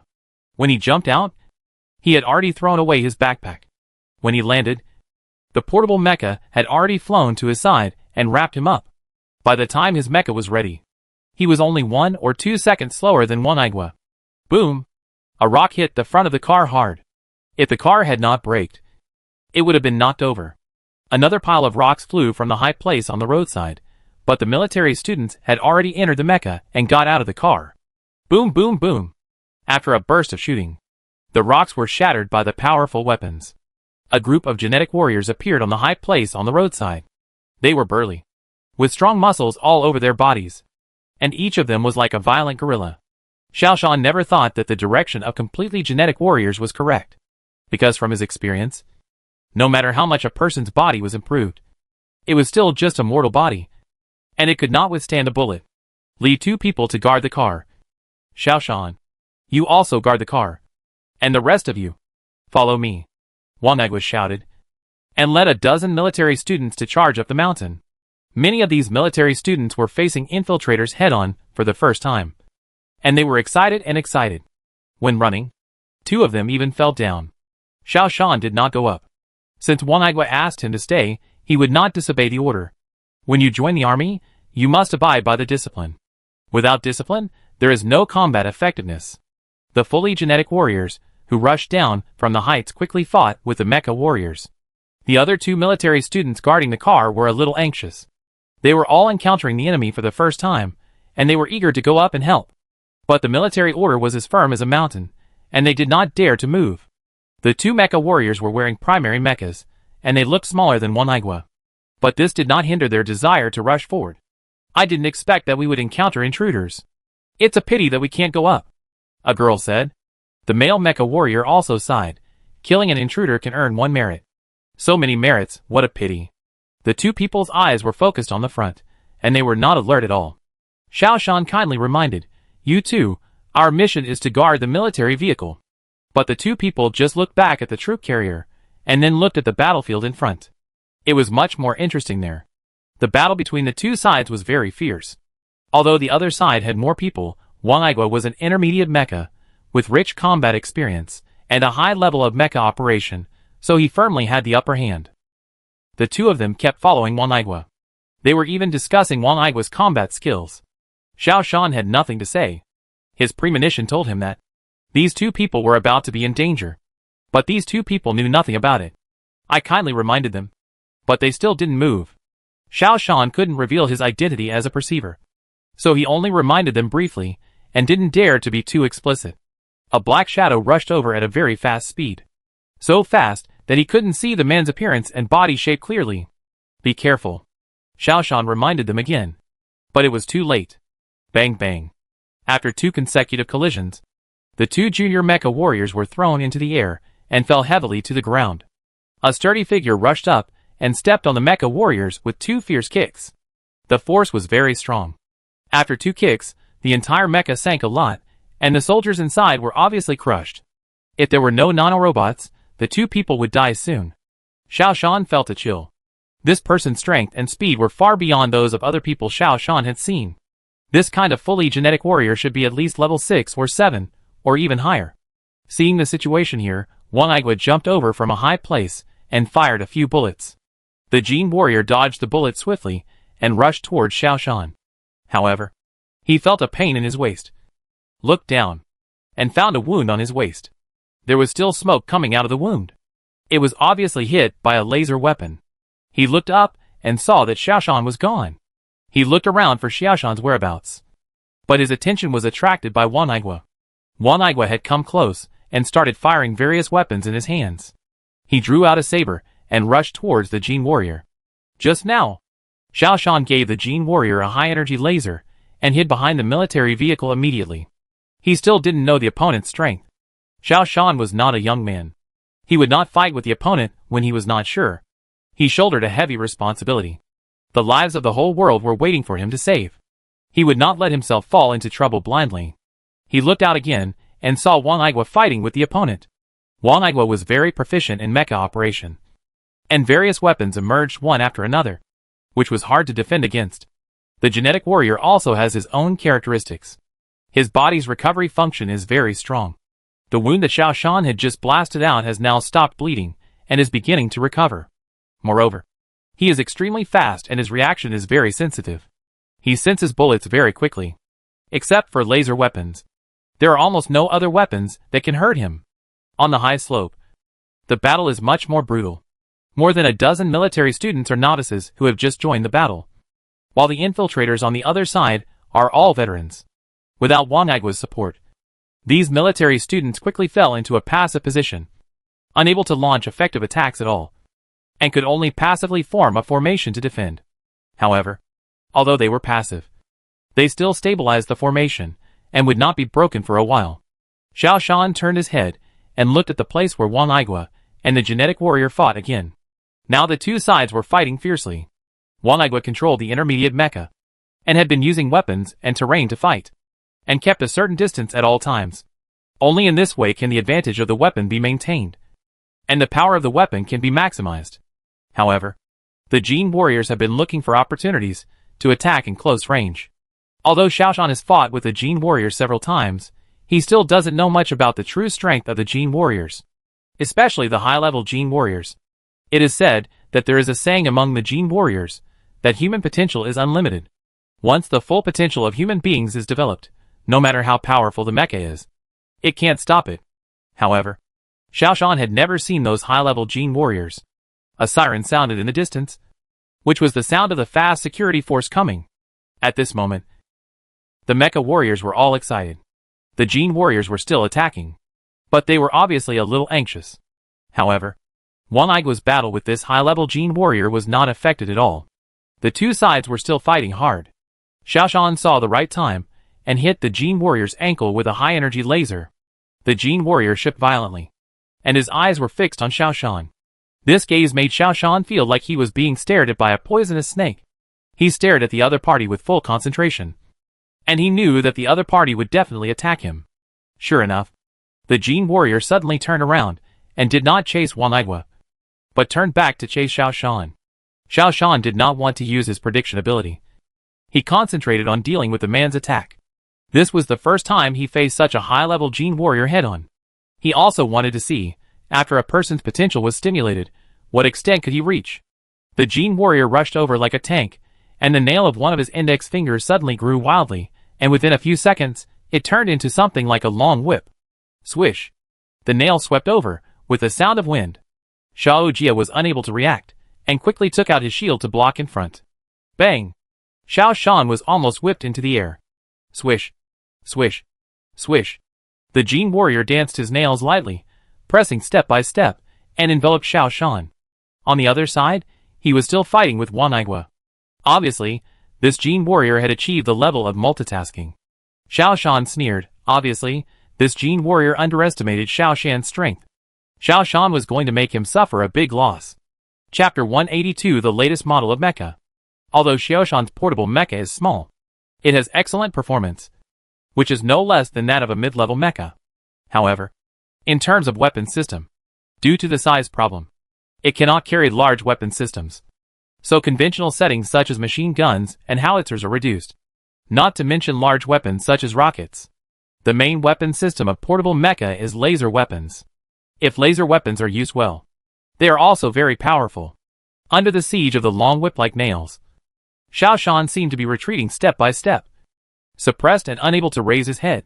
But in fact, Xiaoshan was just looking for an opportunity to counterattack. At this time, One-Aigua's attack became a little more fierce. The opponent's Gene warrior was a little distracted. At this time, Xiaoshan used his killer move. He used laser to cut off his dancing nails, and his feet suddenly accelerated. The auxiliary propulsion system under his feet started quickly, and Xiaoshan's speed increased to the highest. Xiaoshan drew out his saber and rushed forward quickly, getting close to the side of the Gene warrior. The Gene warrior obviously didn't expect Xiao Jia to be so fast. When he turned around and saw Xiaoshan was already approaching. The saber in his hand directly broke through his body and stabbed into his stomach. The Gene warrior roared and retreated quickly. But Xiaoshan used all his speed and attacked with all his strength. One pushed, the other rushed, and their speeds were actually comparable. The saber pierced into the opponent's belly, but it could not go any deeper. The two sides formed a stalemate at high speed. The Gene warrior roared, holding the saber in one hand and grabbing Xiaoshan with the other hand. The high-energy laser was fired, piercing a hole in his palm. One-Aigua was also a veteran who had been on the battlefield for a long time. He immediately seized this opportunity and sprinted at full speed. In terms of the speed of sprinting at full speed, the mecha was definitely stronger than the Gene warrior. The Gene warrior won in flexibility and explosive power. The saber that Xiaoshan thrust in made the Gene warrior lose his greatest advantage, making it impossible for him to display his flexibility. As for the explosive power, it was long gone now. One-Aigua quickly caught up with him, and his saber fiercely stabbed into the body of the Gene warrior from behind. Xiaoshan and One-Aigua exchanged glances, and the two of them exerted force from the left and right. And the Gene warrior's body was cut open with two large cuts. Blood and intestines spilled out. The Gene warrior's ability to control his body was indeed outstanding. With such a huge wound, he was able to control it and stop bleeding quickly. But he was injured too badly, and he had basically lost his fighting ability. Xiaoshan, kill him, One-Aigua said. This was to let Xiaoshan get a meritorious reward. Xiaoshan shook his head slightly. He didn't want to show off. Low-key and wretched development is the way Xiaoshan should go. Before he has enough strength, he needs to keep a low profile, not to attract the attention of the Great Lord. The next moment, Xiaoshan appeared beside the other martial arts students, fighting with those Gene warriors. One-Aigua only cut off the head of the genetic warrior with one knife, and then chased the other warriors. When the other genetic warriors saw that their leader was dead, they immediately fled. When Xiaoshan returned to the genetic warrior, he was already dead. However, he was not killed by Wan Aigua, but died by self-explosion, which can be seen from his bloodshot eyeballs. After the head of this genetic warrior was cut off, the blood vessels in his head exploded, causing the brain to die quickly, which is why the eyeballs were congested. This is a common suicide method for high-level genetic warriors. What level is this guy? Xiaoshan kicked the corpse at his feet and asked. At least an 8th level genetic warrior. Wan Aigua glanced at him and patted Xiaoshan on the shoulder. Let's go! Let the security forces handle this. 8th level. So high. Xiaoshan always thought that this genetic warrior was at most a 7th level warrior. I am an 8th level mecha warrior. And I will be promoted to the 9th level soon. I will be able to wear advanced mecha in the second half of the year. If I was chased and beaten by a level 7 gene warrior, it would be a disgrace to my grandmother's house. Wan Aigua walked out of the mecha, took out the instrument to test the mecha to see if it was damaged. You were chased and beaten by a level 8 gene warrior, which seems to be shameful, Xiaoshan said jokingly. What do you know, kid? There is not much difference between a primary warrior and a gene warrior. But the higher the level, the greater the difference. A level 10 gene warrior can completely defeat a level 10 mecha warrior. When it comes to god-level gene warriors, there is no comparison. A primary god-level warrior is comparable to our 5 outstanding warriors, Wan Aigua said. It was the first time Xiaoshan heard of it. He did not know much about gene warriors. Advanced god-level gene warriors are really godlike. However, you can rest assured that powerful god-level warriors will not appear on the battlefield. Wan Aigua put his arm around Xiaoshan's shoulders and said with a smile as they walked. You performed well just now. From your appearance, you are at least a level 6 or 7 mecha warrior. Right? Xiaoshan touched his nose. I am now level 4. Then you must have not taken the upgrade exam for a long time. I thought that you liberal arts students were far inferior to martial arts students. But I didn't expect you to beat these liberal arts students. Wan Aigua put his arm around Xiaoshan and got on the armored vehicle, and then shouted at the martial arts students in the distance, hurry up and get in the car. You are about to see the most exciting Xia Clan No. 1 battleship. Obviously, in his eyes, Xiaoshan has surpassed everyone else. Don't you even deal with the bodies? Xiaoshan pointed to the 2 soldiers who were responsible for staying behind but died tragically on the spot and said, the security forces will deal with it. Wan Aigua didn't care at all. Soldiers who haven't become elite warriors are worthless, and this is how they will be dealt with after they die. Xiaoshan stopped talking. The fertility rate in this world is frighteningly high, but the mortality rate is also high. No matter how advanced the medical level is, it cannot prevent the increase in the number of deaths. The car started again, and the 2 mecha wreckages and the bodies of the soldiers were abandoned on the road. The security forces have arrived. After they made a simple record, they let Wan Aigua and his men move on. It seems that they are used to this kind of thing. Old Wan, you just said that a god-level gene warrior is equivalent to 5 excellent mecha warriors. If that's the case, how can we fight this battle? Xiaoshan asked. Wan Aigua chuckled. If we talk about fighting alone, of course our mecha warriors can't beat the opponent's gene warriors. But we also have advantages. First of all, their gene warriors have very high requirements for genes. Whether they can become god-level warriors depends mainly on their innate advantages. If you have bad innate genes, you will never become a god-level warrior in your life. But our mecha warriors are different. As long as they have understanding, they can become excellent warriors through diligent practice. Moreover, war does not rely on fighting alone, but on the team. In this regard, we are crushing them. With planes and artillery, we will destroy them before they even see our soldiers. Xiaoshan understood a little. After all, the power of technology is strong. Individuals are just mortals. How can they resist bullets? Our general predicted that in just 1 month, we can destroy the entire East Continent and wipe out the Dongi people. Wan Aigua said. Really? Xiaoshan felt a little strange. If the war was really one-sided, why did it take so long for the Xia tribe to think of fighting a world war with the Dongi tribe? The premise is that the Dongi tribe's high-level god-level gene warriors do not take action. If they take action, it will be hard to say. Wan Aigua said. How powerful are high-level god-level warriors? Xiaoshan asked curiously. Wan Aigua's face became serious. High-level god-level warriors are gods. A single finger of a god can crush thousands of mecha warriors to death.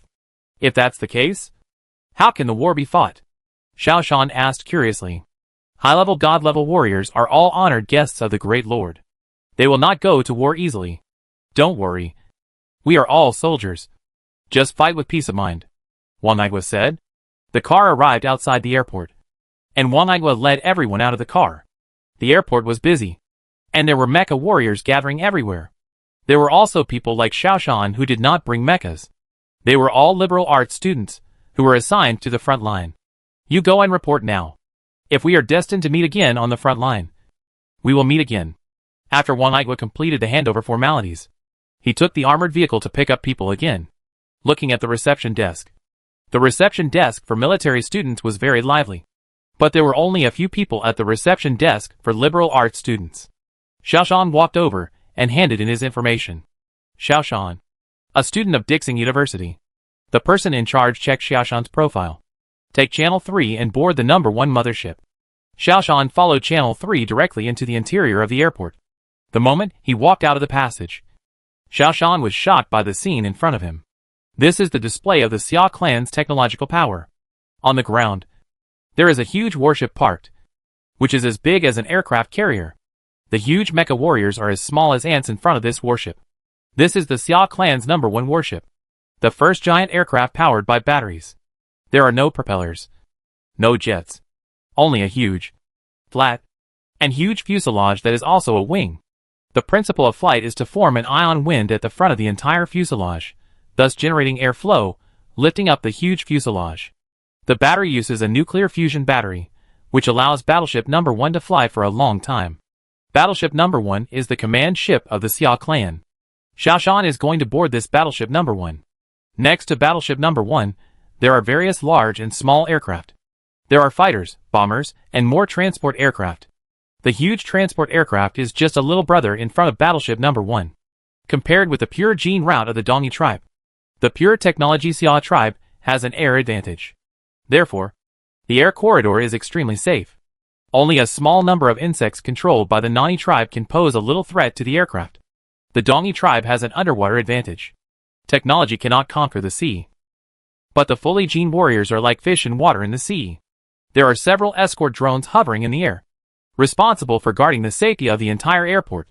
Xiao Shan has an illusion that the war between the Xia tribe and the Dongi tribe is more like an upgraded version of the battle between humans and star beasts in his own world.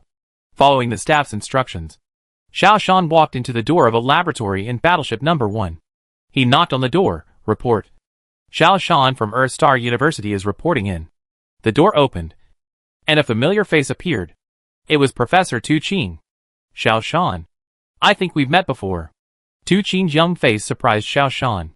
However, her familiar action of tucking her hair behind her ears made Xiao Shan identify her with Professor Tu Qing in the original world. When Professor Tu Qing saved Xiao Shan was not conscious, so he did not observe Tu Qing's appearance carefully. The young Tu Qing was not a great beauty, but she was good-looking, very quiet, and very elegant. Professor Tu Qing, you saved my life with a nano-repair robot, Xiao Shan said with a smile. Tu Qing remembered. Oh, yes. It seems that my nano-repair robot is worth using. Professor Mo Zhining is willing to recommend you, which means that your ability has been recognized by him. Professor Tu Qing took Xiao Shan into the laboratory. There were 7 or 8 other people in the laboratory, but they all looked older than Xiao Shan. The main research direction of our frontline laboratory is the research of human potential, Tu Qing said. Xiao Shan was a little surprised. Isn't this the research direction of pure genes? Tu Qing shrugged. I guess so. However, science has no borders. Professor Mo Zhining specially recommended you, saying that you are very interested in the integration of different civilizations. And the first integration is the integration of pure genes and pure technology. This is our research direction.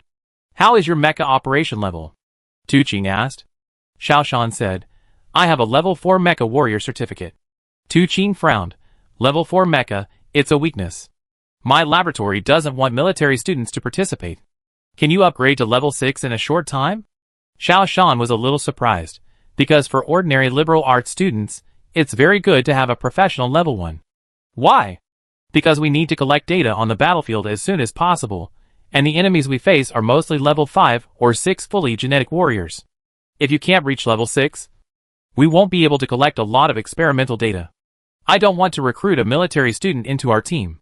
Tu Qing explained patiently, just like she was in the old world. Oh, so that's how it is. Xiao Shan was relieved. My actual operation level has reached level 6. But I'm just too lazy to take the test. Tu Qing's eyes lit up, and she immediately took Xiao Shan into the equipment room, and then opened a cabinet door. A strange mecha was revealed. This mecha was not like the combat mecha operated by the mecha warriors, but more like Xiao Shan's portable mecha, and a bit like the close-fitting mecha like Iron Man in the movie. It was just not that cool. This is the latest model of customized mecha, driven by high-energy nuclear batteries, and the weapon system is also the most advanced. Tu Qing waved his hand domineeringly. This mecha is now your exclusive mecha. Chapter 183 Behind Enemy Lines. Xiao Shan was very shocked. He had seen this mecha before, but only on TV. This was the latest achievement of the Xia clan in mecha. The latest achievement of the Xia clan, now it was in Tu Qing's laboratory, and it became his own exclusive mecha. Xiao Shan suddenly felt that he was awesome. With this mecha, his combat strength would be greatly improved. Battleship number 1 took off. The aircraft, which was propelled by electric ions, made almost no noise.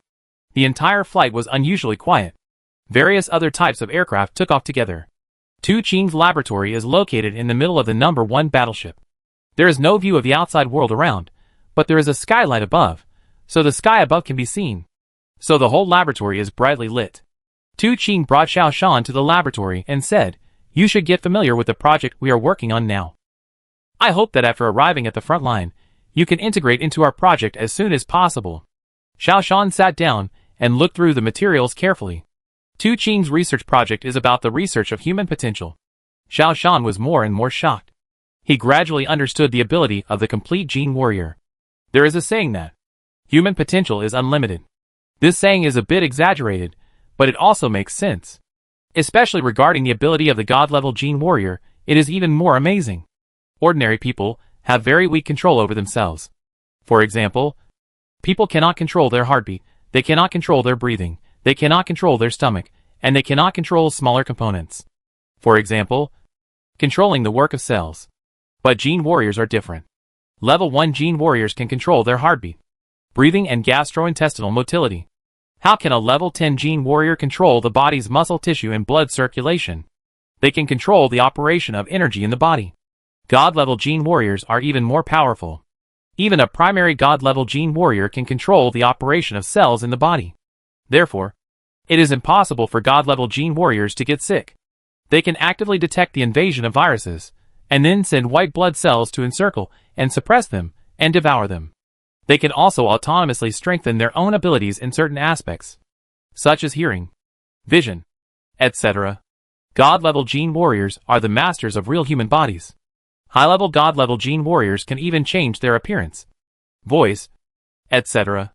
Their disguises cannot be distinguished without genetic testing tools. This is the most terrifying thing about high-level God-level gene warriors.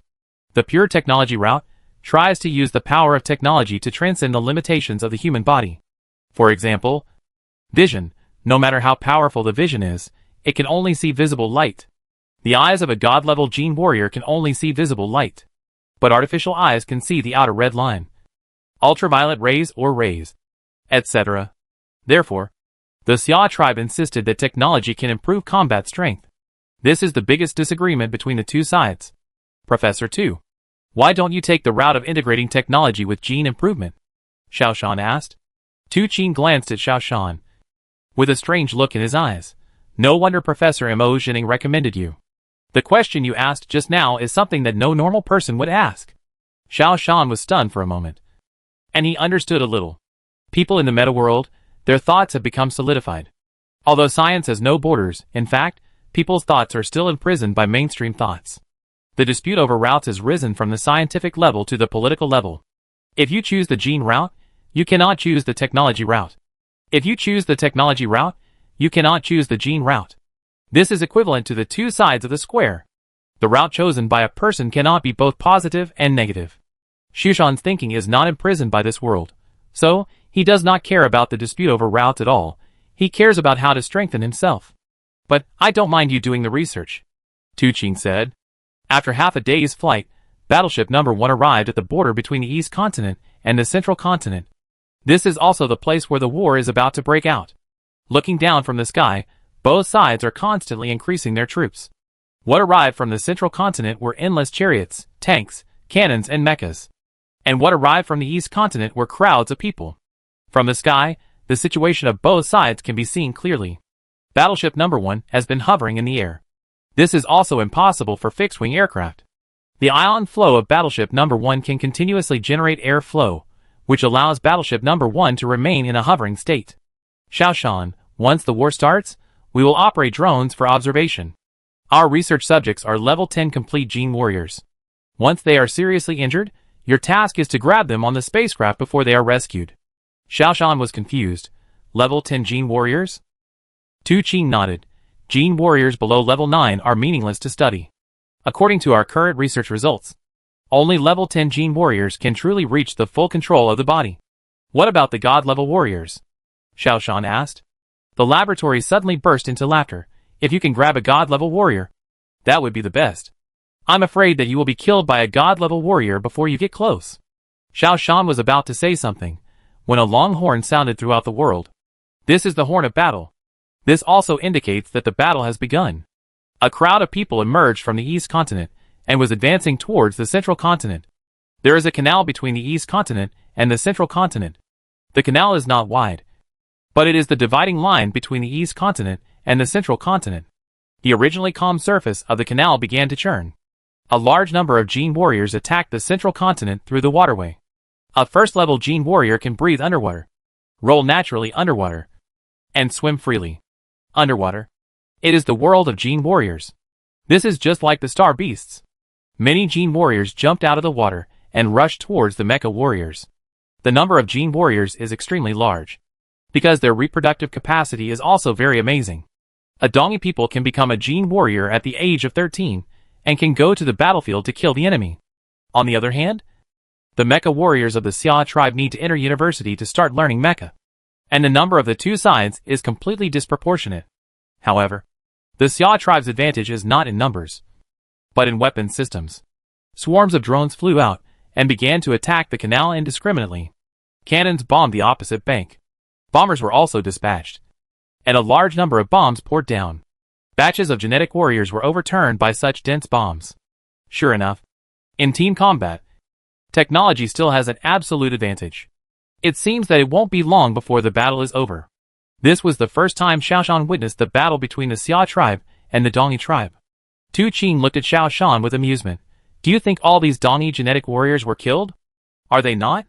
Xiaoshan saw that some warriors were covered with wounds, and some even had their intestines blown out. No, they also have medical soldiers, and these medical soldiers have strong repair capabilities. Tu Qing said. Xiaoshan looked at the high-altitude surveillance screen in the laboratory, and saw a medical soldier feeding a genetic warrior with a broken leg a bottle of medicine, and then began to put his hand on the wound. The broken leg was repairing at a speed visible to the naked eye. Xiaoshan, a group of level 10 gene warriors appeared. You put on the mech now and get ready to go, Tu Qing said. Putting on the mech, Xiaoshan descended to the ground with the help of the ferry aircraft. Xiaoshan, your mission is not to fight, but to find the experimental target, remember this. Tu Qing reminded. Received. Xiaoshan agreed. You still have some time to run in this mech. There are some new functions. You need to get familiar with them first. Okay. Xiaoshan did not expect that. His first mission after arriving at the frontline laboratory would be to snatch the incomplete body. However, this customized mecha is really good, and its functions are very powerful. The battle was very fierce. The mecha warriors of the Xia tribe began to fight back. They used various tools to cross the canal and attack the other side. With the help of weapons in the rear, the mecha warriors advanced step by step, and their advantage was obvious. Xiaoshan was a little surprised. Now it seems that the Dongi tribe is not vulnerable at all. Just like the star beasts, if there is no advantage in numbers, humans will not be so passive. At this moment, the situation suddenly changed. A group of high-level gene warriors suddenly emerged from the ground and began to attack the mecha warriors. This time, the situation on the battlefield changed again. Because of the mecha warriors, the drones and the artillery support in the rear could not be fired. Now they can only rely on the mecha warriors to deal with the enemy. The situation on the battlefield immediately reversed. Without the firepower support from the rear, and being at a disadvantage in numbers, the mecha warriors began to retreat. The first battle ended just like that. This made Xiao Shan feel a bit trifling. What tactics, formations, strategies, seemed to be of no use. Xiao Shan took the ferry aircraft again and entered the laboratory of the number 1 battleship. With a lot of doubts in his mind, Xiao Shan stayed on the number 1 battleship for a full 10 days. The battle has been going on in a child's play manner. There is no strategy, it is just a simple confrontation. It does not look like a modern war at all. However, the number of casualties on both sides is not false. The number of casualties of soldiers below level 4 or 5 is at least more than 20%. It can be seen that the battle is brutal. Compared with technology, this kind of fighting method is not on the same level. This kind of fighting does not look like a modern war, but rather like a battle between primitive tribes. Although Xiao Shan was not a very strategic commander, but if Xiao Shan commanded the Xia tribe, with the high-tech weapons mastered by the Xia tribe, with simple strategies, the Dongi tribe would have been driven away long ago. But Xiao Shan could not contact the high-level commanders now. Although they were all on the number 1 battleship, he could not get close. Every time he approached, he would be stopped by the guards. Such a battle made Xiao Shan lose interest in continuing to pay attention. It was just like a war between 2 tribes. It was just a random attack without any strategy. This also made Xiao Shan full of doubts. Xiao Shan, the opportunity has come. Tu Qing hurried over and said, just now the command center is preparing to send a commando force deep behind enemy lines to cut off their logistical supplies. You get ready and follow them. Xiao Shan agreed. Soon, a person came to the laboratory to find Xiao Shan. Hua Dingtian, is it you? Xiao Shan blurted out. The person who came was his future brother-in-law Hua Dingtian. I don't know how this guy got into the command center. Do I know you? Hua Dingtian asked in surprise. I know your soldier.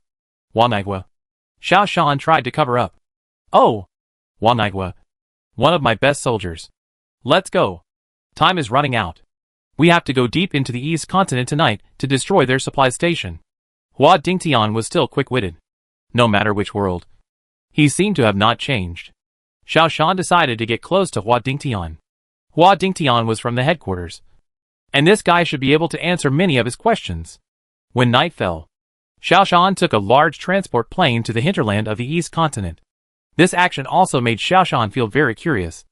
According to current experience, the battle between the 2 sides was a street fight. But suddenly the Xia tribe attacked from behind, which made Xiao Shan a little confused. There were more than a dozen mecha warriors on the transport plane, and their mechas were all advanced mechas, with a body size of up to 3 or 4 meters. The operator of the advanced mecha must be a mecha warrior above level 9. This also means that these mecha warriors are absolutely elite, and everyone's level will not be lower than level 9. The cabin door opened, and the mecha warriors jumped out of the cabin door. Advanced mechas have gliders, which can glide and land from the air. Xiao Shan's mecha also has a glider. He jumped out of the cabin door, opened the glider, and began to fly with the mecha warrior in front. The group flew quietly in the night sky. Xiao Shan is also a well-informed person. For such a mission, he did not feel nervous at all.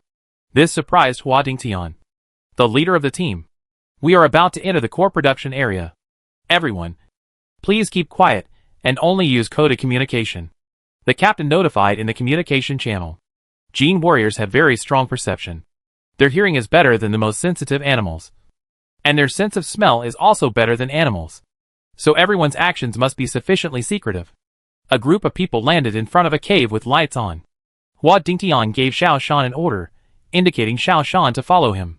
Xiao Shan knew from the data that their target this time was the energy production base. Genetic warriors need to consume a lot of energy every day. These energies are not energy sources such as oil and gas, but energy liquid extracted from food. The Dongi tribe has no air advantage, so their refining factories are all in the mountains. Using ordinary bombing methods is not easy. Therefore, the best way is to use the method of infiltration to ambush secretly. Their team is a team of infiltration elements. After Hua Dingtian arranged everyone's action tasks in the form of telegraph code, a group of people began to move. Xiao Shan followed Hua Dingtian's arrangement and followed him closely. The entrance of the cave was guarded by several low-level gene warriors, who had no power to resist these level 9 and level 10 elite mecha warriors. Chapter 184 captured. The group quickly entered the cave. When they arrived at the center of the cave, a very deep passage appeared. A mecha warrior used infrared to test the distance, and sent a code to tell everyone the depth of the cave, which was as deep as 20 kilometers. Xiao Shan frowned. If he was locked in the cave, it would be like closing the door and beating the dog. But these mecha warriors didn't care. They used climbing tools, and began to move towards the depths of the cave. Hua Dingtian also began to descend along the climbing rope. Xiao Shan followed closely. Halfway down, Xiao Shan suddenly felt a strong sense of uneasiness. This was his perception giving a reminder, which also indicated that their next work would be very difficult. It seems there is an ambush. Xiao Shan tried to send a code to Hua Dingtian. After Hua Dingtian received it, he just replied, "Received." But he still had no intention of stopping. The entire cave was very deep. In the cave, many underground corridors were built to allow vehicles to pass. But now the entire underground corridor was very quiet. It was even scary. Only the roar of the machine could be heard faintly at the bottom of the cave.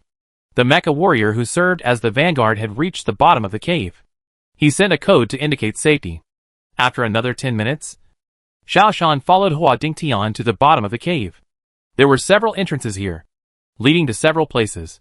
Hua Dingtian made a gesture, and a group of people quietly separated and entered from several entrances. Xiao Shan still followed Hua Dingtian into the largest entrance. The noise here was also the loudest. After entering, Xiao Shan was shocked by the scene in front of him. This was a huge production equipment, as high as 10 floors. A large amount of plants were transported in and poured into the equipment. After being processed by the equipment, it formed a liquid and entered the distillation and purification container along the pipeline. What came out in the end was a green juice. This green juice is like oil, viscous, but full of energy. However, it does not need to be burned to stimulate the energy contained in it, but relies on the body's gastric juice to absorb and convert it into body energy. Even the Gene Warriors cannot directly absorb the energy in the oil, but can only absorb the energy converted by plants. Xiao Shan has seen these energy liquids, and those infiltrating molecules carry these energy liquids with them. This is also their main source of food and energy. Action. Hua Dingtian issued the code for the action. The mecha warriors began to place explosives everywhere with agility. However, it was getting weirder and weirder here. There was not a single genetic warrior, not even a worker. But the factory was still working. And the sense of crisis in Xiao Shan was becoming clearer and clearer. The danger was approaching, but no one noticed it at all. Xiao Shan looked at Hua Dingtian, who was on guard duty. As for the others, Xiao Shan didn't care, because he didn't know them anyway. But Hua Dingtian was different. In his original world, he was his sister Xiao Qingqiu's boyfriend. He couldn't let him fall into danger. There's an ambush. Xiao Shan warned again. Hua Dingtian turned his head to look at Xiao Shan, and then pointed to the top of his head. Xiao Shan understood that this was Hua Dingtian's intention for him to return first. But how could Xiao Shan just leave like that? Xiao Shan already had a general understanding of the relationship between the meta world and the companion world.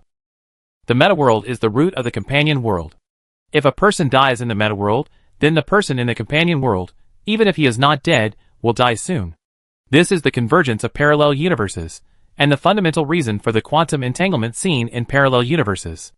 As long as the meta world changes, other worlds will gradually change. If a companion world changes, like the world at the beginning of Xiao Shan, it is occupied by the star beasts, and humans perish. Then, this world will completely lose its connection with the meta world. This world will also be destroyed. Therefore, Hua Dingtian in the meta world must not die. Otherwise, Hua Dingtian in other worlds will also die, and his sister will become a widow, which he does not want to see. He shook his head, and did not leave alone, but continued to follow Hua Dingtian. He wanted to help Hua Dingtian. Soon, each team sent a message. The preparations were complete. Hua Dingtian nodded, then began to issue the order to retreat, and set a timer for the bomb to detonate. Everyone quickly came to the passage, prepared to evacuate along the passage. Xiao Shan carefully felt. The feeling of danger was getting closer. There is an ambush. Xiao Shan sent a code to Hua Dingtian again. Hua Dingtian looked at Xiao Shan with a complicated expression, but still did not speak. He hung the climbing rope on his equipment, began to tighten the climbing rope, and rose to the top of the cave. At this moment, Xiao Shan heard a vibration. Boom! In the belly of the cave, dozens of figures suddenly rushed out from the mountain wall and intercepted the group of mecha warriors. However, The group of mecha warriors seemed to have expected it. They quickly cut the rope and jumped into the corridor next to them. Xiaoshan also cut the rope and jumped into the corridor. As soon as he landed, a Gene warrior rushed over and attacked Xiaoshan.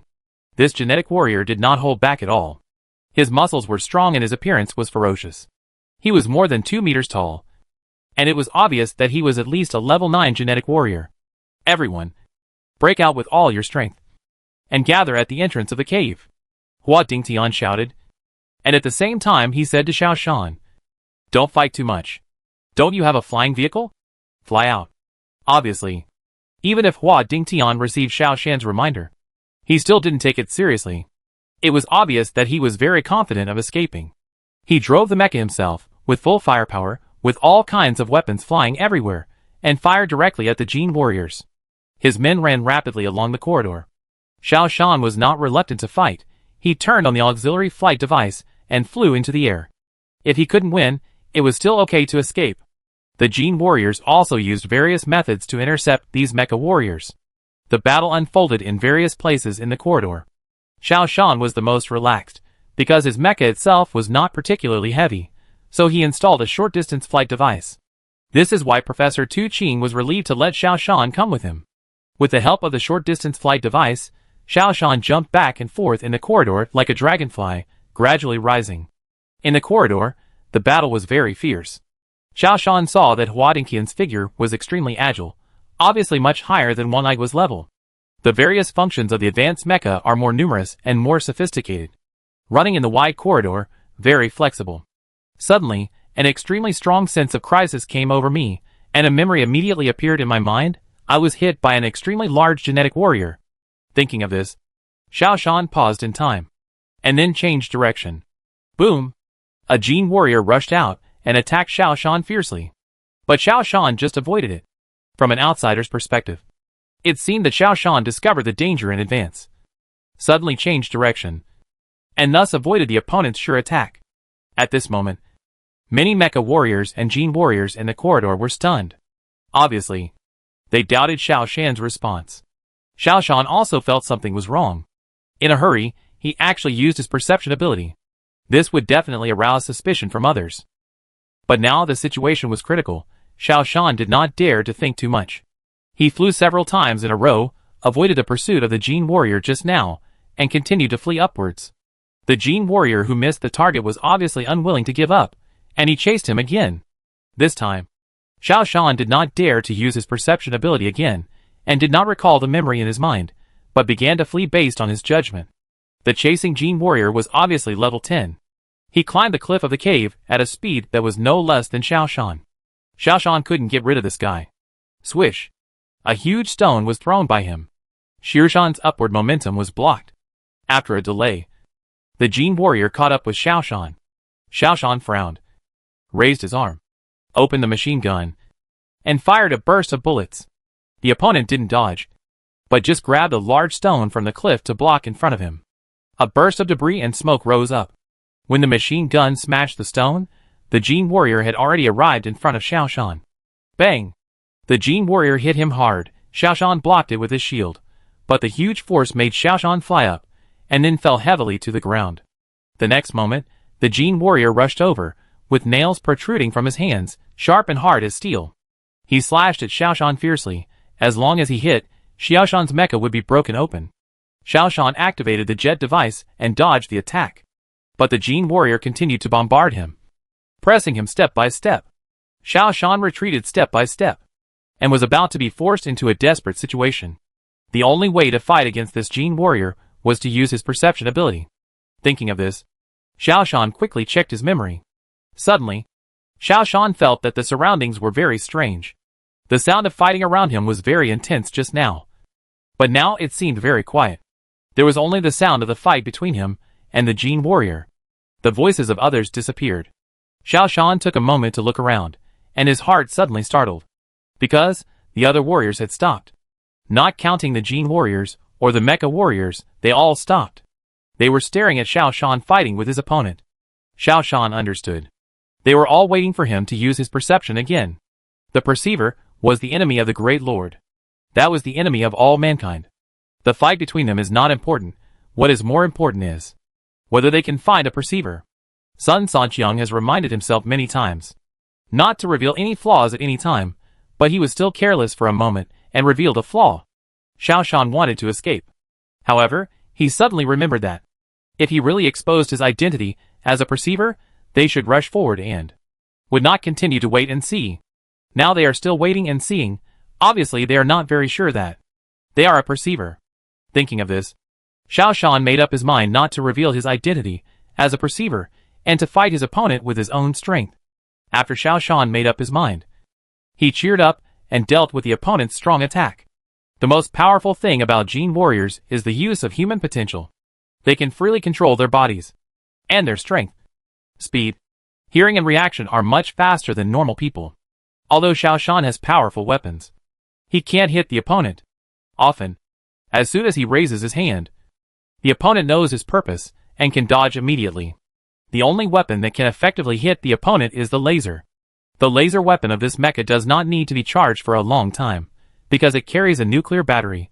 As long as Xiaoshan does not always use only high-energy lasers, it will be enough for Xiaoshan to use. Xiaoshan switched his method, only using laser weapons, and began to deal with the opponent. Moreover, the emission of high-energy lasers was also irregular, which made Xiaoshan's counterattack start to improve a little. Others saw that Xiaoshan did not show the state of a perceiver in such a dangerous situation, and they no longer paid attention to their situation, and started fighting each other again. Boom! The refining plant below finally exploded. A powerful shock wave rushed up from the bottom, and spread in all directions. Everyone was inevitably affected. Xiaoshan took the opportunity to escape. He just jumped up, and suddenly the Jin warrior punched the mecha hard. Xiaoshan lost control and fell from the air. He fell into the flames below. Under the huge impact, the mountain wall began to break, and a large amount of stones fell into the passage. In the blink of an eye, Xiaoshan was buried.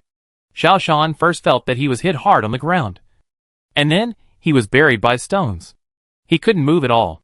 After an unknown period of time, Xiaoshan felt that he was dug out from the ground, pulled out of the mecha, and carried into a room like a laboratory. "Put it here," an old voice said. Xiaoshan raised his head with effort and looked around. This is a strange laboratory, full of bottles and jars, and the air is full of strange smells. "Perceiver, what is your name?" the old voice asked. His person also appeared in front of Xiaoshan. This is a black man, with gray hair and a dark face. However, even if the face is dark, age spots can still be seen, which means that this person is definitely not young. "I am not a perceiver." Xiaoshan sat up. "Don't worry about the Great Lord. It's absolutely safe here, and the Great Lord can't find it," the old man said. "I'm not a perceiver. I just predicted the danger just now. I just have a strong observation ability." Xiaoshan insisted that he was not a perceiver. "Then let's just assume you are not." The old man walked to Xiaoshan's side, with a syringe in his hand, and was about to give Xiaoshan an injection. Xiaoshan was startled. "What for?" "Inject the perceiver with the gene modifier, to see if the perceiver's consciousness ability will be improved after receiving the gene modification," the black old man said. Chapter 185 Xiaoshan, the Gifted. "I said, I'm not a perceiver." Xiaoshan wanted to break free, but the black old man was very strong, and easily grabbed Xiaoshan and injected a needle into him. "You don't know yet? We have been eyeing you for a long time. We even wasted an energy liquid processing plant just to get you here." While the black old man was talking, his hands did not slow down at all. He took out the needle and pinched Xiaoshan's mouth open. This is painkiller. When the gene modifier starts to take effect, it is very painful. This can help you relieve the pain. Before Xiaoshan could react, the medicine had already entered his stomach. Although the black old man's face was full of age spots, he was obviously in his twilight years, but his body had been genetically modified, and without the assistance of the mecha, Xiaoshan was no match for him. There was a burning pain at the place where the arm was injected. He clearly felt that his body was being eroded by something. "What are you going to do?" Xiaoshan asked angrily. The black old man ignored him, sat down by himself, and said, "Since the first time you killed our Jin warrior, I have been targeting you. Your every move fully exposed that you are a perceiver." Xiaoshan didn't believe it, because even the security bureau didn't know his identity as a perceiver. "I'm not a perceiver." Xiaoshan still insisted. He. You can fool your security bureau with this sentence. And you have someone behind you who can help you eliminate traces and clean up monitoring data. However, you can't fool us. We also have people in the security bureau. And we have backups of all surveillance in the world.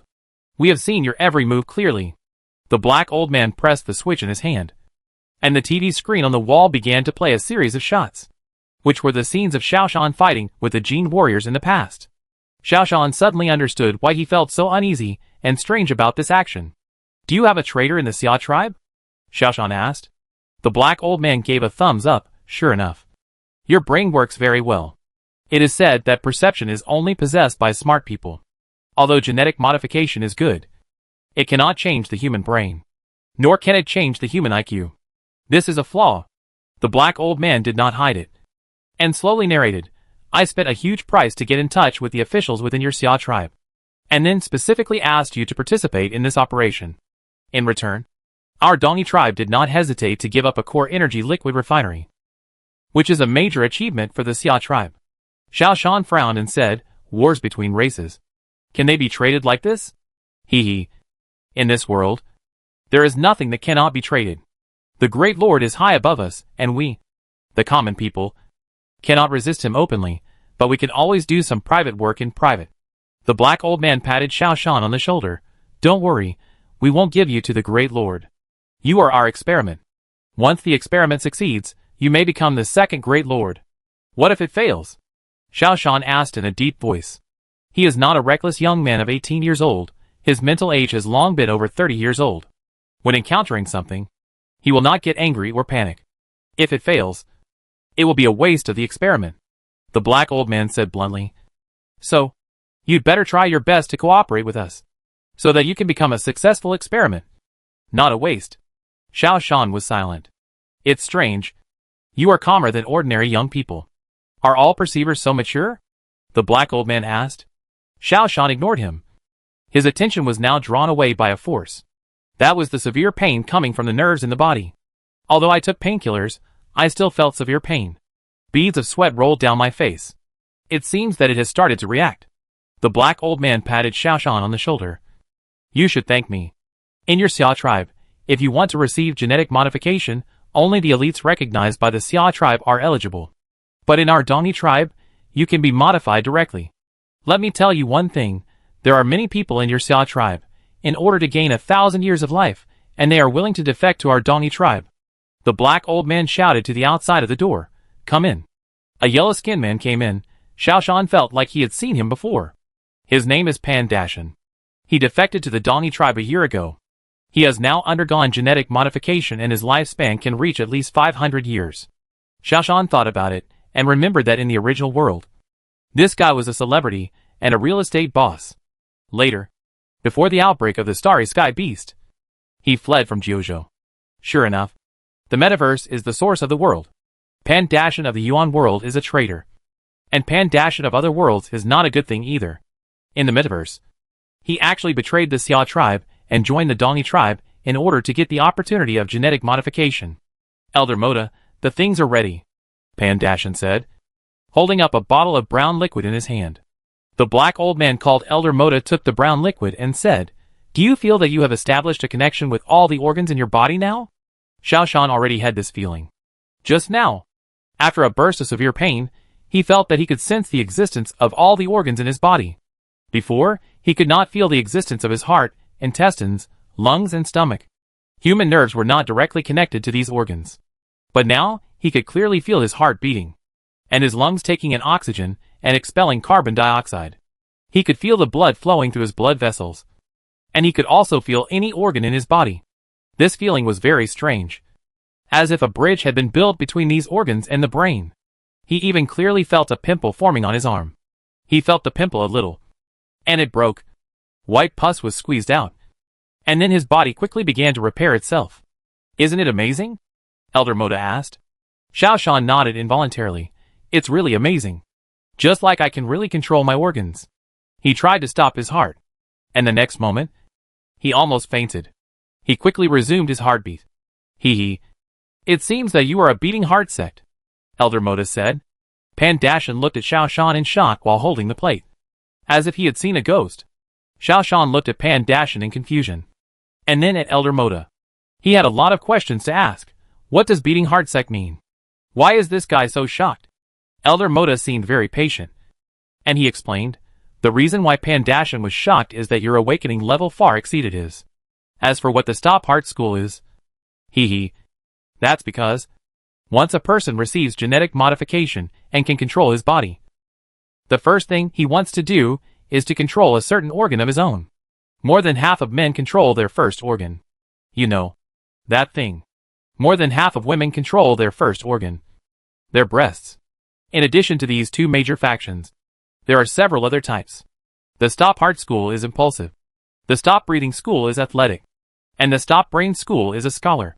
You belong to the impulsive type, also called the Stop Heart School. The black old man seemed a little surprised. This is a little different from my estimate. What does the level of awakening mean? Xiao Shan asked. He began to feel that being used as a test subject might not be a bad thing. He had been studying the integration of multiple civilizations. The best research is actually to study oneself. He should start with genetic improvement. And perhaps, he could really understand the method of civilization integration.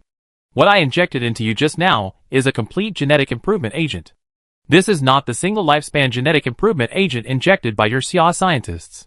It is useless except for living a few more years. Complete gene modifier is to awaken all functions of the body. The degree of awakening varies from person to person. Most people, after awakening, can only barely feel the organs in various parts of the body. If you want to control the organs of the body, you need to continuously strengthen the improvement effect later. It usually takes 5 to 8 years to fully control the organs of the body. Only a very small number of people, after the first awakening, can control the body, and you belong to this very small number of people. And most of the God-level gene warriors come from people like you. Xiao Shan understood. He knew before that the gene improvement route attaches great importance to talent. Talent is determined after a person is born. That is, a person's innate conditions. People with high talent can enter the ranks of God-level gene warriors. And a person with low talent, if you want to become a God-level gene warrior, you need luck and opportunity. The reason why the Dongi people chose to take the gene development route is that black people themselves are gifted. And the probability of becoming a God-level gene warrior is obviously much higher than that of white and yellow people. Therefore, the Dongi people insisted on taking the genetic development route. The Xia people had the worst talent. If they followed the Dongi people and took the genetic improvement route, they would sooner or later become the weakest of the 5 major races. Therefore, the Xia people insisted on taking the technological development route. Because, the Xia people were obviously much stronger than other races in terms of brains. And technology needs the brain the most. In this way, the so-called choice of civilization development route is actually the selfish choice of each race. What is my awakening level? Xiao Shan asked. Elder Moda smiled and looked at Xiao Shan. See if you have gallstones. If so, can you expel them? Xiao Shan sensed the organs in his body, and found that the connection with small organs such as the gallbladder and pancreas was the weakest. However, he could still barely sense the existence of the gallbladder. And there was a gallstone in the gallbladder, which was very small. He controlled the discharge of bile, and pushed the gallstone forward. This gallstone is entangled with many things. It is very difficult to entangle. Xiao Shan closed his eyes. Carefully controlled, he used all the internal organs and muscles that could be used, and kept thinking to push the gallstone to roll. After some efforts, he finally pushed the gallstone into the bladder. Xiao Shan jumped up, went to the toilet, then came out with a pair of tweezers holding the gallstone, and handed it to Elder Moda. What do you want this thing for? Pan Dashan showed a look of shock again. His eyes were full of jealousy and resentment. Obviously, Xiao Shan's awakening level made him very jealous and angry, and also made him feel very unfair. Elder Moda waved his hand, set Pan Dashan away, and then looked at Xiao Shan jokingly. What do you see from Pan Dashan's expression? Xiao Shan shrugged. It should be that my awakening level is very high, which makes him jealous. Elder Moda nodded. That's right. There are 4 levels of awakening, and you are the highest level. Among 100 million people, there will be about 1 person like you. In your Xia race, it is estimated that at least 1 person will appear in 500 million. This is the first time that Xiao Shan feels that he is a genius. No matter which world he is in, Xiao Shan is not a gifted person. In scientific research, he is not as good as Sun Sanqiang and Emotioning. In combat skills, He is not as good as Hua Dingtian and Wan Igua in strategy and response. He is not as good as those high-level military commanders. Xiao Shan's only advantage is consciousness. He has a very strong consciousness sensing ability. But even with this ability, he couldn't compare to the little genius Fang Zihao. Now, he finally had an ability that surpassed others, that is, his awakening level. Is this awesome? Xiao Shan asked. For the first time, Elder Moda's expression became a little serious. It's awesome. If you concentrate on improving, you can become a high-level god-level warrior. High-level god-level warrior? Xiao Shan was shocked. It is said that there are not many high-level god-level warriors in the entire Dongi tribe. Wan Igua said that a high-level god-level warrior, with a flick of his finger, could instantly kill thousands of level 10 mecha warriors. This is simply a godlike existence. Perhaps, in the entire earth, he is second only to the Great Lord? What level is the Great Lord? Xiao Shan suddenly asked this question. Elder Moda shook his head. For thousands of years, no one has ever touched the level of the Great Lord. If you want to know what level the Great Lord is, you may only know it by going to the solar system. Solar system? Yes, the solar system. Earth is a star in the solar system. It is also a member of the Solar System Alliance. Presumably, the rulers of other galaxies should be at the same level as the Great Lord, said Elder Moda. Xiao Shan was just about to savor the news. But Elder Moda whipped him hard with a whip. Get up. It's time to upgrade your level. Although your awakening level is high, if you can't upgrade your level quickly, everything will be in vain. Your advantage is that you have a high awakening level, and you will accept genetic modification technology quickly. The disadvantage is that you are already 18 years old, and you have missed the best time for improvement in your youth. So, don't be complacent, and improve yourself quickly. Elder Moda smiled and said, I think you will definitely not be willing to be manipulated by me. So if you want freedom, you can get rid of my control when you become a god-level warrior. Because I am a god-level warrior. Xiao Shan looked at the old man, and he really didn't expect that such an inconspicuous old man would be a god-level warrior. However, the old man's words also touched him. He was obviously imprisoned and used as a test subject. If he wanted to escape, he had to improve his strength as soon as possible. Chapter 186 The Secret of Gene Warriors. Xiao Shan slowly figured out the classification of gene warriors. The biggest goal of gene warriors is to stimulate the potential of the body. In the past, Xiao Shan had heard a saying that people have unlimited potential, especially the human brain, which is only developed by less than 10%, because only 10% of the human brain cells are used, and the rest are in a dormant state. Some people even believe that only 1% of the human brain is used, and 99% is not awakened. This sentence is both right and wrong. Yes, it is because the human brain is indeed not developed. Especially many instinctive areas can only be regarded as instincts, and can only be stimulated under certain conditions. For example, fear, fright, excitement, etc. will only be slightly stimulated. For example, when people are nervous, the blood flow rate is accelerated, the energy delivery speed is accelerated, and the athletic ability is improved. These are all controlled by instinct, that is, the part of the brain that has not been awakened is in control, not controlled by the main brain. Therefore, people cannot speed up their breathing, cannot speed up their fat burning to provide energy. Gene warriors are different. This part of their brain is activated, and can also be actively controlled by humans. Gene warriors can speed up blood flow anytime and anywhere, providing more energy. It can also make people's energy enter a low consumption stage, entering hibernation. These are all evidence that the brain is only developed by 10%. However, this statement is also wrong, because gene warriors cannot develop the main brain at all. For a person with a low IQ of 80, even if he becomes a level 10 gene warrior, his IQ is still only 80. Gene development cannot change the main brain. There is also a saying among Dongi scientists that the main brain has been fully developed. Only other parts of the human brain have not been fully developed. Genetic improvement, changes to the brain, are only reflected in these aspects. Xiao Shan is like this now. He can feel that many of his abilities have been strengthened, but his intelligence level remains the same. It can be said that, except for the main brain, any other parts can be improved. The classification of gene warriors is also very clear. Those who can control the muscles of the whole body are level 1 to 3 gene warriors according to the proficiency of control. Those who can control the internal organs are level 4 to 6 according to the proficiency of control. Those who can control human instincts are level 7 to 9 according to the proficiency of control. A level 10 gene warrior has entered a completely different realm, that is, being able to control body cells, and entering the realm of microscopic control. This is why a level 10 gene warrior can beat a level 10 mecha warrior. Although Xiao Shan has a good awakening level, he can sense the internal organs from the beginning, but he still needs to start from the level 1 gene warrior. Drink this bottle of energy liquid, expel impurities from the body, cure diseases in the body, and expel viruses from the body. Elder Moda handed a bottle of potion to Xiao Shan. Xiao Shan did not hesitate, and drank it directly. Xiao Shan knew very well that he was now Elder Moda's experimental subject. Before his strength was improved, it was meaningless to resist blindly.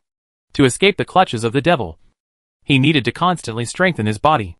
This was like a classic quote, life is like that. Since you can't resist, just close your eyes and enjoy it. Xiao Shan originally wanted to understand the effect of genetic modification. Now, it is a good opportunity to learn more about genetic modification technology. The war ahead was being broadcasted on TV. The war was still going on, and both sides were still fighting with great pleasure, and it was still a low-quality war without wisdom and strategy. It was just a fight between warriors. Now the Xia tribe had the upper hand, relying on drones and heavy equipment, and was pressing forward step by step, had crossed the canal, and was advancing towards the south. But the speed was not fast. The reinforcements of the Nani tribe had arrived, and there was another force on the battlefield that was various modified animals, especially flying animals. Their appearance helped the Dongi tribe regain some air superiority. The Shi tribe also arrived, and they joined the Xia tribe. They worshipped mechanical power, and many robots began to enter the battlefield, especially some mechanical warriors. All the body parts except the brain have been transformed into machines. This kind of warrior is a robot controlled by the human brain. This kind of mechanical warrior is even more majestic, more exaggerated than the mecha warrior, and more powerful. However, the Dongi tribe also had mechanical warriors, and these people were supported by the Bei tribe. The Bei tribe was the most unprincipled race.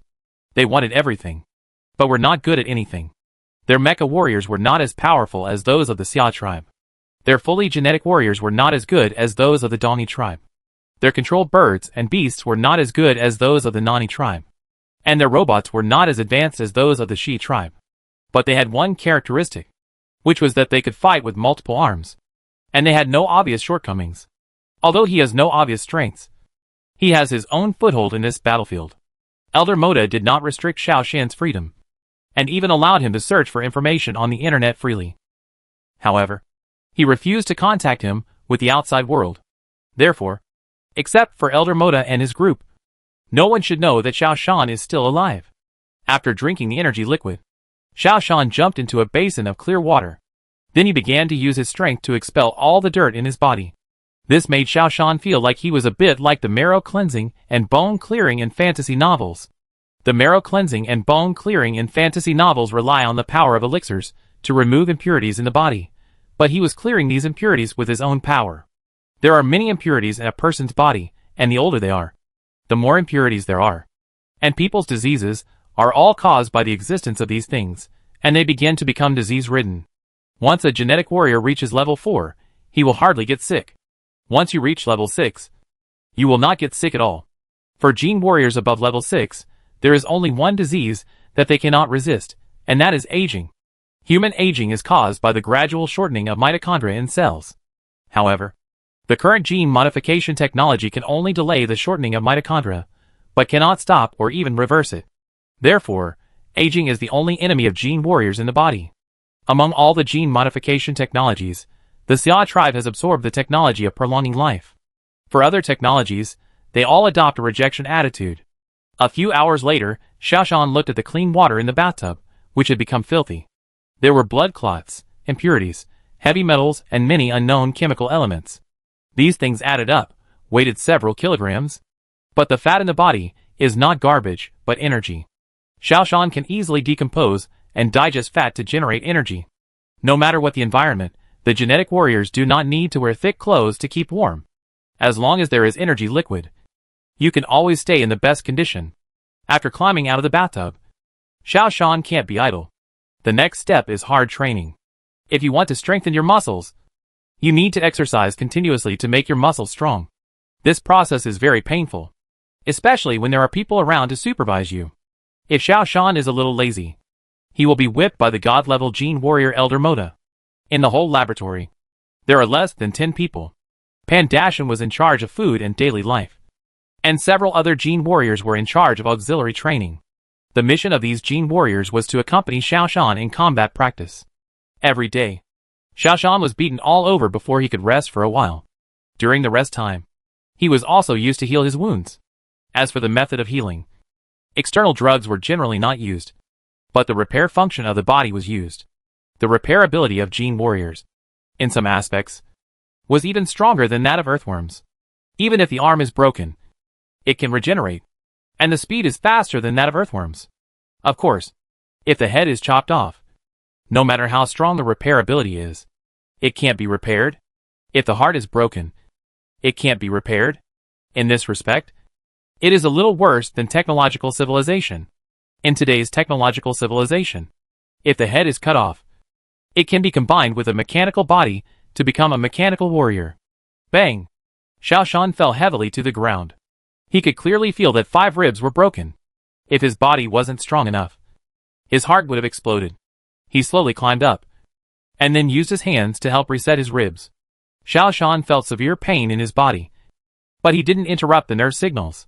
He wanted to feel the pain clearly, so that he could grow better.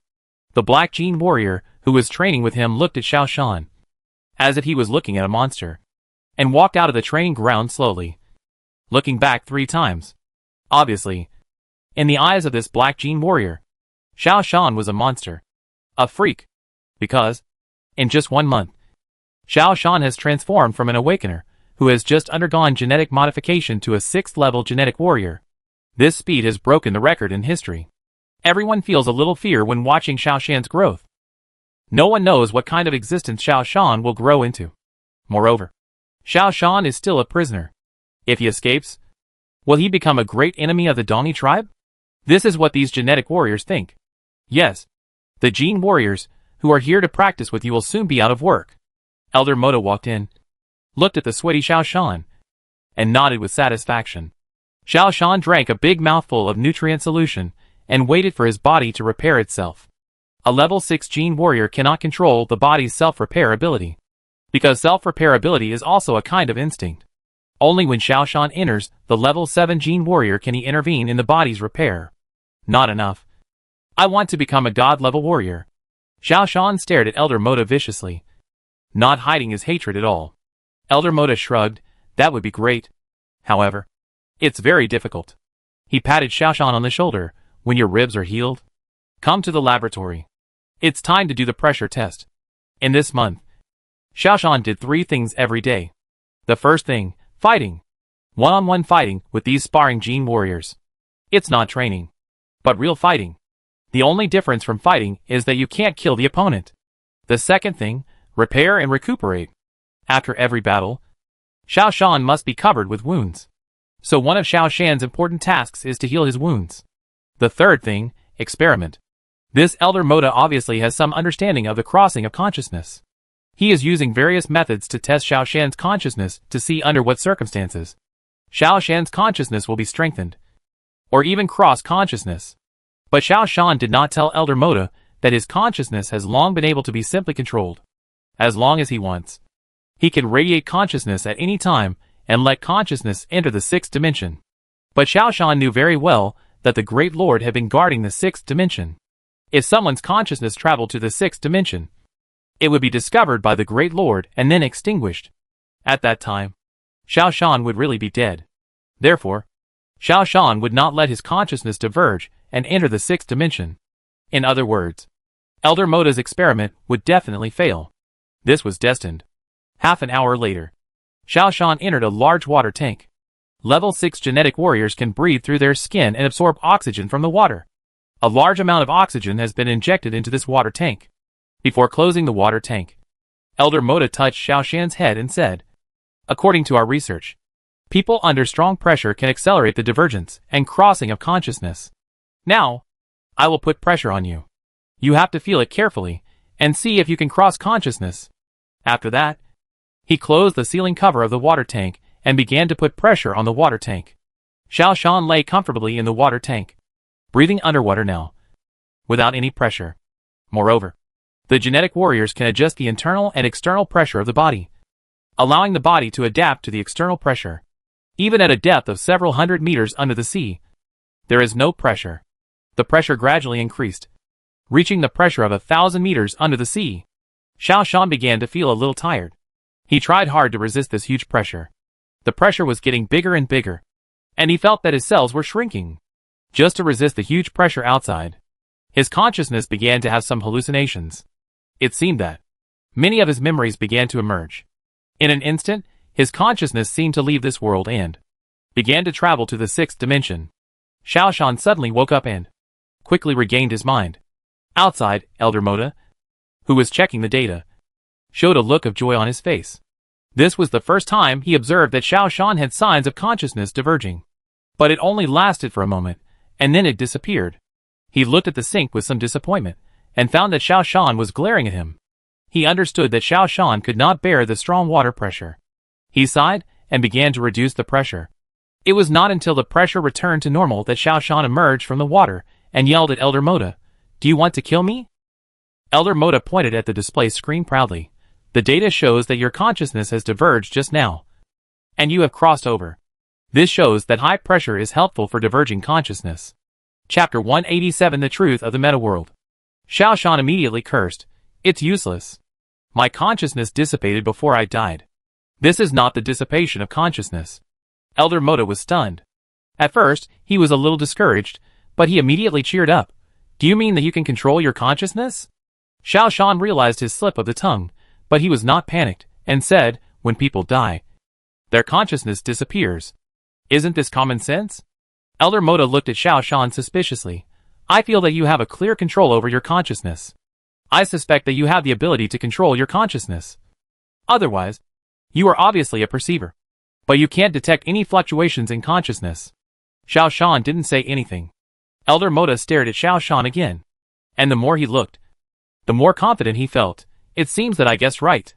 I have tested several perceivers before. They all have divergent consciousness. But you alone have no signs of divergent consciousness.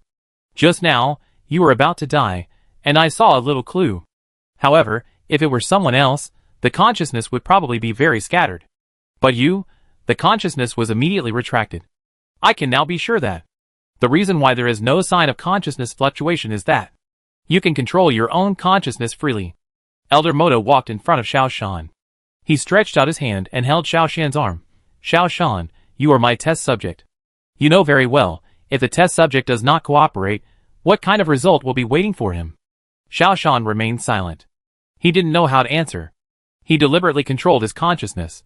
But Elder Moda noticed it.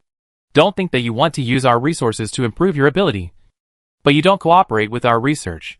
In this case, even if you are a good experimental subject, we have to destroy you," Elder Moda said. Xiao Shan took a deep breath and sat down. "As a test subject, the results of the research have nothing to do with me. Why should I cooperate?" Elder Moda frowned. "So that's how it is. Okay, I can negotiate a condition with you. You cooperate with our research. In return, I will meet your requirements." "What are your conditions? Tell me." Xiao Shan stood up and said, "My requirements? Don't mention it. I really have some. Not many requirements, only one, that is to let me participate in the experiment. I need to know everything about the experiment." Xiao Shan also wanted to know everything about consciousness. Elder Moda spent so much effort to study consciousness, there must be a huge motive behind it. It's just that Xiao Shan doesn't know the motive. Xiao Shan himself is also very interested in the study of consciousness. Maybe I can learn some secrets from Elder Moda. Elder Moda turned his head and stared at Xiao Shan again. He pondered for a long time, then said, "Your request is too much. As a Xia tribe member, if you know our research results, wouldn't it pose a huge threat to our Dongi tribe?" Xiao Shan smiled. "Don't pretend. You don't have the concept of race. Whether it is the Xia tribe or the Dongi tribe, they are all under the control of the Great Lord. And your research on consciousness has already surpassed the requirements of the Great Lord. Race is no obstacle for you." Xiao Shan has also thought clearly these days. Elder Moda's research is likely to be conducted behind the back of the Great Lord. The Great Lord is obviously preventing all research on consciousness. Therefore, this Elder Moda should be conducting consciousness research in private. It is also not allowed to be seen in public. And Xiaoshan itself also regards the Great Lord as his biggest enemy. Xiaoshan wants to break through the restrictions of the Great Lord to save the original world. This point is Xirshan's bargaining chip. It seems that you understand it very well. Elder Moda nodded. Okay, I agree to let you know some experimental data, and I agree that you understand the project we are researching this time. But the core content cannot be open to you. If you agree, we will do research together. If you don't agree, you will have no choice but to die. Xiaoshan stared at Elder Moda, wanting to see how sincere he was. But Elder Moda was cunning, and could not see any clues at all. Okay, I will figure out the core content myself, Xiaoshan said. Elder Moda sat down. Okay. Tell me, what do you want to know? Xiaoshan thought for a while and asked, why does the Great Lord want to eliminate the perceiver? Elder Moda laughed. Sure enough. Your first question is this. This question, for those of you below the God-level warriors, is indeed difficult to understand. However, among the God-level warriors, especially the high-level God-level warriors, it is no secret. People with super consciousness will break through the level limit of God-level warriors and upgrade to a higher level, which will affect the status of the Great Master. This is absolutely not allowed by him. Especially for high-level God-level warriors and Glory Mecha warriors, the existence of perceivers is absolutely not allowed, Elder Moda said. Because if a high-level God-level warrior is also a perceiver, it may challenge his position. Right? Xiaoshan asked. Yes. If a high-level God-level warrior is not a perceiver, it is almost impossible to break through. He will be a high-level God-level warrior for the rest of his life. He can only be a thug that he can control. Elder Moda shook his head. Our Great Master is actually an extremely selfish guy. He is afraid that someone will threaten his position. Elder Moda pointed to the sky. The solar system is actually the 7th dimension. Among the civilizations in the solar system, most are open civilizations, allowing people to travel freely. But our Earth is a closed civilization, and the Great Lord prohibits us from any communication with the outside world. But other civilizations always covet Earth civilization. They will constantly come to challenge Earth civilization. The Great Lord will arrange God-level warriors, or Glory Mecha warriors, to clean up these challengers. Because low-level warriors are useless in alien battles. In other civilizations, on each planet, there is more than one Great Lord. But on our Earth, there is still only one Great Lord. He wants to firmly control Earth and turn it into his private territory. Elder Moda sighed, in order to consolidate his position. He also used a lot of energy to create many companion universes. The purpose is to help him avoid risks and conduct trial and error. The companion world is actually his laboratory. The companion world is like a rehearsal in advance, taking the dangers that the meta world may encounter, and through the evolution of the companion world, finding the best way to avoid them. Have you seen the companion world? Elder Moda asked. Xiaoshan nodded. What he actually wanted to say was that he not only knew the companion world, but he was also from the companion world. Then tell me, how much do you know about the companion world? Let me examine you, and see if you really have the ability to consciously travel through it, Elder Moda asked.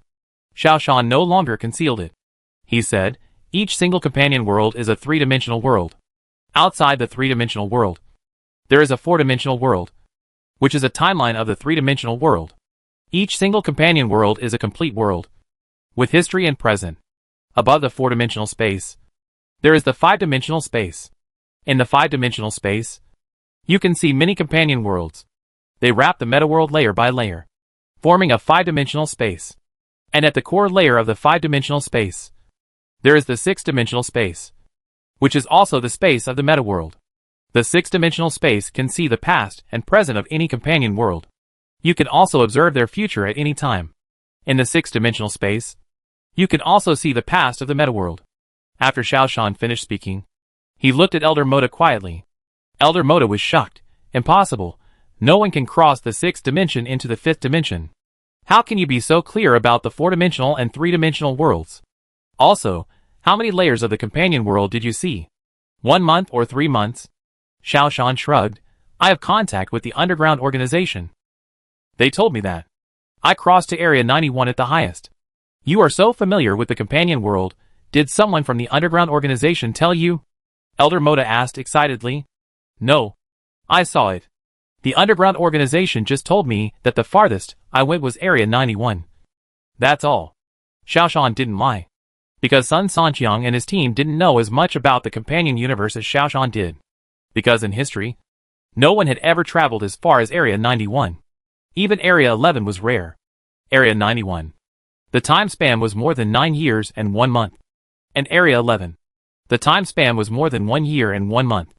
The number of layers of the companion universe is vaguely divided according to time. There are many companion universes in each area. Elder Moda sighed. Okay. I believe you have really been to a farther place. He stood up, walked in front of Xiaoshan, held Xiaoshan's hand and said, Xiaoshan, the underground organization is not a good person either. At least, there is one thing they didn't tell you. And they will never tell you. What is it? Xiaoshan looked serious. You have to upgrade to the level of a high-level god-level warrior as soon as possible. Only then will you be able to shake the Great Lord. Elder Moda said. Xiaoshan pondered. This question also puzzled Xiaoshan. Although he knew that he was a perceiver, the underground organization did not focus on training him. This was indeed very suspicious. Xiaoshan, I changed my mind. You are no longer a test subject. You will be my partner. I hope that one day you can help me fulfill my long-cherished wish. Elder Moda said. Xiaoshan frowned. Do you have a grudge against the Great Lord? Elder Moda nodded. You are very smart. You actually guessed this. Yes, I do have a grudge against the Great Lord. In fact, the Great Lord is my senior brother. He is gifted. Relying on his strong ability, he took away everything from me. My woman, my career, and my achievements. I am old now, but he is still young. I have always dreamed of revenge, but I have never been able to realize it. My only direction is to find a perceiver, or let me have the ability of a perceiver. Now, God, let me meet you. You are my hope. Elder Moda walked to the computer and called up an interface. This computer is connected to all computers in the world and can understand almost all secrets. I will tell you the password now, and you will be my partner. In return, you have to help me destroy the Great Lord and rebuild the Earth to its original appearance. Elder Moda said excitedly. What did the Earth look like in its original appearance? Xiaoshan asked in confusion. What did the Earth look like in its original appearance? Go look at Venus, and look at Mars, and you will know. That is an open social structure that embraces everyone. Not just the world of the Great Lord. Elder Moda said. Can I go to Venus? Mars? It seems that only high-level god-level warriors can go to space. Right? Xiaoshan asked. Humph. This is also the trick of the Great Lord. If you wait until you reach the level of a high-level god-level warrior, it will be too late for you to go to space. Elder Moda said. Why? Xiaoshan asked. Anyone who can break through to the level of a high-level god-level warrior, or a glory mecha warrior, will be noticed by the Great Lord. He will enter the 6th dimension, and find out the past of this person clearly. If it is a perceiver, he will kill him on the spot. Elder Moda looked at Xiaoshan and smiled. So, he made this rule that only high-level god-level warriors can enter space. That way, no one can pose any threat to him. Xiaoshan suddenly realized. What should I do? Xiaoshan thought of this problem. If he continued to improve his level, once he entered the high-level god-level warrior, he would be wiped out by the Great Lord. This means that he will never be able to save the original world.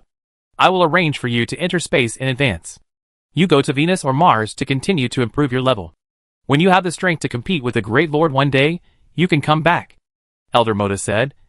Boy, you'd better hurry up and come back before I die. Xiaoshan nodded silently. He finally understood now why Elder Moda had such influence, and why he could snatch him from the battlefield. I also figured out the purpose of Elder Moda's research on consciousness. Who organized the underground organization? Xiaoshan asked. They seem to have quite a few perceivers in their hands. I don't know about this. And neither does the Great Lord. This guy should be one of the high-level god-level warriors in the hands of the Great Lord. Otherwise, he wouldn't have such great ability to build his own independent world. Elder Moda said. The leader of this underground organization should be a perceiver, and he must have used some means to hide it from the Great Lord and survive. Xiaoshan took a deep breath, and now he has truly understood the mystery of this world. His emotions towards Elder Moda became complicated. This old man did not hide anything. Perhaps he saw Xiaoshan's potential and placed his hopes of revenge on Xiaoshan. So he helped him with all his strength. In any case, this was good for Xiaoshan. Chapter 188 Xiao Shan's Plan, Breaking Out of the Earth. The night wind was slightly cool. Ding Wanyi shrank her neck and walked out of the hospital. She has been in a bad mood recently. Because Xiao Shan is dead. According to the news from the front line, Xiao Shan was buried by a collapsed mountain during an infiltration operation. Because the location was in the territory of the Dongi tribe, there was no way to rescue him. Therefore, the Xia tribe issued a death notice. But Ding Wanyi always felt that Xiao Shan should not be dead. He should still be alive. But as time went by, she felt that hope was getting slimmer and slimmer. Now, she was about to accept the fact that Xiao Shan was dead. A hooded man came over quickly, and then hugged her, and walked forward with her quickly. Ding Wanyi was about to scream, when a familiar voice came to her ears. "It's me." Ding Wanyi was delighted. It was Xiao Shan.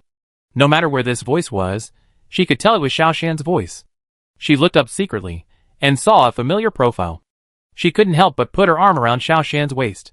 She could feel that Xiao Shan had become stronger, with firm muscles and no fat. Xiao Shan took off his hood and looked at Ding Wanyi with a smile until he entered Ding Wanyi's house. Ding Wanyi was shaking with excitement. She reluctantly put her arm around Xiao Shan's waist. "Are you dead?" Xiao Shan shook his head. "No, have you told your family?" Ding Wanyi asked quickly. "No. I had no choice but to come to you first," Xiao Shan said. Ding Wanyi understood a little. "Have you undergone genetic modification?" If Xiao Shan had undergone genetic modification, then he would be a member of the Dongi tribe. He is now in the territory of the Xia tribe, which means he is an infiltrator. If you find an infiltrator and don't report it, it is a crime of treason. Yes, but I am not an infiltrator. I am not a member of the Dongi tribe. Xiao Shan looked around and confirmed that there was no danger. Then he said, "Can I trust you?" Ding Wanyi blushed a little.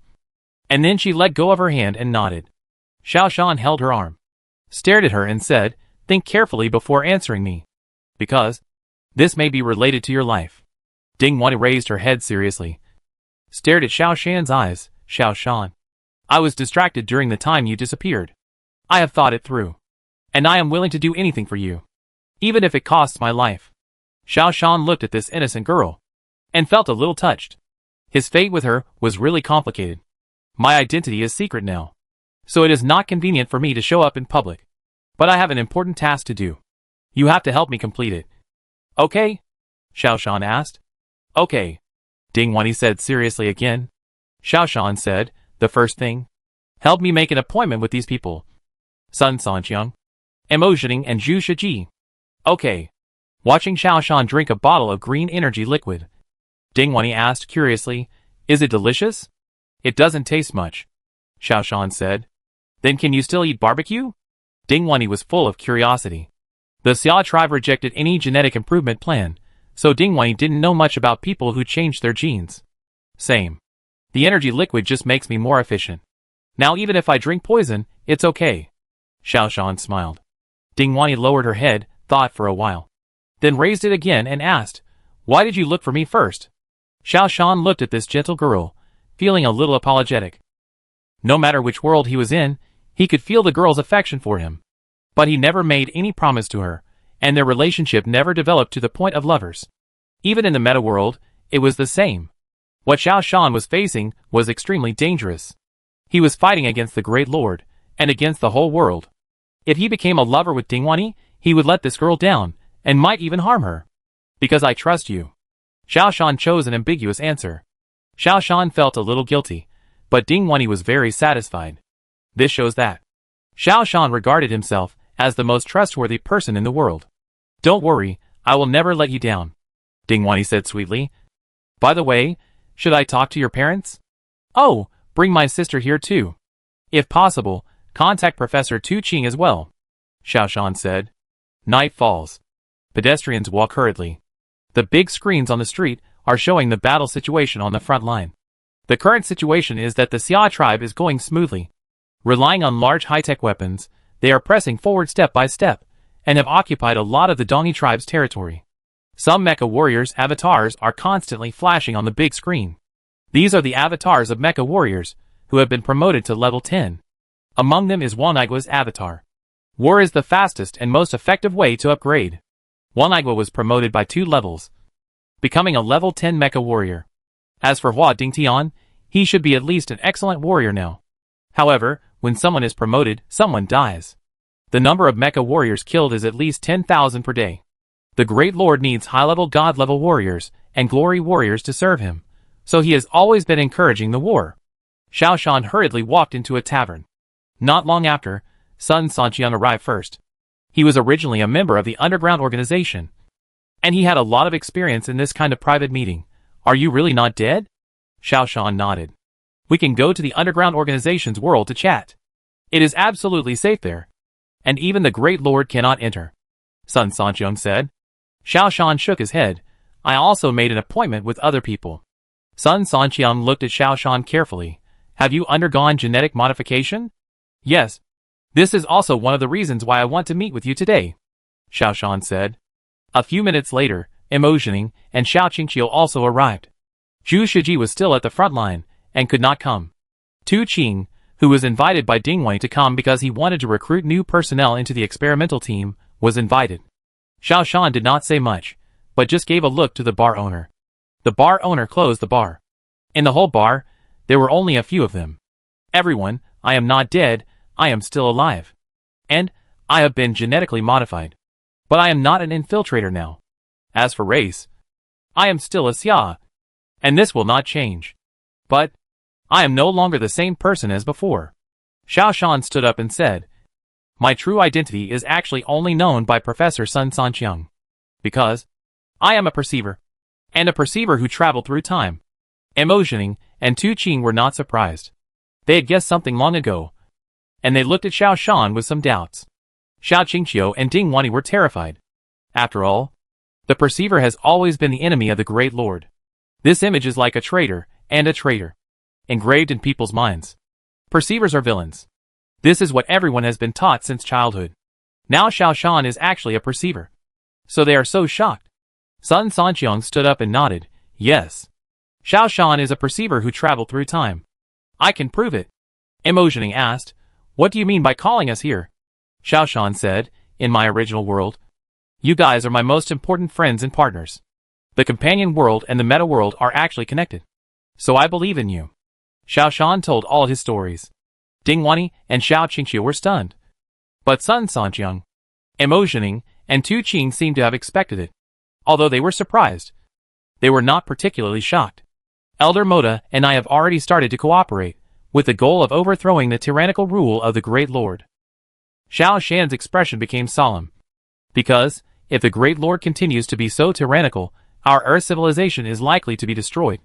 In the solar system, Earth civilization used to be the most brilliant civilization, but since the Great Lord came to power, Earth began to suppress the emergence of talents, and only use the best of each race as tools. But in fact, people without perception ability cannot achieve a real breakthrough. You will never reach the level of the Great Lord. Xiao Shan glanced at Emotioning and said, Professor Mo, as far as I know, your perception should be very strong. Because, in my world, when you were young, you had the ability to reproduce vision. So, I suspect that you are deliberately suppressing your level, not allowing you to become a high-level mecha warrior, so as not to attract the attention of the Great Lord. Emotioning's eyebrows moved, he looked up and looked around, and said with some doubts, Xiao Shan, according to what you said, you will sooner or later reach the level of a high-level god-level warrior. At that time, the Great Lord will track your past and check it. Emotioning pointed to the sky. The Great Lord will enter the 6th dimension and look back at your entire life. And our meeting and talks today will also be discovered by him. Aren't you harming us all? Tu Qing also looked at Xiao Shan with a strange expression. Only Sun Sanqiang was thoughtful and did not raise any opinions. Xiao Shan said, don't worry. Everyone, since you entered this bar, you have already left the meta world. This world is actually an independent space created by Elder Moda himself. Not in the 6th dimension. Xiao Shan looked at Sun Sanqiang. Professor Sun, you said that the headquarters of the underground organization is also in the founder's independent space. Right? Sun Sanqiang nodded. And he said to Emotioning and Professor Tu Qing, I believe Xiao Shan on this point. High-level god-level warriors, they will have certain abilities to build their own independent space. And the meta world, it is impossible to track independent space. So, when Xiao Shan becomes a high-level god-level warrior, he will be exposed, but we will not be implicated. Xiao Shan, what is the purpose of your inviting us here? Tu Qing asked. Xiaoshan sat down, took out some documents, and handed them to the three people. I need trustworthy people. Let's form a real underground organization together. If the Great Lord continues to blockade the Earth so tightly, our entire planet will be doomed. Our loved ones, our homes, will definitely be occupied by other civilizations. Tu Qing frowned and said, but the Solar System Alliance has already issued a notice that no invasion is allowed within the solar system. We have also established friendly relations with several other planetary civilizations. Xiaoshan smiled. This is all hearsay. We have never been to the solar system, because we are not high-level god-level warriors. And according to the requirements of the Great Lord, we cannot enter space. However, Elder Moda has been to the solar system, and he knows very well that our allies in the solar system are only Venus, Mars, and a few other allies. The lunar civilization closest to us has always been eyeing our Earth. They may invade at any time.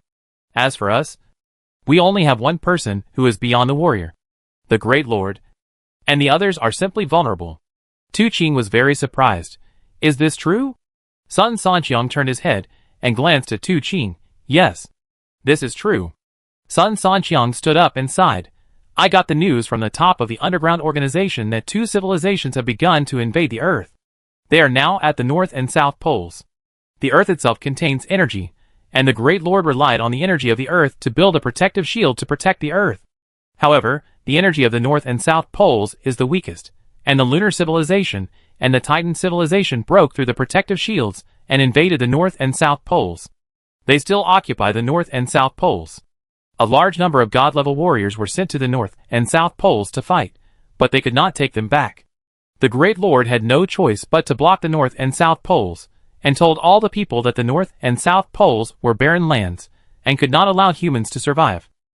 But it is actually occupied by other civilizations, Sun Sanqiang said. Mo Zhining suddenly realized, now that you put it this way, I understand why several of my research projects on the North and South Poles have been shelved. It turns out that it is because of this reason. Professor Tu Qing also suddenly realized, no wonder we can only see the envoys of Venus civilization and Mars civilization. We can't see the envoys of other planetary civilizations coming to visit. Isolation will inevitably lead to destruction. I want to save my original world, so I must break this blockade. To break this blockade, we must destroy the Great Lord. Xiaoshan said, you are all influential people in the Xia clan, and I need your help. Xiaoshan, you are already a member of the underground organization, and you can rely on the power of the underground organization, Sun Sanqiang said. Xiaoshan shook his head. The underground organization has been established for so many years, but it is still the same as it is now, and it does not pose any threat to the Great Lord. This shows that the underground organization has sufficient strength. I can't wait that long. How can I help? Mo Zhining asked. Xiaoshan looked at Tu Qing, then at Mo Zhining, and said, it's very simple. Help me quickly upgrade my level, so that I can become a high-level god-level warrior, or a glory mecha warrior. But, once you successfully upgrade, the Great Lord will notice that you are a perceiver. Tu Qing asked, puzzled. Xiaoshan said, so, I need your help. Help me escape from the Earth and enter the solar system after the upgrade. Three Guns Communications Company is mine. Three Guns Communications Company is developing well now, and provides me with sufficient funds. Now, what I need is your technology and connections. Chapter 189, Chapter 201, Arctic Garrison. Mo Zhining stared at Xiaoshan, and after a long time, he said, the first time I heard you say that you wanted to conduct research on the integration of multiple civilizations, I had some insights. This is the correct research direction. Mo Zhining's eyes were burning. You are right just now, I am also a perceiver. But I have always hidden my identity, and have always tried my best to suppress my level, not allowing myself to enter the ranks of outstanding warriors. Compared to you, I am indeed too cautious. Mo Zhining sighed. You are right, and you have enlightened me. If we can't break through the blockade of the Great Lord, the whole human race will be doomed. Mo Zhining walked to Xiaoshan's side and said, I still have some connections, and there are a few people I can trust. What kind of help do you want? I will help you if I can. Xiaoshan held Mo Zhining's hand. Sure enough, no matter which world you are in, you are my most reliable ally. Tu Qing hesitated. Our strength is too weak. What can we use to fight against the Great Lord? Xiaoshan said confidently, the elites have long complained about the blockade of the Great Lord. It's just that there is a lack of an opportunity.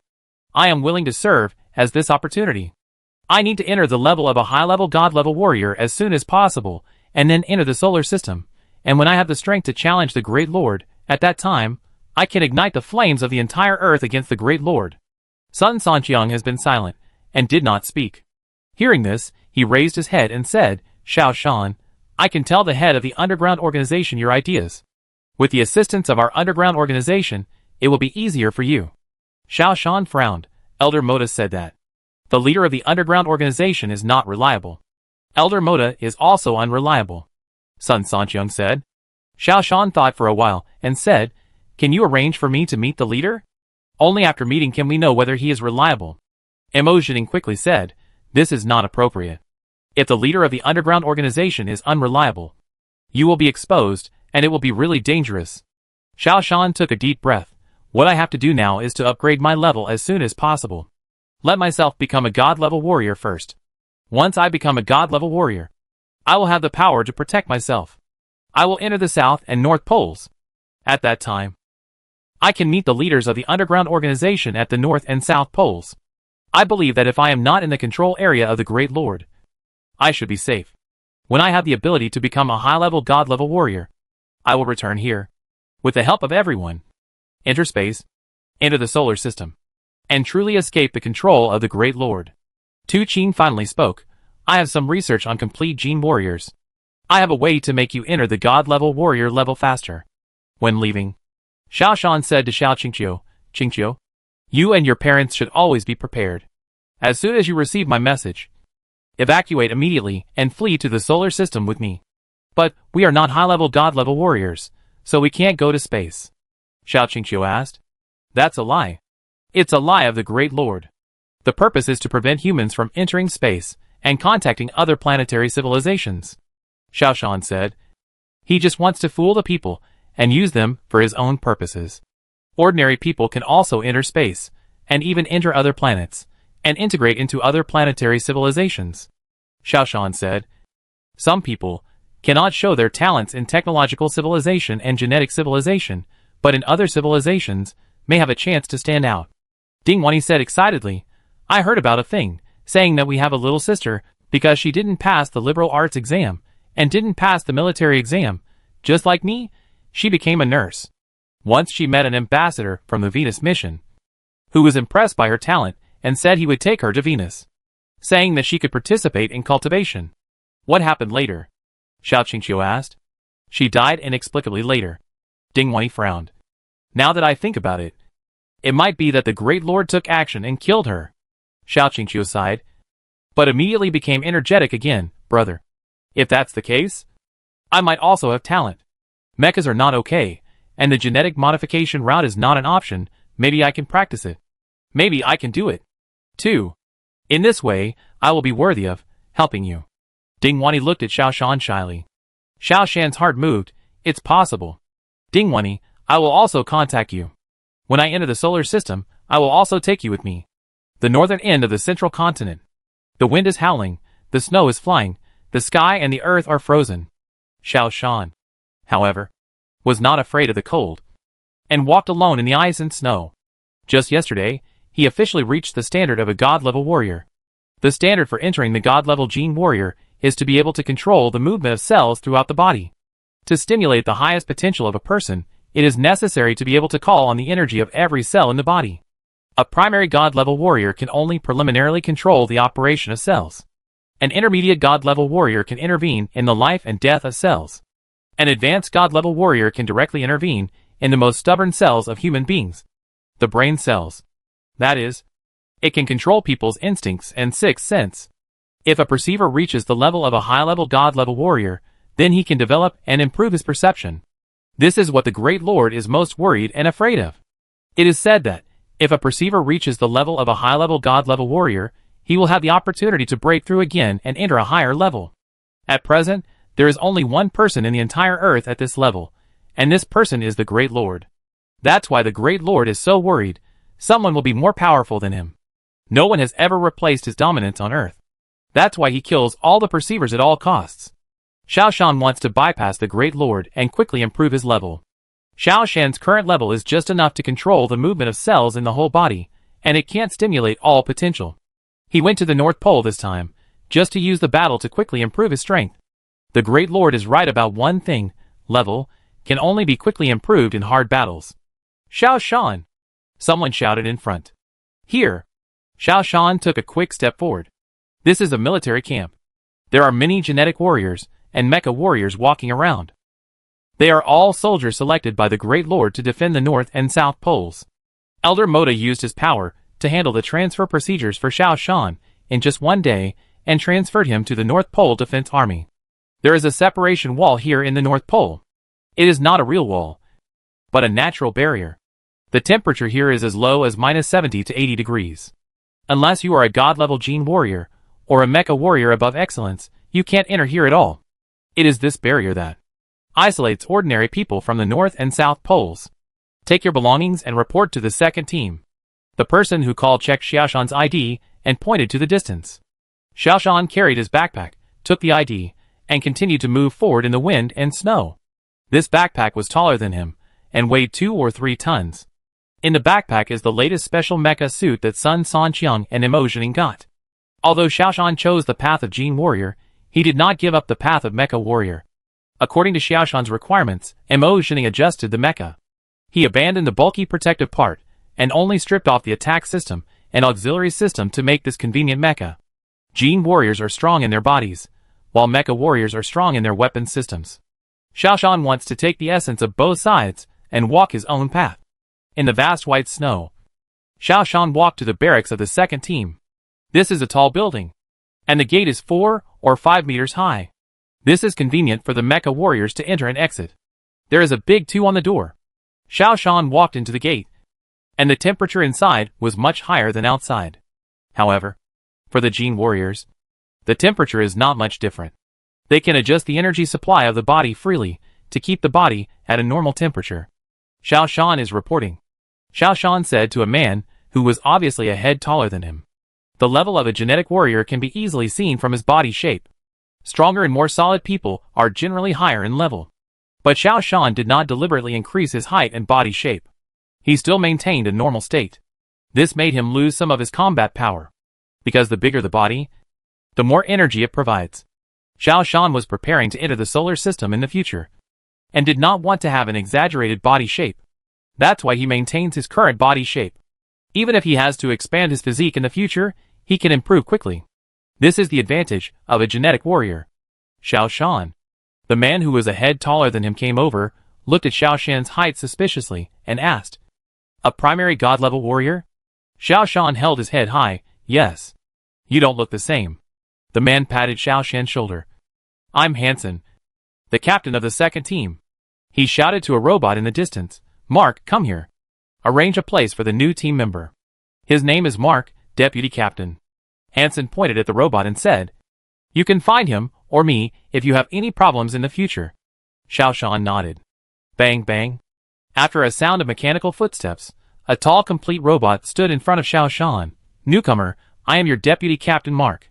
From now on, my words are the imperial decree, you must listen to them. Do you understand?" Xiaoshan glanced at the robot, didn't say much, but his eyes were full of disdain. The robot saw Xiaoshan's dissatisfaction, and he laughed wildly. "Ha ha. Newcomer. You think you are awesome just because you have been promoted to a god-level warrior. Right? Let me tell you. You are far from it. I can kill you with just one finger." He stretched out a mechanical finger. It was the little finger of his left hand. This sentence was also full of provocation and contempt. Xiaoshan sneered. "Can we duel here?" The robot was stunned for a moment, and immediately burst into laughter. "Ha ha. You don't know your place. In the world of the Great Lord, duels can be fought anywhere. Do you want to duel with me?" Xiaoshan put down his backpack. When the heavy backpack fell to the ground, there was a metallic collision sound.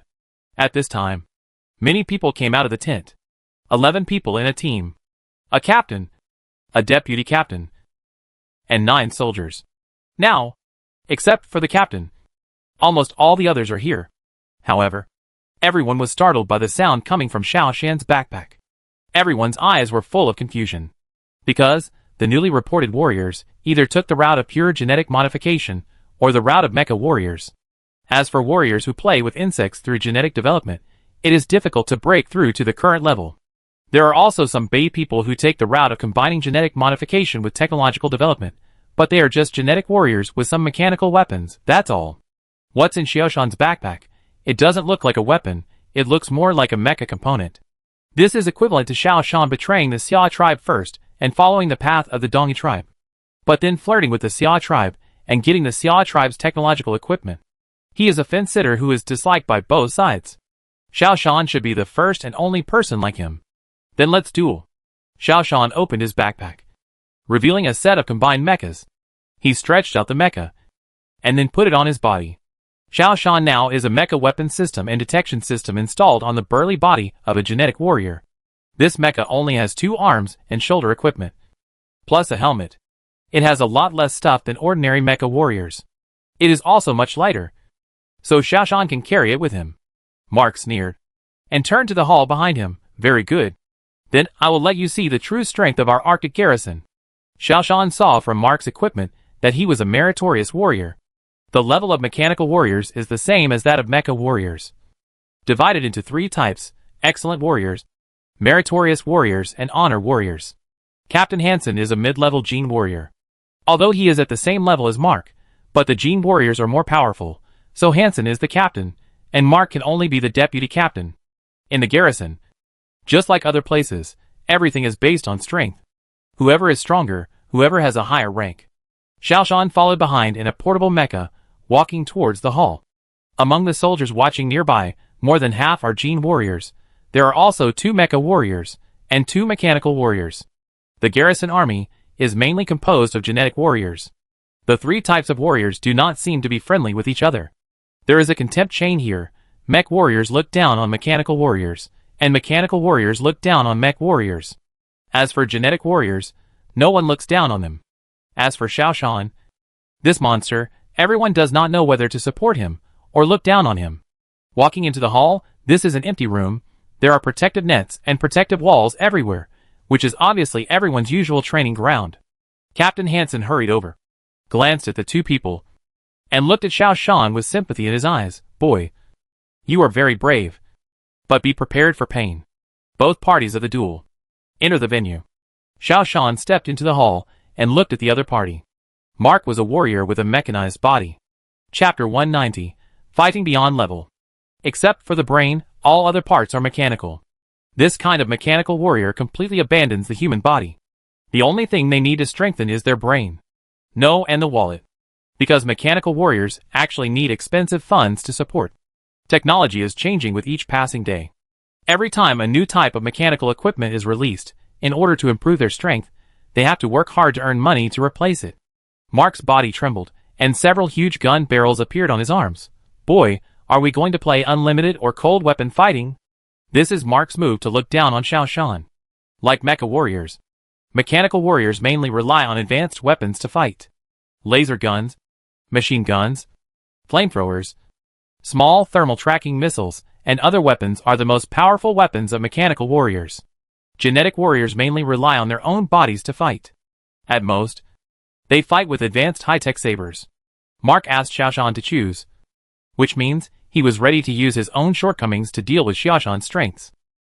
Everyone also looked at Xiaoshan, and they all thought that Xiaoshan would choose cold weapon fighting. But they don't know that Xiaoshan's most powerful weapon is precisely the hot weapon.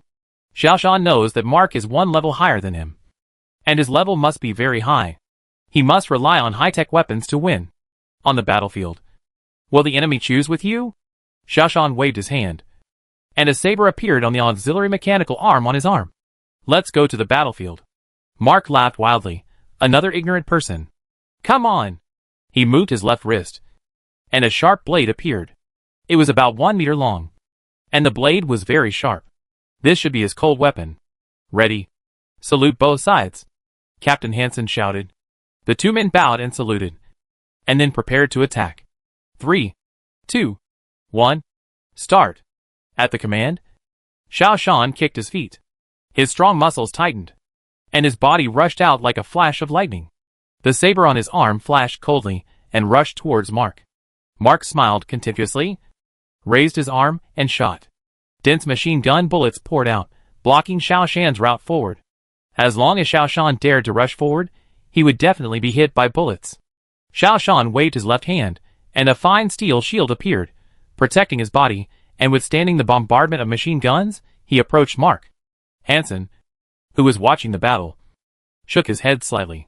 He was also a genetic warrior, and knew that the strongest point of genetic warriors was the control of their bodies. With such dense machine guns, if it were him, he could dodge directly with his body and reaction.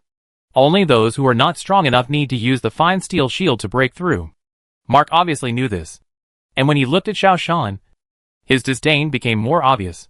He turned his wrist, and the sharp blade blocked Xiao Shan's charge. His eyes widened, and two lasers went directly to Xiao Shan's eyes. He did not expect the laser to kill Xiao Shan, but it could make Xiao Shan close his eyes. Then, his next step would be to take advantage of the opportunity. Sure enough, the strong light shone over, and although Xiao Shan wore goggles, he still closed his eyes due to the strong laser. Mark waved his right hand, and two microthermal missiles flew out. The machine gun in his hand fired violently. Genetic warriors are strong in their bodies. If there were only two microthermal missiles, Xiao Shan would definitely notice it. So, he made a series of noises, and used lasers to force Xiao Shan to close his eyes. In such a chaotic situation, these two missiles would definitely hit Xiao Shan from behind and end the battle. This is Mark's trump card. He just wants to use the strongest killer move to let Xiao Shan understand what a meritorious warrior is. Although the strength of the primary god-level warriors can crush the excellent warriors, they are not worth mentioning in front of the meritorious warriors. The levels of mecha warriors and mechanical warriors are the same. They are divided into three types: excellent warriors, meritorious warriors, and honorable warriors. The excellent warriors have reached the level of perfection in the operation of mechas, or the mechanical body of the whole body. However, compared with the meritorious warriors, the excellent warriors are far inferior. This is as big as the difference between amateurs and professionals. What makes the meritorious warriors strong is the training of their brains. Although the excellent warriors are very good at operating the mechas, they are still not good at multitasking. When they are fighting, it is difficult for them to be distracted to analyze the data. They usually fight with their own physical reactions. But the meritorious warriors are different. They can use the equipment attached to the mechas to perform complex calculations, and they can calculate while fighting. When an excellent warrior fights with a meritorious warrior, all the responses of the excellent warrior are based on the situation on the scene. For example, the opponent's saber swings over.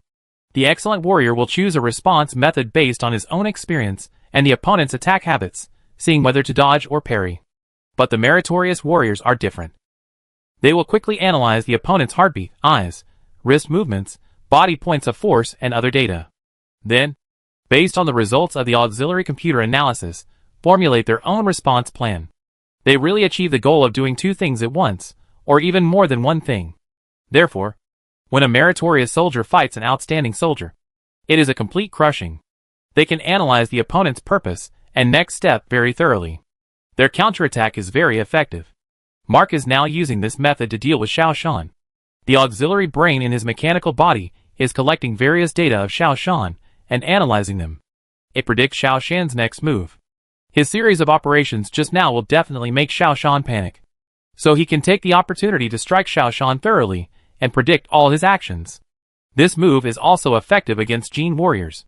It can also force Gene warriors to panic and reveal flaws. However, Xiao Shan ignored the two heat-sensitive micro-missiles behind him and continued to charge at Mark. The saber in his hand was still pressing, as if he had not noticed the two missiles at all. Country bumpkin. Mark was even more contemptuous. He took a step back. In his eyes, this battle was over. With the power of the micro-missiles, Xiao Shan would soon be blown to pieces and lose his combat effectiveness. This Xiao Shan is just a fool who has never fought in a battle. He doesn't even know how to defend against the missiles that attack from behind. He keeps retreating, and in less than a second, the missile will hit Xiao Shan. Their battle will also end. But at this moment, the device on Xiao Shan's back suddenly popped open, and a piece of jamming bombs flew out, intercepting the micro-missiles. Boom! A strong explosion sounded, and Xiao Shan's arm suddenly spread out something like wings, and with the help of the powerful shock wave generated by the explosion, the speed increased sharply, and he suddenly stuck to Mark's side. All this happened too suddenly, too unexpectedly. Before Mark could analyze the data, Xiao Shan was already close to him. Being close to a genetic warrior was a terrifying thing. Mark quickly retreated, but it was too late. Xiao Shan's hands and feet flew up and down, and the saber in his hand had been replaced by a pair of wrenches and screwdrivers. When Mark came to his senses, he found that he could no longer control his lower body. His nervous system and conduction system were cut off. He was a complete waste. Stop! Hansen called a halt to the duel. Xiao Shan had actually stopped long ago. He had no intention of killing anyone. He also didn't want to destroy Mark's mechanical device. Xiao Shan, who had rich experience, just wanted to give the soldiers here a warning, instead of making enemies. As a newcomer, he would definitely be bullied. This was what every newcomer would encounter after entering the barracks. Xiao Shan didn't want to be bullied, but he wouldn't make enemies everywhere. The soldiers of the second team will all be his comrades in the future. He only needs to show his strength, and he doesn't need to really cause Mark huge losses. You know, if he breaks Mark's mechanical body, he will probably have to spend all his savings to replace it with a new one.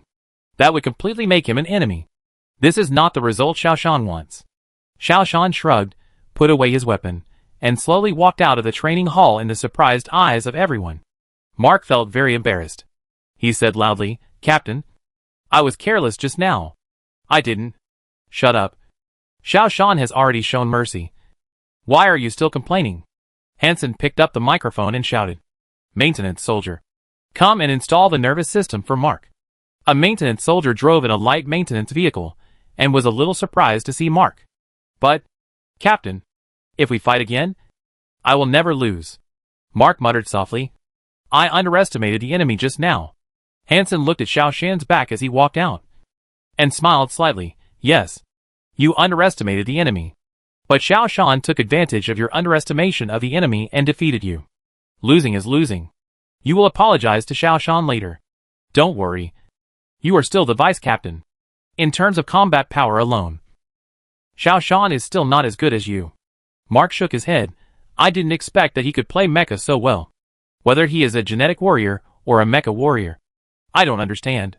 Hansen said with a serious look, "The battle between Xiao Shan and you today has changed many of my concepts. However, I still need to think about it carefully." He said to the soldiers who were watching the duel around him, "Tonight at 8 o'clock, we will have a team meeting. Everyone, please tell us what you think and feel about Xiao Shan's battle." After the soldiers agreed, they left in twos and threes. Xiao Shan walked out of the training hall, took off the mecha on his body, and put it in his backpack. This portable mecha weighs several tons, and it is a bit of a waste of energy to carry it on your back all the time. Under normal circumstances, Xiao Shan would put the mecha on the ground. Emotioning is developing a set of weightless portable mecha. The principle is also very simple, that is, to use the energy of nuclear batteries to generate reverse thrust, and to offset the gravity of the mecha itself.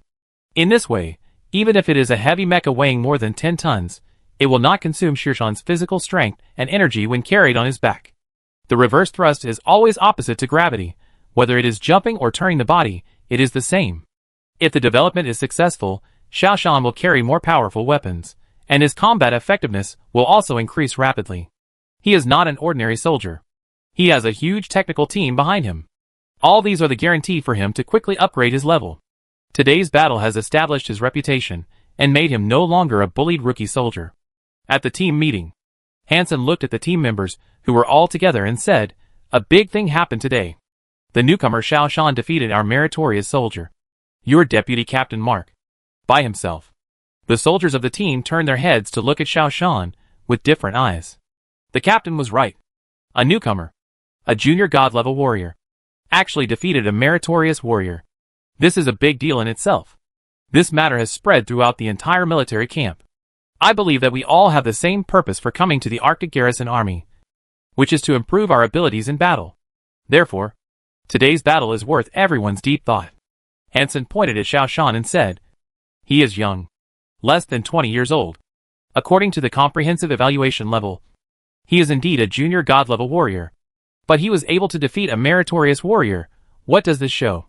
This is the main topic for everyone tonight. "Ollie, you tell me." Hansen looked at a black man. "I remember, you also fought with Vice Captain Mark some time ago, and you stayed in bed for a whole month before recovering. What do you think of the battle just now?" This man is also a junior god-level warrior, who is at the same level as Xiao Shan. He said, I don't like his methods. He won the battle with the help of the Mecha Warriors' weapons, which brought shame to our Gene Warriors. It's a shame to win. Several other Gene Warriors also nodded in agreement. Hansen turned his head to look at one of the Mecha Warriors. Mu Songhai, you say? Mu Songhai raised his head and said, this shows that the route taken by our Mecha Warriors is correct. Although Xiao Shan is a Gene Warrior, he still needs to rely on our Mecha to win, which is very telling. The two people's opinions are very opposite, which is also the overall situation of the Arctic garrison. Genetic warriors and mecha warriors are two completely opposite opposites. The answers of these two people made Hansen very dissatisfied. He turned his eyes to a female mecha warrior in the team. Jana, tell me. Jana is from the Shi tribe. She glanced at the captain and said, Captain, do you mean that you want us genetic warriors and mecha warriors to learn from each other? Just like this newcomer Xiao Shan did? Hansen's face sank. I asked you how you feel. Why are you asking me back? Jana glanced at Xiao Shan and said contemptuously, as a Xia tribe member, you actually strengthened your body genes, becoming a god-level warrior, but still thinking about using mechanical weapons. Such people are very despicable. The dispute between pure technology and pure genes has penetrated into various fields. The same is true in the Arctic Defense Force. Hansen wants to use a battle to change the deep-rooted ideas in everyone's mind, which is obviously unrealistic. He looked at Xiao Shan and said, Xiao Shan, tell me, what is your secret to winning? Xiao Shan glanced at everyone and said, there is an old saying in our hometown, no matter whether the cat is white or black, a cat that can catch mice is a good cat. After that, he was silent. Chapter 191 Aliens Attack.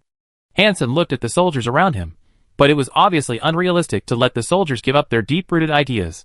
He stood up and said, I know, it's hard to let you really give up your ideas, but what I want to say is, I saw one thing from this game, that is, no matter what technology is used, it is a good technology to defeat the opponent. Mark said unconvinced, Captain, give me another chance, I will definitely not lose this time. Hansen sighed. He knew that Mark didn't understand what he meant at all. In the past, he would stick to his own ideas like Mark. But when he became a team leader, his responsibility was to protect his team members and prevent them from suffering any casualties. Especially in the last breakout. He lost his favorite genetic warrior. He hoped that everyone in his team could complete the mission smoothly and grow gradually. Beep beep beep. The alarm on the wall sounded. There was a mission coming. Gather now, and get ready to go. Hansen didn't say much and gave the order directly. Xiao Shan picked up the mecha backpack and put it on his back. Team 2. Follow me. The 11 people quickly assembled. Mark. On the way. Tell Xiao Shan about the precautions. Don't let him get killed without knowing what's going on. Hansen said. Mark walked in front of Xiao Shan, and the two walked side by side. Compared with Mark's huge mechanical body, Xiao Shan was as small as a toy man. But Mark didn't dare to look down on Xiao Shan anymore. Xiao Shan, the main task of our Arctic garrison is to eliminate those aliens who try to pass through the Arctic wall. While saving your own life, it's best to kill the enemy. Mark introduced as he walked. Xiao Shan didn't know much about the Arctic garrison, and listened very carefully. The enemies in the Arctic region are mainly Titans and Ganymede. That is, Titan and Ganymede. Mark said as he walked.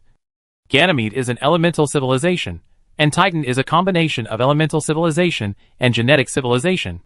When you see these bastards, don't hold back, beat them to death. Mark gritted his teeth and said, Captain Hansen's favorite little brother was killed by them. Am I here to replace Captain Hansen's little brother? Xiao Shan asked. That's right. So, you also shoulder the responsibility of avenging your little brother. Mark said.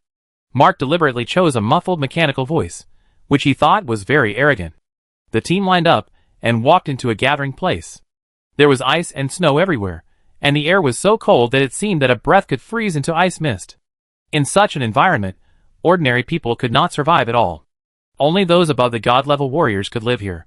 Remember? Although the North Pole is within the range of the Earth, it is not within the control of the Great Lord. It is useless to ask the Great Lord for help, Captain Hansen said. Xiao Shan thought of a question. That is, after entering the North Pole, whether his perception ability has failed. Because the perception ability is actually the predictive ability of the companion world created by the Great Lord, which can know the future in advance. However, the North Pole and the South Pole are no longer under the jurisdiction of the Great Lord, and have also left the six-dimensional dimension. There is no ability to predict the future. If I were in such a place, if I dispersed my consciousness and crossed over, what would happen? Listen up. All the teams. We just received an emergency alarm. A large number of enemies appeared in the 10023 defense section. You need to go to support quickly. Now let's go! The commander gave the order loudly.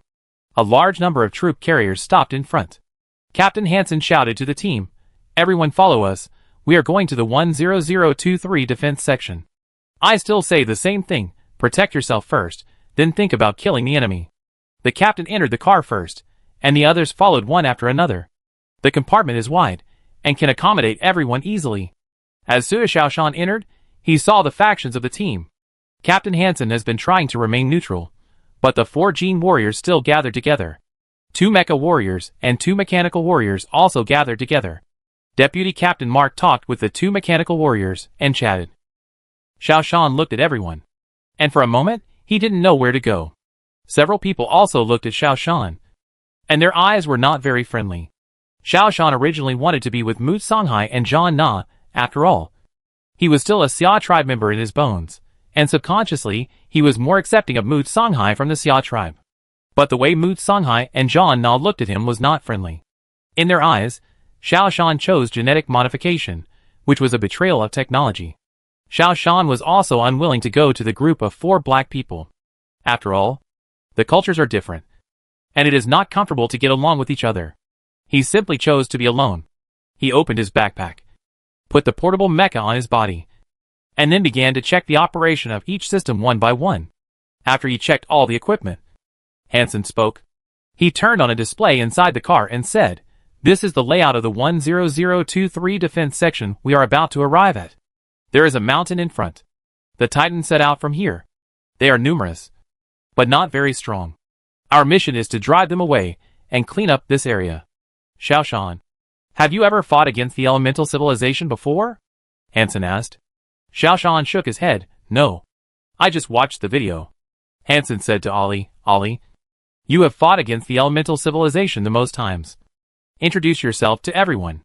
Ollie stood up and said, "The elemental civilization uses the energy of the 4 elements of water, fire, wind, and earth between heaven and earth to fight. Therefore, when fighting with them, the first thing to do is to determine their attributes and their location. If it is a fire elemental warrior, we will choose to fight him in the water, and his power will be greatly reduced. But if we encounter a place where the fire element is active, their power will increase greatly, and it will become very difficult to deal with them. The Ganavi are pure elemental warriors. They fight with elements. But if we encounter the Titans, it will be a bit troublesome. They also take the route of genetic enhancement. However, because you learn a lot, you are not proficient. As long as you adapt, it will be easy to deal with." At this point, he also deliberately looked at Xiaoshan. The meaning is very obvious, which is to ridicule Xiaoshan for learning a lot. So he is not proficient. The implication is that as long as you adapt to Xiaoshan's fighting style, you can easily kill Xiaoshan. Xiaoshan didn't care. He raised his hand and asked, "I have never come into contact with elemental civilization. I want to know, how do they control the elements of nature?" Ollie rolled his eyes and looked at Captain Hansen again. Captain Hansen was also a little dumbfounded. He thought for a while and said, "We only need to know how to deal with elemental civilizations. Why do we need to know how they control it? We are not taking the elemental civilization route." Mark nodded and said, "Yes, there are 4 major civilization routes in the universe, and countless other civilization routes. We can't figure them all out. Just learn your own. On our planet, there are only 2 routes. Either genes or technology. Those elemental civilizations and psychic civilizations are crooked ways. Not to mention small civilizations." Xiaoshan stopped talking. His biggest research project is the topic of multi-civilization integration. He can't get along with those who focus on pure civilization routes. There was a deafening sound of artillery fire in the distance. Hansen looked outside through the car window, turned around and said, "Get ready, we have entered the 10,023 defense section. Everyone keep the formation, don't disperse." Hansen said to Mark again, "You'd better follow Xiaoshan, don't let him fall behind, it's very troublesome." "Yes, Captain," Mark said. Hansen shouted, "Everyone, in the camp, you can have factions, have your own ideas and pursuits. But on the battlefield, you are comrades in arms, you must cooperate with each other, you must not stand by and watch others die, and you must not be selfish. Did you hear me? I heard you. The soldiers shouted.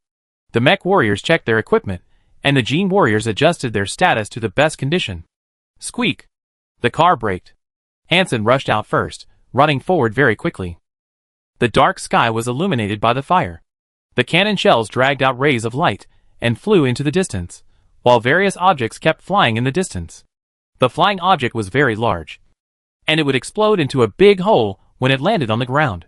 Be careful of their elemental attacks. Follow me. Captain Hansen dodged various falling objects while sprinting quickly. The rest of the team followed closely. Xiao Shan was also in the team, and he was followed by Deputy Captain Mark. Boom! Something fell on the ground next to it. Xiao Shan took a glance and found that it was a huge ice block. If he was hit by the ice block, he would be really dead. Just after running a few steps, boom, another thing fell down. This time it was a fireball. The fireball exploded after landing, causing all the nearby warriors to fall over. Xiao Shan also felt the strong flames. See, this is the means of the elemental civilization. They can use the 4 elements of nature, and they are very difficult to deal with. Mark said while running. The Arctic wall is not really a wall, but an icy and cold area. It is about 1,000 kilometers wide. The conditions here are enough to prevent ordinary people from entering, but they cannot prevent alien civilizations from entering. Xiao Shan and his team's mission is to expel the aliens who enter the Arctic wall. Jenna, release the reconnaissance plane, Hansen said. A raised round cover on the back of Jenna's mecha opened, and a reconnaissance plane ejected and flew forward. Jenna ran while analyzing data. Controlling mecha is a very brain-burning job. Especially for the 10th level mecha warrior to enter the stage of excellent warrior, it is necessary to break through the limit of reaction and operation ability to achieve it. In terms of level, it is easy for a mecha warrior to break through to level 10. But it is difficult to break through to an excellent warrior. It is difficult for a gene warrior to break through to level 10. But the success rate of breaking through from level 10 to a god level warrior is much higher than that of a mecha warrior. Now in the entire military camp, there are the most gene warriors, and there are much fewer mecha warriors and mechanical warriors. This is the reason. For an excellent warrior to advance to a meritorious warrior, he needs to develop the brain's ability to multitask. The requirements are even higher. Jenna is now working hard to develop her multitasking brain. We found a team of elemental warriors 10 kilometers ahead, Jenna said. Okay, we will go and drive away this team of elemental warriors. Hansen gave the order. Everyone's speed increased sharply. Because the warriors of both sides approached quickly, long-range attacks began to become sparse. In the end, there were no more flying shells and elemental bombs in the air. Xiao Shan followed the team into a mountainous area. A group of normal-sized humans appeared inside. They all wore cloaks and sat on sleds. The sleds were not pulled by animals, nor by humans, nor by machines. They were elemental creatures. Go! The captain rushed towards the leader of the other side. Kill! Kill! Shouts of killing broke out from both sides, and each found a target and began to fight. Xiao Shan found a wretched man wearing a cloak. He looked thin, cold, and he didn't look like a good person. Xiao Shan, pay attention to the opponent's attributes, and avoid the real and attack the fake. Mark also found his opponent, but before rushing forward, he still reminded Xiao Shan. This made Xiao Shan feel warm. Although this team was in discord, once facing the outside world, they would become united. This is also the overall status of the Arctic garrison. Xiao Shan held the fine steel shield in his left hand to protect his body. At the same time, all the weapon systems on his auxiliary mechanical arm were turned on, and he was ready to fight. Elemental puppets. Go! The thin man on the opposite side shouted, and with a wave of his hand, 4 huge earth elemental puppets appeared around Xiao Shan. This kind of thing has no eyes and nose, and only a body made of stone. They rushed toward Xiao Shan fearlessly. Xiao Shan had seen many battle scenes of elemental civilizations, and knew that the opponent, the thin man, should be an earth elemental warrior. Earth element warriors have high defense, but weak attack. However, although he has watched many videos, Xiao Shan has never experienced a real battle. He shouted and opened fire. 2 thermal missiles, machine guns and howitzers were all fired at once. At the same time, his men were not idle either. The muscles under their feet suddenly became thicker and stronger. With a strong push, their speed increased to the extreme. The high-energy laser gun had been fully charged and was ready to fire. Without waiting for the thin man to react, Xiao Shan had already approached the man's side, and 4 high-energy laser guns fired at the same time, blocking the man's way up, down, left and right. The saber swung and slashed at the man's body fiercely. The thin man obviously didn't know Xiao Shan well enough. He was hit so hard at once, and was a little confused. He felt like he was besieged by several people. Seeing that the situation was not good, he quickly wrapped his body with earth elements to form an earth-based protective shield. But it was too late. Xiao Shan's saber had already chopped down. Bang! The saber broke through the layers of defense, directly broke the protective shield that had not yet been fully formed, and chopped him in two with one knife. All the teammates, their movements stopped for a second. Even the air was still for a moment. Chapter 192. The ability only meritorious warriors have. How dare you! With a loud shout, the captain of the other team was furious, shattered Hansen's interception, and rushed toward Xiao Shan. The others woke up at this moment. Too fierce. Xiao Shan, the newcomer, was too fierce. He actually killed the elemental warrior of the other team right away. You know, in a battle, it is rare for death to occur. Mech warriors rely on advanced medical technology, while gene warriors rely on their own powerful repair ability. Mechanical warriors are simpler. As long as the brain is not dead, the body can replace parts at any time. Elemental warriors also have corresponding defensive means.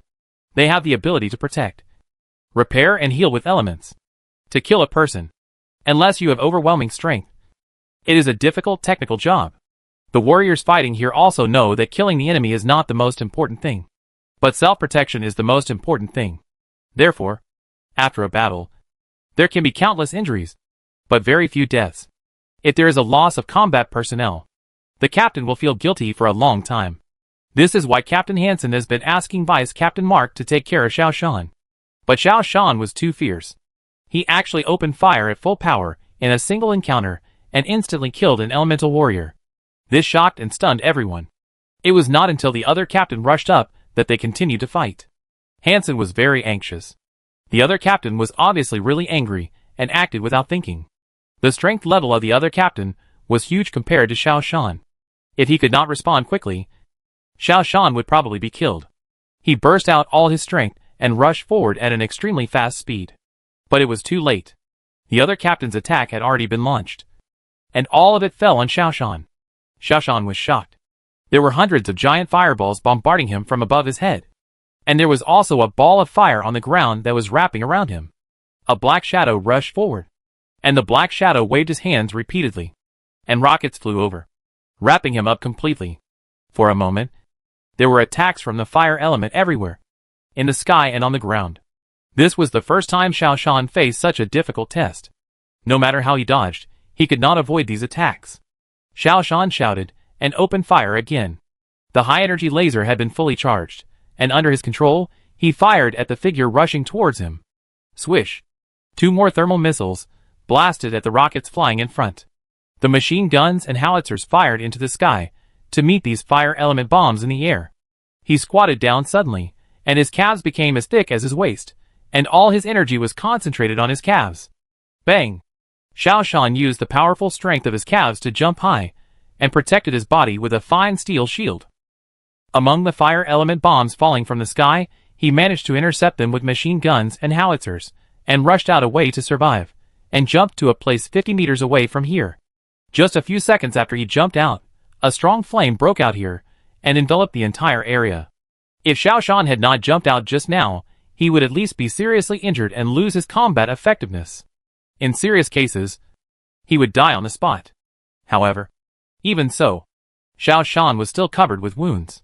His whole body was covered with burns and scalds, and his skin looked mottled and bloody.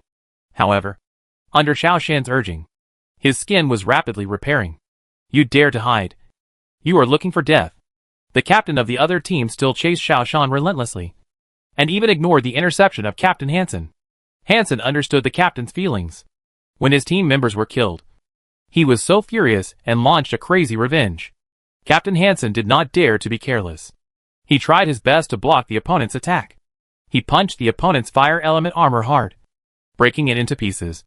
but still failed to stop the opponent's speed. The captain of the opponent still rushed straight toward Xiao Shan. In other battle groups, people stopped their actions in shock and glanced here. After all, the battle here was too fierce and brutal.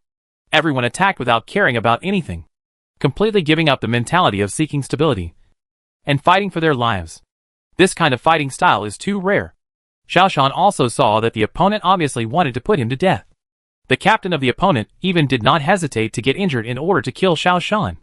Moreover, Xiao Shan also confirmed his guess. That is, inside the Arctic wall, his prediction ability is useless. There is no sixth sense, no crisis reminder, and no dream reappearance. No matter how dangerous it is, there is no hint. Everything depends on one's own struggle. Xiao Shan still remained calm and analyzed quickly. At this time, he seemed to have entered a state of splitting. On one side, he was fighting with the opponent, trying to resist the opponent's attack. On the other side, he seemed to be standing from the perspective of God, analyzing the battle situation. This feeling was very strange, as if he was observing the battle as a third party. He could see the opponent's attack clearly, and he also knew his own trump card clearly. Soon, he analyzed the best way to deal with it. That is, escape. But he was not just running around blindly, but running with a purpose. He suddenly looked at the Captain Hansen and gave him a look. Hansen understood, and instantly understood what Xiao Shan meant. Xiao Shan's muscles suddenly swelled, especially the muscles in his calves, which had reached their limit. The energy in the blood of the whole body, plus the energy in the cells, are all converging to the calves. He held the fine steel shield in his hand, protecting his back. All the muscles on his back are concentrated on the position protected by the shield. Bang! The captain of the other team, who was chasing him, hit Xiao Shan's back with a fierce blow. This punch carried almost all the elemental energy of the captain of the other team. These elemental energies formed a thick gas mass on his fist, like a giant energy body wrapped around the fist. This punch was enough to kill a god-level Jin warrior on the spot. However, Xiao Shan had predicted it long ago, and he had analyzed the power of the opponent's punch. Just when the fist hit him, the muscles in his legs had already exploded, and he rushed forward with the opponent's power. The fine steel shield, and all the muscles concentrated on the back also played a crucial protective role. This punch, although it knocked Xiao Shan away, did not kill him. However, although it was not life-threatening, it was also very cruel. Xiao Shan flew out like a kite with a broken string, and there was a sound of bones breaking all over his body. Xiao Shan tried hard to control his muscles, not to hurt his heart, and at the same time let his body produce a lot of adrenaline, so that he could keep a breath. This elemental force was too strong. Even with such protection, Xiao Shan was still seriously injured. However, as long as Xiao Shan could not be killed by one punch, Xiao Shan would not die. The repair ability in his body was quickly activated, and various repair cells began to work, and the ruptured heart, under the action of the concentrated repair cells, quickly stopped bleeding and repaired, so that the heart would not stop beating, and it could also provide a little blood and energy, so that the brain could maintain basic operation and not cause brain death. He was no longer able to intervene in this battle. The rest depended on Captain Hansen. The full-strength attack of the opposing captain just now had exposed a huge flaw. As long as Hansen seized this opportunity, he could cause serious injuries to the opposing captain, or even kill the enemy in one fell swoop. And Xiao Shan also conveyed his intention to Hansen with his eyes. Whether Hansen could grasp it or not depended on Hansen's ability. Hansen did not miss this once-in-a-lifetime opportunity. He suddenly became frantic, and his entire body became huge. One hand became as big as a palm leaf fan. When the opponent attacked with all his strength, he grabbed him fiercely from behind. He held the opponent's body with both hands. "Awah!" Hansen roared like a mad beast, and put his hands together with all his strength. The fire element armor on the captain of the opponent shattered at once. This was a Ganavi, a pure elemental civilization, so his body was not strong. In the hands of the crazy Captain Hansen, he was completely vulnerable. Crack! The captain's body was crushed. Even his eyeballs were squeezed out by the strong pressure. This time, the captain died directly. The two elemental warriors, who were about to rush up to kill Xiao Shan, were stunned. The death of the captain made their situation extremely dangerous. If they continue to fight, they may be able to kill Xiao Shan, who has no power to resist, but they may also die here. Retreat! An old man with a white beard roared, controlling the elemental creatures to pull the chariot and quickly turn around and drive away from the battlefield. The other elemental warriors also turned around and began to flee. Jana. Protect Xiaoshan. Others. Chase. Of course they would not miss this golden opportunity. The enemy did not retreat in an orderly manner, but fled in panic. If they did not chase in such a situation, it would be really stupid. Especially when the enemy's strength was greatly reduced. Without the most powerful captain, the others were no match for Captain Hansen. This was the best time to expand the results of the battle. A group of people quickly ran in the snow, catching up. Jana stopped in silence, just controlling the drone for high-altitude surveillance. She walked in front of Xiaoshan, lifted him up, got a stretcher from her equipment, put Xiaoshan on it, and then pushed him away from the battlefield. She didn't dare to stay here for long. If she ran into a few scattered elemental warriors, she wouldn't be able to save Xiaoshan's life. She dragged the stretcher, while controlling the drone, providing the captain with the other party's position. While chatting with Xiaoshan, she was training her ability to do multiple things at the same time. How are you? Jana asked. I'm not going to die. Xiaoshan coughed up a mouthful of blood, said painfully. All the repair cells in his body were working, painful and itchy, very uncomfortable. You're not going to die, but you've delayed my battle.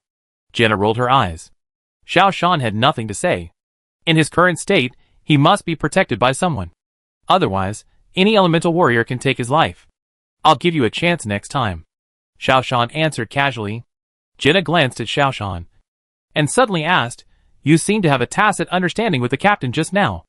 After Xiaoshan spit out a mouthful of blood again. He said yes. I gave him a look. Jana's eyes suddenly became sharp. Then how did you judge the opponent's attack? Xiaoshan blurted out, I analyzed it. I judged that he would attack with all his strength. And I took the opportunity to attract his firepower, giving the captain a chance to sneak attack. Jana stared at Xiaoshan. Although she was separated by the glass cover of the mecha, her eyes were still sharp. Do you feel like you are standing in the perspective of God, observing and predicting as a third party? Although Xiaoshan was still very uncomfortable, he had to be shocked. How did you know? Jana's face became weird. This is a unique ability of our mecha warriors. It seems that, although you are wearing the body of a genetic warrior, you are still a mecha warrior at heart. The stretcher approached the starting point, and several medical mechas ran over, took Xiaoshan's stretcher, and sent Xiaoshan to the recuperation cabin. However, Jana did not turn back to join the battle, but kept talking to Xiaoshan outside the recuperation cabin. Tell me about the situation at that time. Xiaoshan felt that Jana was a little abnormal. After all, from the time he appeared until now, Jana had always ignored him. Now she actually took the initiative to speak. But Xiaoshan didn't want to be the opposite of her. He said, the situation at that time was that my people were still fighting, but my brain was analyzing the entire battle scene at a high level, like a clone. Jana said oh and stopped talking.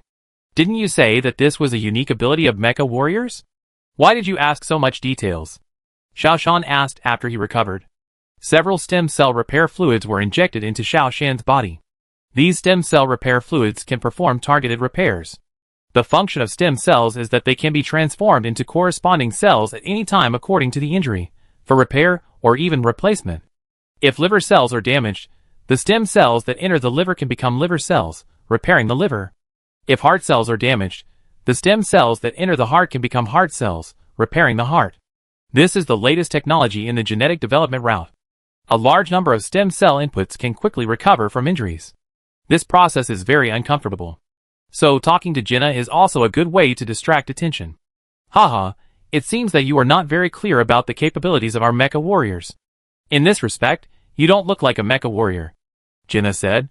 Xiaoshan hesitated and said, I am actually a test subject of the fusion of genetic civilization and technological civilization. I grew up in a laboratory, and this time I came to the Arctic garrison to expand my experience. Jana, I hope to get more advice from you. Xiaoshan, who is already in his 30s, has long lost the sharpness and arrogance of a young man. He speaks and acts calmly and rationally. For him, building a good relationship with a pure mecha warrior like Jana has more advantages than disadvantages. Oh, so that's how it is. Jana stood up. The ambulance is very wide, and Jana's mecha can't even touch the top when she stands up.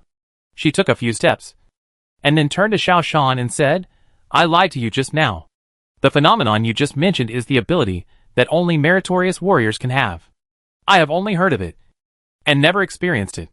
Chapter 193 Jinna's Secret. Xiao Shan was stunned for a moment. The ability that only meritorious warriors have? Doesn't this mean that he also has the combat power of a meritorious warrior? No, Xiao Shan knew very well that he had not reached the level of a meritorious warrior.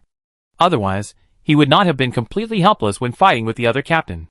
Xiao Shan had clearly just entered the level of a primary god-level warrior. His combat power was not strong. It was impossible for him to reach the level of a meritorious warrior so quickly. Then, there is only one possibility for all this. That is, it is related to his perception ability. Because of his perception ability, he has some abilities of a meritorious soldier. Xiao Shan closed his mouth. He knew that this matter must be kept secret. When Jinna walked out, her smiling face immediately tightened.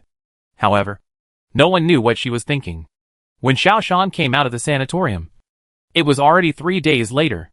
Although stem cells have a strong repair ability, it also takes some time. Xiao Shan stretched his muscles. His body had not yet fully recovered. However, he could move freely. He returned to the team, and the captain came up and gave him a hug. Well done, kid. Mark also came up and high-fived Xiao Shan. We won this big victory. Thanks to you. Xiao Shan had heard that in this battle, although the entire Arctic garrison suffered a lot and lost several soldiers, their second team won a great victory. Not only did he kill one of the other team's captains, he also killed 2 ordinary elemental warriors. It can be said to be the biggest victory in history. The top leaders also gave them generous rewards, especially several mechanical warriors and mecha warriors. They all received generous cash rewards, which also allowed them to change a lot of new equipment. Mark showed a transparent shield, electromagnetic force field shield, the latest high-tech product. It can block the most powerful attacks. He smiled at Xiao Shan and said, "You attack me and see." Xiao Shan actually also has an electromagnetic force field shield. The principle of this shield is that when a high-speed object enters the electromagnetic force field, it will be subject to a strong repulsive force, thereby slowing down and acting as a shield. But for an object that is not moving fast, it has almost no blocking effect. This weapon is too advanced, and it is expensive. Xiao Shan did not take it out, so as not to attract too much attention from others. He smiled, and then punched hard. Sure enough, when approaching the shield, the fist seemed to be blocked by heavy obstacles, and it was difficult to exert force. Ha ha ha. You are jealous. You are jealous. This cost me a year's savings to buy it, Mark said with a happy smile. The Arctic Garrison is a group of people who worship the power of force. The biggest wish of the mechanical warriors is to improve their combat power. Feelings, women, etc., have no appeal to them. Their purpose in living in the world is to be higher, faster, and stronger. This is also the biggest motivation for the mechanical warriors. Thank you, Xiao Shan. Without your breakthrough, there would be no huge reward this time, and I would not be able to afford this electromagnetic force field shield, Mark said sincerely. Xiao Shan smiled and said, "This is also everyone's credit. Without the captain and everyone, I would be dead now." The captain patted Xiao Shan's shoulder and said, "Is your injury healed?" Xiao Shan moved a little. "It's still recovering. In another 3 or 5 days, it will be completely fine. This time I applied for a first-class merit for you. The reward money is not small. You can exchange it for some of the latest energy agents." Captain Hansen looked at the portable mecha that Xiao Shan was carrying. "Well, you can also exchange it for some new weapons." The captain has accepted Xiao Shan's new mode of being a genetic warrior, but still needing weapons to assist in combat. This time, everyone greeted Xiao Shan. Moreover, no matter where Xiao Shan went, someone would talk to him. This is the embodiment of strength. In this world, strength represents everything. Genetic warriors, mechanical warriors, and mecha warriors did not reject him. The captain took Xiao Shan into the small meeting room and said, "Xiao Shan has returned to the team, and our next plan can begin. Everyone, come here. Let's have a meeting." The captain turned on the big screen, and a picture appeared. This is the situation outside the Arctic Wall. This is an underground exchange. Our mission is to take a person from the exchange. This person is said to have the internal secrets of the Titans. We sneak in quietly, and then quietly take the person away. Give everyone 3 days to prepare. Don't be stingy, buy everything you need to buy. If we can complete the task this time, the reward will be very generous, Hansen said. Mark laughed. It's all bought a long time ago. An electromagnetic force field shield, It makes me penniless. Others also smiled. Mechanical warriors are an expensive type of soldier. They earn a lot of money, but they spend even more money. If you want to maintain a strong combat power, you have to rely on weapons to support it. The same is true for mecha warriors. Genetic warriors don't need to spend too much money, but they are prone to reaching their limits. Genetic warriors value talent and bloodline. Although there is a genetic improvement fluid that can change bloodline and talent, the price is simply unaffordable for ordinary people. Moreover, there may be hidden risks. Therefore, although gene warriors don't spend much money, it is difficult to break through the upper limit. Their money is mainly used to buy auxiliary cold weapons. These cold weapons are more expensive than hot weapons. Gene warriors and mechanical warriors have lost interest in sex. They can all concentrate on improving their combat power. Only mecha warriors, because their bodies are still normal, have normal needs. They mainly develop their brain power and operational ability. But it is very difficult to develop brain power, and operational ability is also related to talent. This is also the reason why the proportion of high-level mecha warriors is decreasing. Xiao Shan, don't be reluctant. Your reward this time is also very generous. Enough for you to add some equipment or buy some gene modifiers, Hansen said. Xiao Shan nodded. He glanced at Jenna, but Jenna avoided his gaze, which made Xiao Shan a little strange. Gene warriors don't just consider cold weapons. You can also consider hot weapons. Look at Xiao Shan. He killed an elemental warrior with the help of hot weapons. Hansen turned his attention to Ollie. No matter whether it is hot weapons or cold weapons, as long as it can kill the enemy, it is a good weapon. Ollie said in a muffled voice. Forget it. I feel a headache when I see the instructions for hot weapons. There are all kinds of operations, which are annoying. I still think that the knife-to-knife of cold weapons is straightforward. He glanced at Hansen. Besides, Captain, why don't you have a hot weapon? This question stumped Hansen, and Hansen rolled his eyes. I just can't find a suitable weapon. Xiao Shan interrupted. In fact, Captain Hansen only needs some auxiliary equipment, not weapons. The body is the captain's best weapon. Hansen shrugged. I'll consider it. It can be seen that Hansen is still very conflicted. If auxiliary equipment is used, it means compromise with technological weapons. Hansen is not mentally prepared for this. After staying in the barracks for a day, Xiao Shan found that his ability to do two things at the same time. Jenna did not mention it to anyone. Xiao Shan would not take the initiative to tell anyone about his ability. The matter fell silent. For 3 days, Xiao Shan had been doing recovery training. On the last day, he went to the post office and retrieved the package sent to him by Professor Emotioning. This was a huge mecha. It was just a little smaller than the complete mechas of Jinna and Mu Songhai. This mecha was very heavy. Xiao Shan couldn't lift it with his physical strength. But this mecha had anti-gravity thrusters. Once the switch was turned on, it would only weigh 1,000 pounds when worn on the body. This is nothing to Xiao Shan's strong body. Xiao Shan walked into the training hall with the mecha. Jinna was training. Seeing Xiao Shan carrying a huge mecha in, she was shocked. Can you carry this thing? Xiao Shan smiled, stretched out his arms, combined the mecha with his body, and nodded to Jinna. Let's fight. Jinna's expression flashed. She hesitated and nodded. Okay. However, I will not hold back. Xiao Shan stretched his muscles. Neither will I. I want to test the combat power of this mecha. After the two sides exchanged greetings, Jinna started the strongest engine, and the entire mecha was adjusted to the best state. Xiao Shan also turned on all functions. Jinna directly fired the machine gun. A volley of bullets poured out. Xiao Shan turned on the electromagnetic force field shield on the mecha. The bullets from the machine gun decelerated rapidly after entering the electromagnetic force field. Before they could get close to Xiao Shan's body, they fell to the ground one after another. Jinna was shocked. This electromagnetic force field shield was stronger than the electromagnetic force field shield of Vice Captain Mark. She changed her attack method and used a laser gun instead.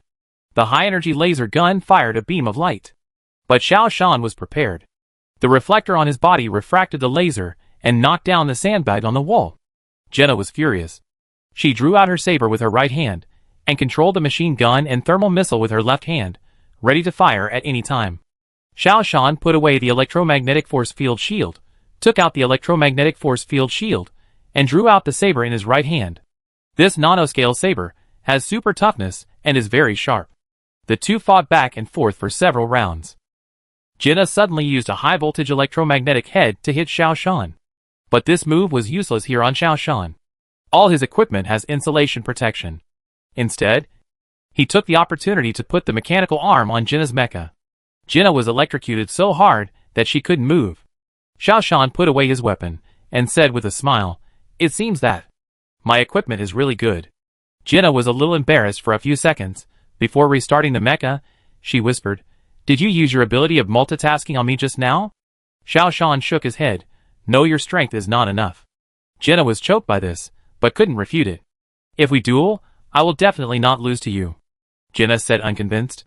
Xiao Shan already knew his own strength, and was basically familiar with the operation of this mecha, that's for sure. Xiao Shan would not fight with Jinna. A truly powerful person would not bother to engage in verbal battles. It's really boring. Jinna rolled her eyes at Xiao Shan, and she walked out of the training room with the mecha under her control. Xiao Shan did not leave, and he was still in the training room getting familiar with his new mecha. In fact, it can't be considered a mecha, but only an auxiliary system. The advantage of mecha warriors lies in their weapon systems and auxiliary systems. The advantage of Gene warriors lies in their physical flexibility and agility. Xiao Shan combines the strengths of both. He has both physical flexibility and the power of mecha weapons. Therefore, his combat power is greater than that of ordinary people. Jinna watched Xiao Shan practicing outside, and was secretly surprised. She saw that, with Xiao Shan's current strength, he had the strength to fight against the meritorious warrior Mark. Compared with Xiao Shan a few days ago, his strength has been improved by more than one level. Jinna walked out of the barracks of the second team with a heavy heart, went to the communication department, and dialed a number. "Inspection department, I want to report someone. This person is called Xiao Shan. He may be a perceiver." After more than 10 minutes of talking, she hung up the phone. She looked around with a complicated expression, making sure that no one was paying attention to her. She returned to the barracks. The reason why she reported Xiao Shan was not because of anything else, but because of the generous reward. The mecha she was operating was already very old. Many weapons were outdated. Replacing components did not significantly improve the overall combat power. If you want to improve combat power, the best way is to replace a set of mechas. If you want to get enough money to replace a set of the latest model of mechas, the easiest way is undoubtedly to report it. She was not sure whether Xiao Shan was a perceiver, but Xiao Shan's behavior was too abnormal. Xiao Shan was obviously just an ordinary primary god-level warrior, but he has the ability to do two things at the same time, which only meritorious soldiers have. This kind of situation usually only happens to perceivers. Jinna believes that it is very likely that Xiao Shan is a perceiver, so she has to report it first, in order to avoid being preempted by others. "Jinna, get ready to go." In the distance, the captain of the second team, Hansen, waved at her. Jinna nodded and walked back to the camp. After another inspection, everyone boarded the troop carrier again. The mission of the Arctic garrison is just like this. Every day is spent in battle and training. The missions are one after another. There is no end. And the soldiers here have only one goal, that is to enter the ranks of glory warriors, or high-level god-level warriors in the future, to enter space, to become a member of the Space Force. Becoming a space soldier is the greatest ideal of every soldier here. The car set off. When Xiao Shan's eyes swept over Jinna, Jinna dodged again with a guilty conscience. Xiao Shan frowned. This was the second time Jinna avoided his gaze. Moreover, what was even more suspicious was that Jinna had not revealed his ability to do two things at once to anyone. This was not normal. After all, Jinna had no obligation to keep a secret for him. This Jinna must be hiding something from him. Chapter 194 Chaotic Zone. The car was driving inside the Arctic wall. The sky was full of sand, and snow covering the entire world. Captain Hansen said, "Except Xiao Shan, who else has not been out?" A black Gene warrior and a mechanical warrior raised their hands. "Janna, tell them about the situation outside." Hansen closed his eyes and began to rest.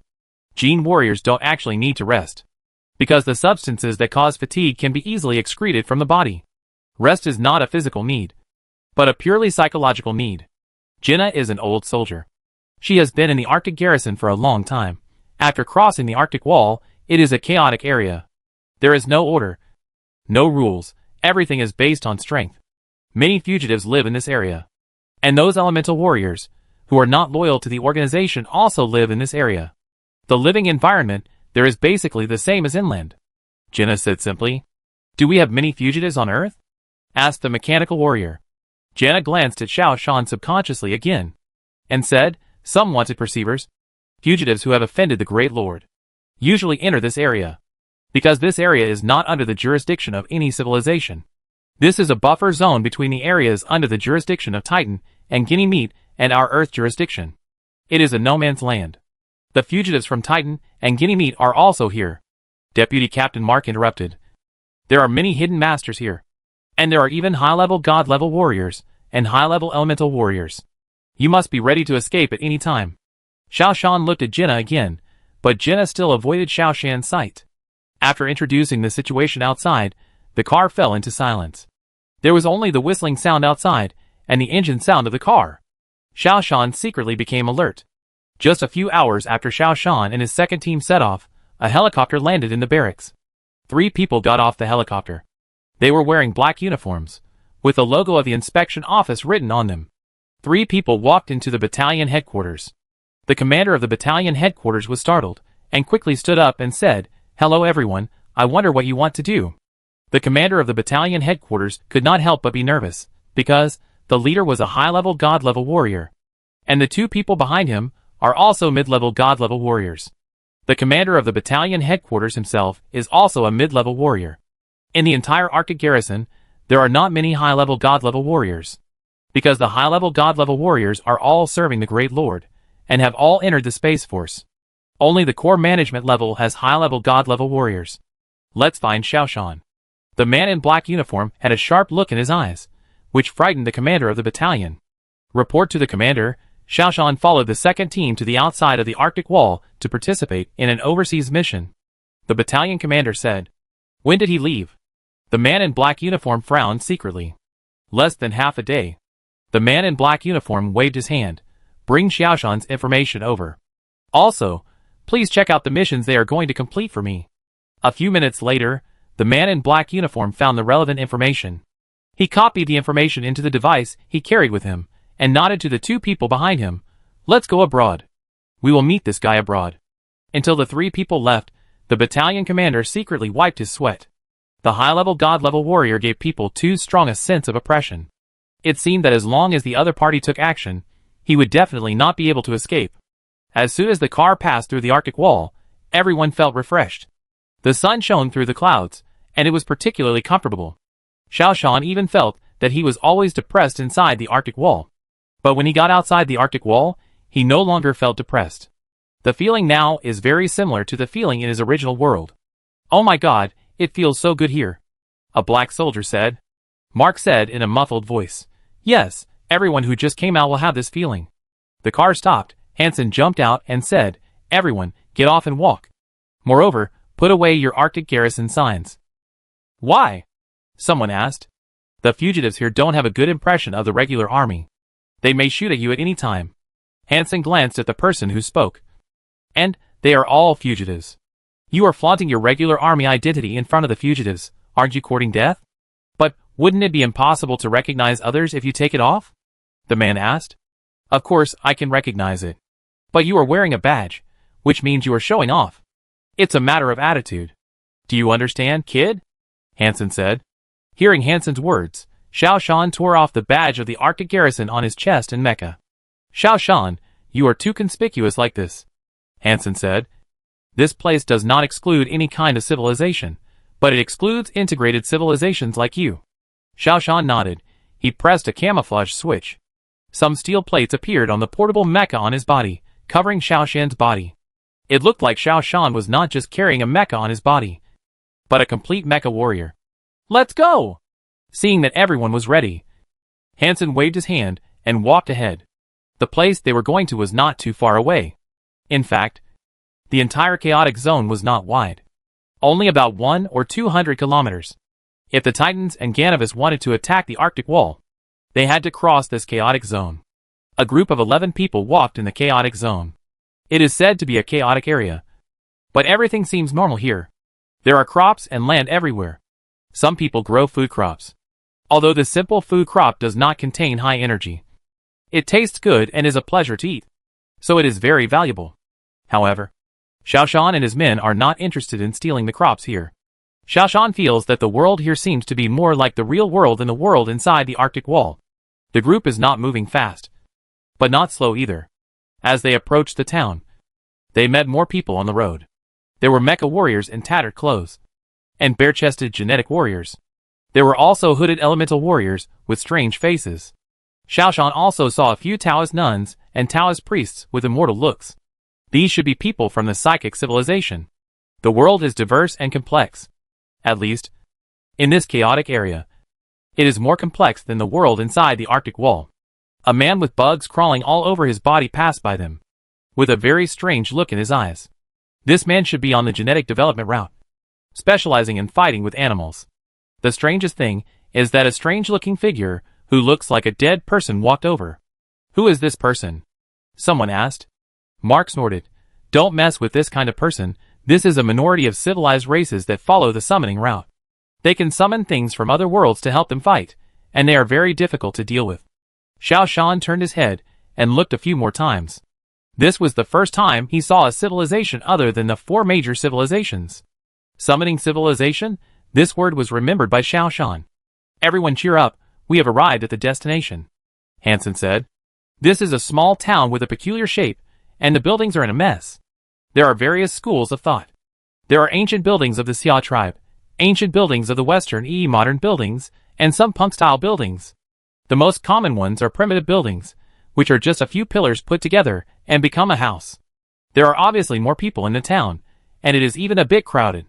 Walking in the narrow alley, it is inevitable to have physical contact with people passing by on the opposite side, especially when 2 mechanical warriors pass by. It is impossible not to collide. After each collision, both sides will respond with hostile eyes. However, everyone is very restrained. Hostility is hostility, but no one will easily take action. After walking for more than 10 minutes, they appeared on a wider road. The buildings here are obviously much more magnificent. Everyone, pay attention. The target is ahead. The mechanical warriors are guarding outside. The genetic warriors follow me in, Hansen said. He shrank his body, making himself the size of an ordinary person, and then walked in from the door of a bar. Xiaoshan put away his mecha, put it on his back, and followed him in. It just looked awkward. A man who was not big, but carrying a backpack that was 3 times his size.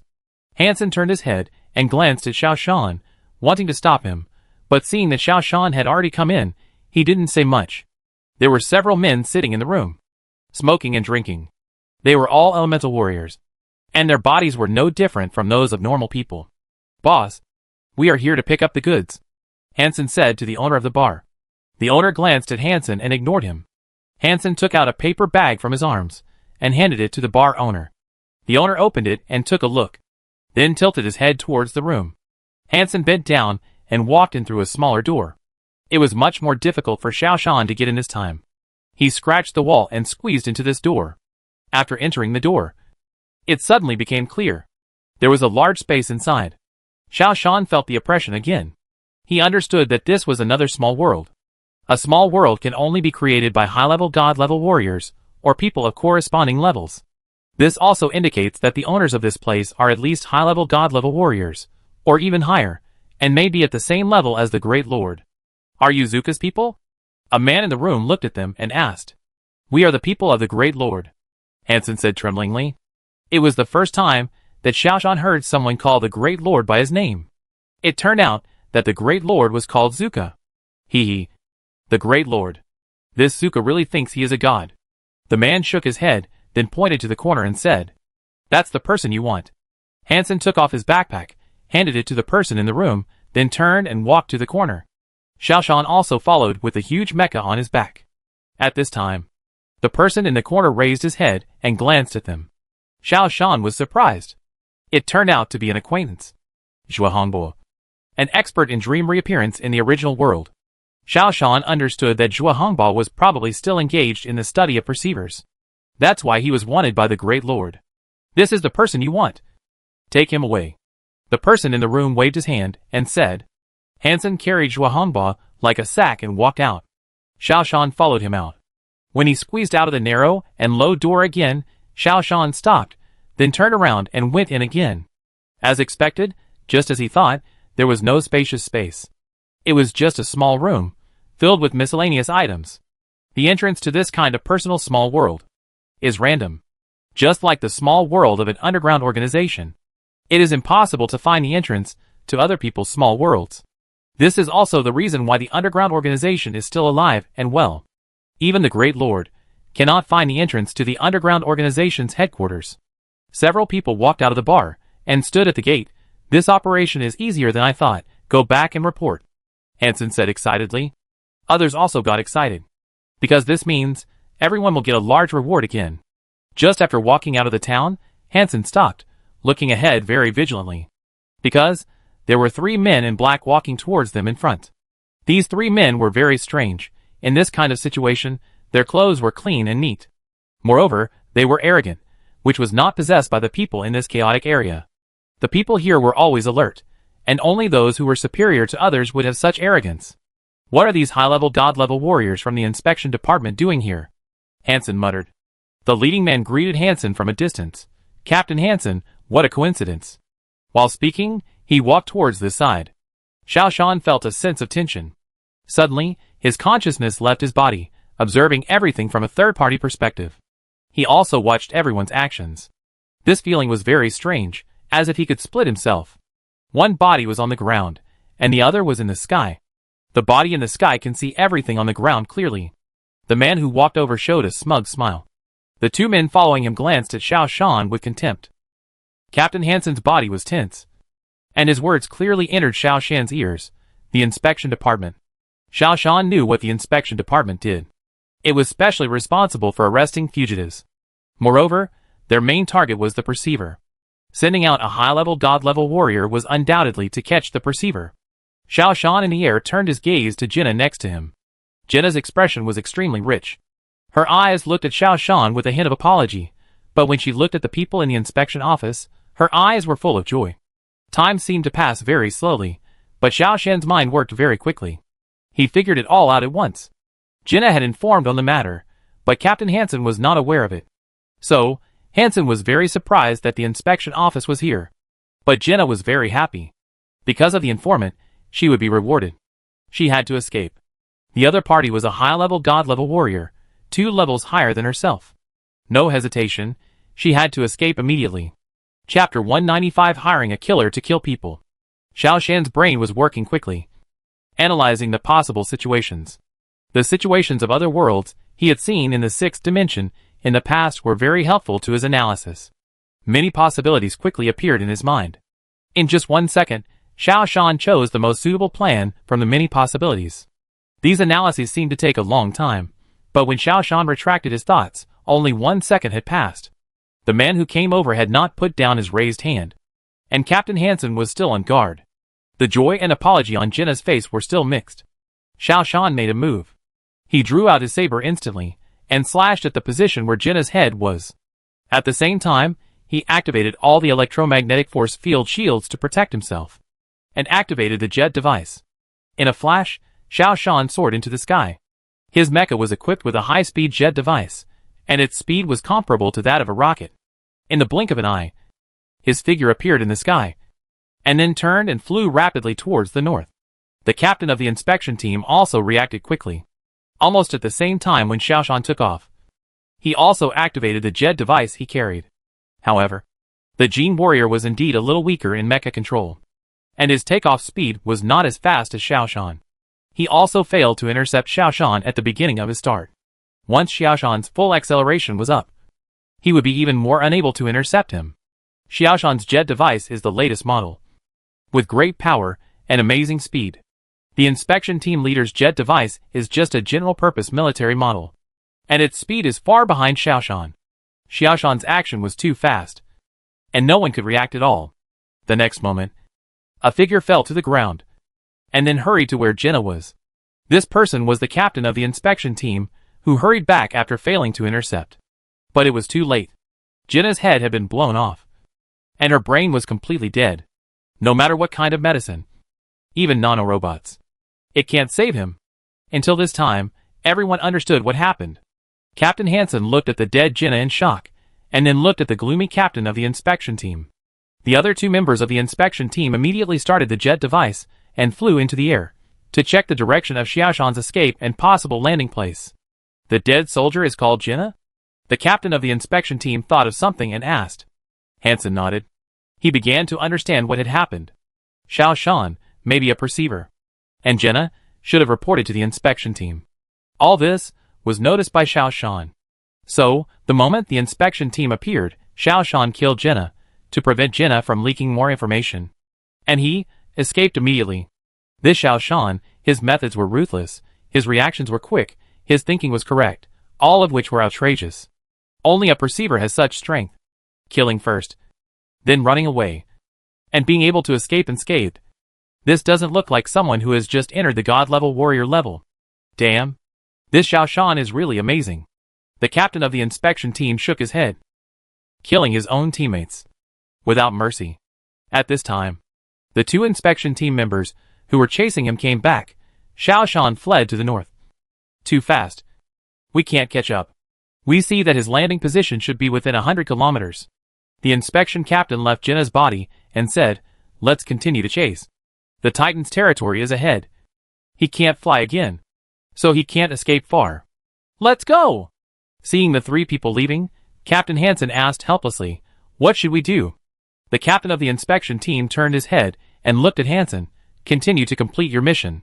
Seeing the three people start the jet device again and fly out, Captain Hansen shook his head. Take Jinna's body, let's go.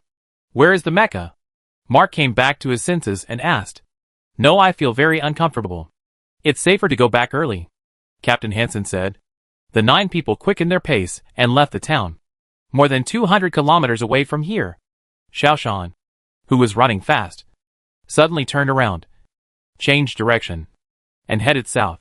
When he was running away just now, he calculated his situation again. Jinna reported herself to the inspection team, and the inspection team sent 3 people to investigate. From the performance of the inspection team just now, it can be seen that the inspection team is not sure that Xiaoshan is the perceiver. Jinna should not be sure either. That's why Xiaoshan had a chance to escape. Xiaoshan couldn't reveal his identity now, because if he did, the Great Lord would investigate his past and kill all his allies, friends, and family. The Great Lord could only see Xiaoshan's past by entering the 6-dimensional space. All of Xiaoshan's plans would be exposed. If he wanted to save his family's lives, there was only one way, and that was to end this investigation in vain. In the chaotic area, whether it was the inspection team or the second team, they couldn't communicate with the rear. If he wanted to keep his identity secret, he had to get rid of the people from the inspection team and the second team. Although the task was difficult, Xiaoshan would find a way to complete it. Therefore, he was not in a hurry to escape, but turned back to chase the people from the second team. He also had another purpose, which was to rescue Zhuohongba and see what new information he could get from him. He believed that Zhuohongba must have a secret. Otherwise, the Arctic garrison would not have traded with the people from the Land of Chaos. Moreover, if he made a sudden comeback like this, it would definitely catch the inspection team off guard. It started to rain, sparsely, and covered the whole world. Xiaoshan still pretended to be a mecha warrior, and changed his appearance. Now, from the appearance alone, it is impossible for anyone to recognize him. He did not use the air flight method, because the jet device is the most expensive of all the equipment. Ordinary people can't afford it. It's like a Ferrari sports car. Once it is unveiled, it will attract onlookers. Therefore, Xiaoshan's jet device will only be used at critical moments. When he caught up with the second team, it was not dark yet. Xiaoshan rushed into a small town ahead of the second team, and then entered the second-hand equipment exchange in the town.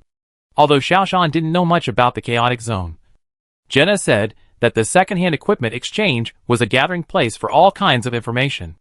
As soon as he walked in, a woman with a lovely appearance came over, raised her head and said, "This handsome man, what service do you need?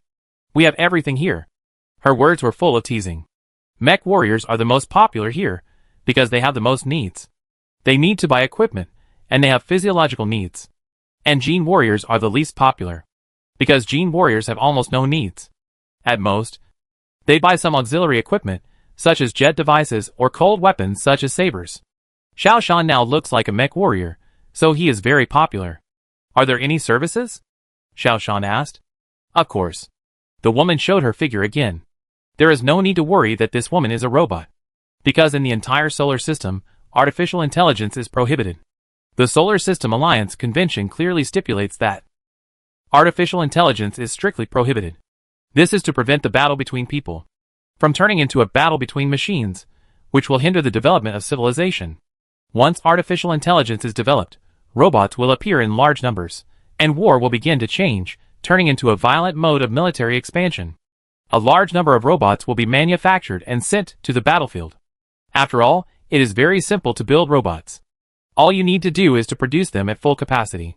War will eventually become a mass exodus of robots. In the end, civilization will die.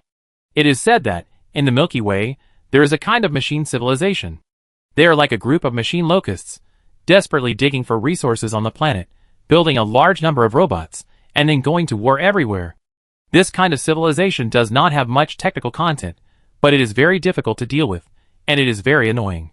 The Solar System Alliance has specifically stipulated that machine civilizations are not allowed to be listed as a separate type of civilization, because they cannot be considered civilizations.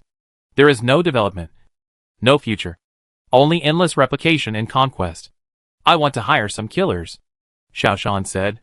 The woman rolled her eyes, obviously less interested in Xiao Shan. However, Xiao Shan took out something and handed it to the woman.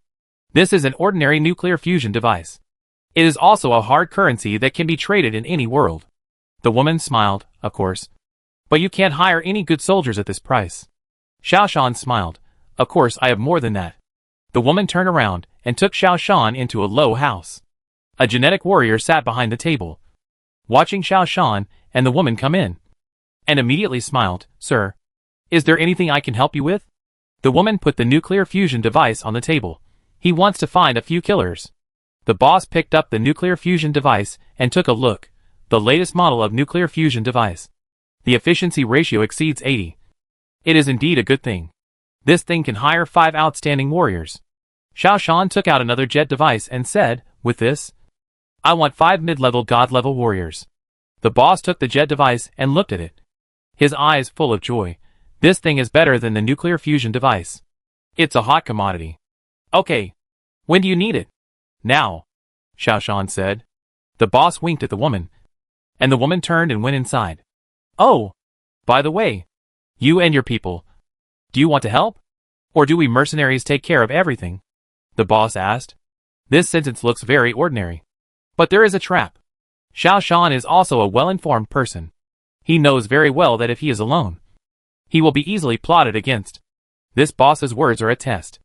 If they find out that he is a lone ranger, they may assassinate him and take his equipment. Therefore, he must be careful in answering. If we need to take action, why should I look for you? Xiao Shan said mysteriously. The boss didn't seem to react, but the temptation in his eyes was much less. Oh, okay. Don't worry. Our people are definitely capable. After a while, a few people came out. There were genetic warriors, mechanical warriors, and mecha warriors. Are they all intermediate warriors? Xiao Shan asked tentatively. The boss shook his head. How can there be so many intermediate warriors? No matter which one you go to, there will not be 5 intermediate warriors. But don't worry. There are 2 intermediate warriors, both veterans. The other 3 junior fighters were also veterans, who had been through many battles. Xiao Shan shook his head. Forget it. I don't want them to die. As soon as this was said, the boss's face changed. What level are the people you are going to deal with? 2 intermediate fighters, the rest are junior. They are all veterans, Xiao Shan said. The boss gritted his teeth. He turned around and shouted to the room, Old Dong, it's your turn to come forward.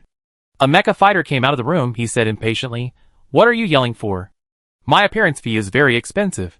Xiao Shan was startled, and he saw an acquaintance again. It was not someone else, but Dong Haoran, the deputy commander of the National Mobilization Command. However, Dong Haoran should have undergone genetic modification now, no longer a man in his 60s, but a young and capable man. Dear guest, this is our treasure. However, you need to add a little more money, the boss said. Xiao Shan looked at Dong Haoran, and his heart moved. Okay, I will give him a pair of high-energy laser guns. Dong Haoran's eyes lit up. Deal. Half an hour later, on the road outside the town, Xiao Shan was walking forward with these 6 people.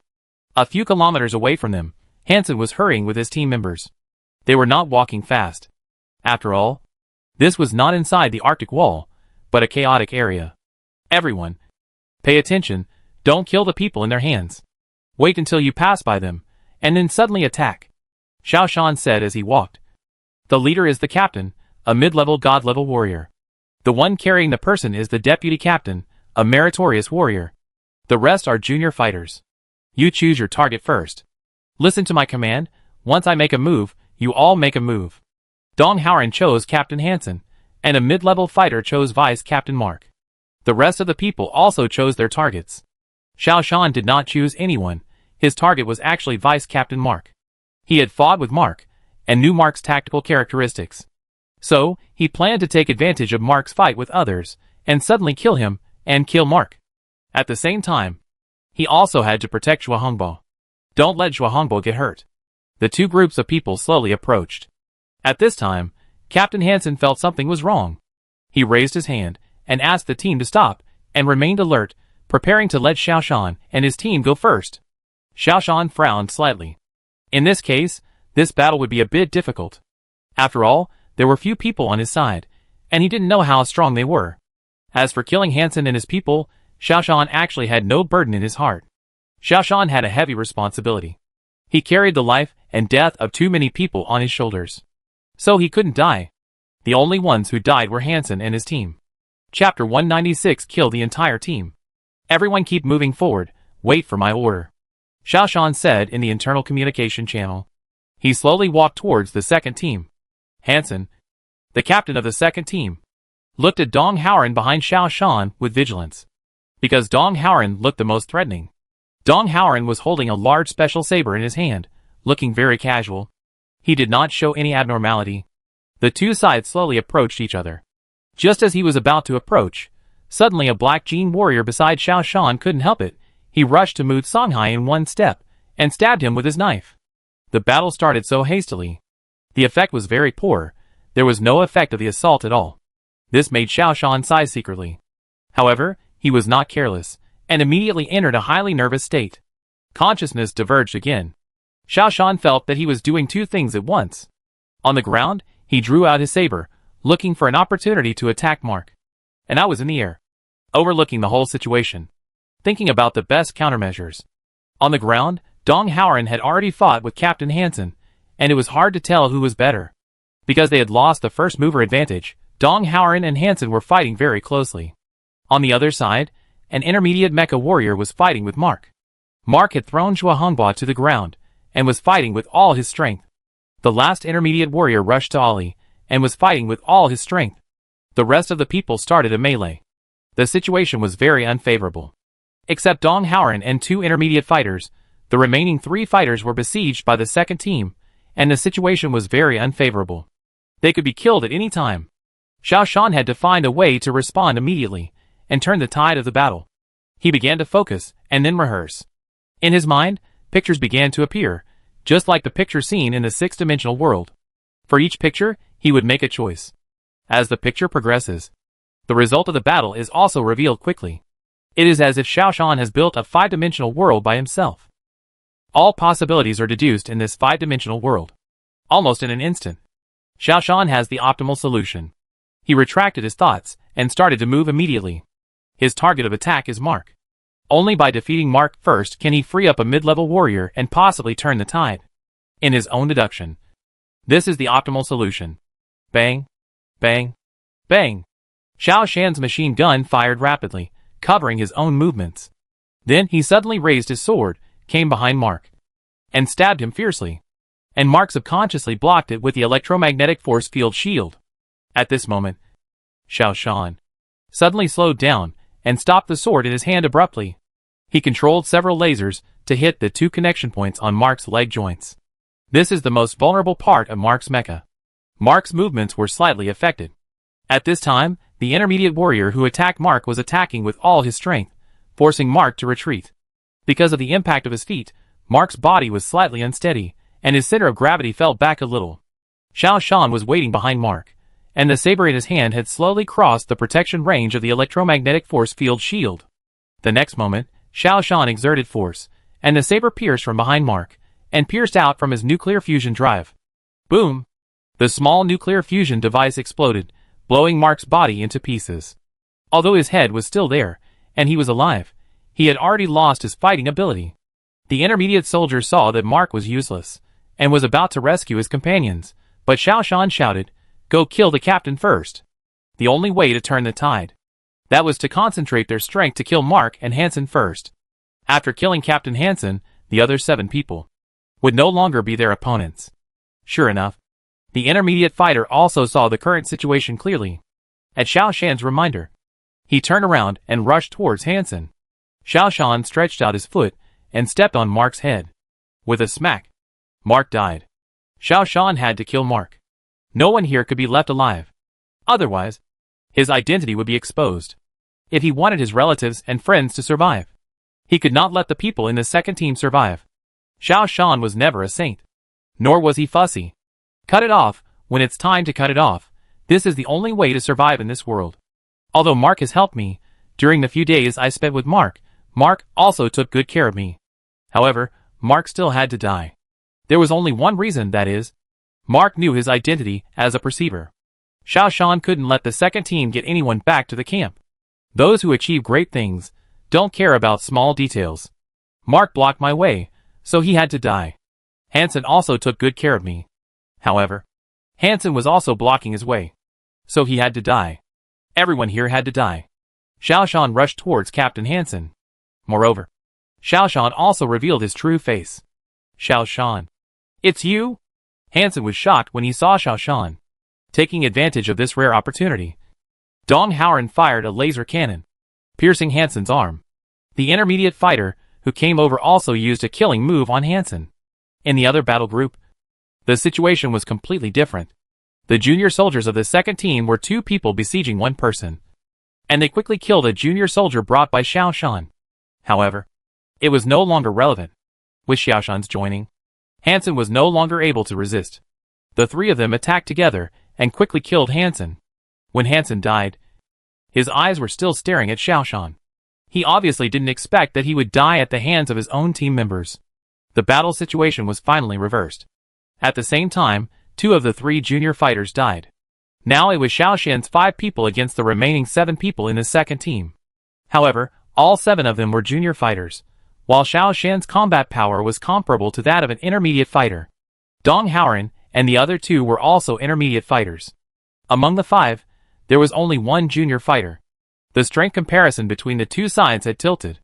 The battle ended quickly. Mu Songhai wanted to escape, but was intercepted by Xiao Shan, who had predicted it long ago, and was killed on the spot. The battle ended quickly.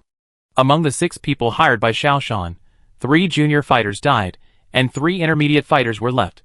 As expected, only those with stronger strength can live better. This is the truth. Xiao Shan looked at the bodies on the ground and said, "These spoils belong to you. Your mission is over." The mercenaries were not sad at all, but happy instead. The death of 3 junior fighters means that they will get more spoils. Dong Howren picked up a broken mecha on the ground, carried it on his back, and prepared to leave. Xiao Shan shouted, "Dong Howren." He took off his high-energy laser gun and handed it to Dong Howren. "I want to hire you for a long time. What do you think?" Dong Howren took the high-energy laser gun, checked it, put it in his backpack, and then shook his head at Xiao Shan. "You are too dangerous. I am worried." Xiao Shan smiled. He was not surprised at Dong Howren's answer, because, in the National Mobilization Command Center, Dong Howren always puts stability first. If he is not sure, he will not make rash decisions. He has been criticized by Xiao Shan several times. "You are also a perceiver, so you are fleeing here." Xiao Shan remembered that. Dong Howren also had the phenomenon of dream recurrence. It was just because he was over the age, so he was not included in the research list by Zhua Hongbo. There are 3 people in the National Mobilization Command Center who have the phenomenon of dream recurrence, namely Mo Jining, Xiao Shan and Dong Howren. Meeting Dong Howren here is of great significance to Xiao Shan. He is the most favorable candidate for finding his helpers. Dong Howren glanced at Xiao Shan and turned his head to look behind him. The other mercenaries had already taken the spoils and left, and did not hear the conversation between him and Xiao Shan. He stared at Xiao Shan and asked, "How did you know?" Xiao Shan smiled.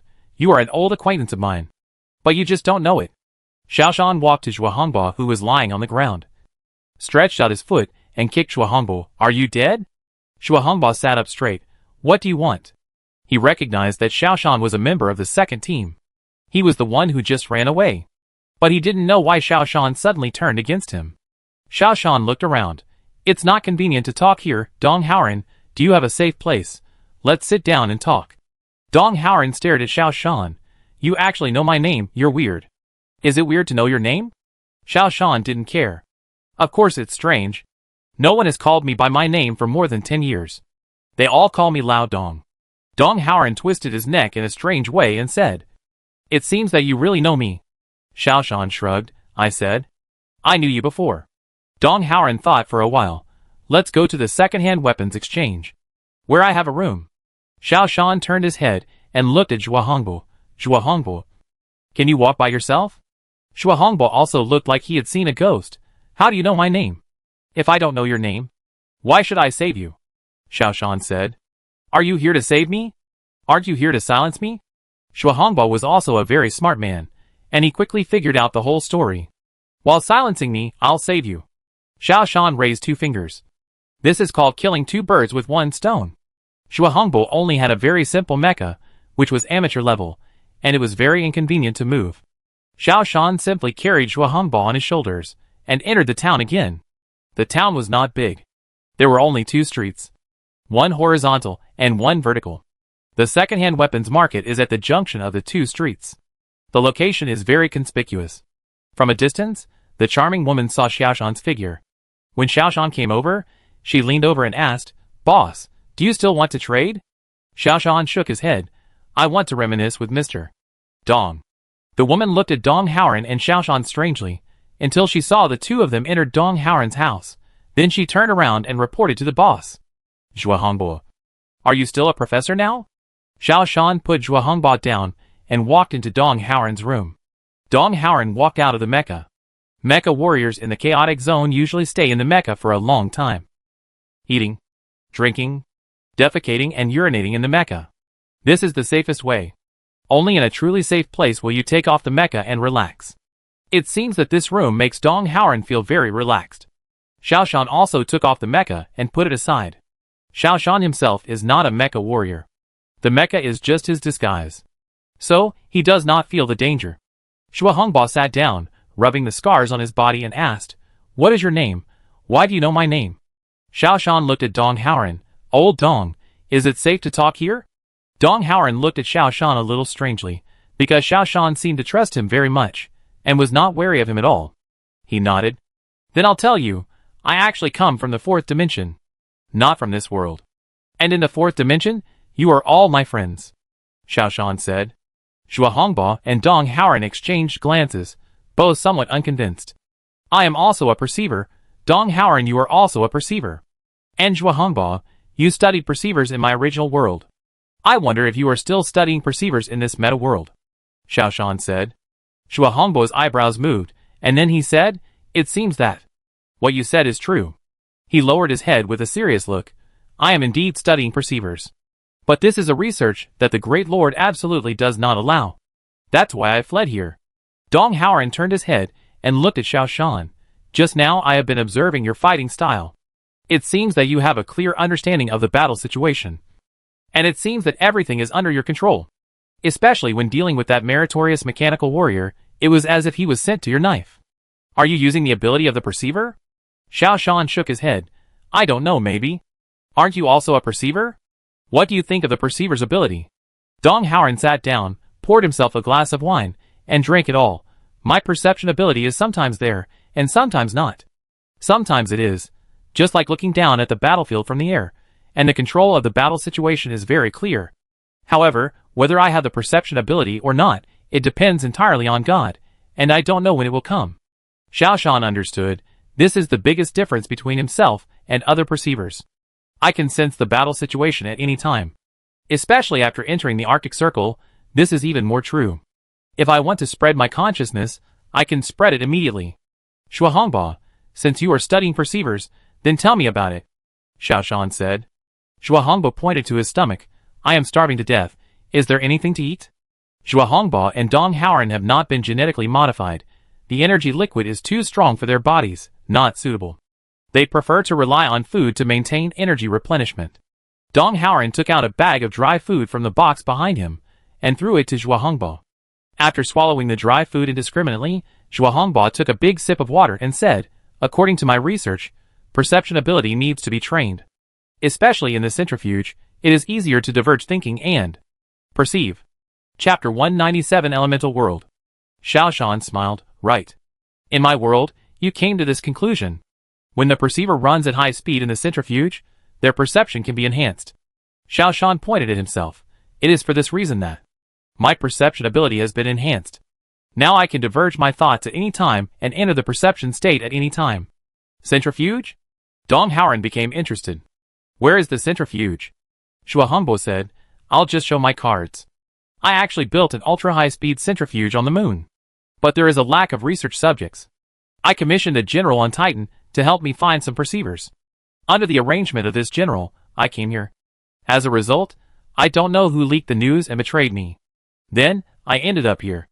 Zhuo Hongbo said with some resentment. "You built an ultra-high-speed centrifuge on the moon? This is the first time Xiaoshan has heard about the moon.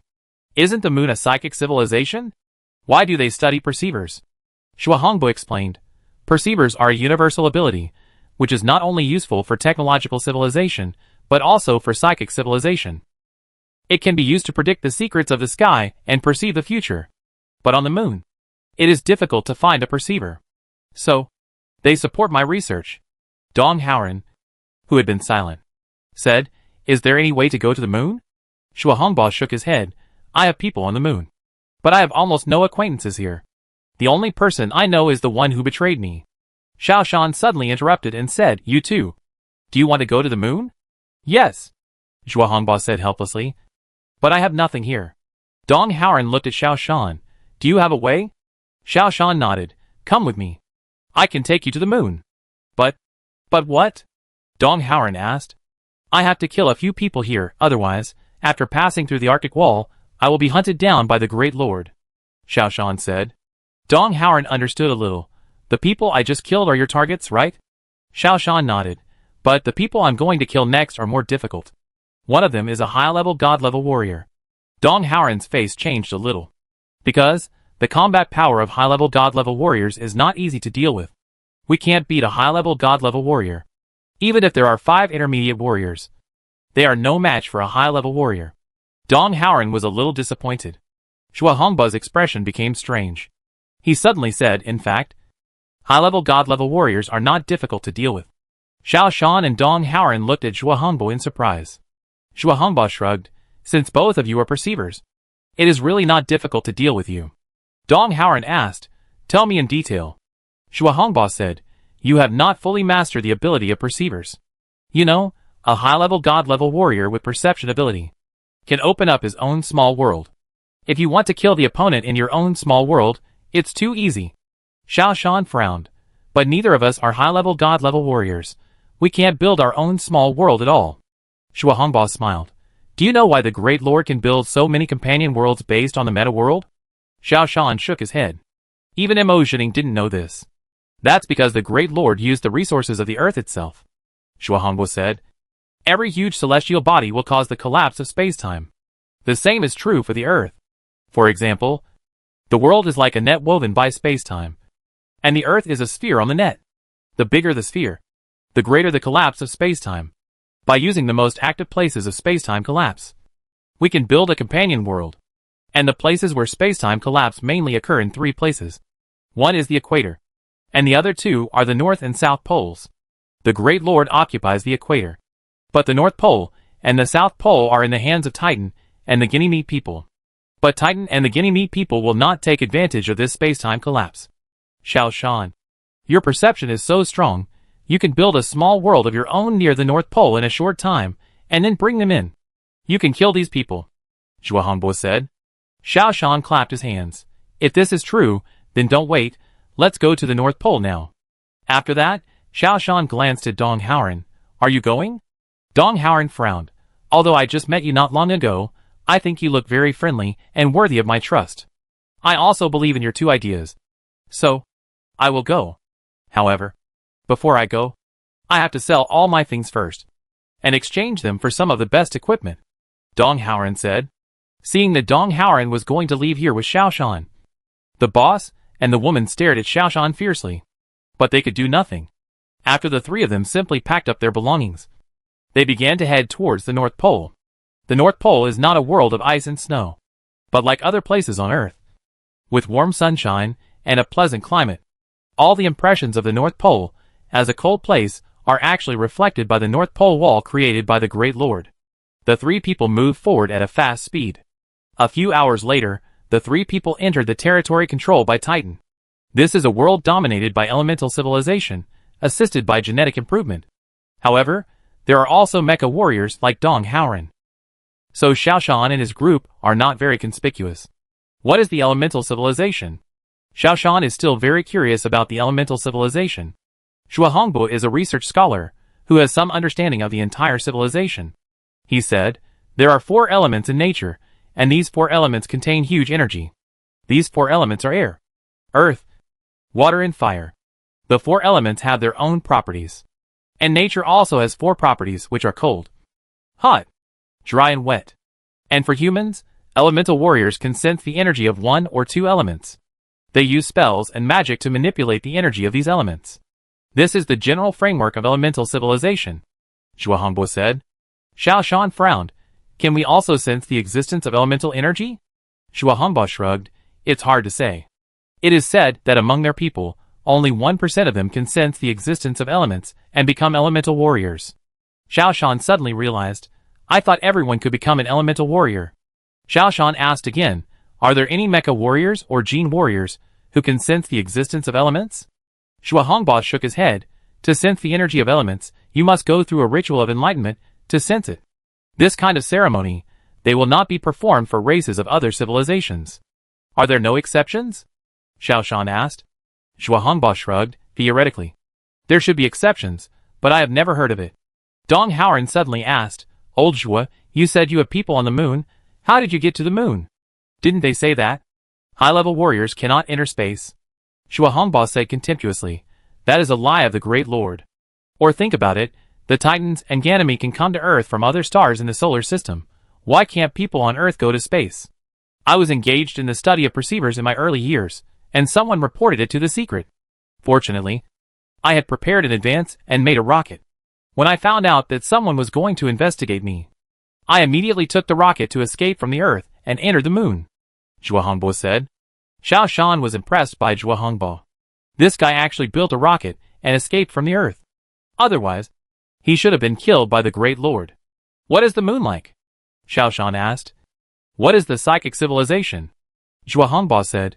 Psionic civilization actually uses spiritual energy as a source of energy. In the final analysis, the 4 major civilizations actually have something in common. Technological civilization uses mechanical energy. Genetic civilization uses natural energy. Elemental civilization uses elemental energy. And psychic civilization uses spiritual energy. These are all energy. No matter which civilization it is, energy is the first priority. Unconsciously, several people entered a town. After entering the town, the 3 people had some inconvenience in moving, because the high-tech weapons that Xiaoshan carried with him lost their market value. The 3 of them didn't even have money to stay in a hotel. Forced to do so, the 3 of them had to go out to work and earn money.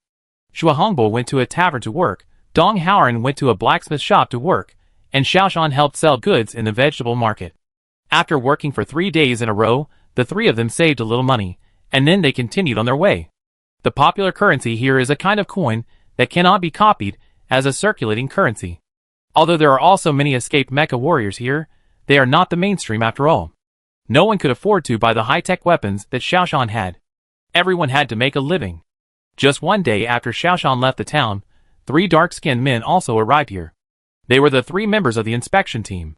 After finding out where Xiaoshan was, they continued on their way without stopping, chasing in the direction that Xiaoshan and the others had left. Walking in the Arctic felt more comfortable than walking in the meta world, and there was no sense of oppression. Xiaoshan walked while looking at the surrounding scenery. The scenery here is very different from the meta world. The buildings here are more like Western buildings, wooden houses, lawns and fences. When passing a strange and magnificent building, Xiaoshan asked, "What is this building?" Shuahongba said, "This is the temple of the elemental civilization. Their initiation ceremonies are all held in the temple." When he got closer, Shuahongba glanced at the temple, turned his head and said, "They are performing the initiation ceremony. Do you want to go and have a look?"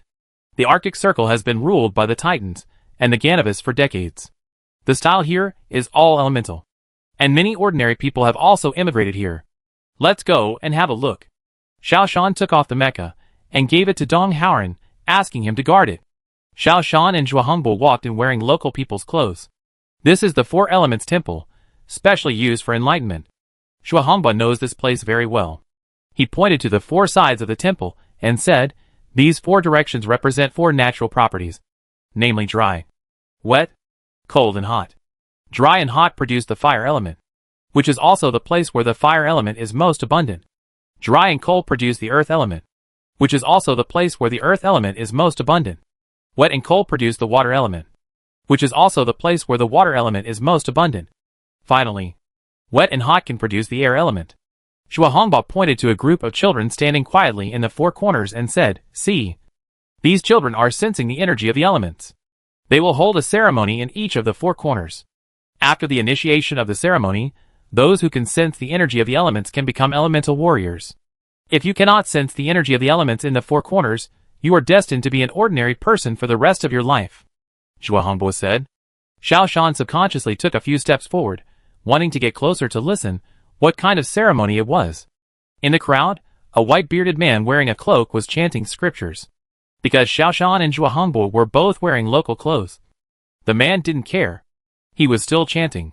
A group of children closed their eyes, stretched out their hands, and tried to feel the energy in the air. The scriptures the white-bearded man recited were very profound and could not be understood at all. But Xiaoshan felt some enlightenment, and these scriptures seemed to keep drilling into Xiaoshan's brain. Xiaoshan couldn't help but stretch out his arms and open his hands. There was a moist feeling in the air. As the scriptures were read, Xiaoshan began to feel that the world became more moist. It seemed that the whole world was shrouded in water. This feeling was very strange. The white-bearded man seemed to feel something strange. He turned his head and glanced at Xiaoshan. Xiaoshan's consciousness had unconsciously spread into the air. He saw the white-bearded man looking at him from the air, with a hint of hostility in his eyes. Xiaoshan quickly retracted his scattered thoughts, and retracted his hand, smiled at the white-bearded man, turned around, and pulled Zhuohongbo away. Walking on the road, Xiaoshan kept thinking about the feeling just now. That feeling was very wonderful, as if the whole world was in water. But he did not feel uncomfortable or suffocated. Instead, he felt that his breathing was free and light. Xiaoshan subconsciously stretched out his hand, and a small water ball quickly condensed in his hand.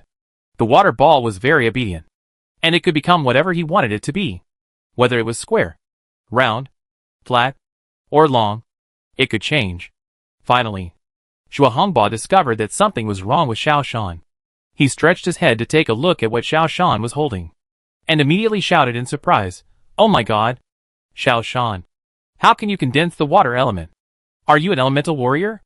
Xiaoshan was startled, and he turned the water ball in his hand into a human figure without eyebrows and eyes. This human figure imitated Zhuohongba's surprise, which was very funny. Xiaoshan raised his head and glanced at Zhuohongbo. "Is this the water element?" Chapter 198 My Own Little World.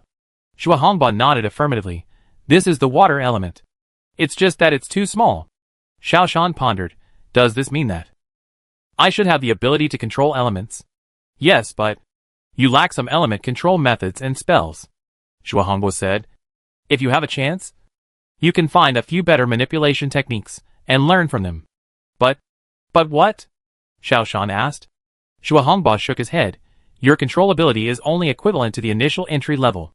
Your level is not even as good as the amateur first level mecha level, which is of no use to you, unless you are willing to spend a lot of time to figure it out." Xiaoshan shook his head. "I just need to understand the elemental ability a little bit. Who knows how long it will take to learn the elemental control ability?" North Pole. Xiaoshan looked up at the sky. There seems to be nothing special here.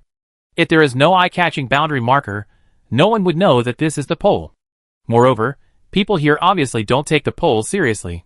The purpose of the Titans is not to live at the North Pole and the South Pole. Their purpose is to occupy the entire Earth. Among the many civilized planets in the solar system, Venus, Mercury, Earth and Mars have the richest resources. They are also the places that many civilizations want to own the most. Among the 4 wealthy planets, Earth is the weakest. And the Moon, Titan and Ganymede. These poor planetary civilizations have always coveted Earth's resources, constantly invading Earth. The Great Lord relied on Earth's special resources to defend the area within the Arctic Circle. The Titans and the Ganymede have been infiltrating, slowly approaching the inland. The two sides have been fighting in the Arctic Wall area. For decades, they have never stopped. So, although this is the territory occupied by the Titans, they have never been proud of it. There is no difference here, Xiaoshan said. Shuahongba also shook his head. Don't look at me, I don't know what to do either. I only know that this is the place where the space-time collapse is most obvious. Think about it carefully, and see if there is any way to use the resources here to build a small world. Xiaoshan wanted to spread his consciousness. But after his consciousness rose into the air, when he looked down at the ground, he didn't feel anything special. It was almost the same as other places. Dong Haoran also tried it. But he couldn't even spread his consciousness. Not to mention building a small world. In the distance, 3 men suddenly came over. They had dark skin. Obviously they were not elemental warriors, let alone titans. Shuahongba suddenly became nervous. Xiaoshan, are these people your enemies? Xiaoshan turned around and saw that they were the 3 people from the inspection office. The inspection team leader smiled at Xiaoshan. We meet again. Believe it or not, if you use the jet device again this time, I can guarantee that you will not be able to escape. Xiaoshan's heart tightened. He turned his head to look at Dong Haoran. Dong Haoran was ready to fight. However, the 2 of them were no match for these 3 people. The inspection team leader was a high-level god-level warrior, and he could fight the 2 of them alone. What's more, there were 2 powerful intermediate warriors to protect him. There was no chance of winning this battle. Xiaoshan felt a little regretful. He was too careless. These 3 people obviously noticed his whereabouts, and followed him all the time. Shuahongba suddenly said, Xiaoshan, motivate the elemental energy to fight. Xiaoshan immediately understood what Shuahongba meant. This is the Titans' territory. If I use elemental energy to fight, I will definitely get help from the Titans. Xiaoshan quickly spread his consciousness. He began to feel that there were 2 of me. One of me was on the ground, ready to manipulate the nearby water elements to come out. The other of me was standing high in the sky, observing the situation on the ground from a bird's-eye view. Xiaoshan began to deduce all his possible response methods, but he found that all methods were ineffective. In the face of absolute strength, he had no chance of winning. Even if he activated the elements and attracted the attention and rescue of others, it would not work. Because, when the elemental warriors of Titan arrived, he would have been killed by the inspection captain. It would not work to fight against him. Xiaoshan's current combat power was not much different from Dong Haoran's. Both were mid-level warriors. Even if the 2 joined forces, they could not withstand the attack of the inspection captain. At most 1 or 2 minutes, they would be killed by the inspection captain. They had no chance. The inspection team leader seemed to understand Xiaoshan's situation. He was not in a hurry at all, but pressed forward step by step. The other 2 soldiers also surrounded him from the left and right, blocking Xiaoshan's escape route. Xiaoshan now had no way to retreat.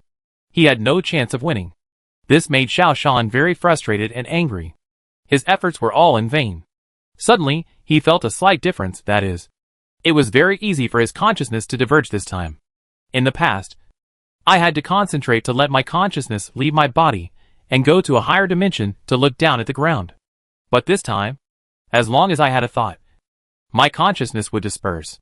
Xiaoshan tried to deduce again.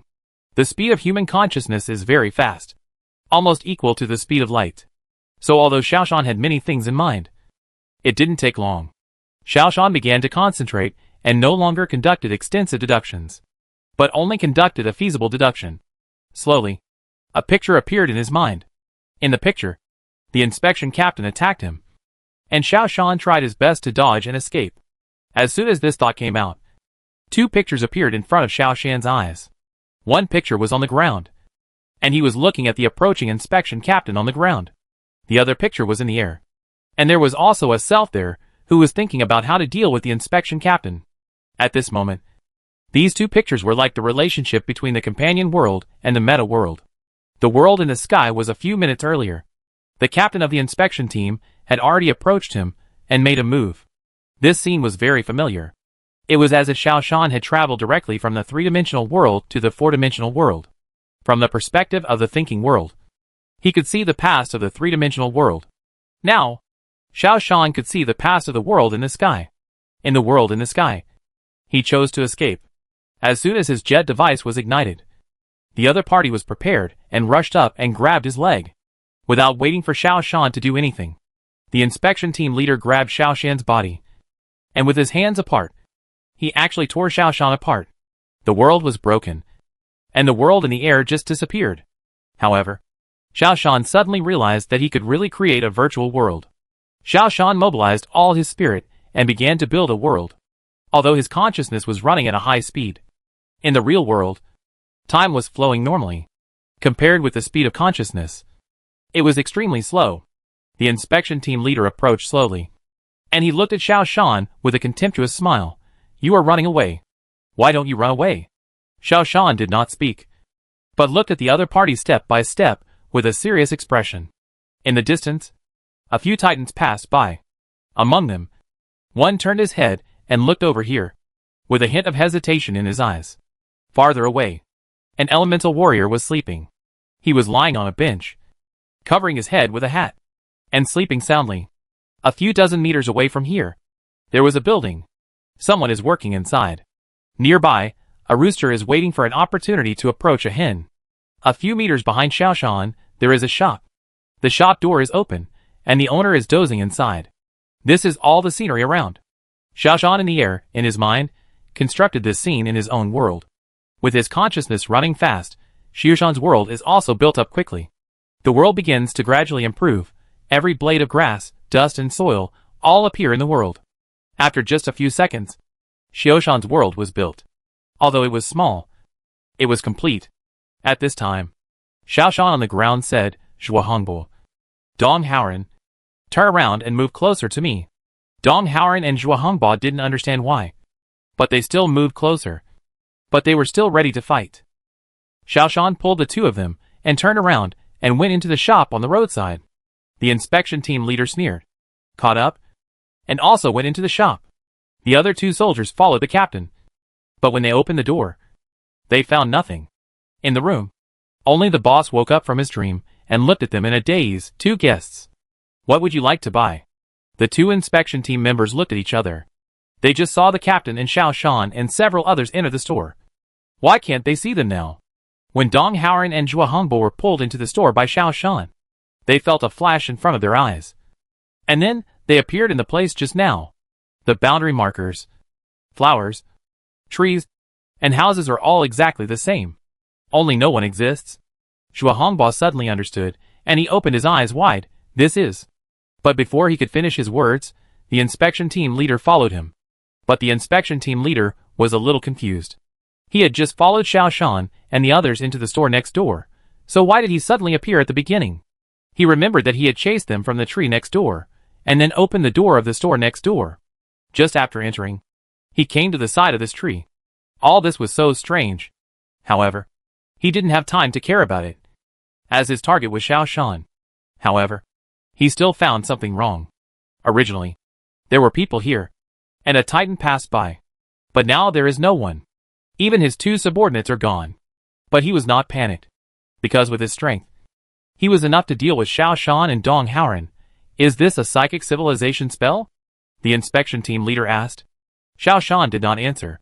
The inspection team leader looked around, and then nodded. "Yes, it is magic. However, the magic of psychic civilization is just a trick, and it is nothing in front of absolute strength." He took off his coat, and his body began to change.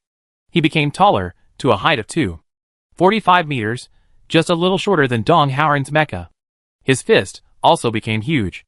The ability of the advanced god-level warrior is very powerful, and he can already control the operation of his own cells.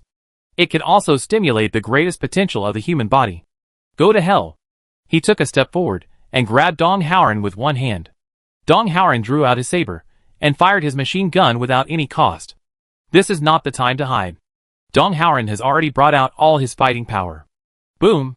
The ghostly figure of the inspection captain rushed to Dong Haoran's side, and punched his mecha heavily. Dong Howren's mecha flew out, and broke several big trees behind him, and fell to the ground. This punch almost destroyed Dong Howren's mecha. And Dong Howren didn't even see the opponent's movements clearly. This is the difference in strength. Xiao Shan didn't move. He seemed a little dazed. He looked up and looked around with a strange look on his face. Playing tricks. Go to hell, the inspection team leader said contemptuously, and came to Xiao Shan in one step, and punched Xiao Shan hard. Xiao Shan seemed to have no reaction at all, and was knocked away by his punch. Puff! Xiao Shan spat out a mouthful of blood. But he did not fall to the ground. Instead, he was cushioned by a pile of hay that appeared at some point, and then stood on the ground. If Xiao Shan had not spat out a mouthful of blood, the inspection captain would have thought that his punch was in vain. Playing tricks. You must die. The inspection captain rushed up again, at a terrifying speed. However, he found that everything here was against him. Just as he took a step forward, the bench next to him blocked his way for some reason. After kicking the bench away, a pit appeared on the ground. After dodging a pit, the tree that was clearly behind him appeared in front of him. In anger, he pulled up the tree, threw it aside, and rushed forward again. The damn bench came again, blocking his feet again. Xiao Shan, who was not far away, showed a weird smile. Sure enough, in his own world, everything was so easy to do. Everything in the world was decided by himself. After pulling out a tree, Xiao Shan can plant another one. After jumping over a pit, he can dig another one. His own world. He can do whatever he wants. Dong Howren saw the opportunity, picked up the high-energy laser cannon, and started shooting. High-energy laser cannon is the most effective weapon. Even a high-level god-level warrior cannot stop it. The inspection captain wanted to chase Dong Howren, but there was always something blocking the way, making it very difficult for him to chase. However, although the inspection captain was in a mess, Xiao Shan could not do anything to him. Xiao Shan already had some experience in building a small world. He was now doing two things at once. On the one hand, he teamed up with Dong Howren in the small world to deal with the inspection team leader. On the other hand, he was in the sky, overlooking the world from the perspective of God. Moreover, this angle was different from the previous divergence of consciousness. This time, he knew all the flowers and plants in the world. Rather, his thinking speed was much faster than the actions of the people below. So, no matter what the inspection team leader wanted to do, he could create obstacles and troubles for him. This was a huge advantage. Chapter 199, eliminating the biggest enemy. However, he still couldn't do anything to the inspection captain. He could only rely on laser weapons to attack little by little. But the inspection captain's body recovered at an amazing speed. The wound caused by the laser cannon stopped bleeding in an instant, and then healed quickly. The two sides are now in a tug-of-war, and neither can do anything to the other. Gradually, the inspection captain finally found something wrong. A machine gun that didn't hit the inspection captain hit the edge of the world, causing a small vibration. This made the inspection team leader begin to understand his situation. He also found a way to break the situation, which was to destroy this world and force his way out of this world. The inspection team leader began to walk towards the border of the world. And he walked very firmly. No matter what Xiao Shan used to block his way, he destroyed it cleanly. He walked all the way to the edge of the small world. He raised his weapon in his hand, and struck hard at the edge of the world that blocked his way. The whole world was affected, and the whole world vibrated like water ripples. The captain of the inspection team gained confidence. He raised his saber again, and fiercely stabbed at the edge of the world. Xiao Shan sighed. His strength was still insufficient. So the small world he created was only this big. If the captain of the inspection team was allowed to attack so wantonly, this small world would soon collapse. He had to stop his actions. Let's go together, Xiao Shan shouted at Dong Howren. And two people came up from the left and right. Xiao Shan was now truly multitasking. While he was fighting the inspection captain with all his strength, he was also familiar with everything in this small world. The battle was very fierce. Although the two were weaker than each other, Xiao Shan kept creating extra trouble for the inspection captain, and the two sides fought to a draw. The inspection captain began to get annoyed. This battle was the most frustrating one he had ever fought. Just as he was about to attack, a flower pot inexplicably floated over and hit him, affecting his attack. Just when he spotted a flaw, a tree fell down, blocking his way again. He dealt with the attacks of Xiao Shan and Dong Howren, and was tired of dealing with these little gadgets. Finally, he was furious. Go to hell. His body began to become stronger, and his body was more than 3 meters tall, which was higher than Dong Howren's mecha. He looked like a Hulk, black and shiny, but with muscular muscles and full of strength. He sacrificed his agility to make himself a giant. Now, the impact of those flowers, plants and trees on him can be ignored. Xiao Shan's eyes were stern. This giantized inspection captain was not easy to deal with. The advantage of his small world had disappeared. Now he didn't care even if he smashed a house on the inspection captain's head. Boom! He punched Dong Howren's mecha, and the mecha obviously sank a lot. He also fell far away and lay on the ground for a long time without getting up. What else? Come on! I want to see. What's the use of your tricks? The inspection captain roared, chasing Xiao Shan. Xiao Shan turned on the anti-gravity thruster of the mecha to the maximum. In this state, it would be a death wish to compete with the opponent in strength. The best way is to use agility to deal with the opponent. The inspection captain sacrificed agility and strengthened his strength. He should strengthen his agility and fight with the opponent with his sensitivity. Xiao Shan also turned on all the auxiliary motion devices on his feet, and his speed and flexibility were increased to the highest level. Swish! He passed by the back of the inspection captain, cutting a wound on him with his saber. The inspection captain grabbed Xiao Shan angrily, but Xiao Shan dodged nimbly. After fighting for a minute, Xiao Shan began to get excited slowly, because he found that, after the opponent became huge, not only did he not have an advantage, but he was at a disadvantage. In Xiao Shan's world, every move of anything could not escape Xiao Shan's eyes. So, he could easily and calmly avoid the inspection captain's attack, and he could always create trouble for the opponent. This is completely different from before. Before the inspection captain became huge, any attack of Xiao Shan could be counterattacked by the opponent, because the opponent is faster than Xiao Shan. Even if Xiao Shan can sense everything in this world, he is still helpless in the face of absolute speed. But after the inspection captain became huge, he sacrificed his speed and agility, and created opportunities for Xiao Shan. The machine guns kept firing, and these gunfires kept exploding on the inspection captain's body. Once the high-energy laser was fully charged, it was fired immediately, tearing the inspection captain's sturdy body into pieces. The saber in his hand was elusive, constantly tearing the wounds on his body into bigger pieces. The battle entered a favorable stage. I don't know when it started, but Dong Howren actually joined the battle again.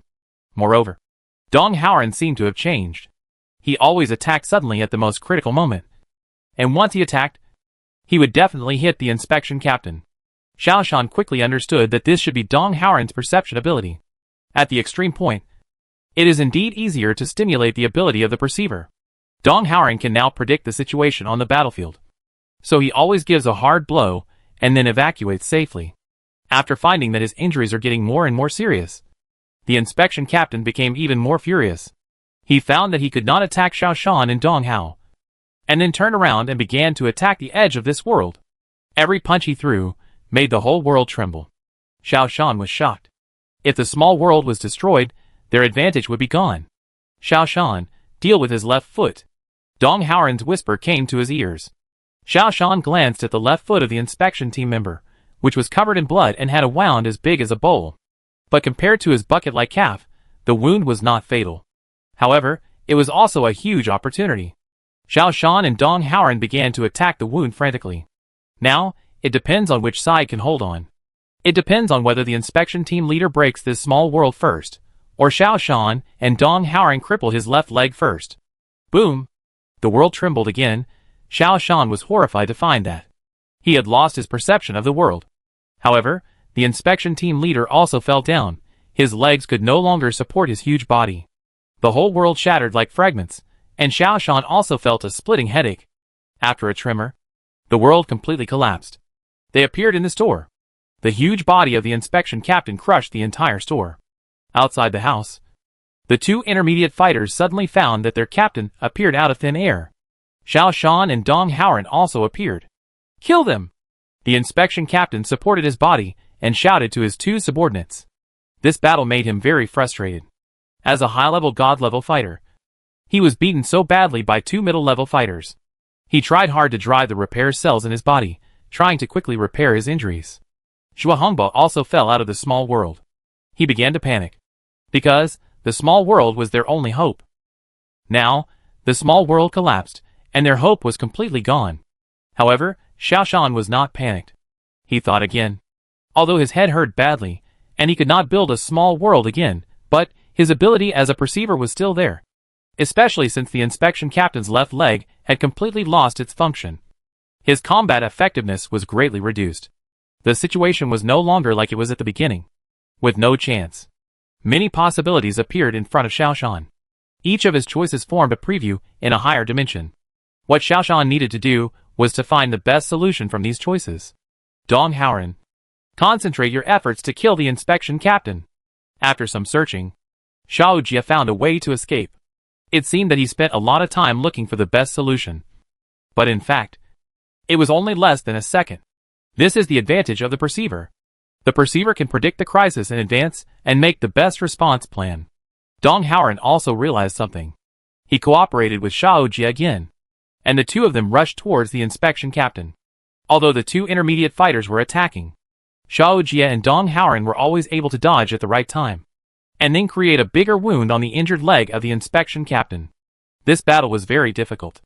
Machine guns, laser guns, sabers were flying everywhere, and nearby buildings were destroyed one after another. The local residents fled one after another. They could not intervene in such a battle. After the battle lasted for more than 10 minutes, the biggest variable came. An elemental warrior hurried over. He drove the vehicle pulled by the element, and quickly joined the battle. This was the optimal solution predicted by Xiao Shan. This elemental warrior obviously saw that. The inspection captain was a high-level god-level warrior. The appearance of such a person in the Titans' territory was the biggest threat to the Titans. Especially since they were still fighting here, wantonly destroying the houses of the surrounding residents, which was something he could not tolerate as an elemental warrior. He kept reciting various terms, and fire elements formed from the ground one by one, and then attacked the inspection captain. These fire elements were not particularly durable, and the inspection captain could usually kill a fire element with just 2 or 3 hits. However, these fire elements kept coming, which annoyed the captain of the inspection team. Xiao Shan took advantage of this best opportunity to besiege the captain of the inspection team, and at the same time, he was distracted to secretly observe the terminology and operation methods of this elemental warrior. The next moment, Xiao Shan tried to manipulate his elemental ability. A water element as tall as a person was condensed by him, and then rushed to the intermediate warrior next to him. Although he was knocked down by the intermediate warrior before he had time to interfere with the intermediate warrior, Xiao Shan's mastery of elemental ability was greatly improved. In the distance, another chariot pulled by the air element came, and a heroic female elemental warrior stood on the chariot, drew her bow and drew her arrow, and rushed over. She took a look at the water element condensed by Xiao Shan, and immediately aimed at the inspection team leader. This time, the battle was completely reversed. Xiao Shan and Dong Haoren gave up dealing with the inspection team leader, and turned to deal with the 2 intermediate warriors. With the strength of Xiao Shan and Dong Haoren, plus the ability of the perceiver, it was easy to deal with the 2 intermediate warriors. Swish! Xiao Shan pierced the brain of a mid-level soldier with a knife, turned to look at Dong Haoren, and he also chopped off the opponent's head with a knife. The heavy mecha stepped on it, smashed the head into pieces, and it was impossible to revive again. The two looked at each other, joined the battle again, and besieged the inspection captain. This time, the inspection captain was completely defeated. Boom! Xiao Shan blasted off the captain's head with a high-energy laser cannon.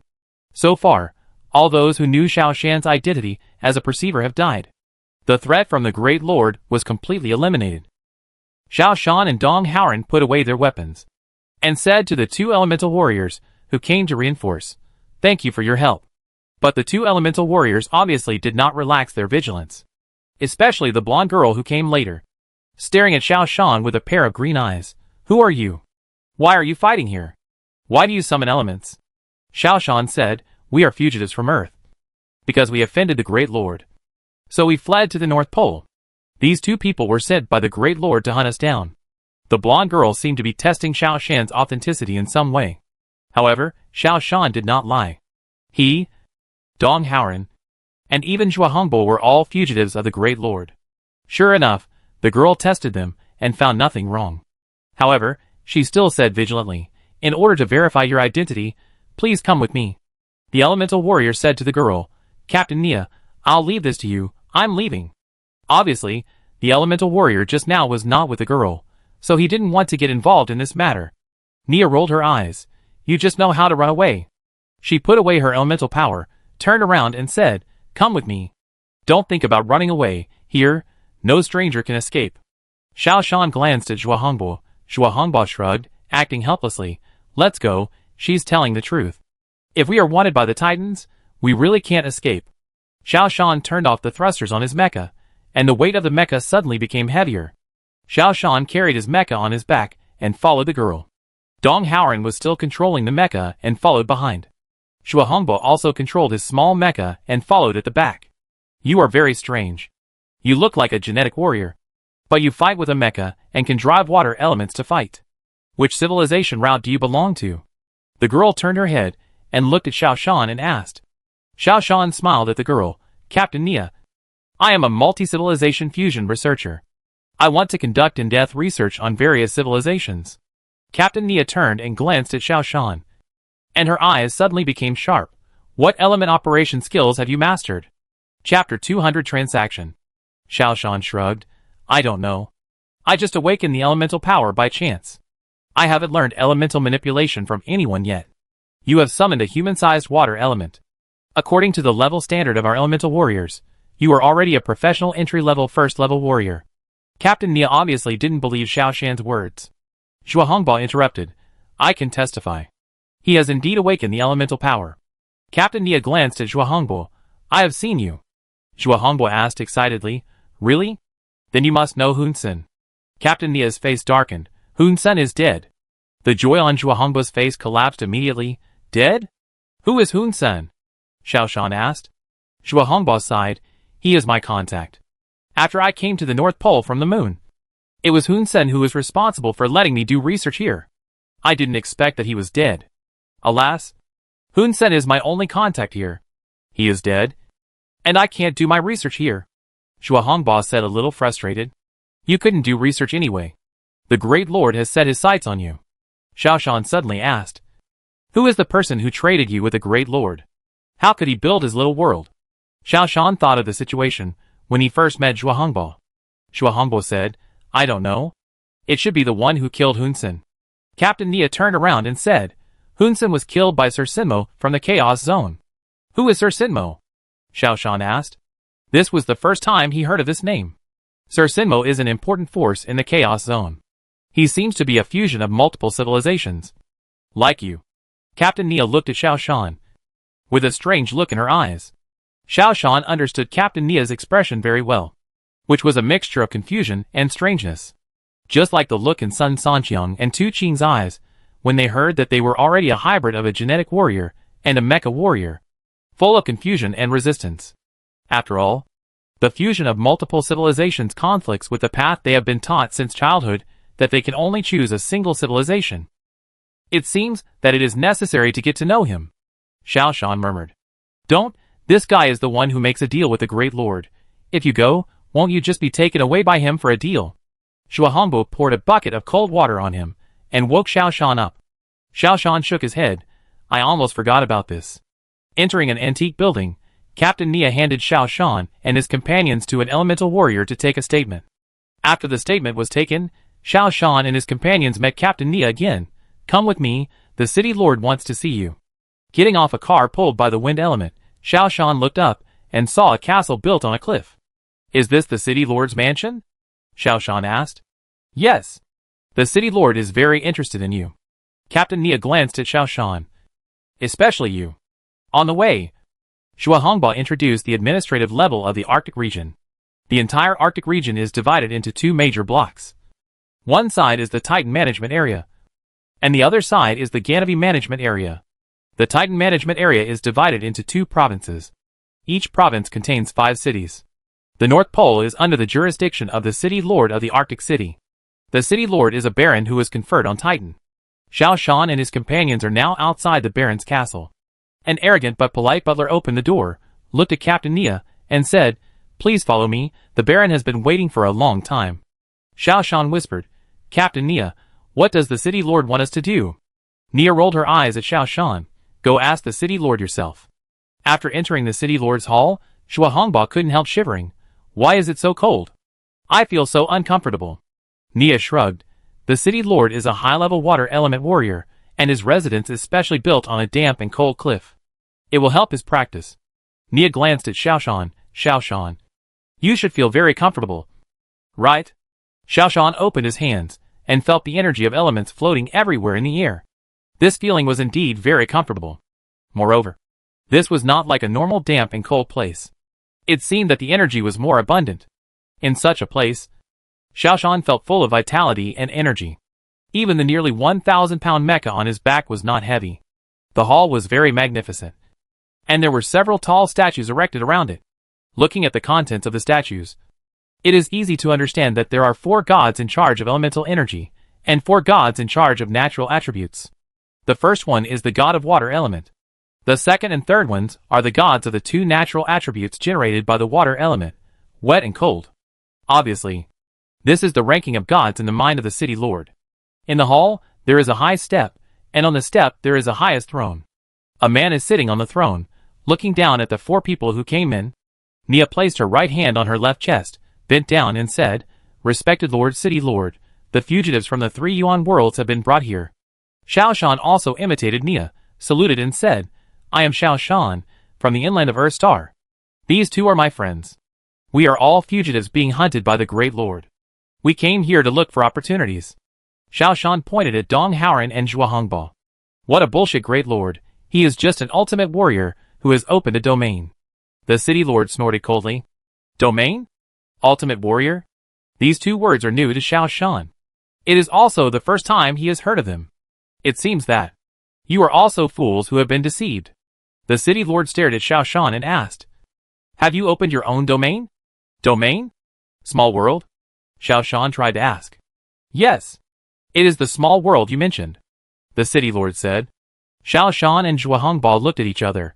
Zhuohongba shook his head slightly, indicating Xiaoshan not to reveal his trump card. Xiaoshan shook his head. "No. We just have some perception." The city lord was disappointed. He stared at Captain Nia and said, "Captain Nia, why did you bring these 3 rubbish here? Put them in jail.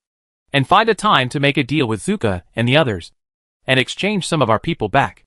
Captain Nia stamped her feet and said to Xiaoshan with some complaints, "So you are all useless rubbish. It's really a waste of my time." Xiaoshan saw that something was wrong, and hurriedly said, "Baron, although I can't create a small world alone, I can use the energy of the North Pole to temporarily create a small world." The Baron was interested. "Oh, really?" Xiaoshan nodded. "It's true. But it won't work here. Only the North Pole will work." The Baron stood up, looking down at Xiaoshan with great interest. A little joy appeared on his old face. "Do you have any plans?" Xiaoshan said, "We plan to escape from Earth and fly to the moon. But we still have family in the inland of Earth. We want to return to the inland first, and then find a way to escape from Earth." The Baron nodded. "Young man, let's make a deal. I can help you return to the inland of Earth, but in return, you need to fulfill a few of my requests." Xiaoshan knew that he had no ability to refuse. Only agree to the other party's request first. "What request?" Xiaoshan acted very interested. "It's very simple. I will give you a gem. You just need to place the gem on the highest mountain inland," the Baron said. Xiaoshan thought about it for a while, and said, "Okay." He decided to agree first. The Baron seemed to see through Xiaoshan's thoughts. "Don't you want to ask, what is the use of this gem?" Xiaoshan shook his head.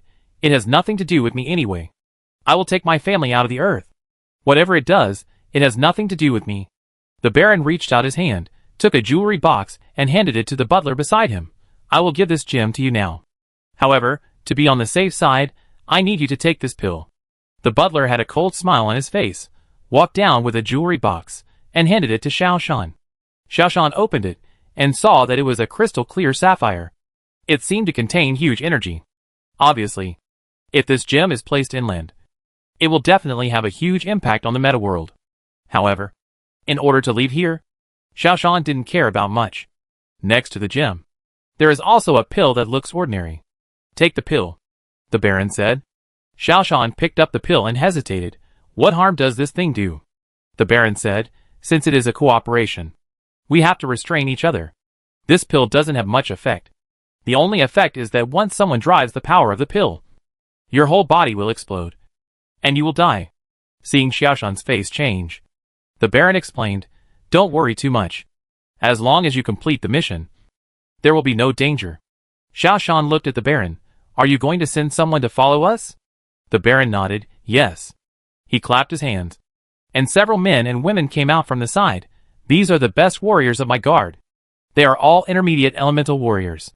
You can choose one person to follow you into the inland. As long as you don't break your oath, the pill will not explode." Xiaoshan shook his head. "I can't agree to that. Who knows if you will detonate the pills at any time after I complete the task?" The Baron said, "This is very simple. As long as you arrive at the bottom of the highest peak with the gemstone, my people can help you take out the pills, and you can hand over the gemstone. The transaction between the two parties is completed. You don't have to worry about anything." Xiaoshan frowned. "But I can't take the elemental warriors into the inland. After all, the Arctic garrison is not a vegetarian." "This is true. The mission of the Arctic garrison is to defend the Arctic wall and keep the invading elemental warriors outside the Arctic wall. This is actually very easy. You are still a soldier of the Arctic garrison, right? Just treat this person as a prisoner. You can cross the Arctic wall and enter the inland." The Baron was obviously very familiar with the situation of the Arctic garrison. That's why he said this method. Xiaoshan felt that this method should have been brewing for a long time, but he just hadn't found the right person to do it. "This is asking me to betray the entire Earth civilization." Xiaoshan hesitated. The Baron spoke again. "I can help you quickly improve your level. You are now a mid-level warrior. I can let you stay at the North Pole for a month, which will be of great benefit to you. I'll tell you a secret. As long as you continue to build your small world, you can quickly improve your level. When your small world is the size of a town, you will basically reach the critical point of a high-level warrior. This should be a great thing for you." "Right," said the Baron. Although he sensed the Baron's ill intentions, Xiaoshan was still very tempted. Being able to quickly improve to the level of a high-level warrior, this was the biggest temptation for Xiaoshan. He didn't have much time, and he had to find a way to save the original world as soon as possible. "Okay, but..." Xiaoshan's eyes turned to Captain Nia. Nia felt a little uneasy. "I will choose Captain Nia," Xiaoshan said. Nia was startled, and so was the city lord.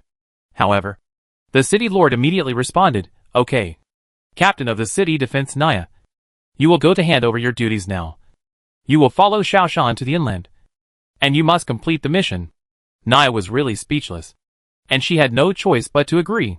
Compared with those unfamiliar guards, it was obviously more appropriate to choose Nia. Moreover, Nia was also a mid-level elemental warrior, which met the requirements. After Xiaoshan and his group left, a man came out from the side door and walked to the side of the city lord. He was Sir Sinmo, the mysterious man who had made a deal with the great lord and traded Zhuahongbo away. "Lord Baron, I'm right. He will definitely choose Nia," the man said. The city lord tilted his head and asked, "This kid seems to have some potential. If he dies like this, isn't it a waste?" The man sneered. "Doesn't Zuka kill a few people with potential every year?" The city lord nodded. "That's right. As long as this kid can disrupt the meta world, our goal will be achieved. It doesn't matter whether he lives or dies." The man saluted. "Thank you, Lord Baron, for taking me in. I will make preparations now. Once the North Pole wall is broken, we will divide the world of the metaverse together." The city lord laughed. "Okay, we will divide the metaverse together. As for Zuka, he should have handed over the power long ago." 1 month later, at the North Pole, Xiaoshan was immersed in his own world. This time, the small world he built was bigger, more detailed, more real than usual. This small world is already the size of a small town. This is a sign of his improved strength. A warrior who can build his own domain must be a high-level god-level warrior. But not every high-level god-level warrior can build his own domain.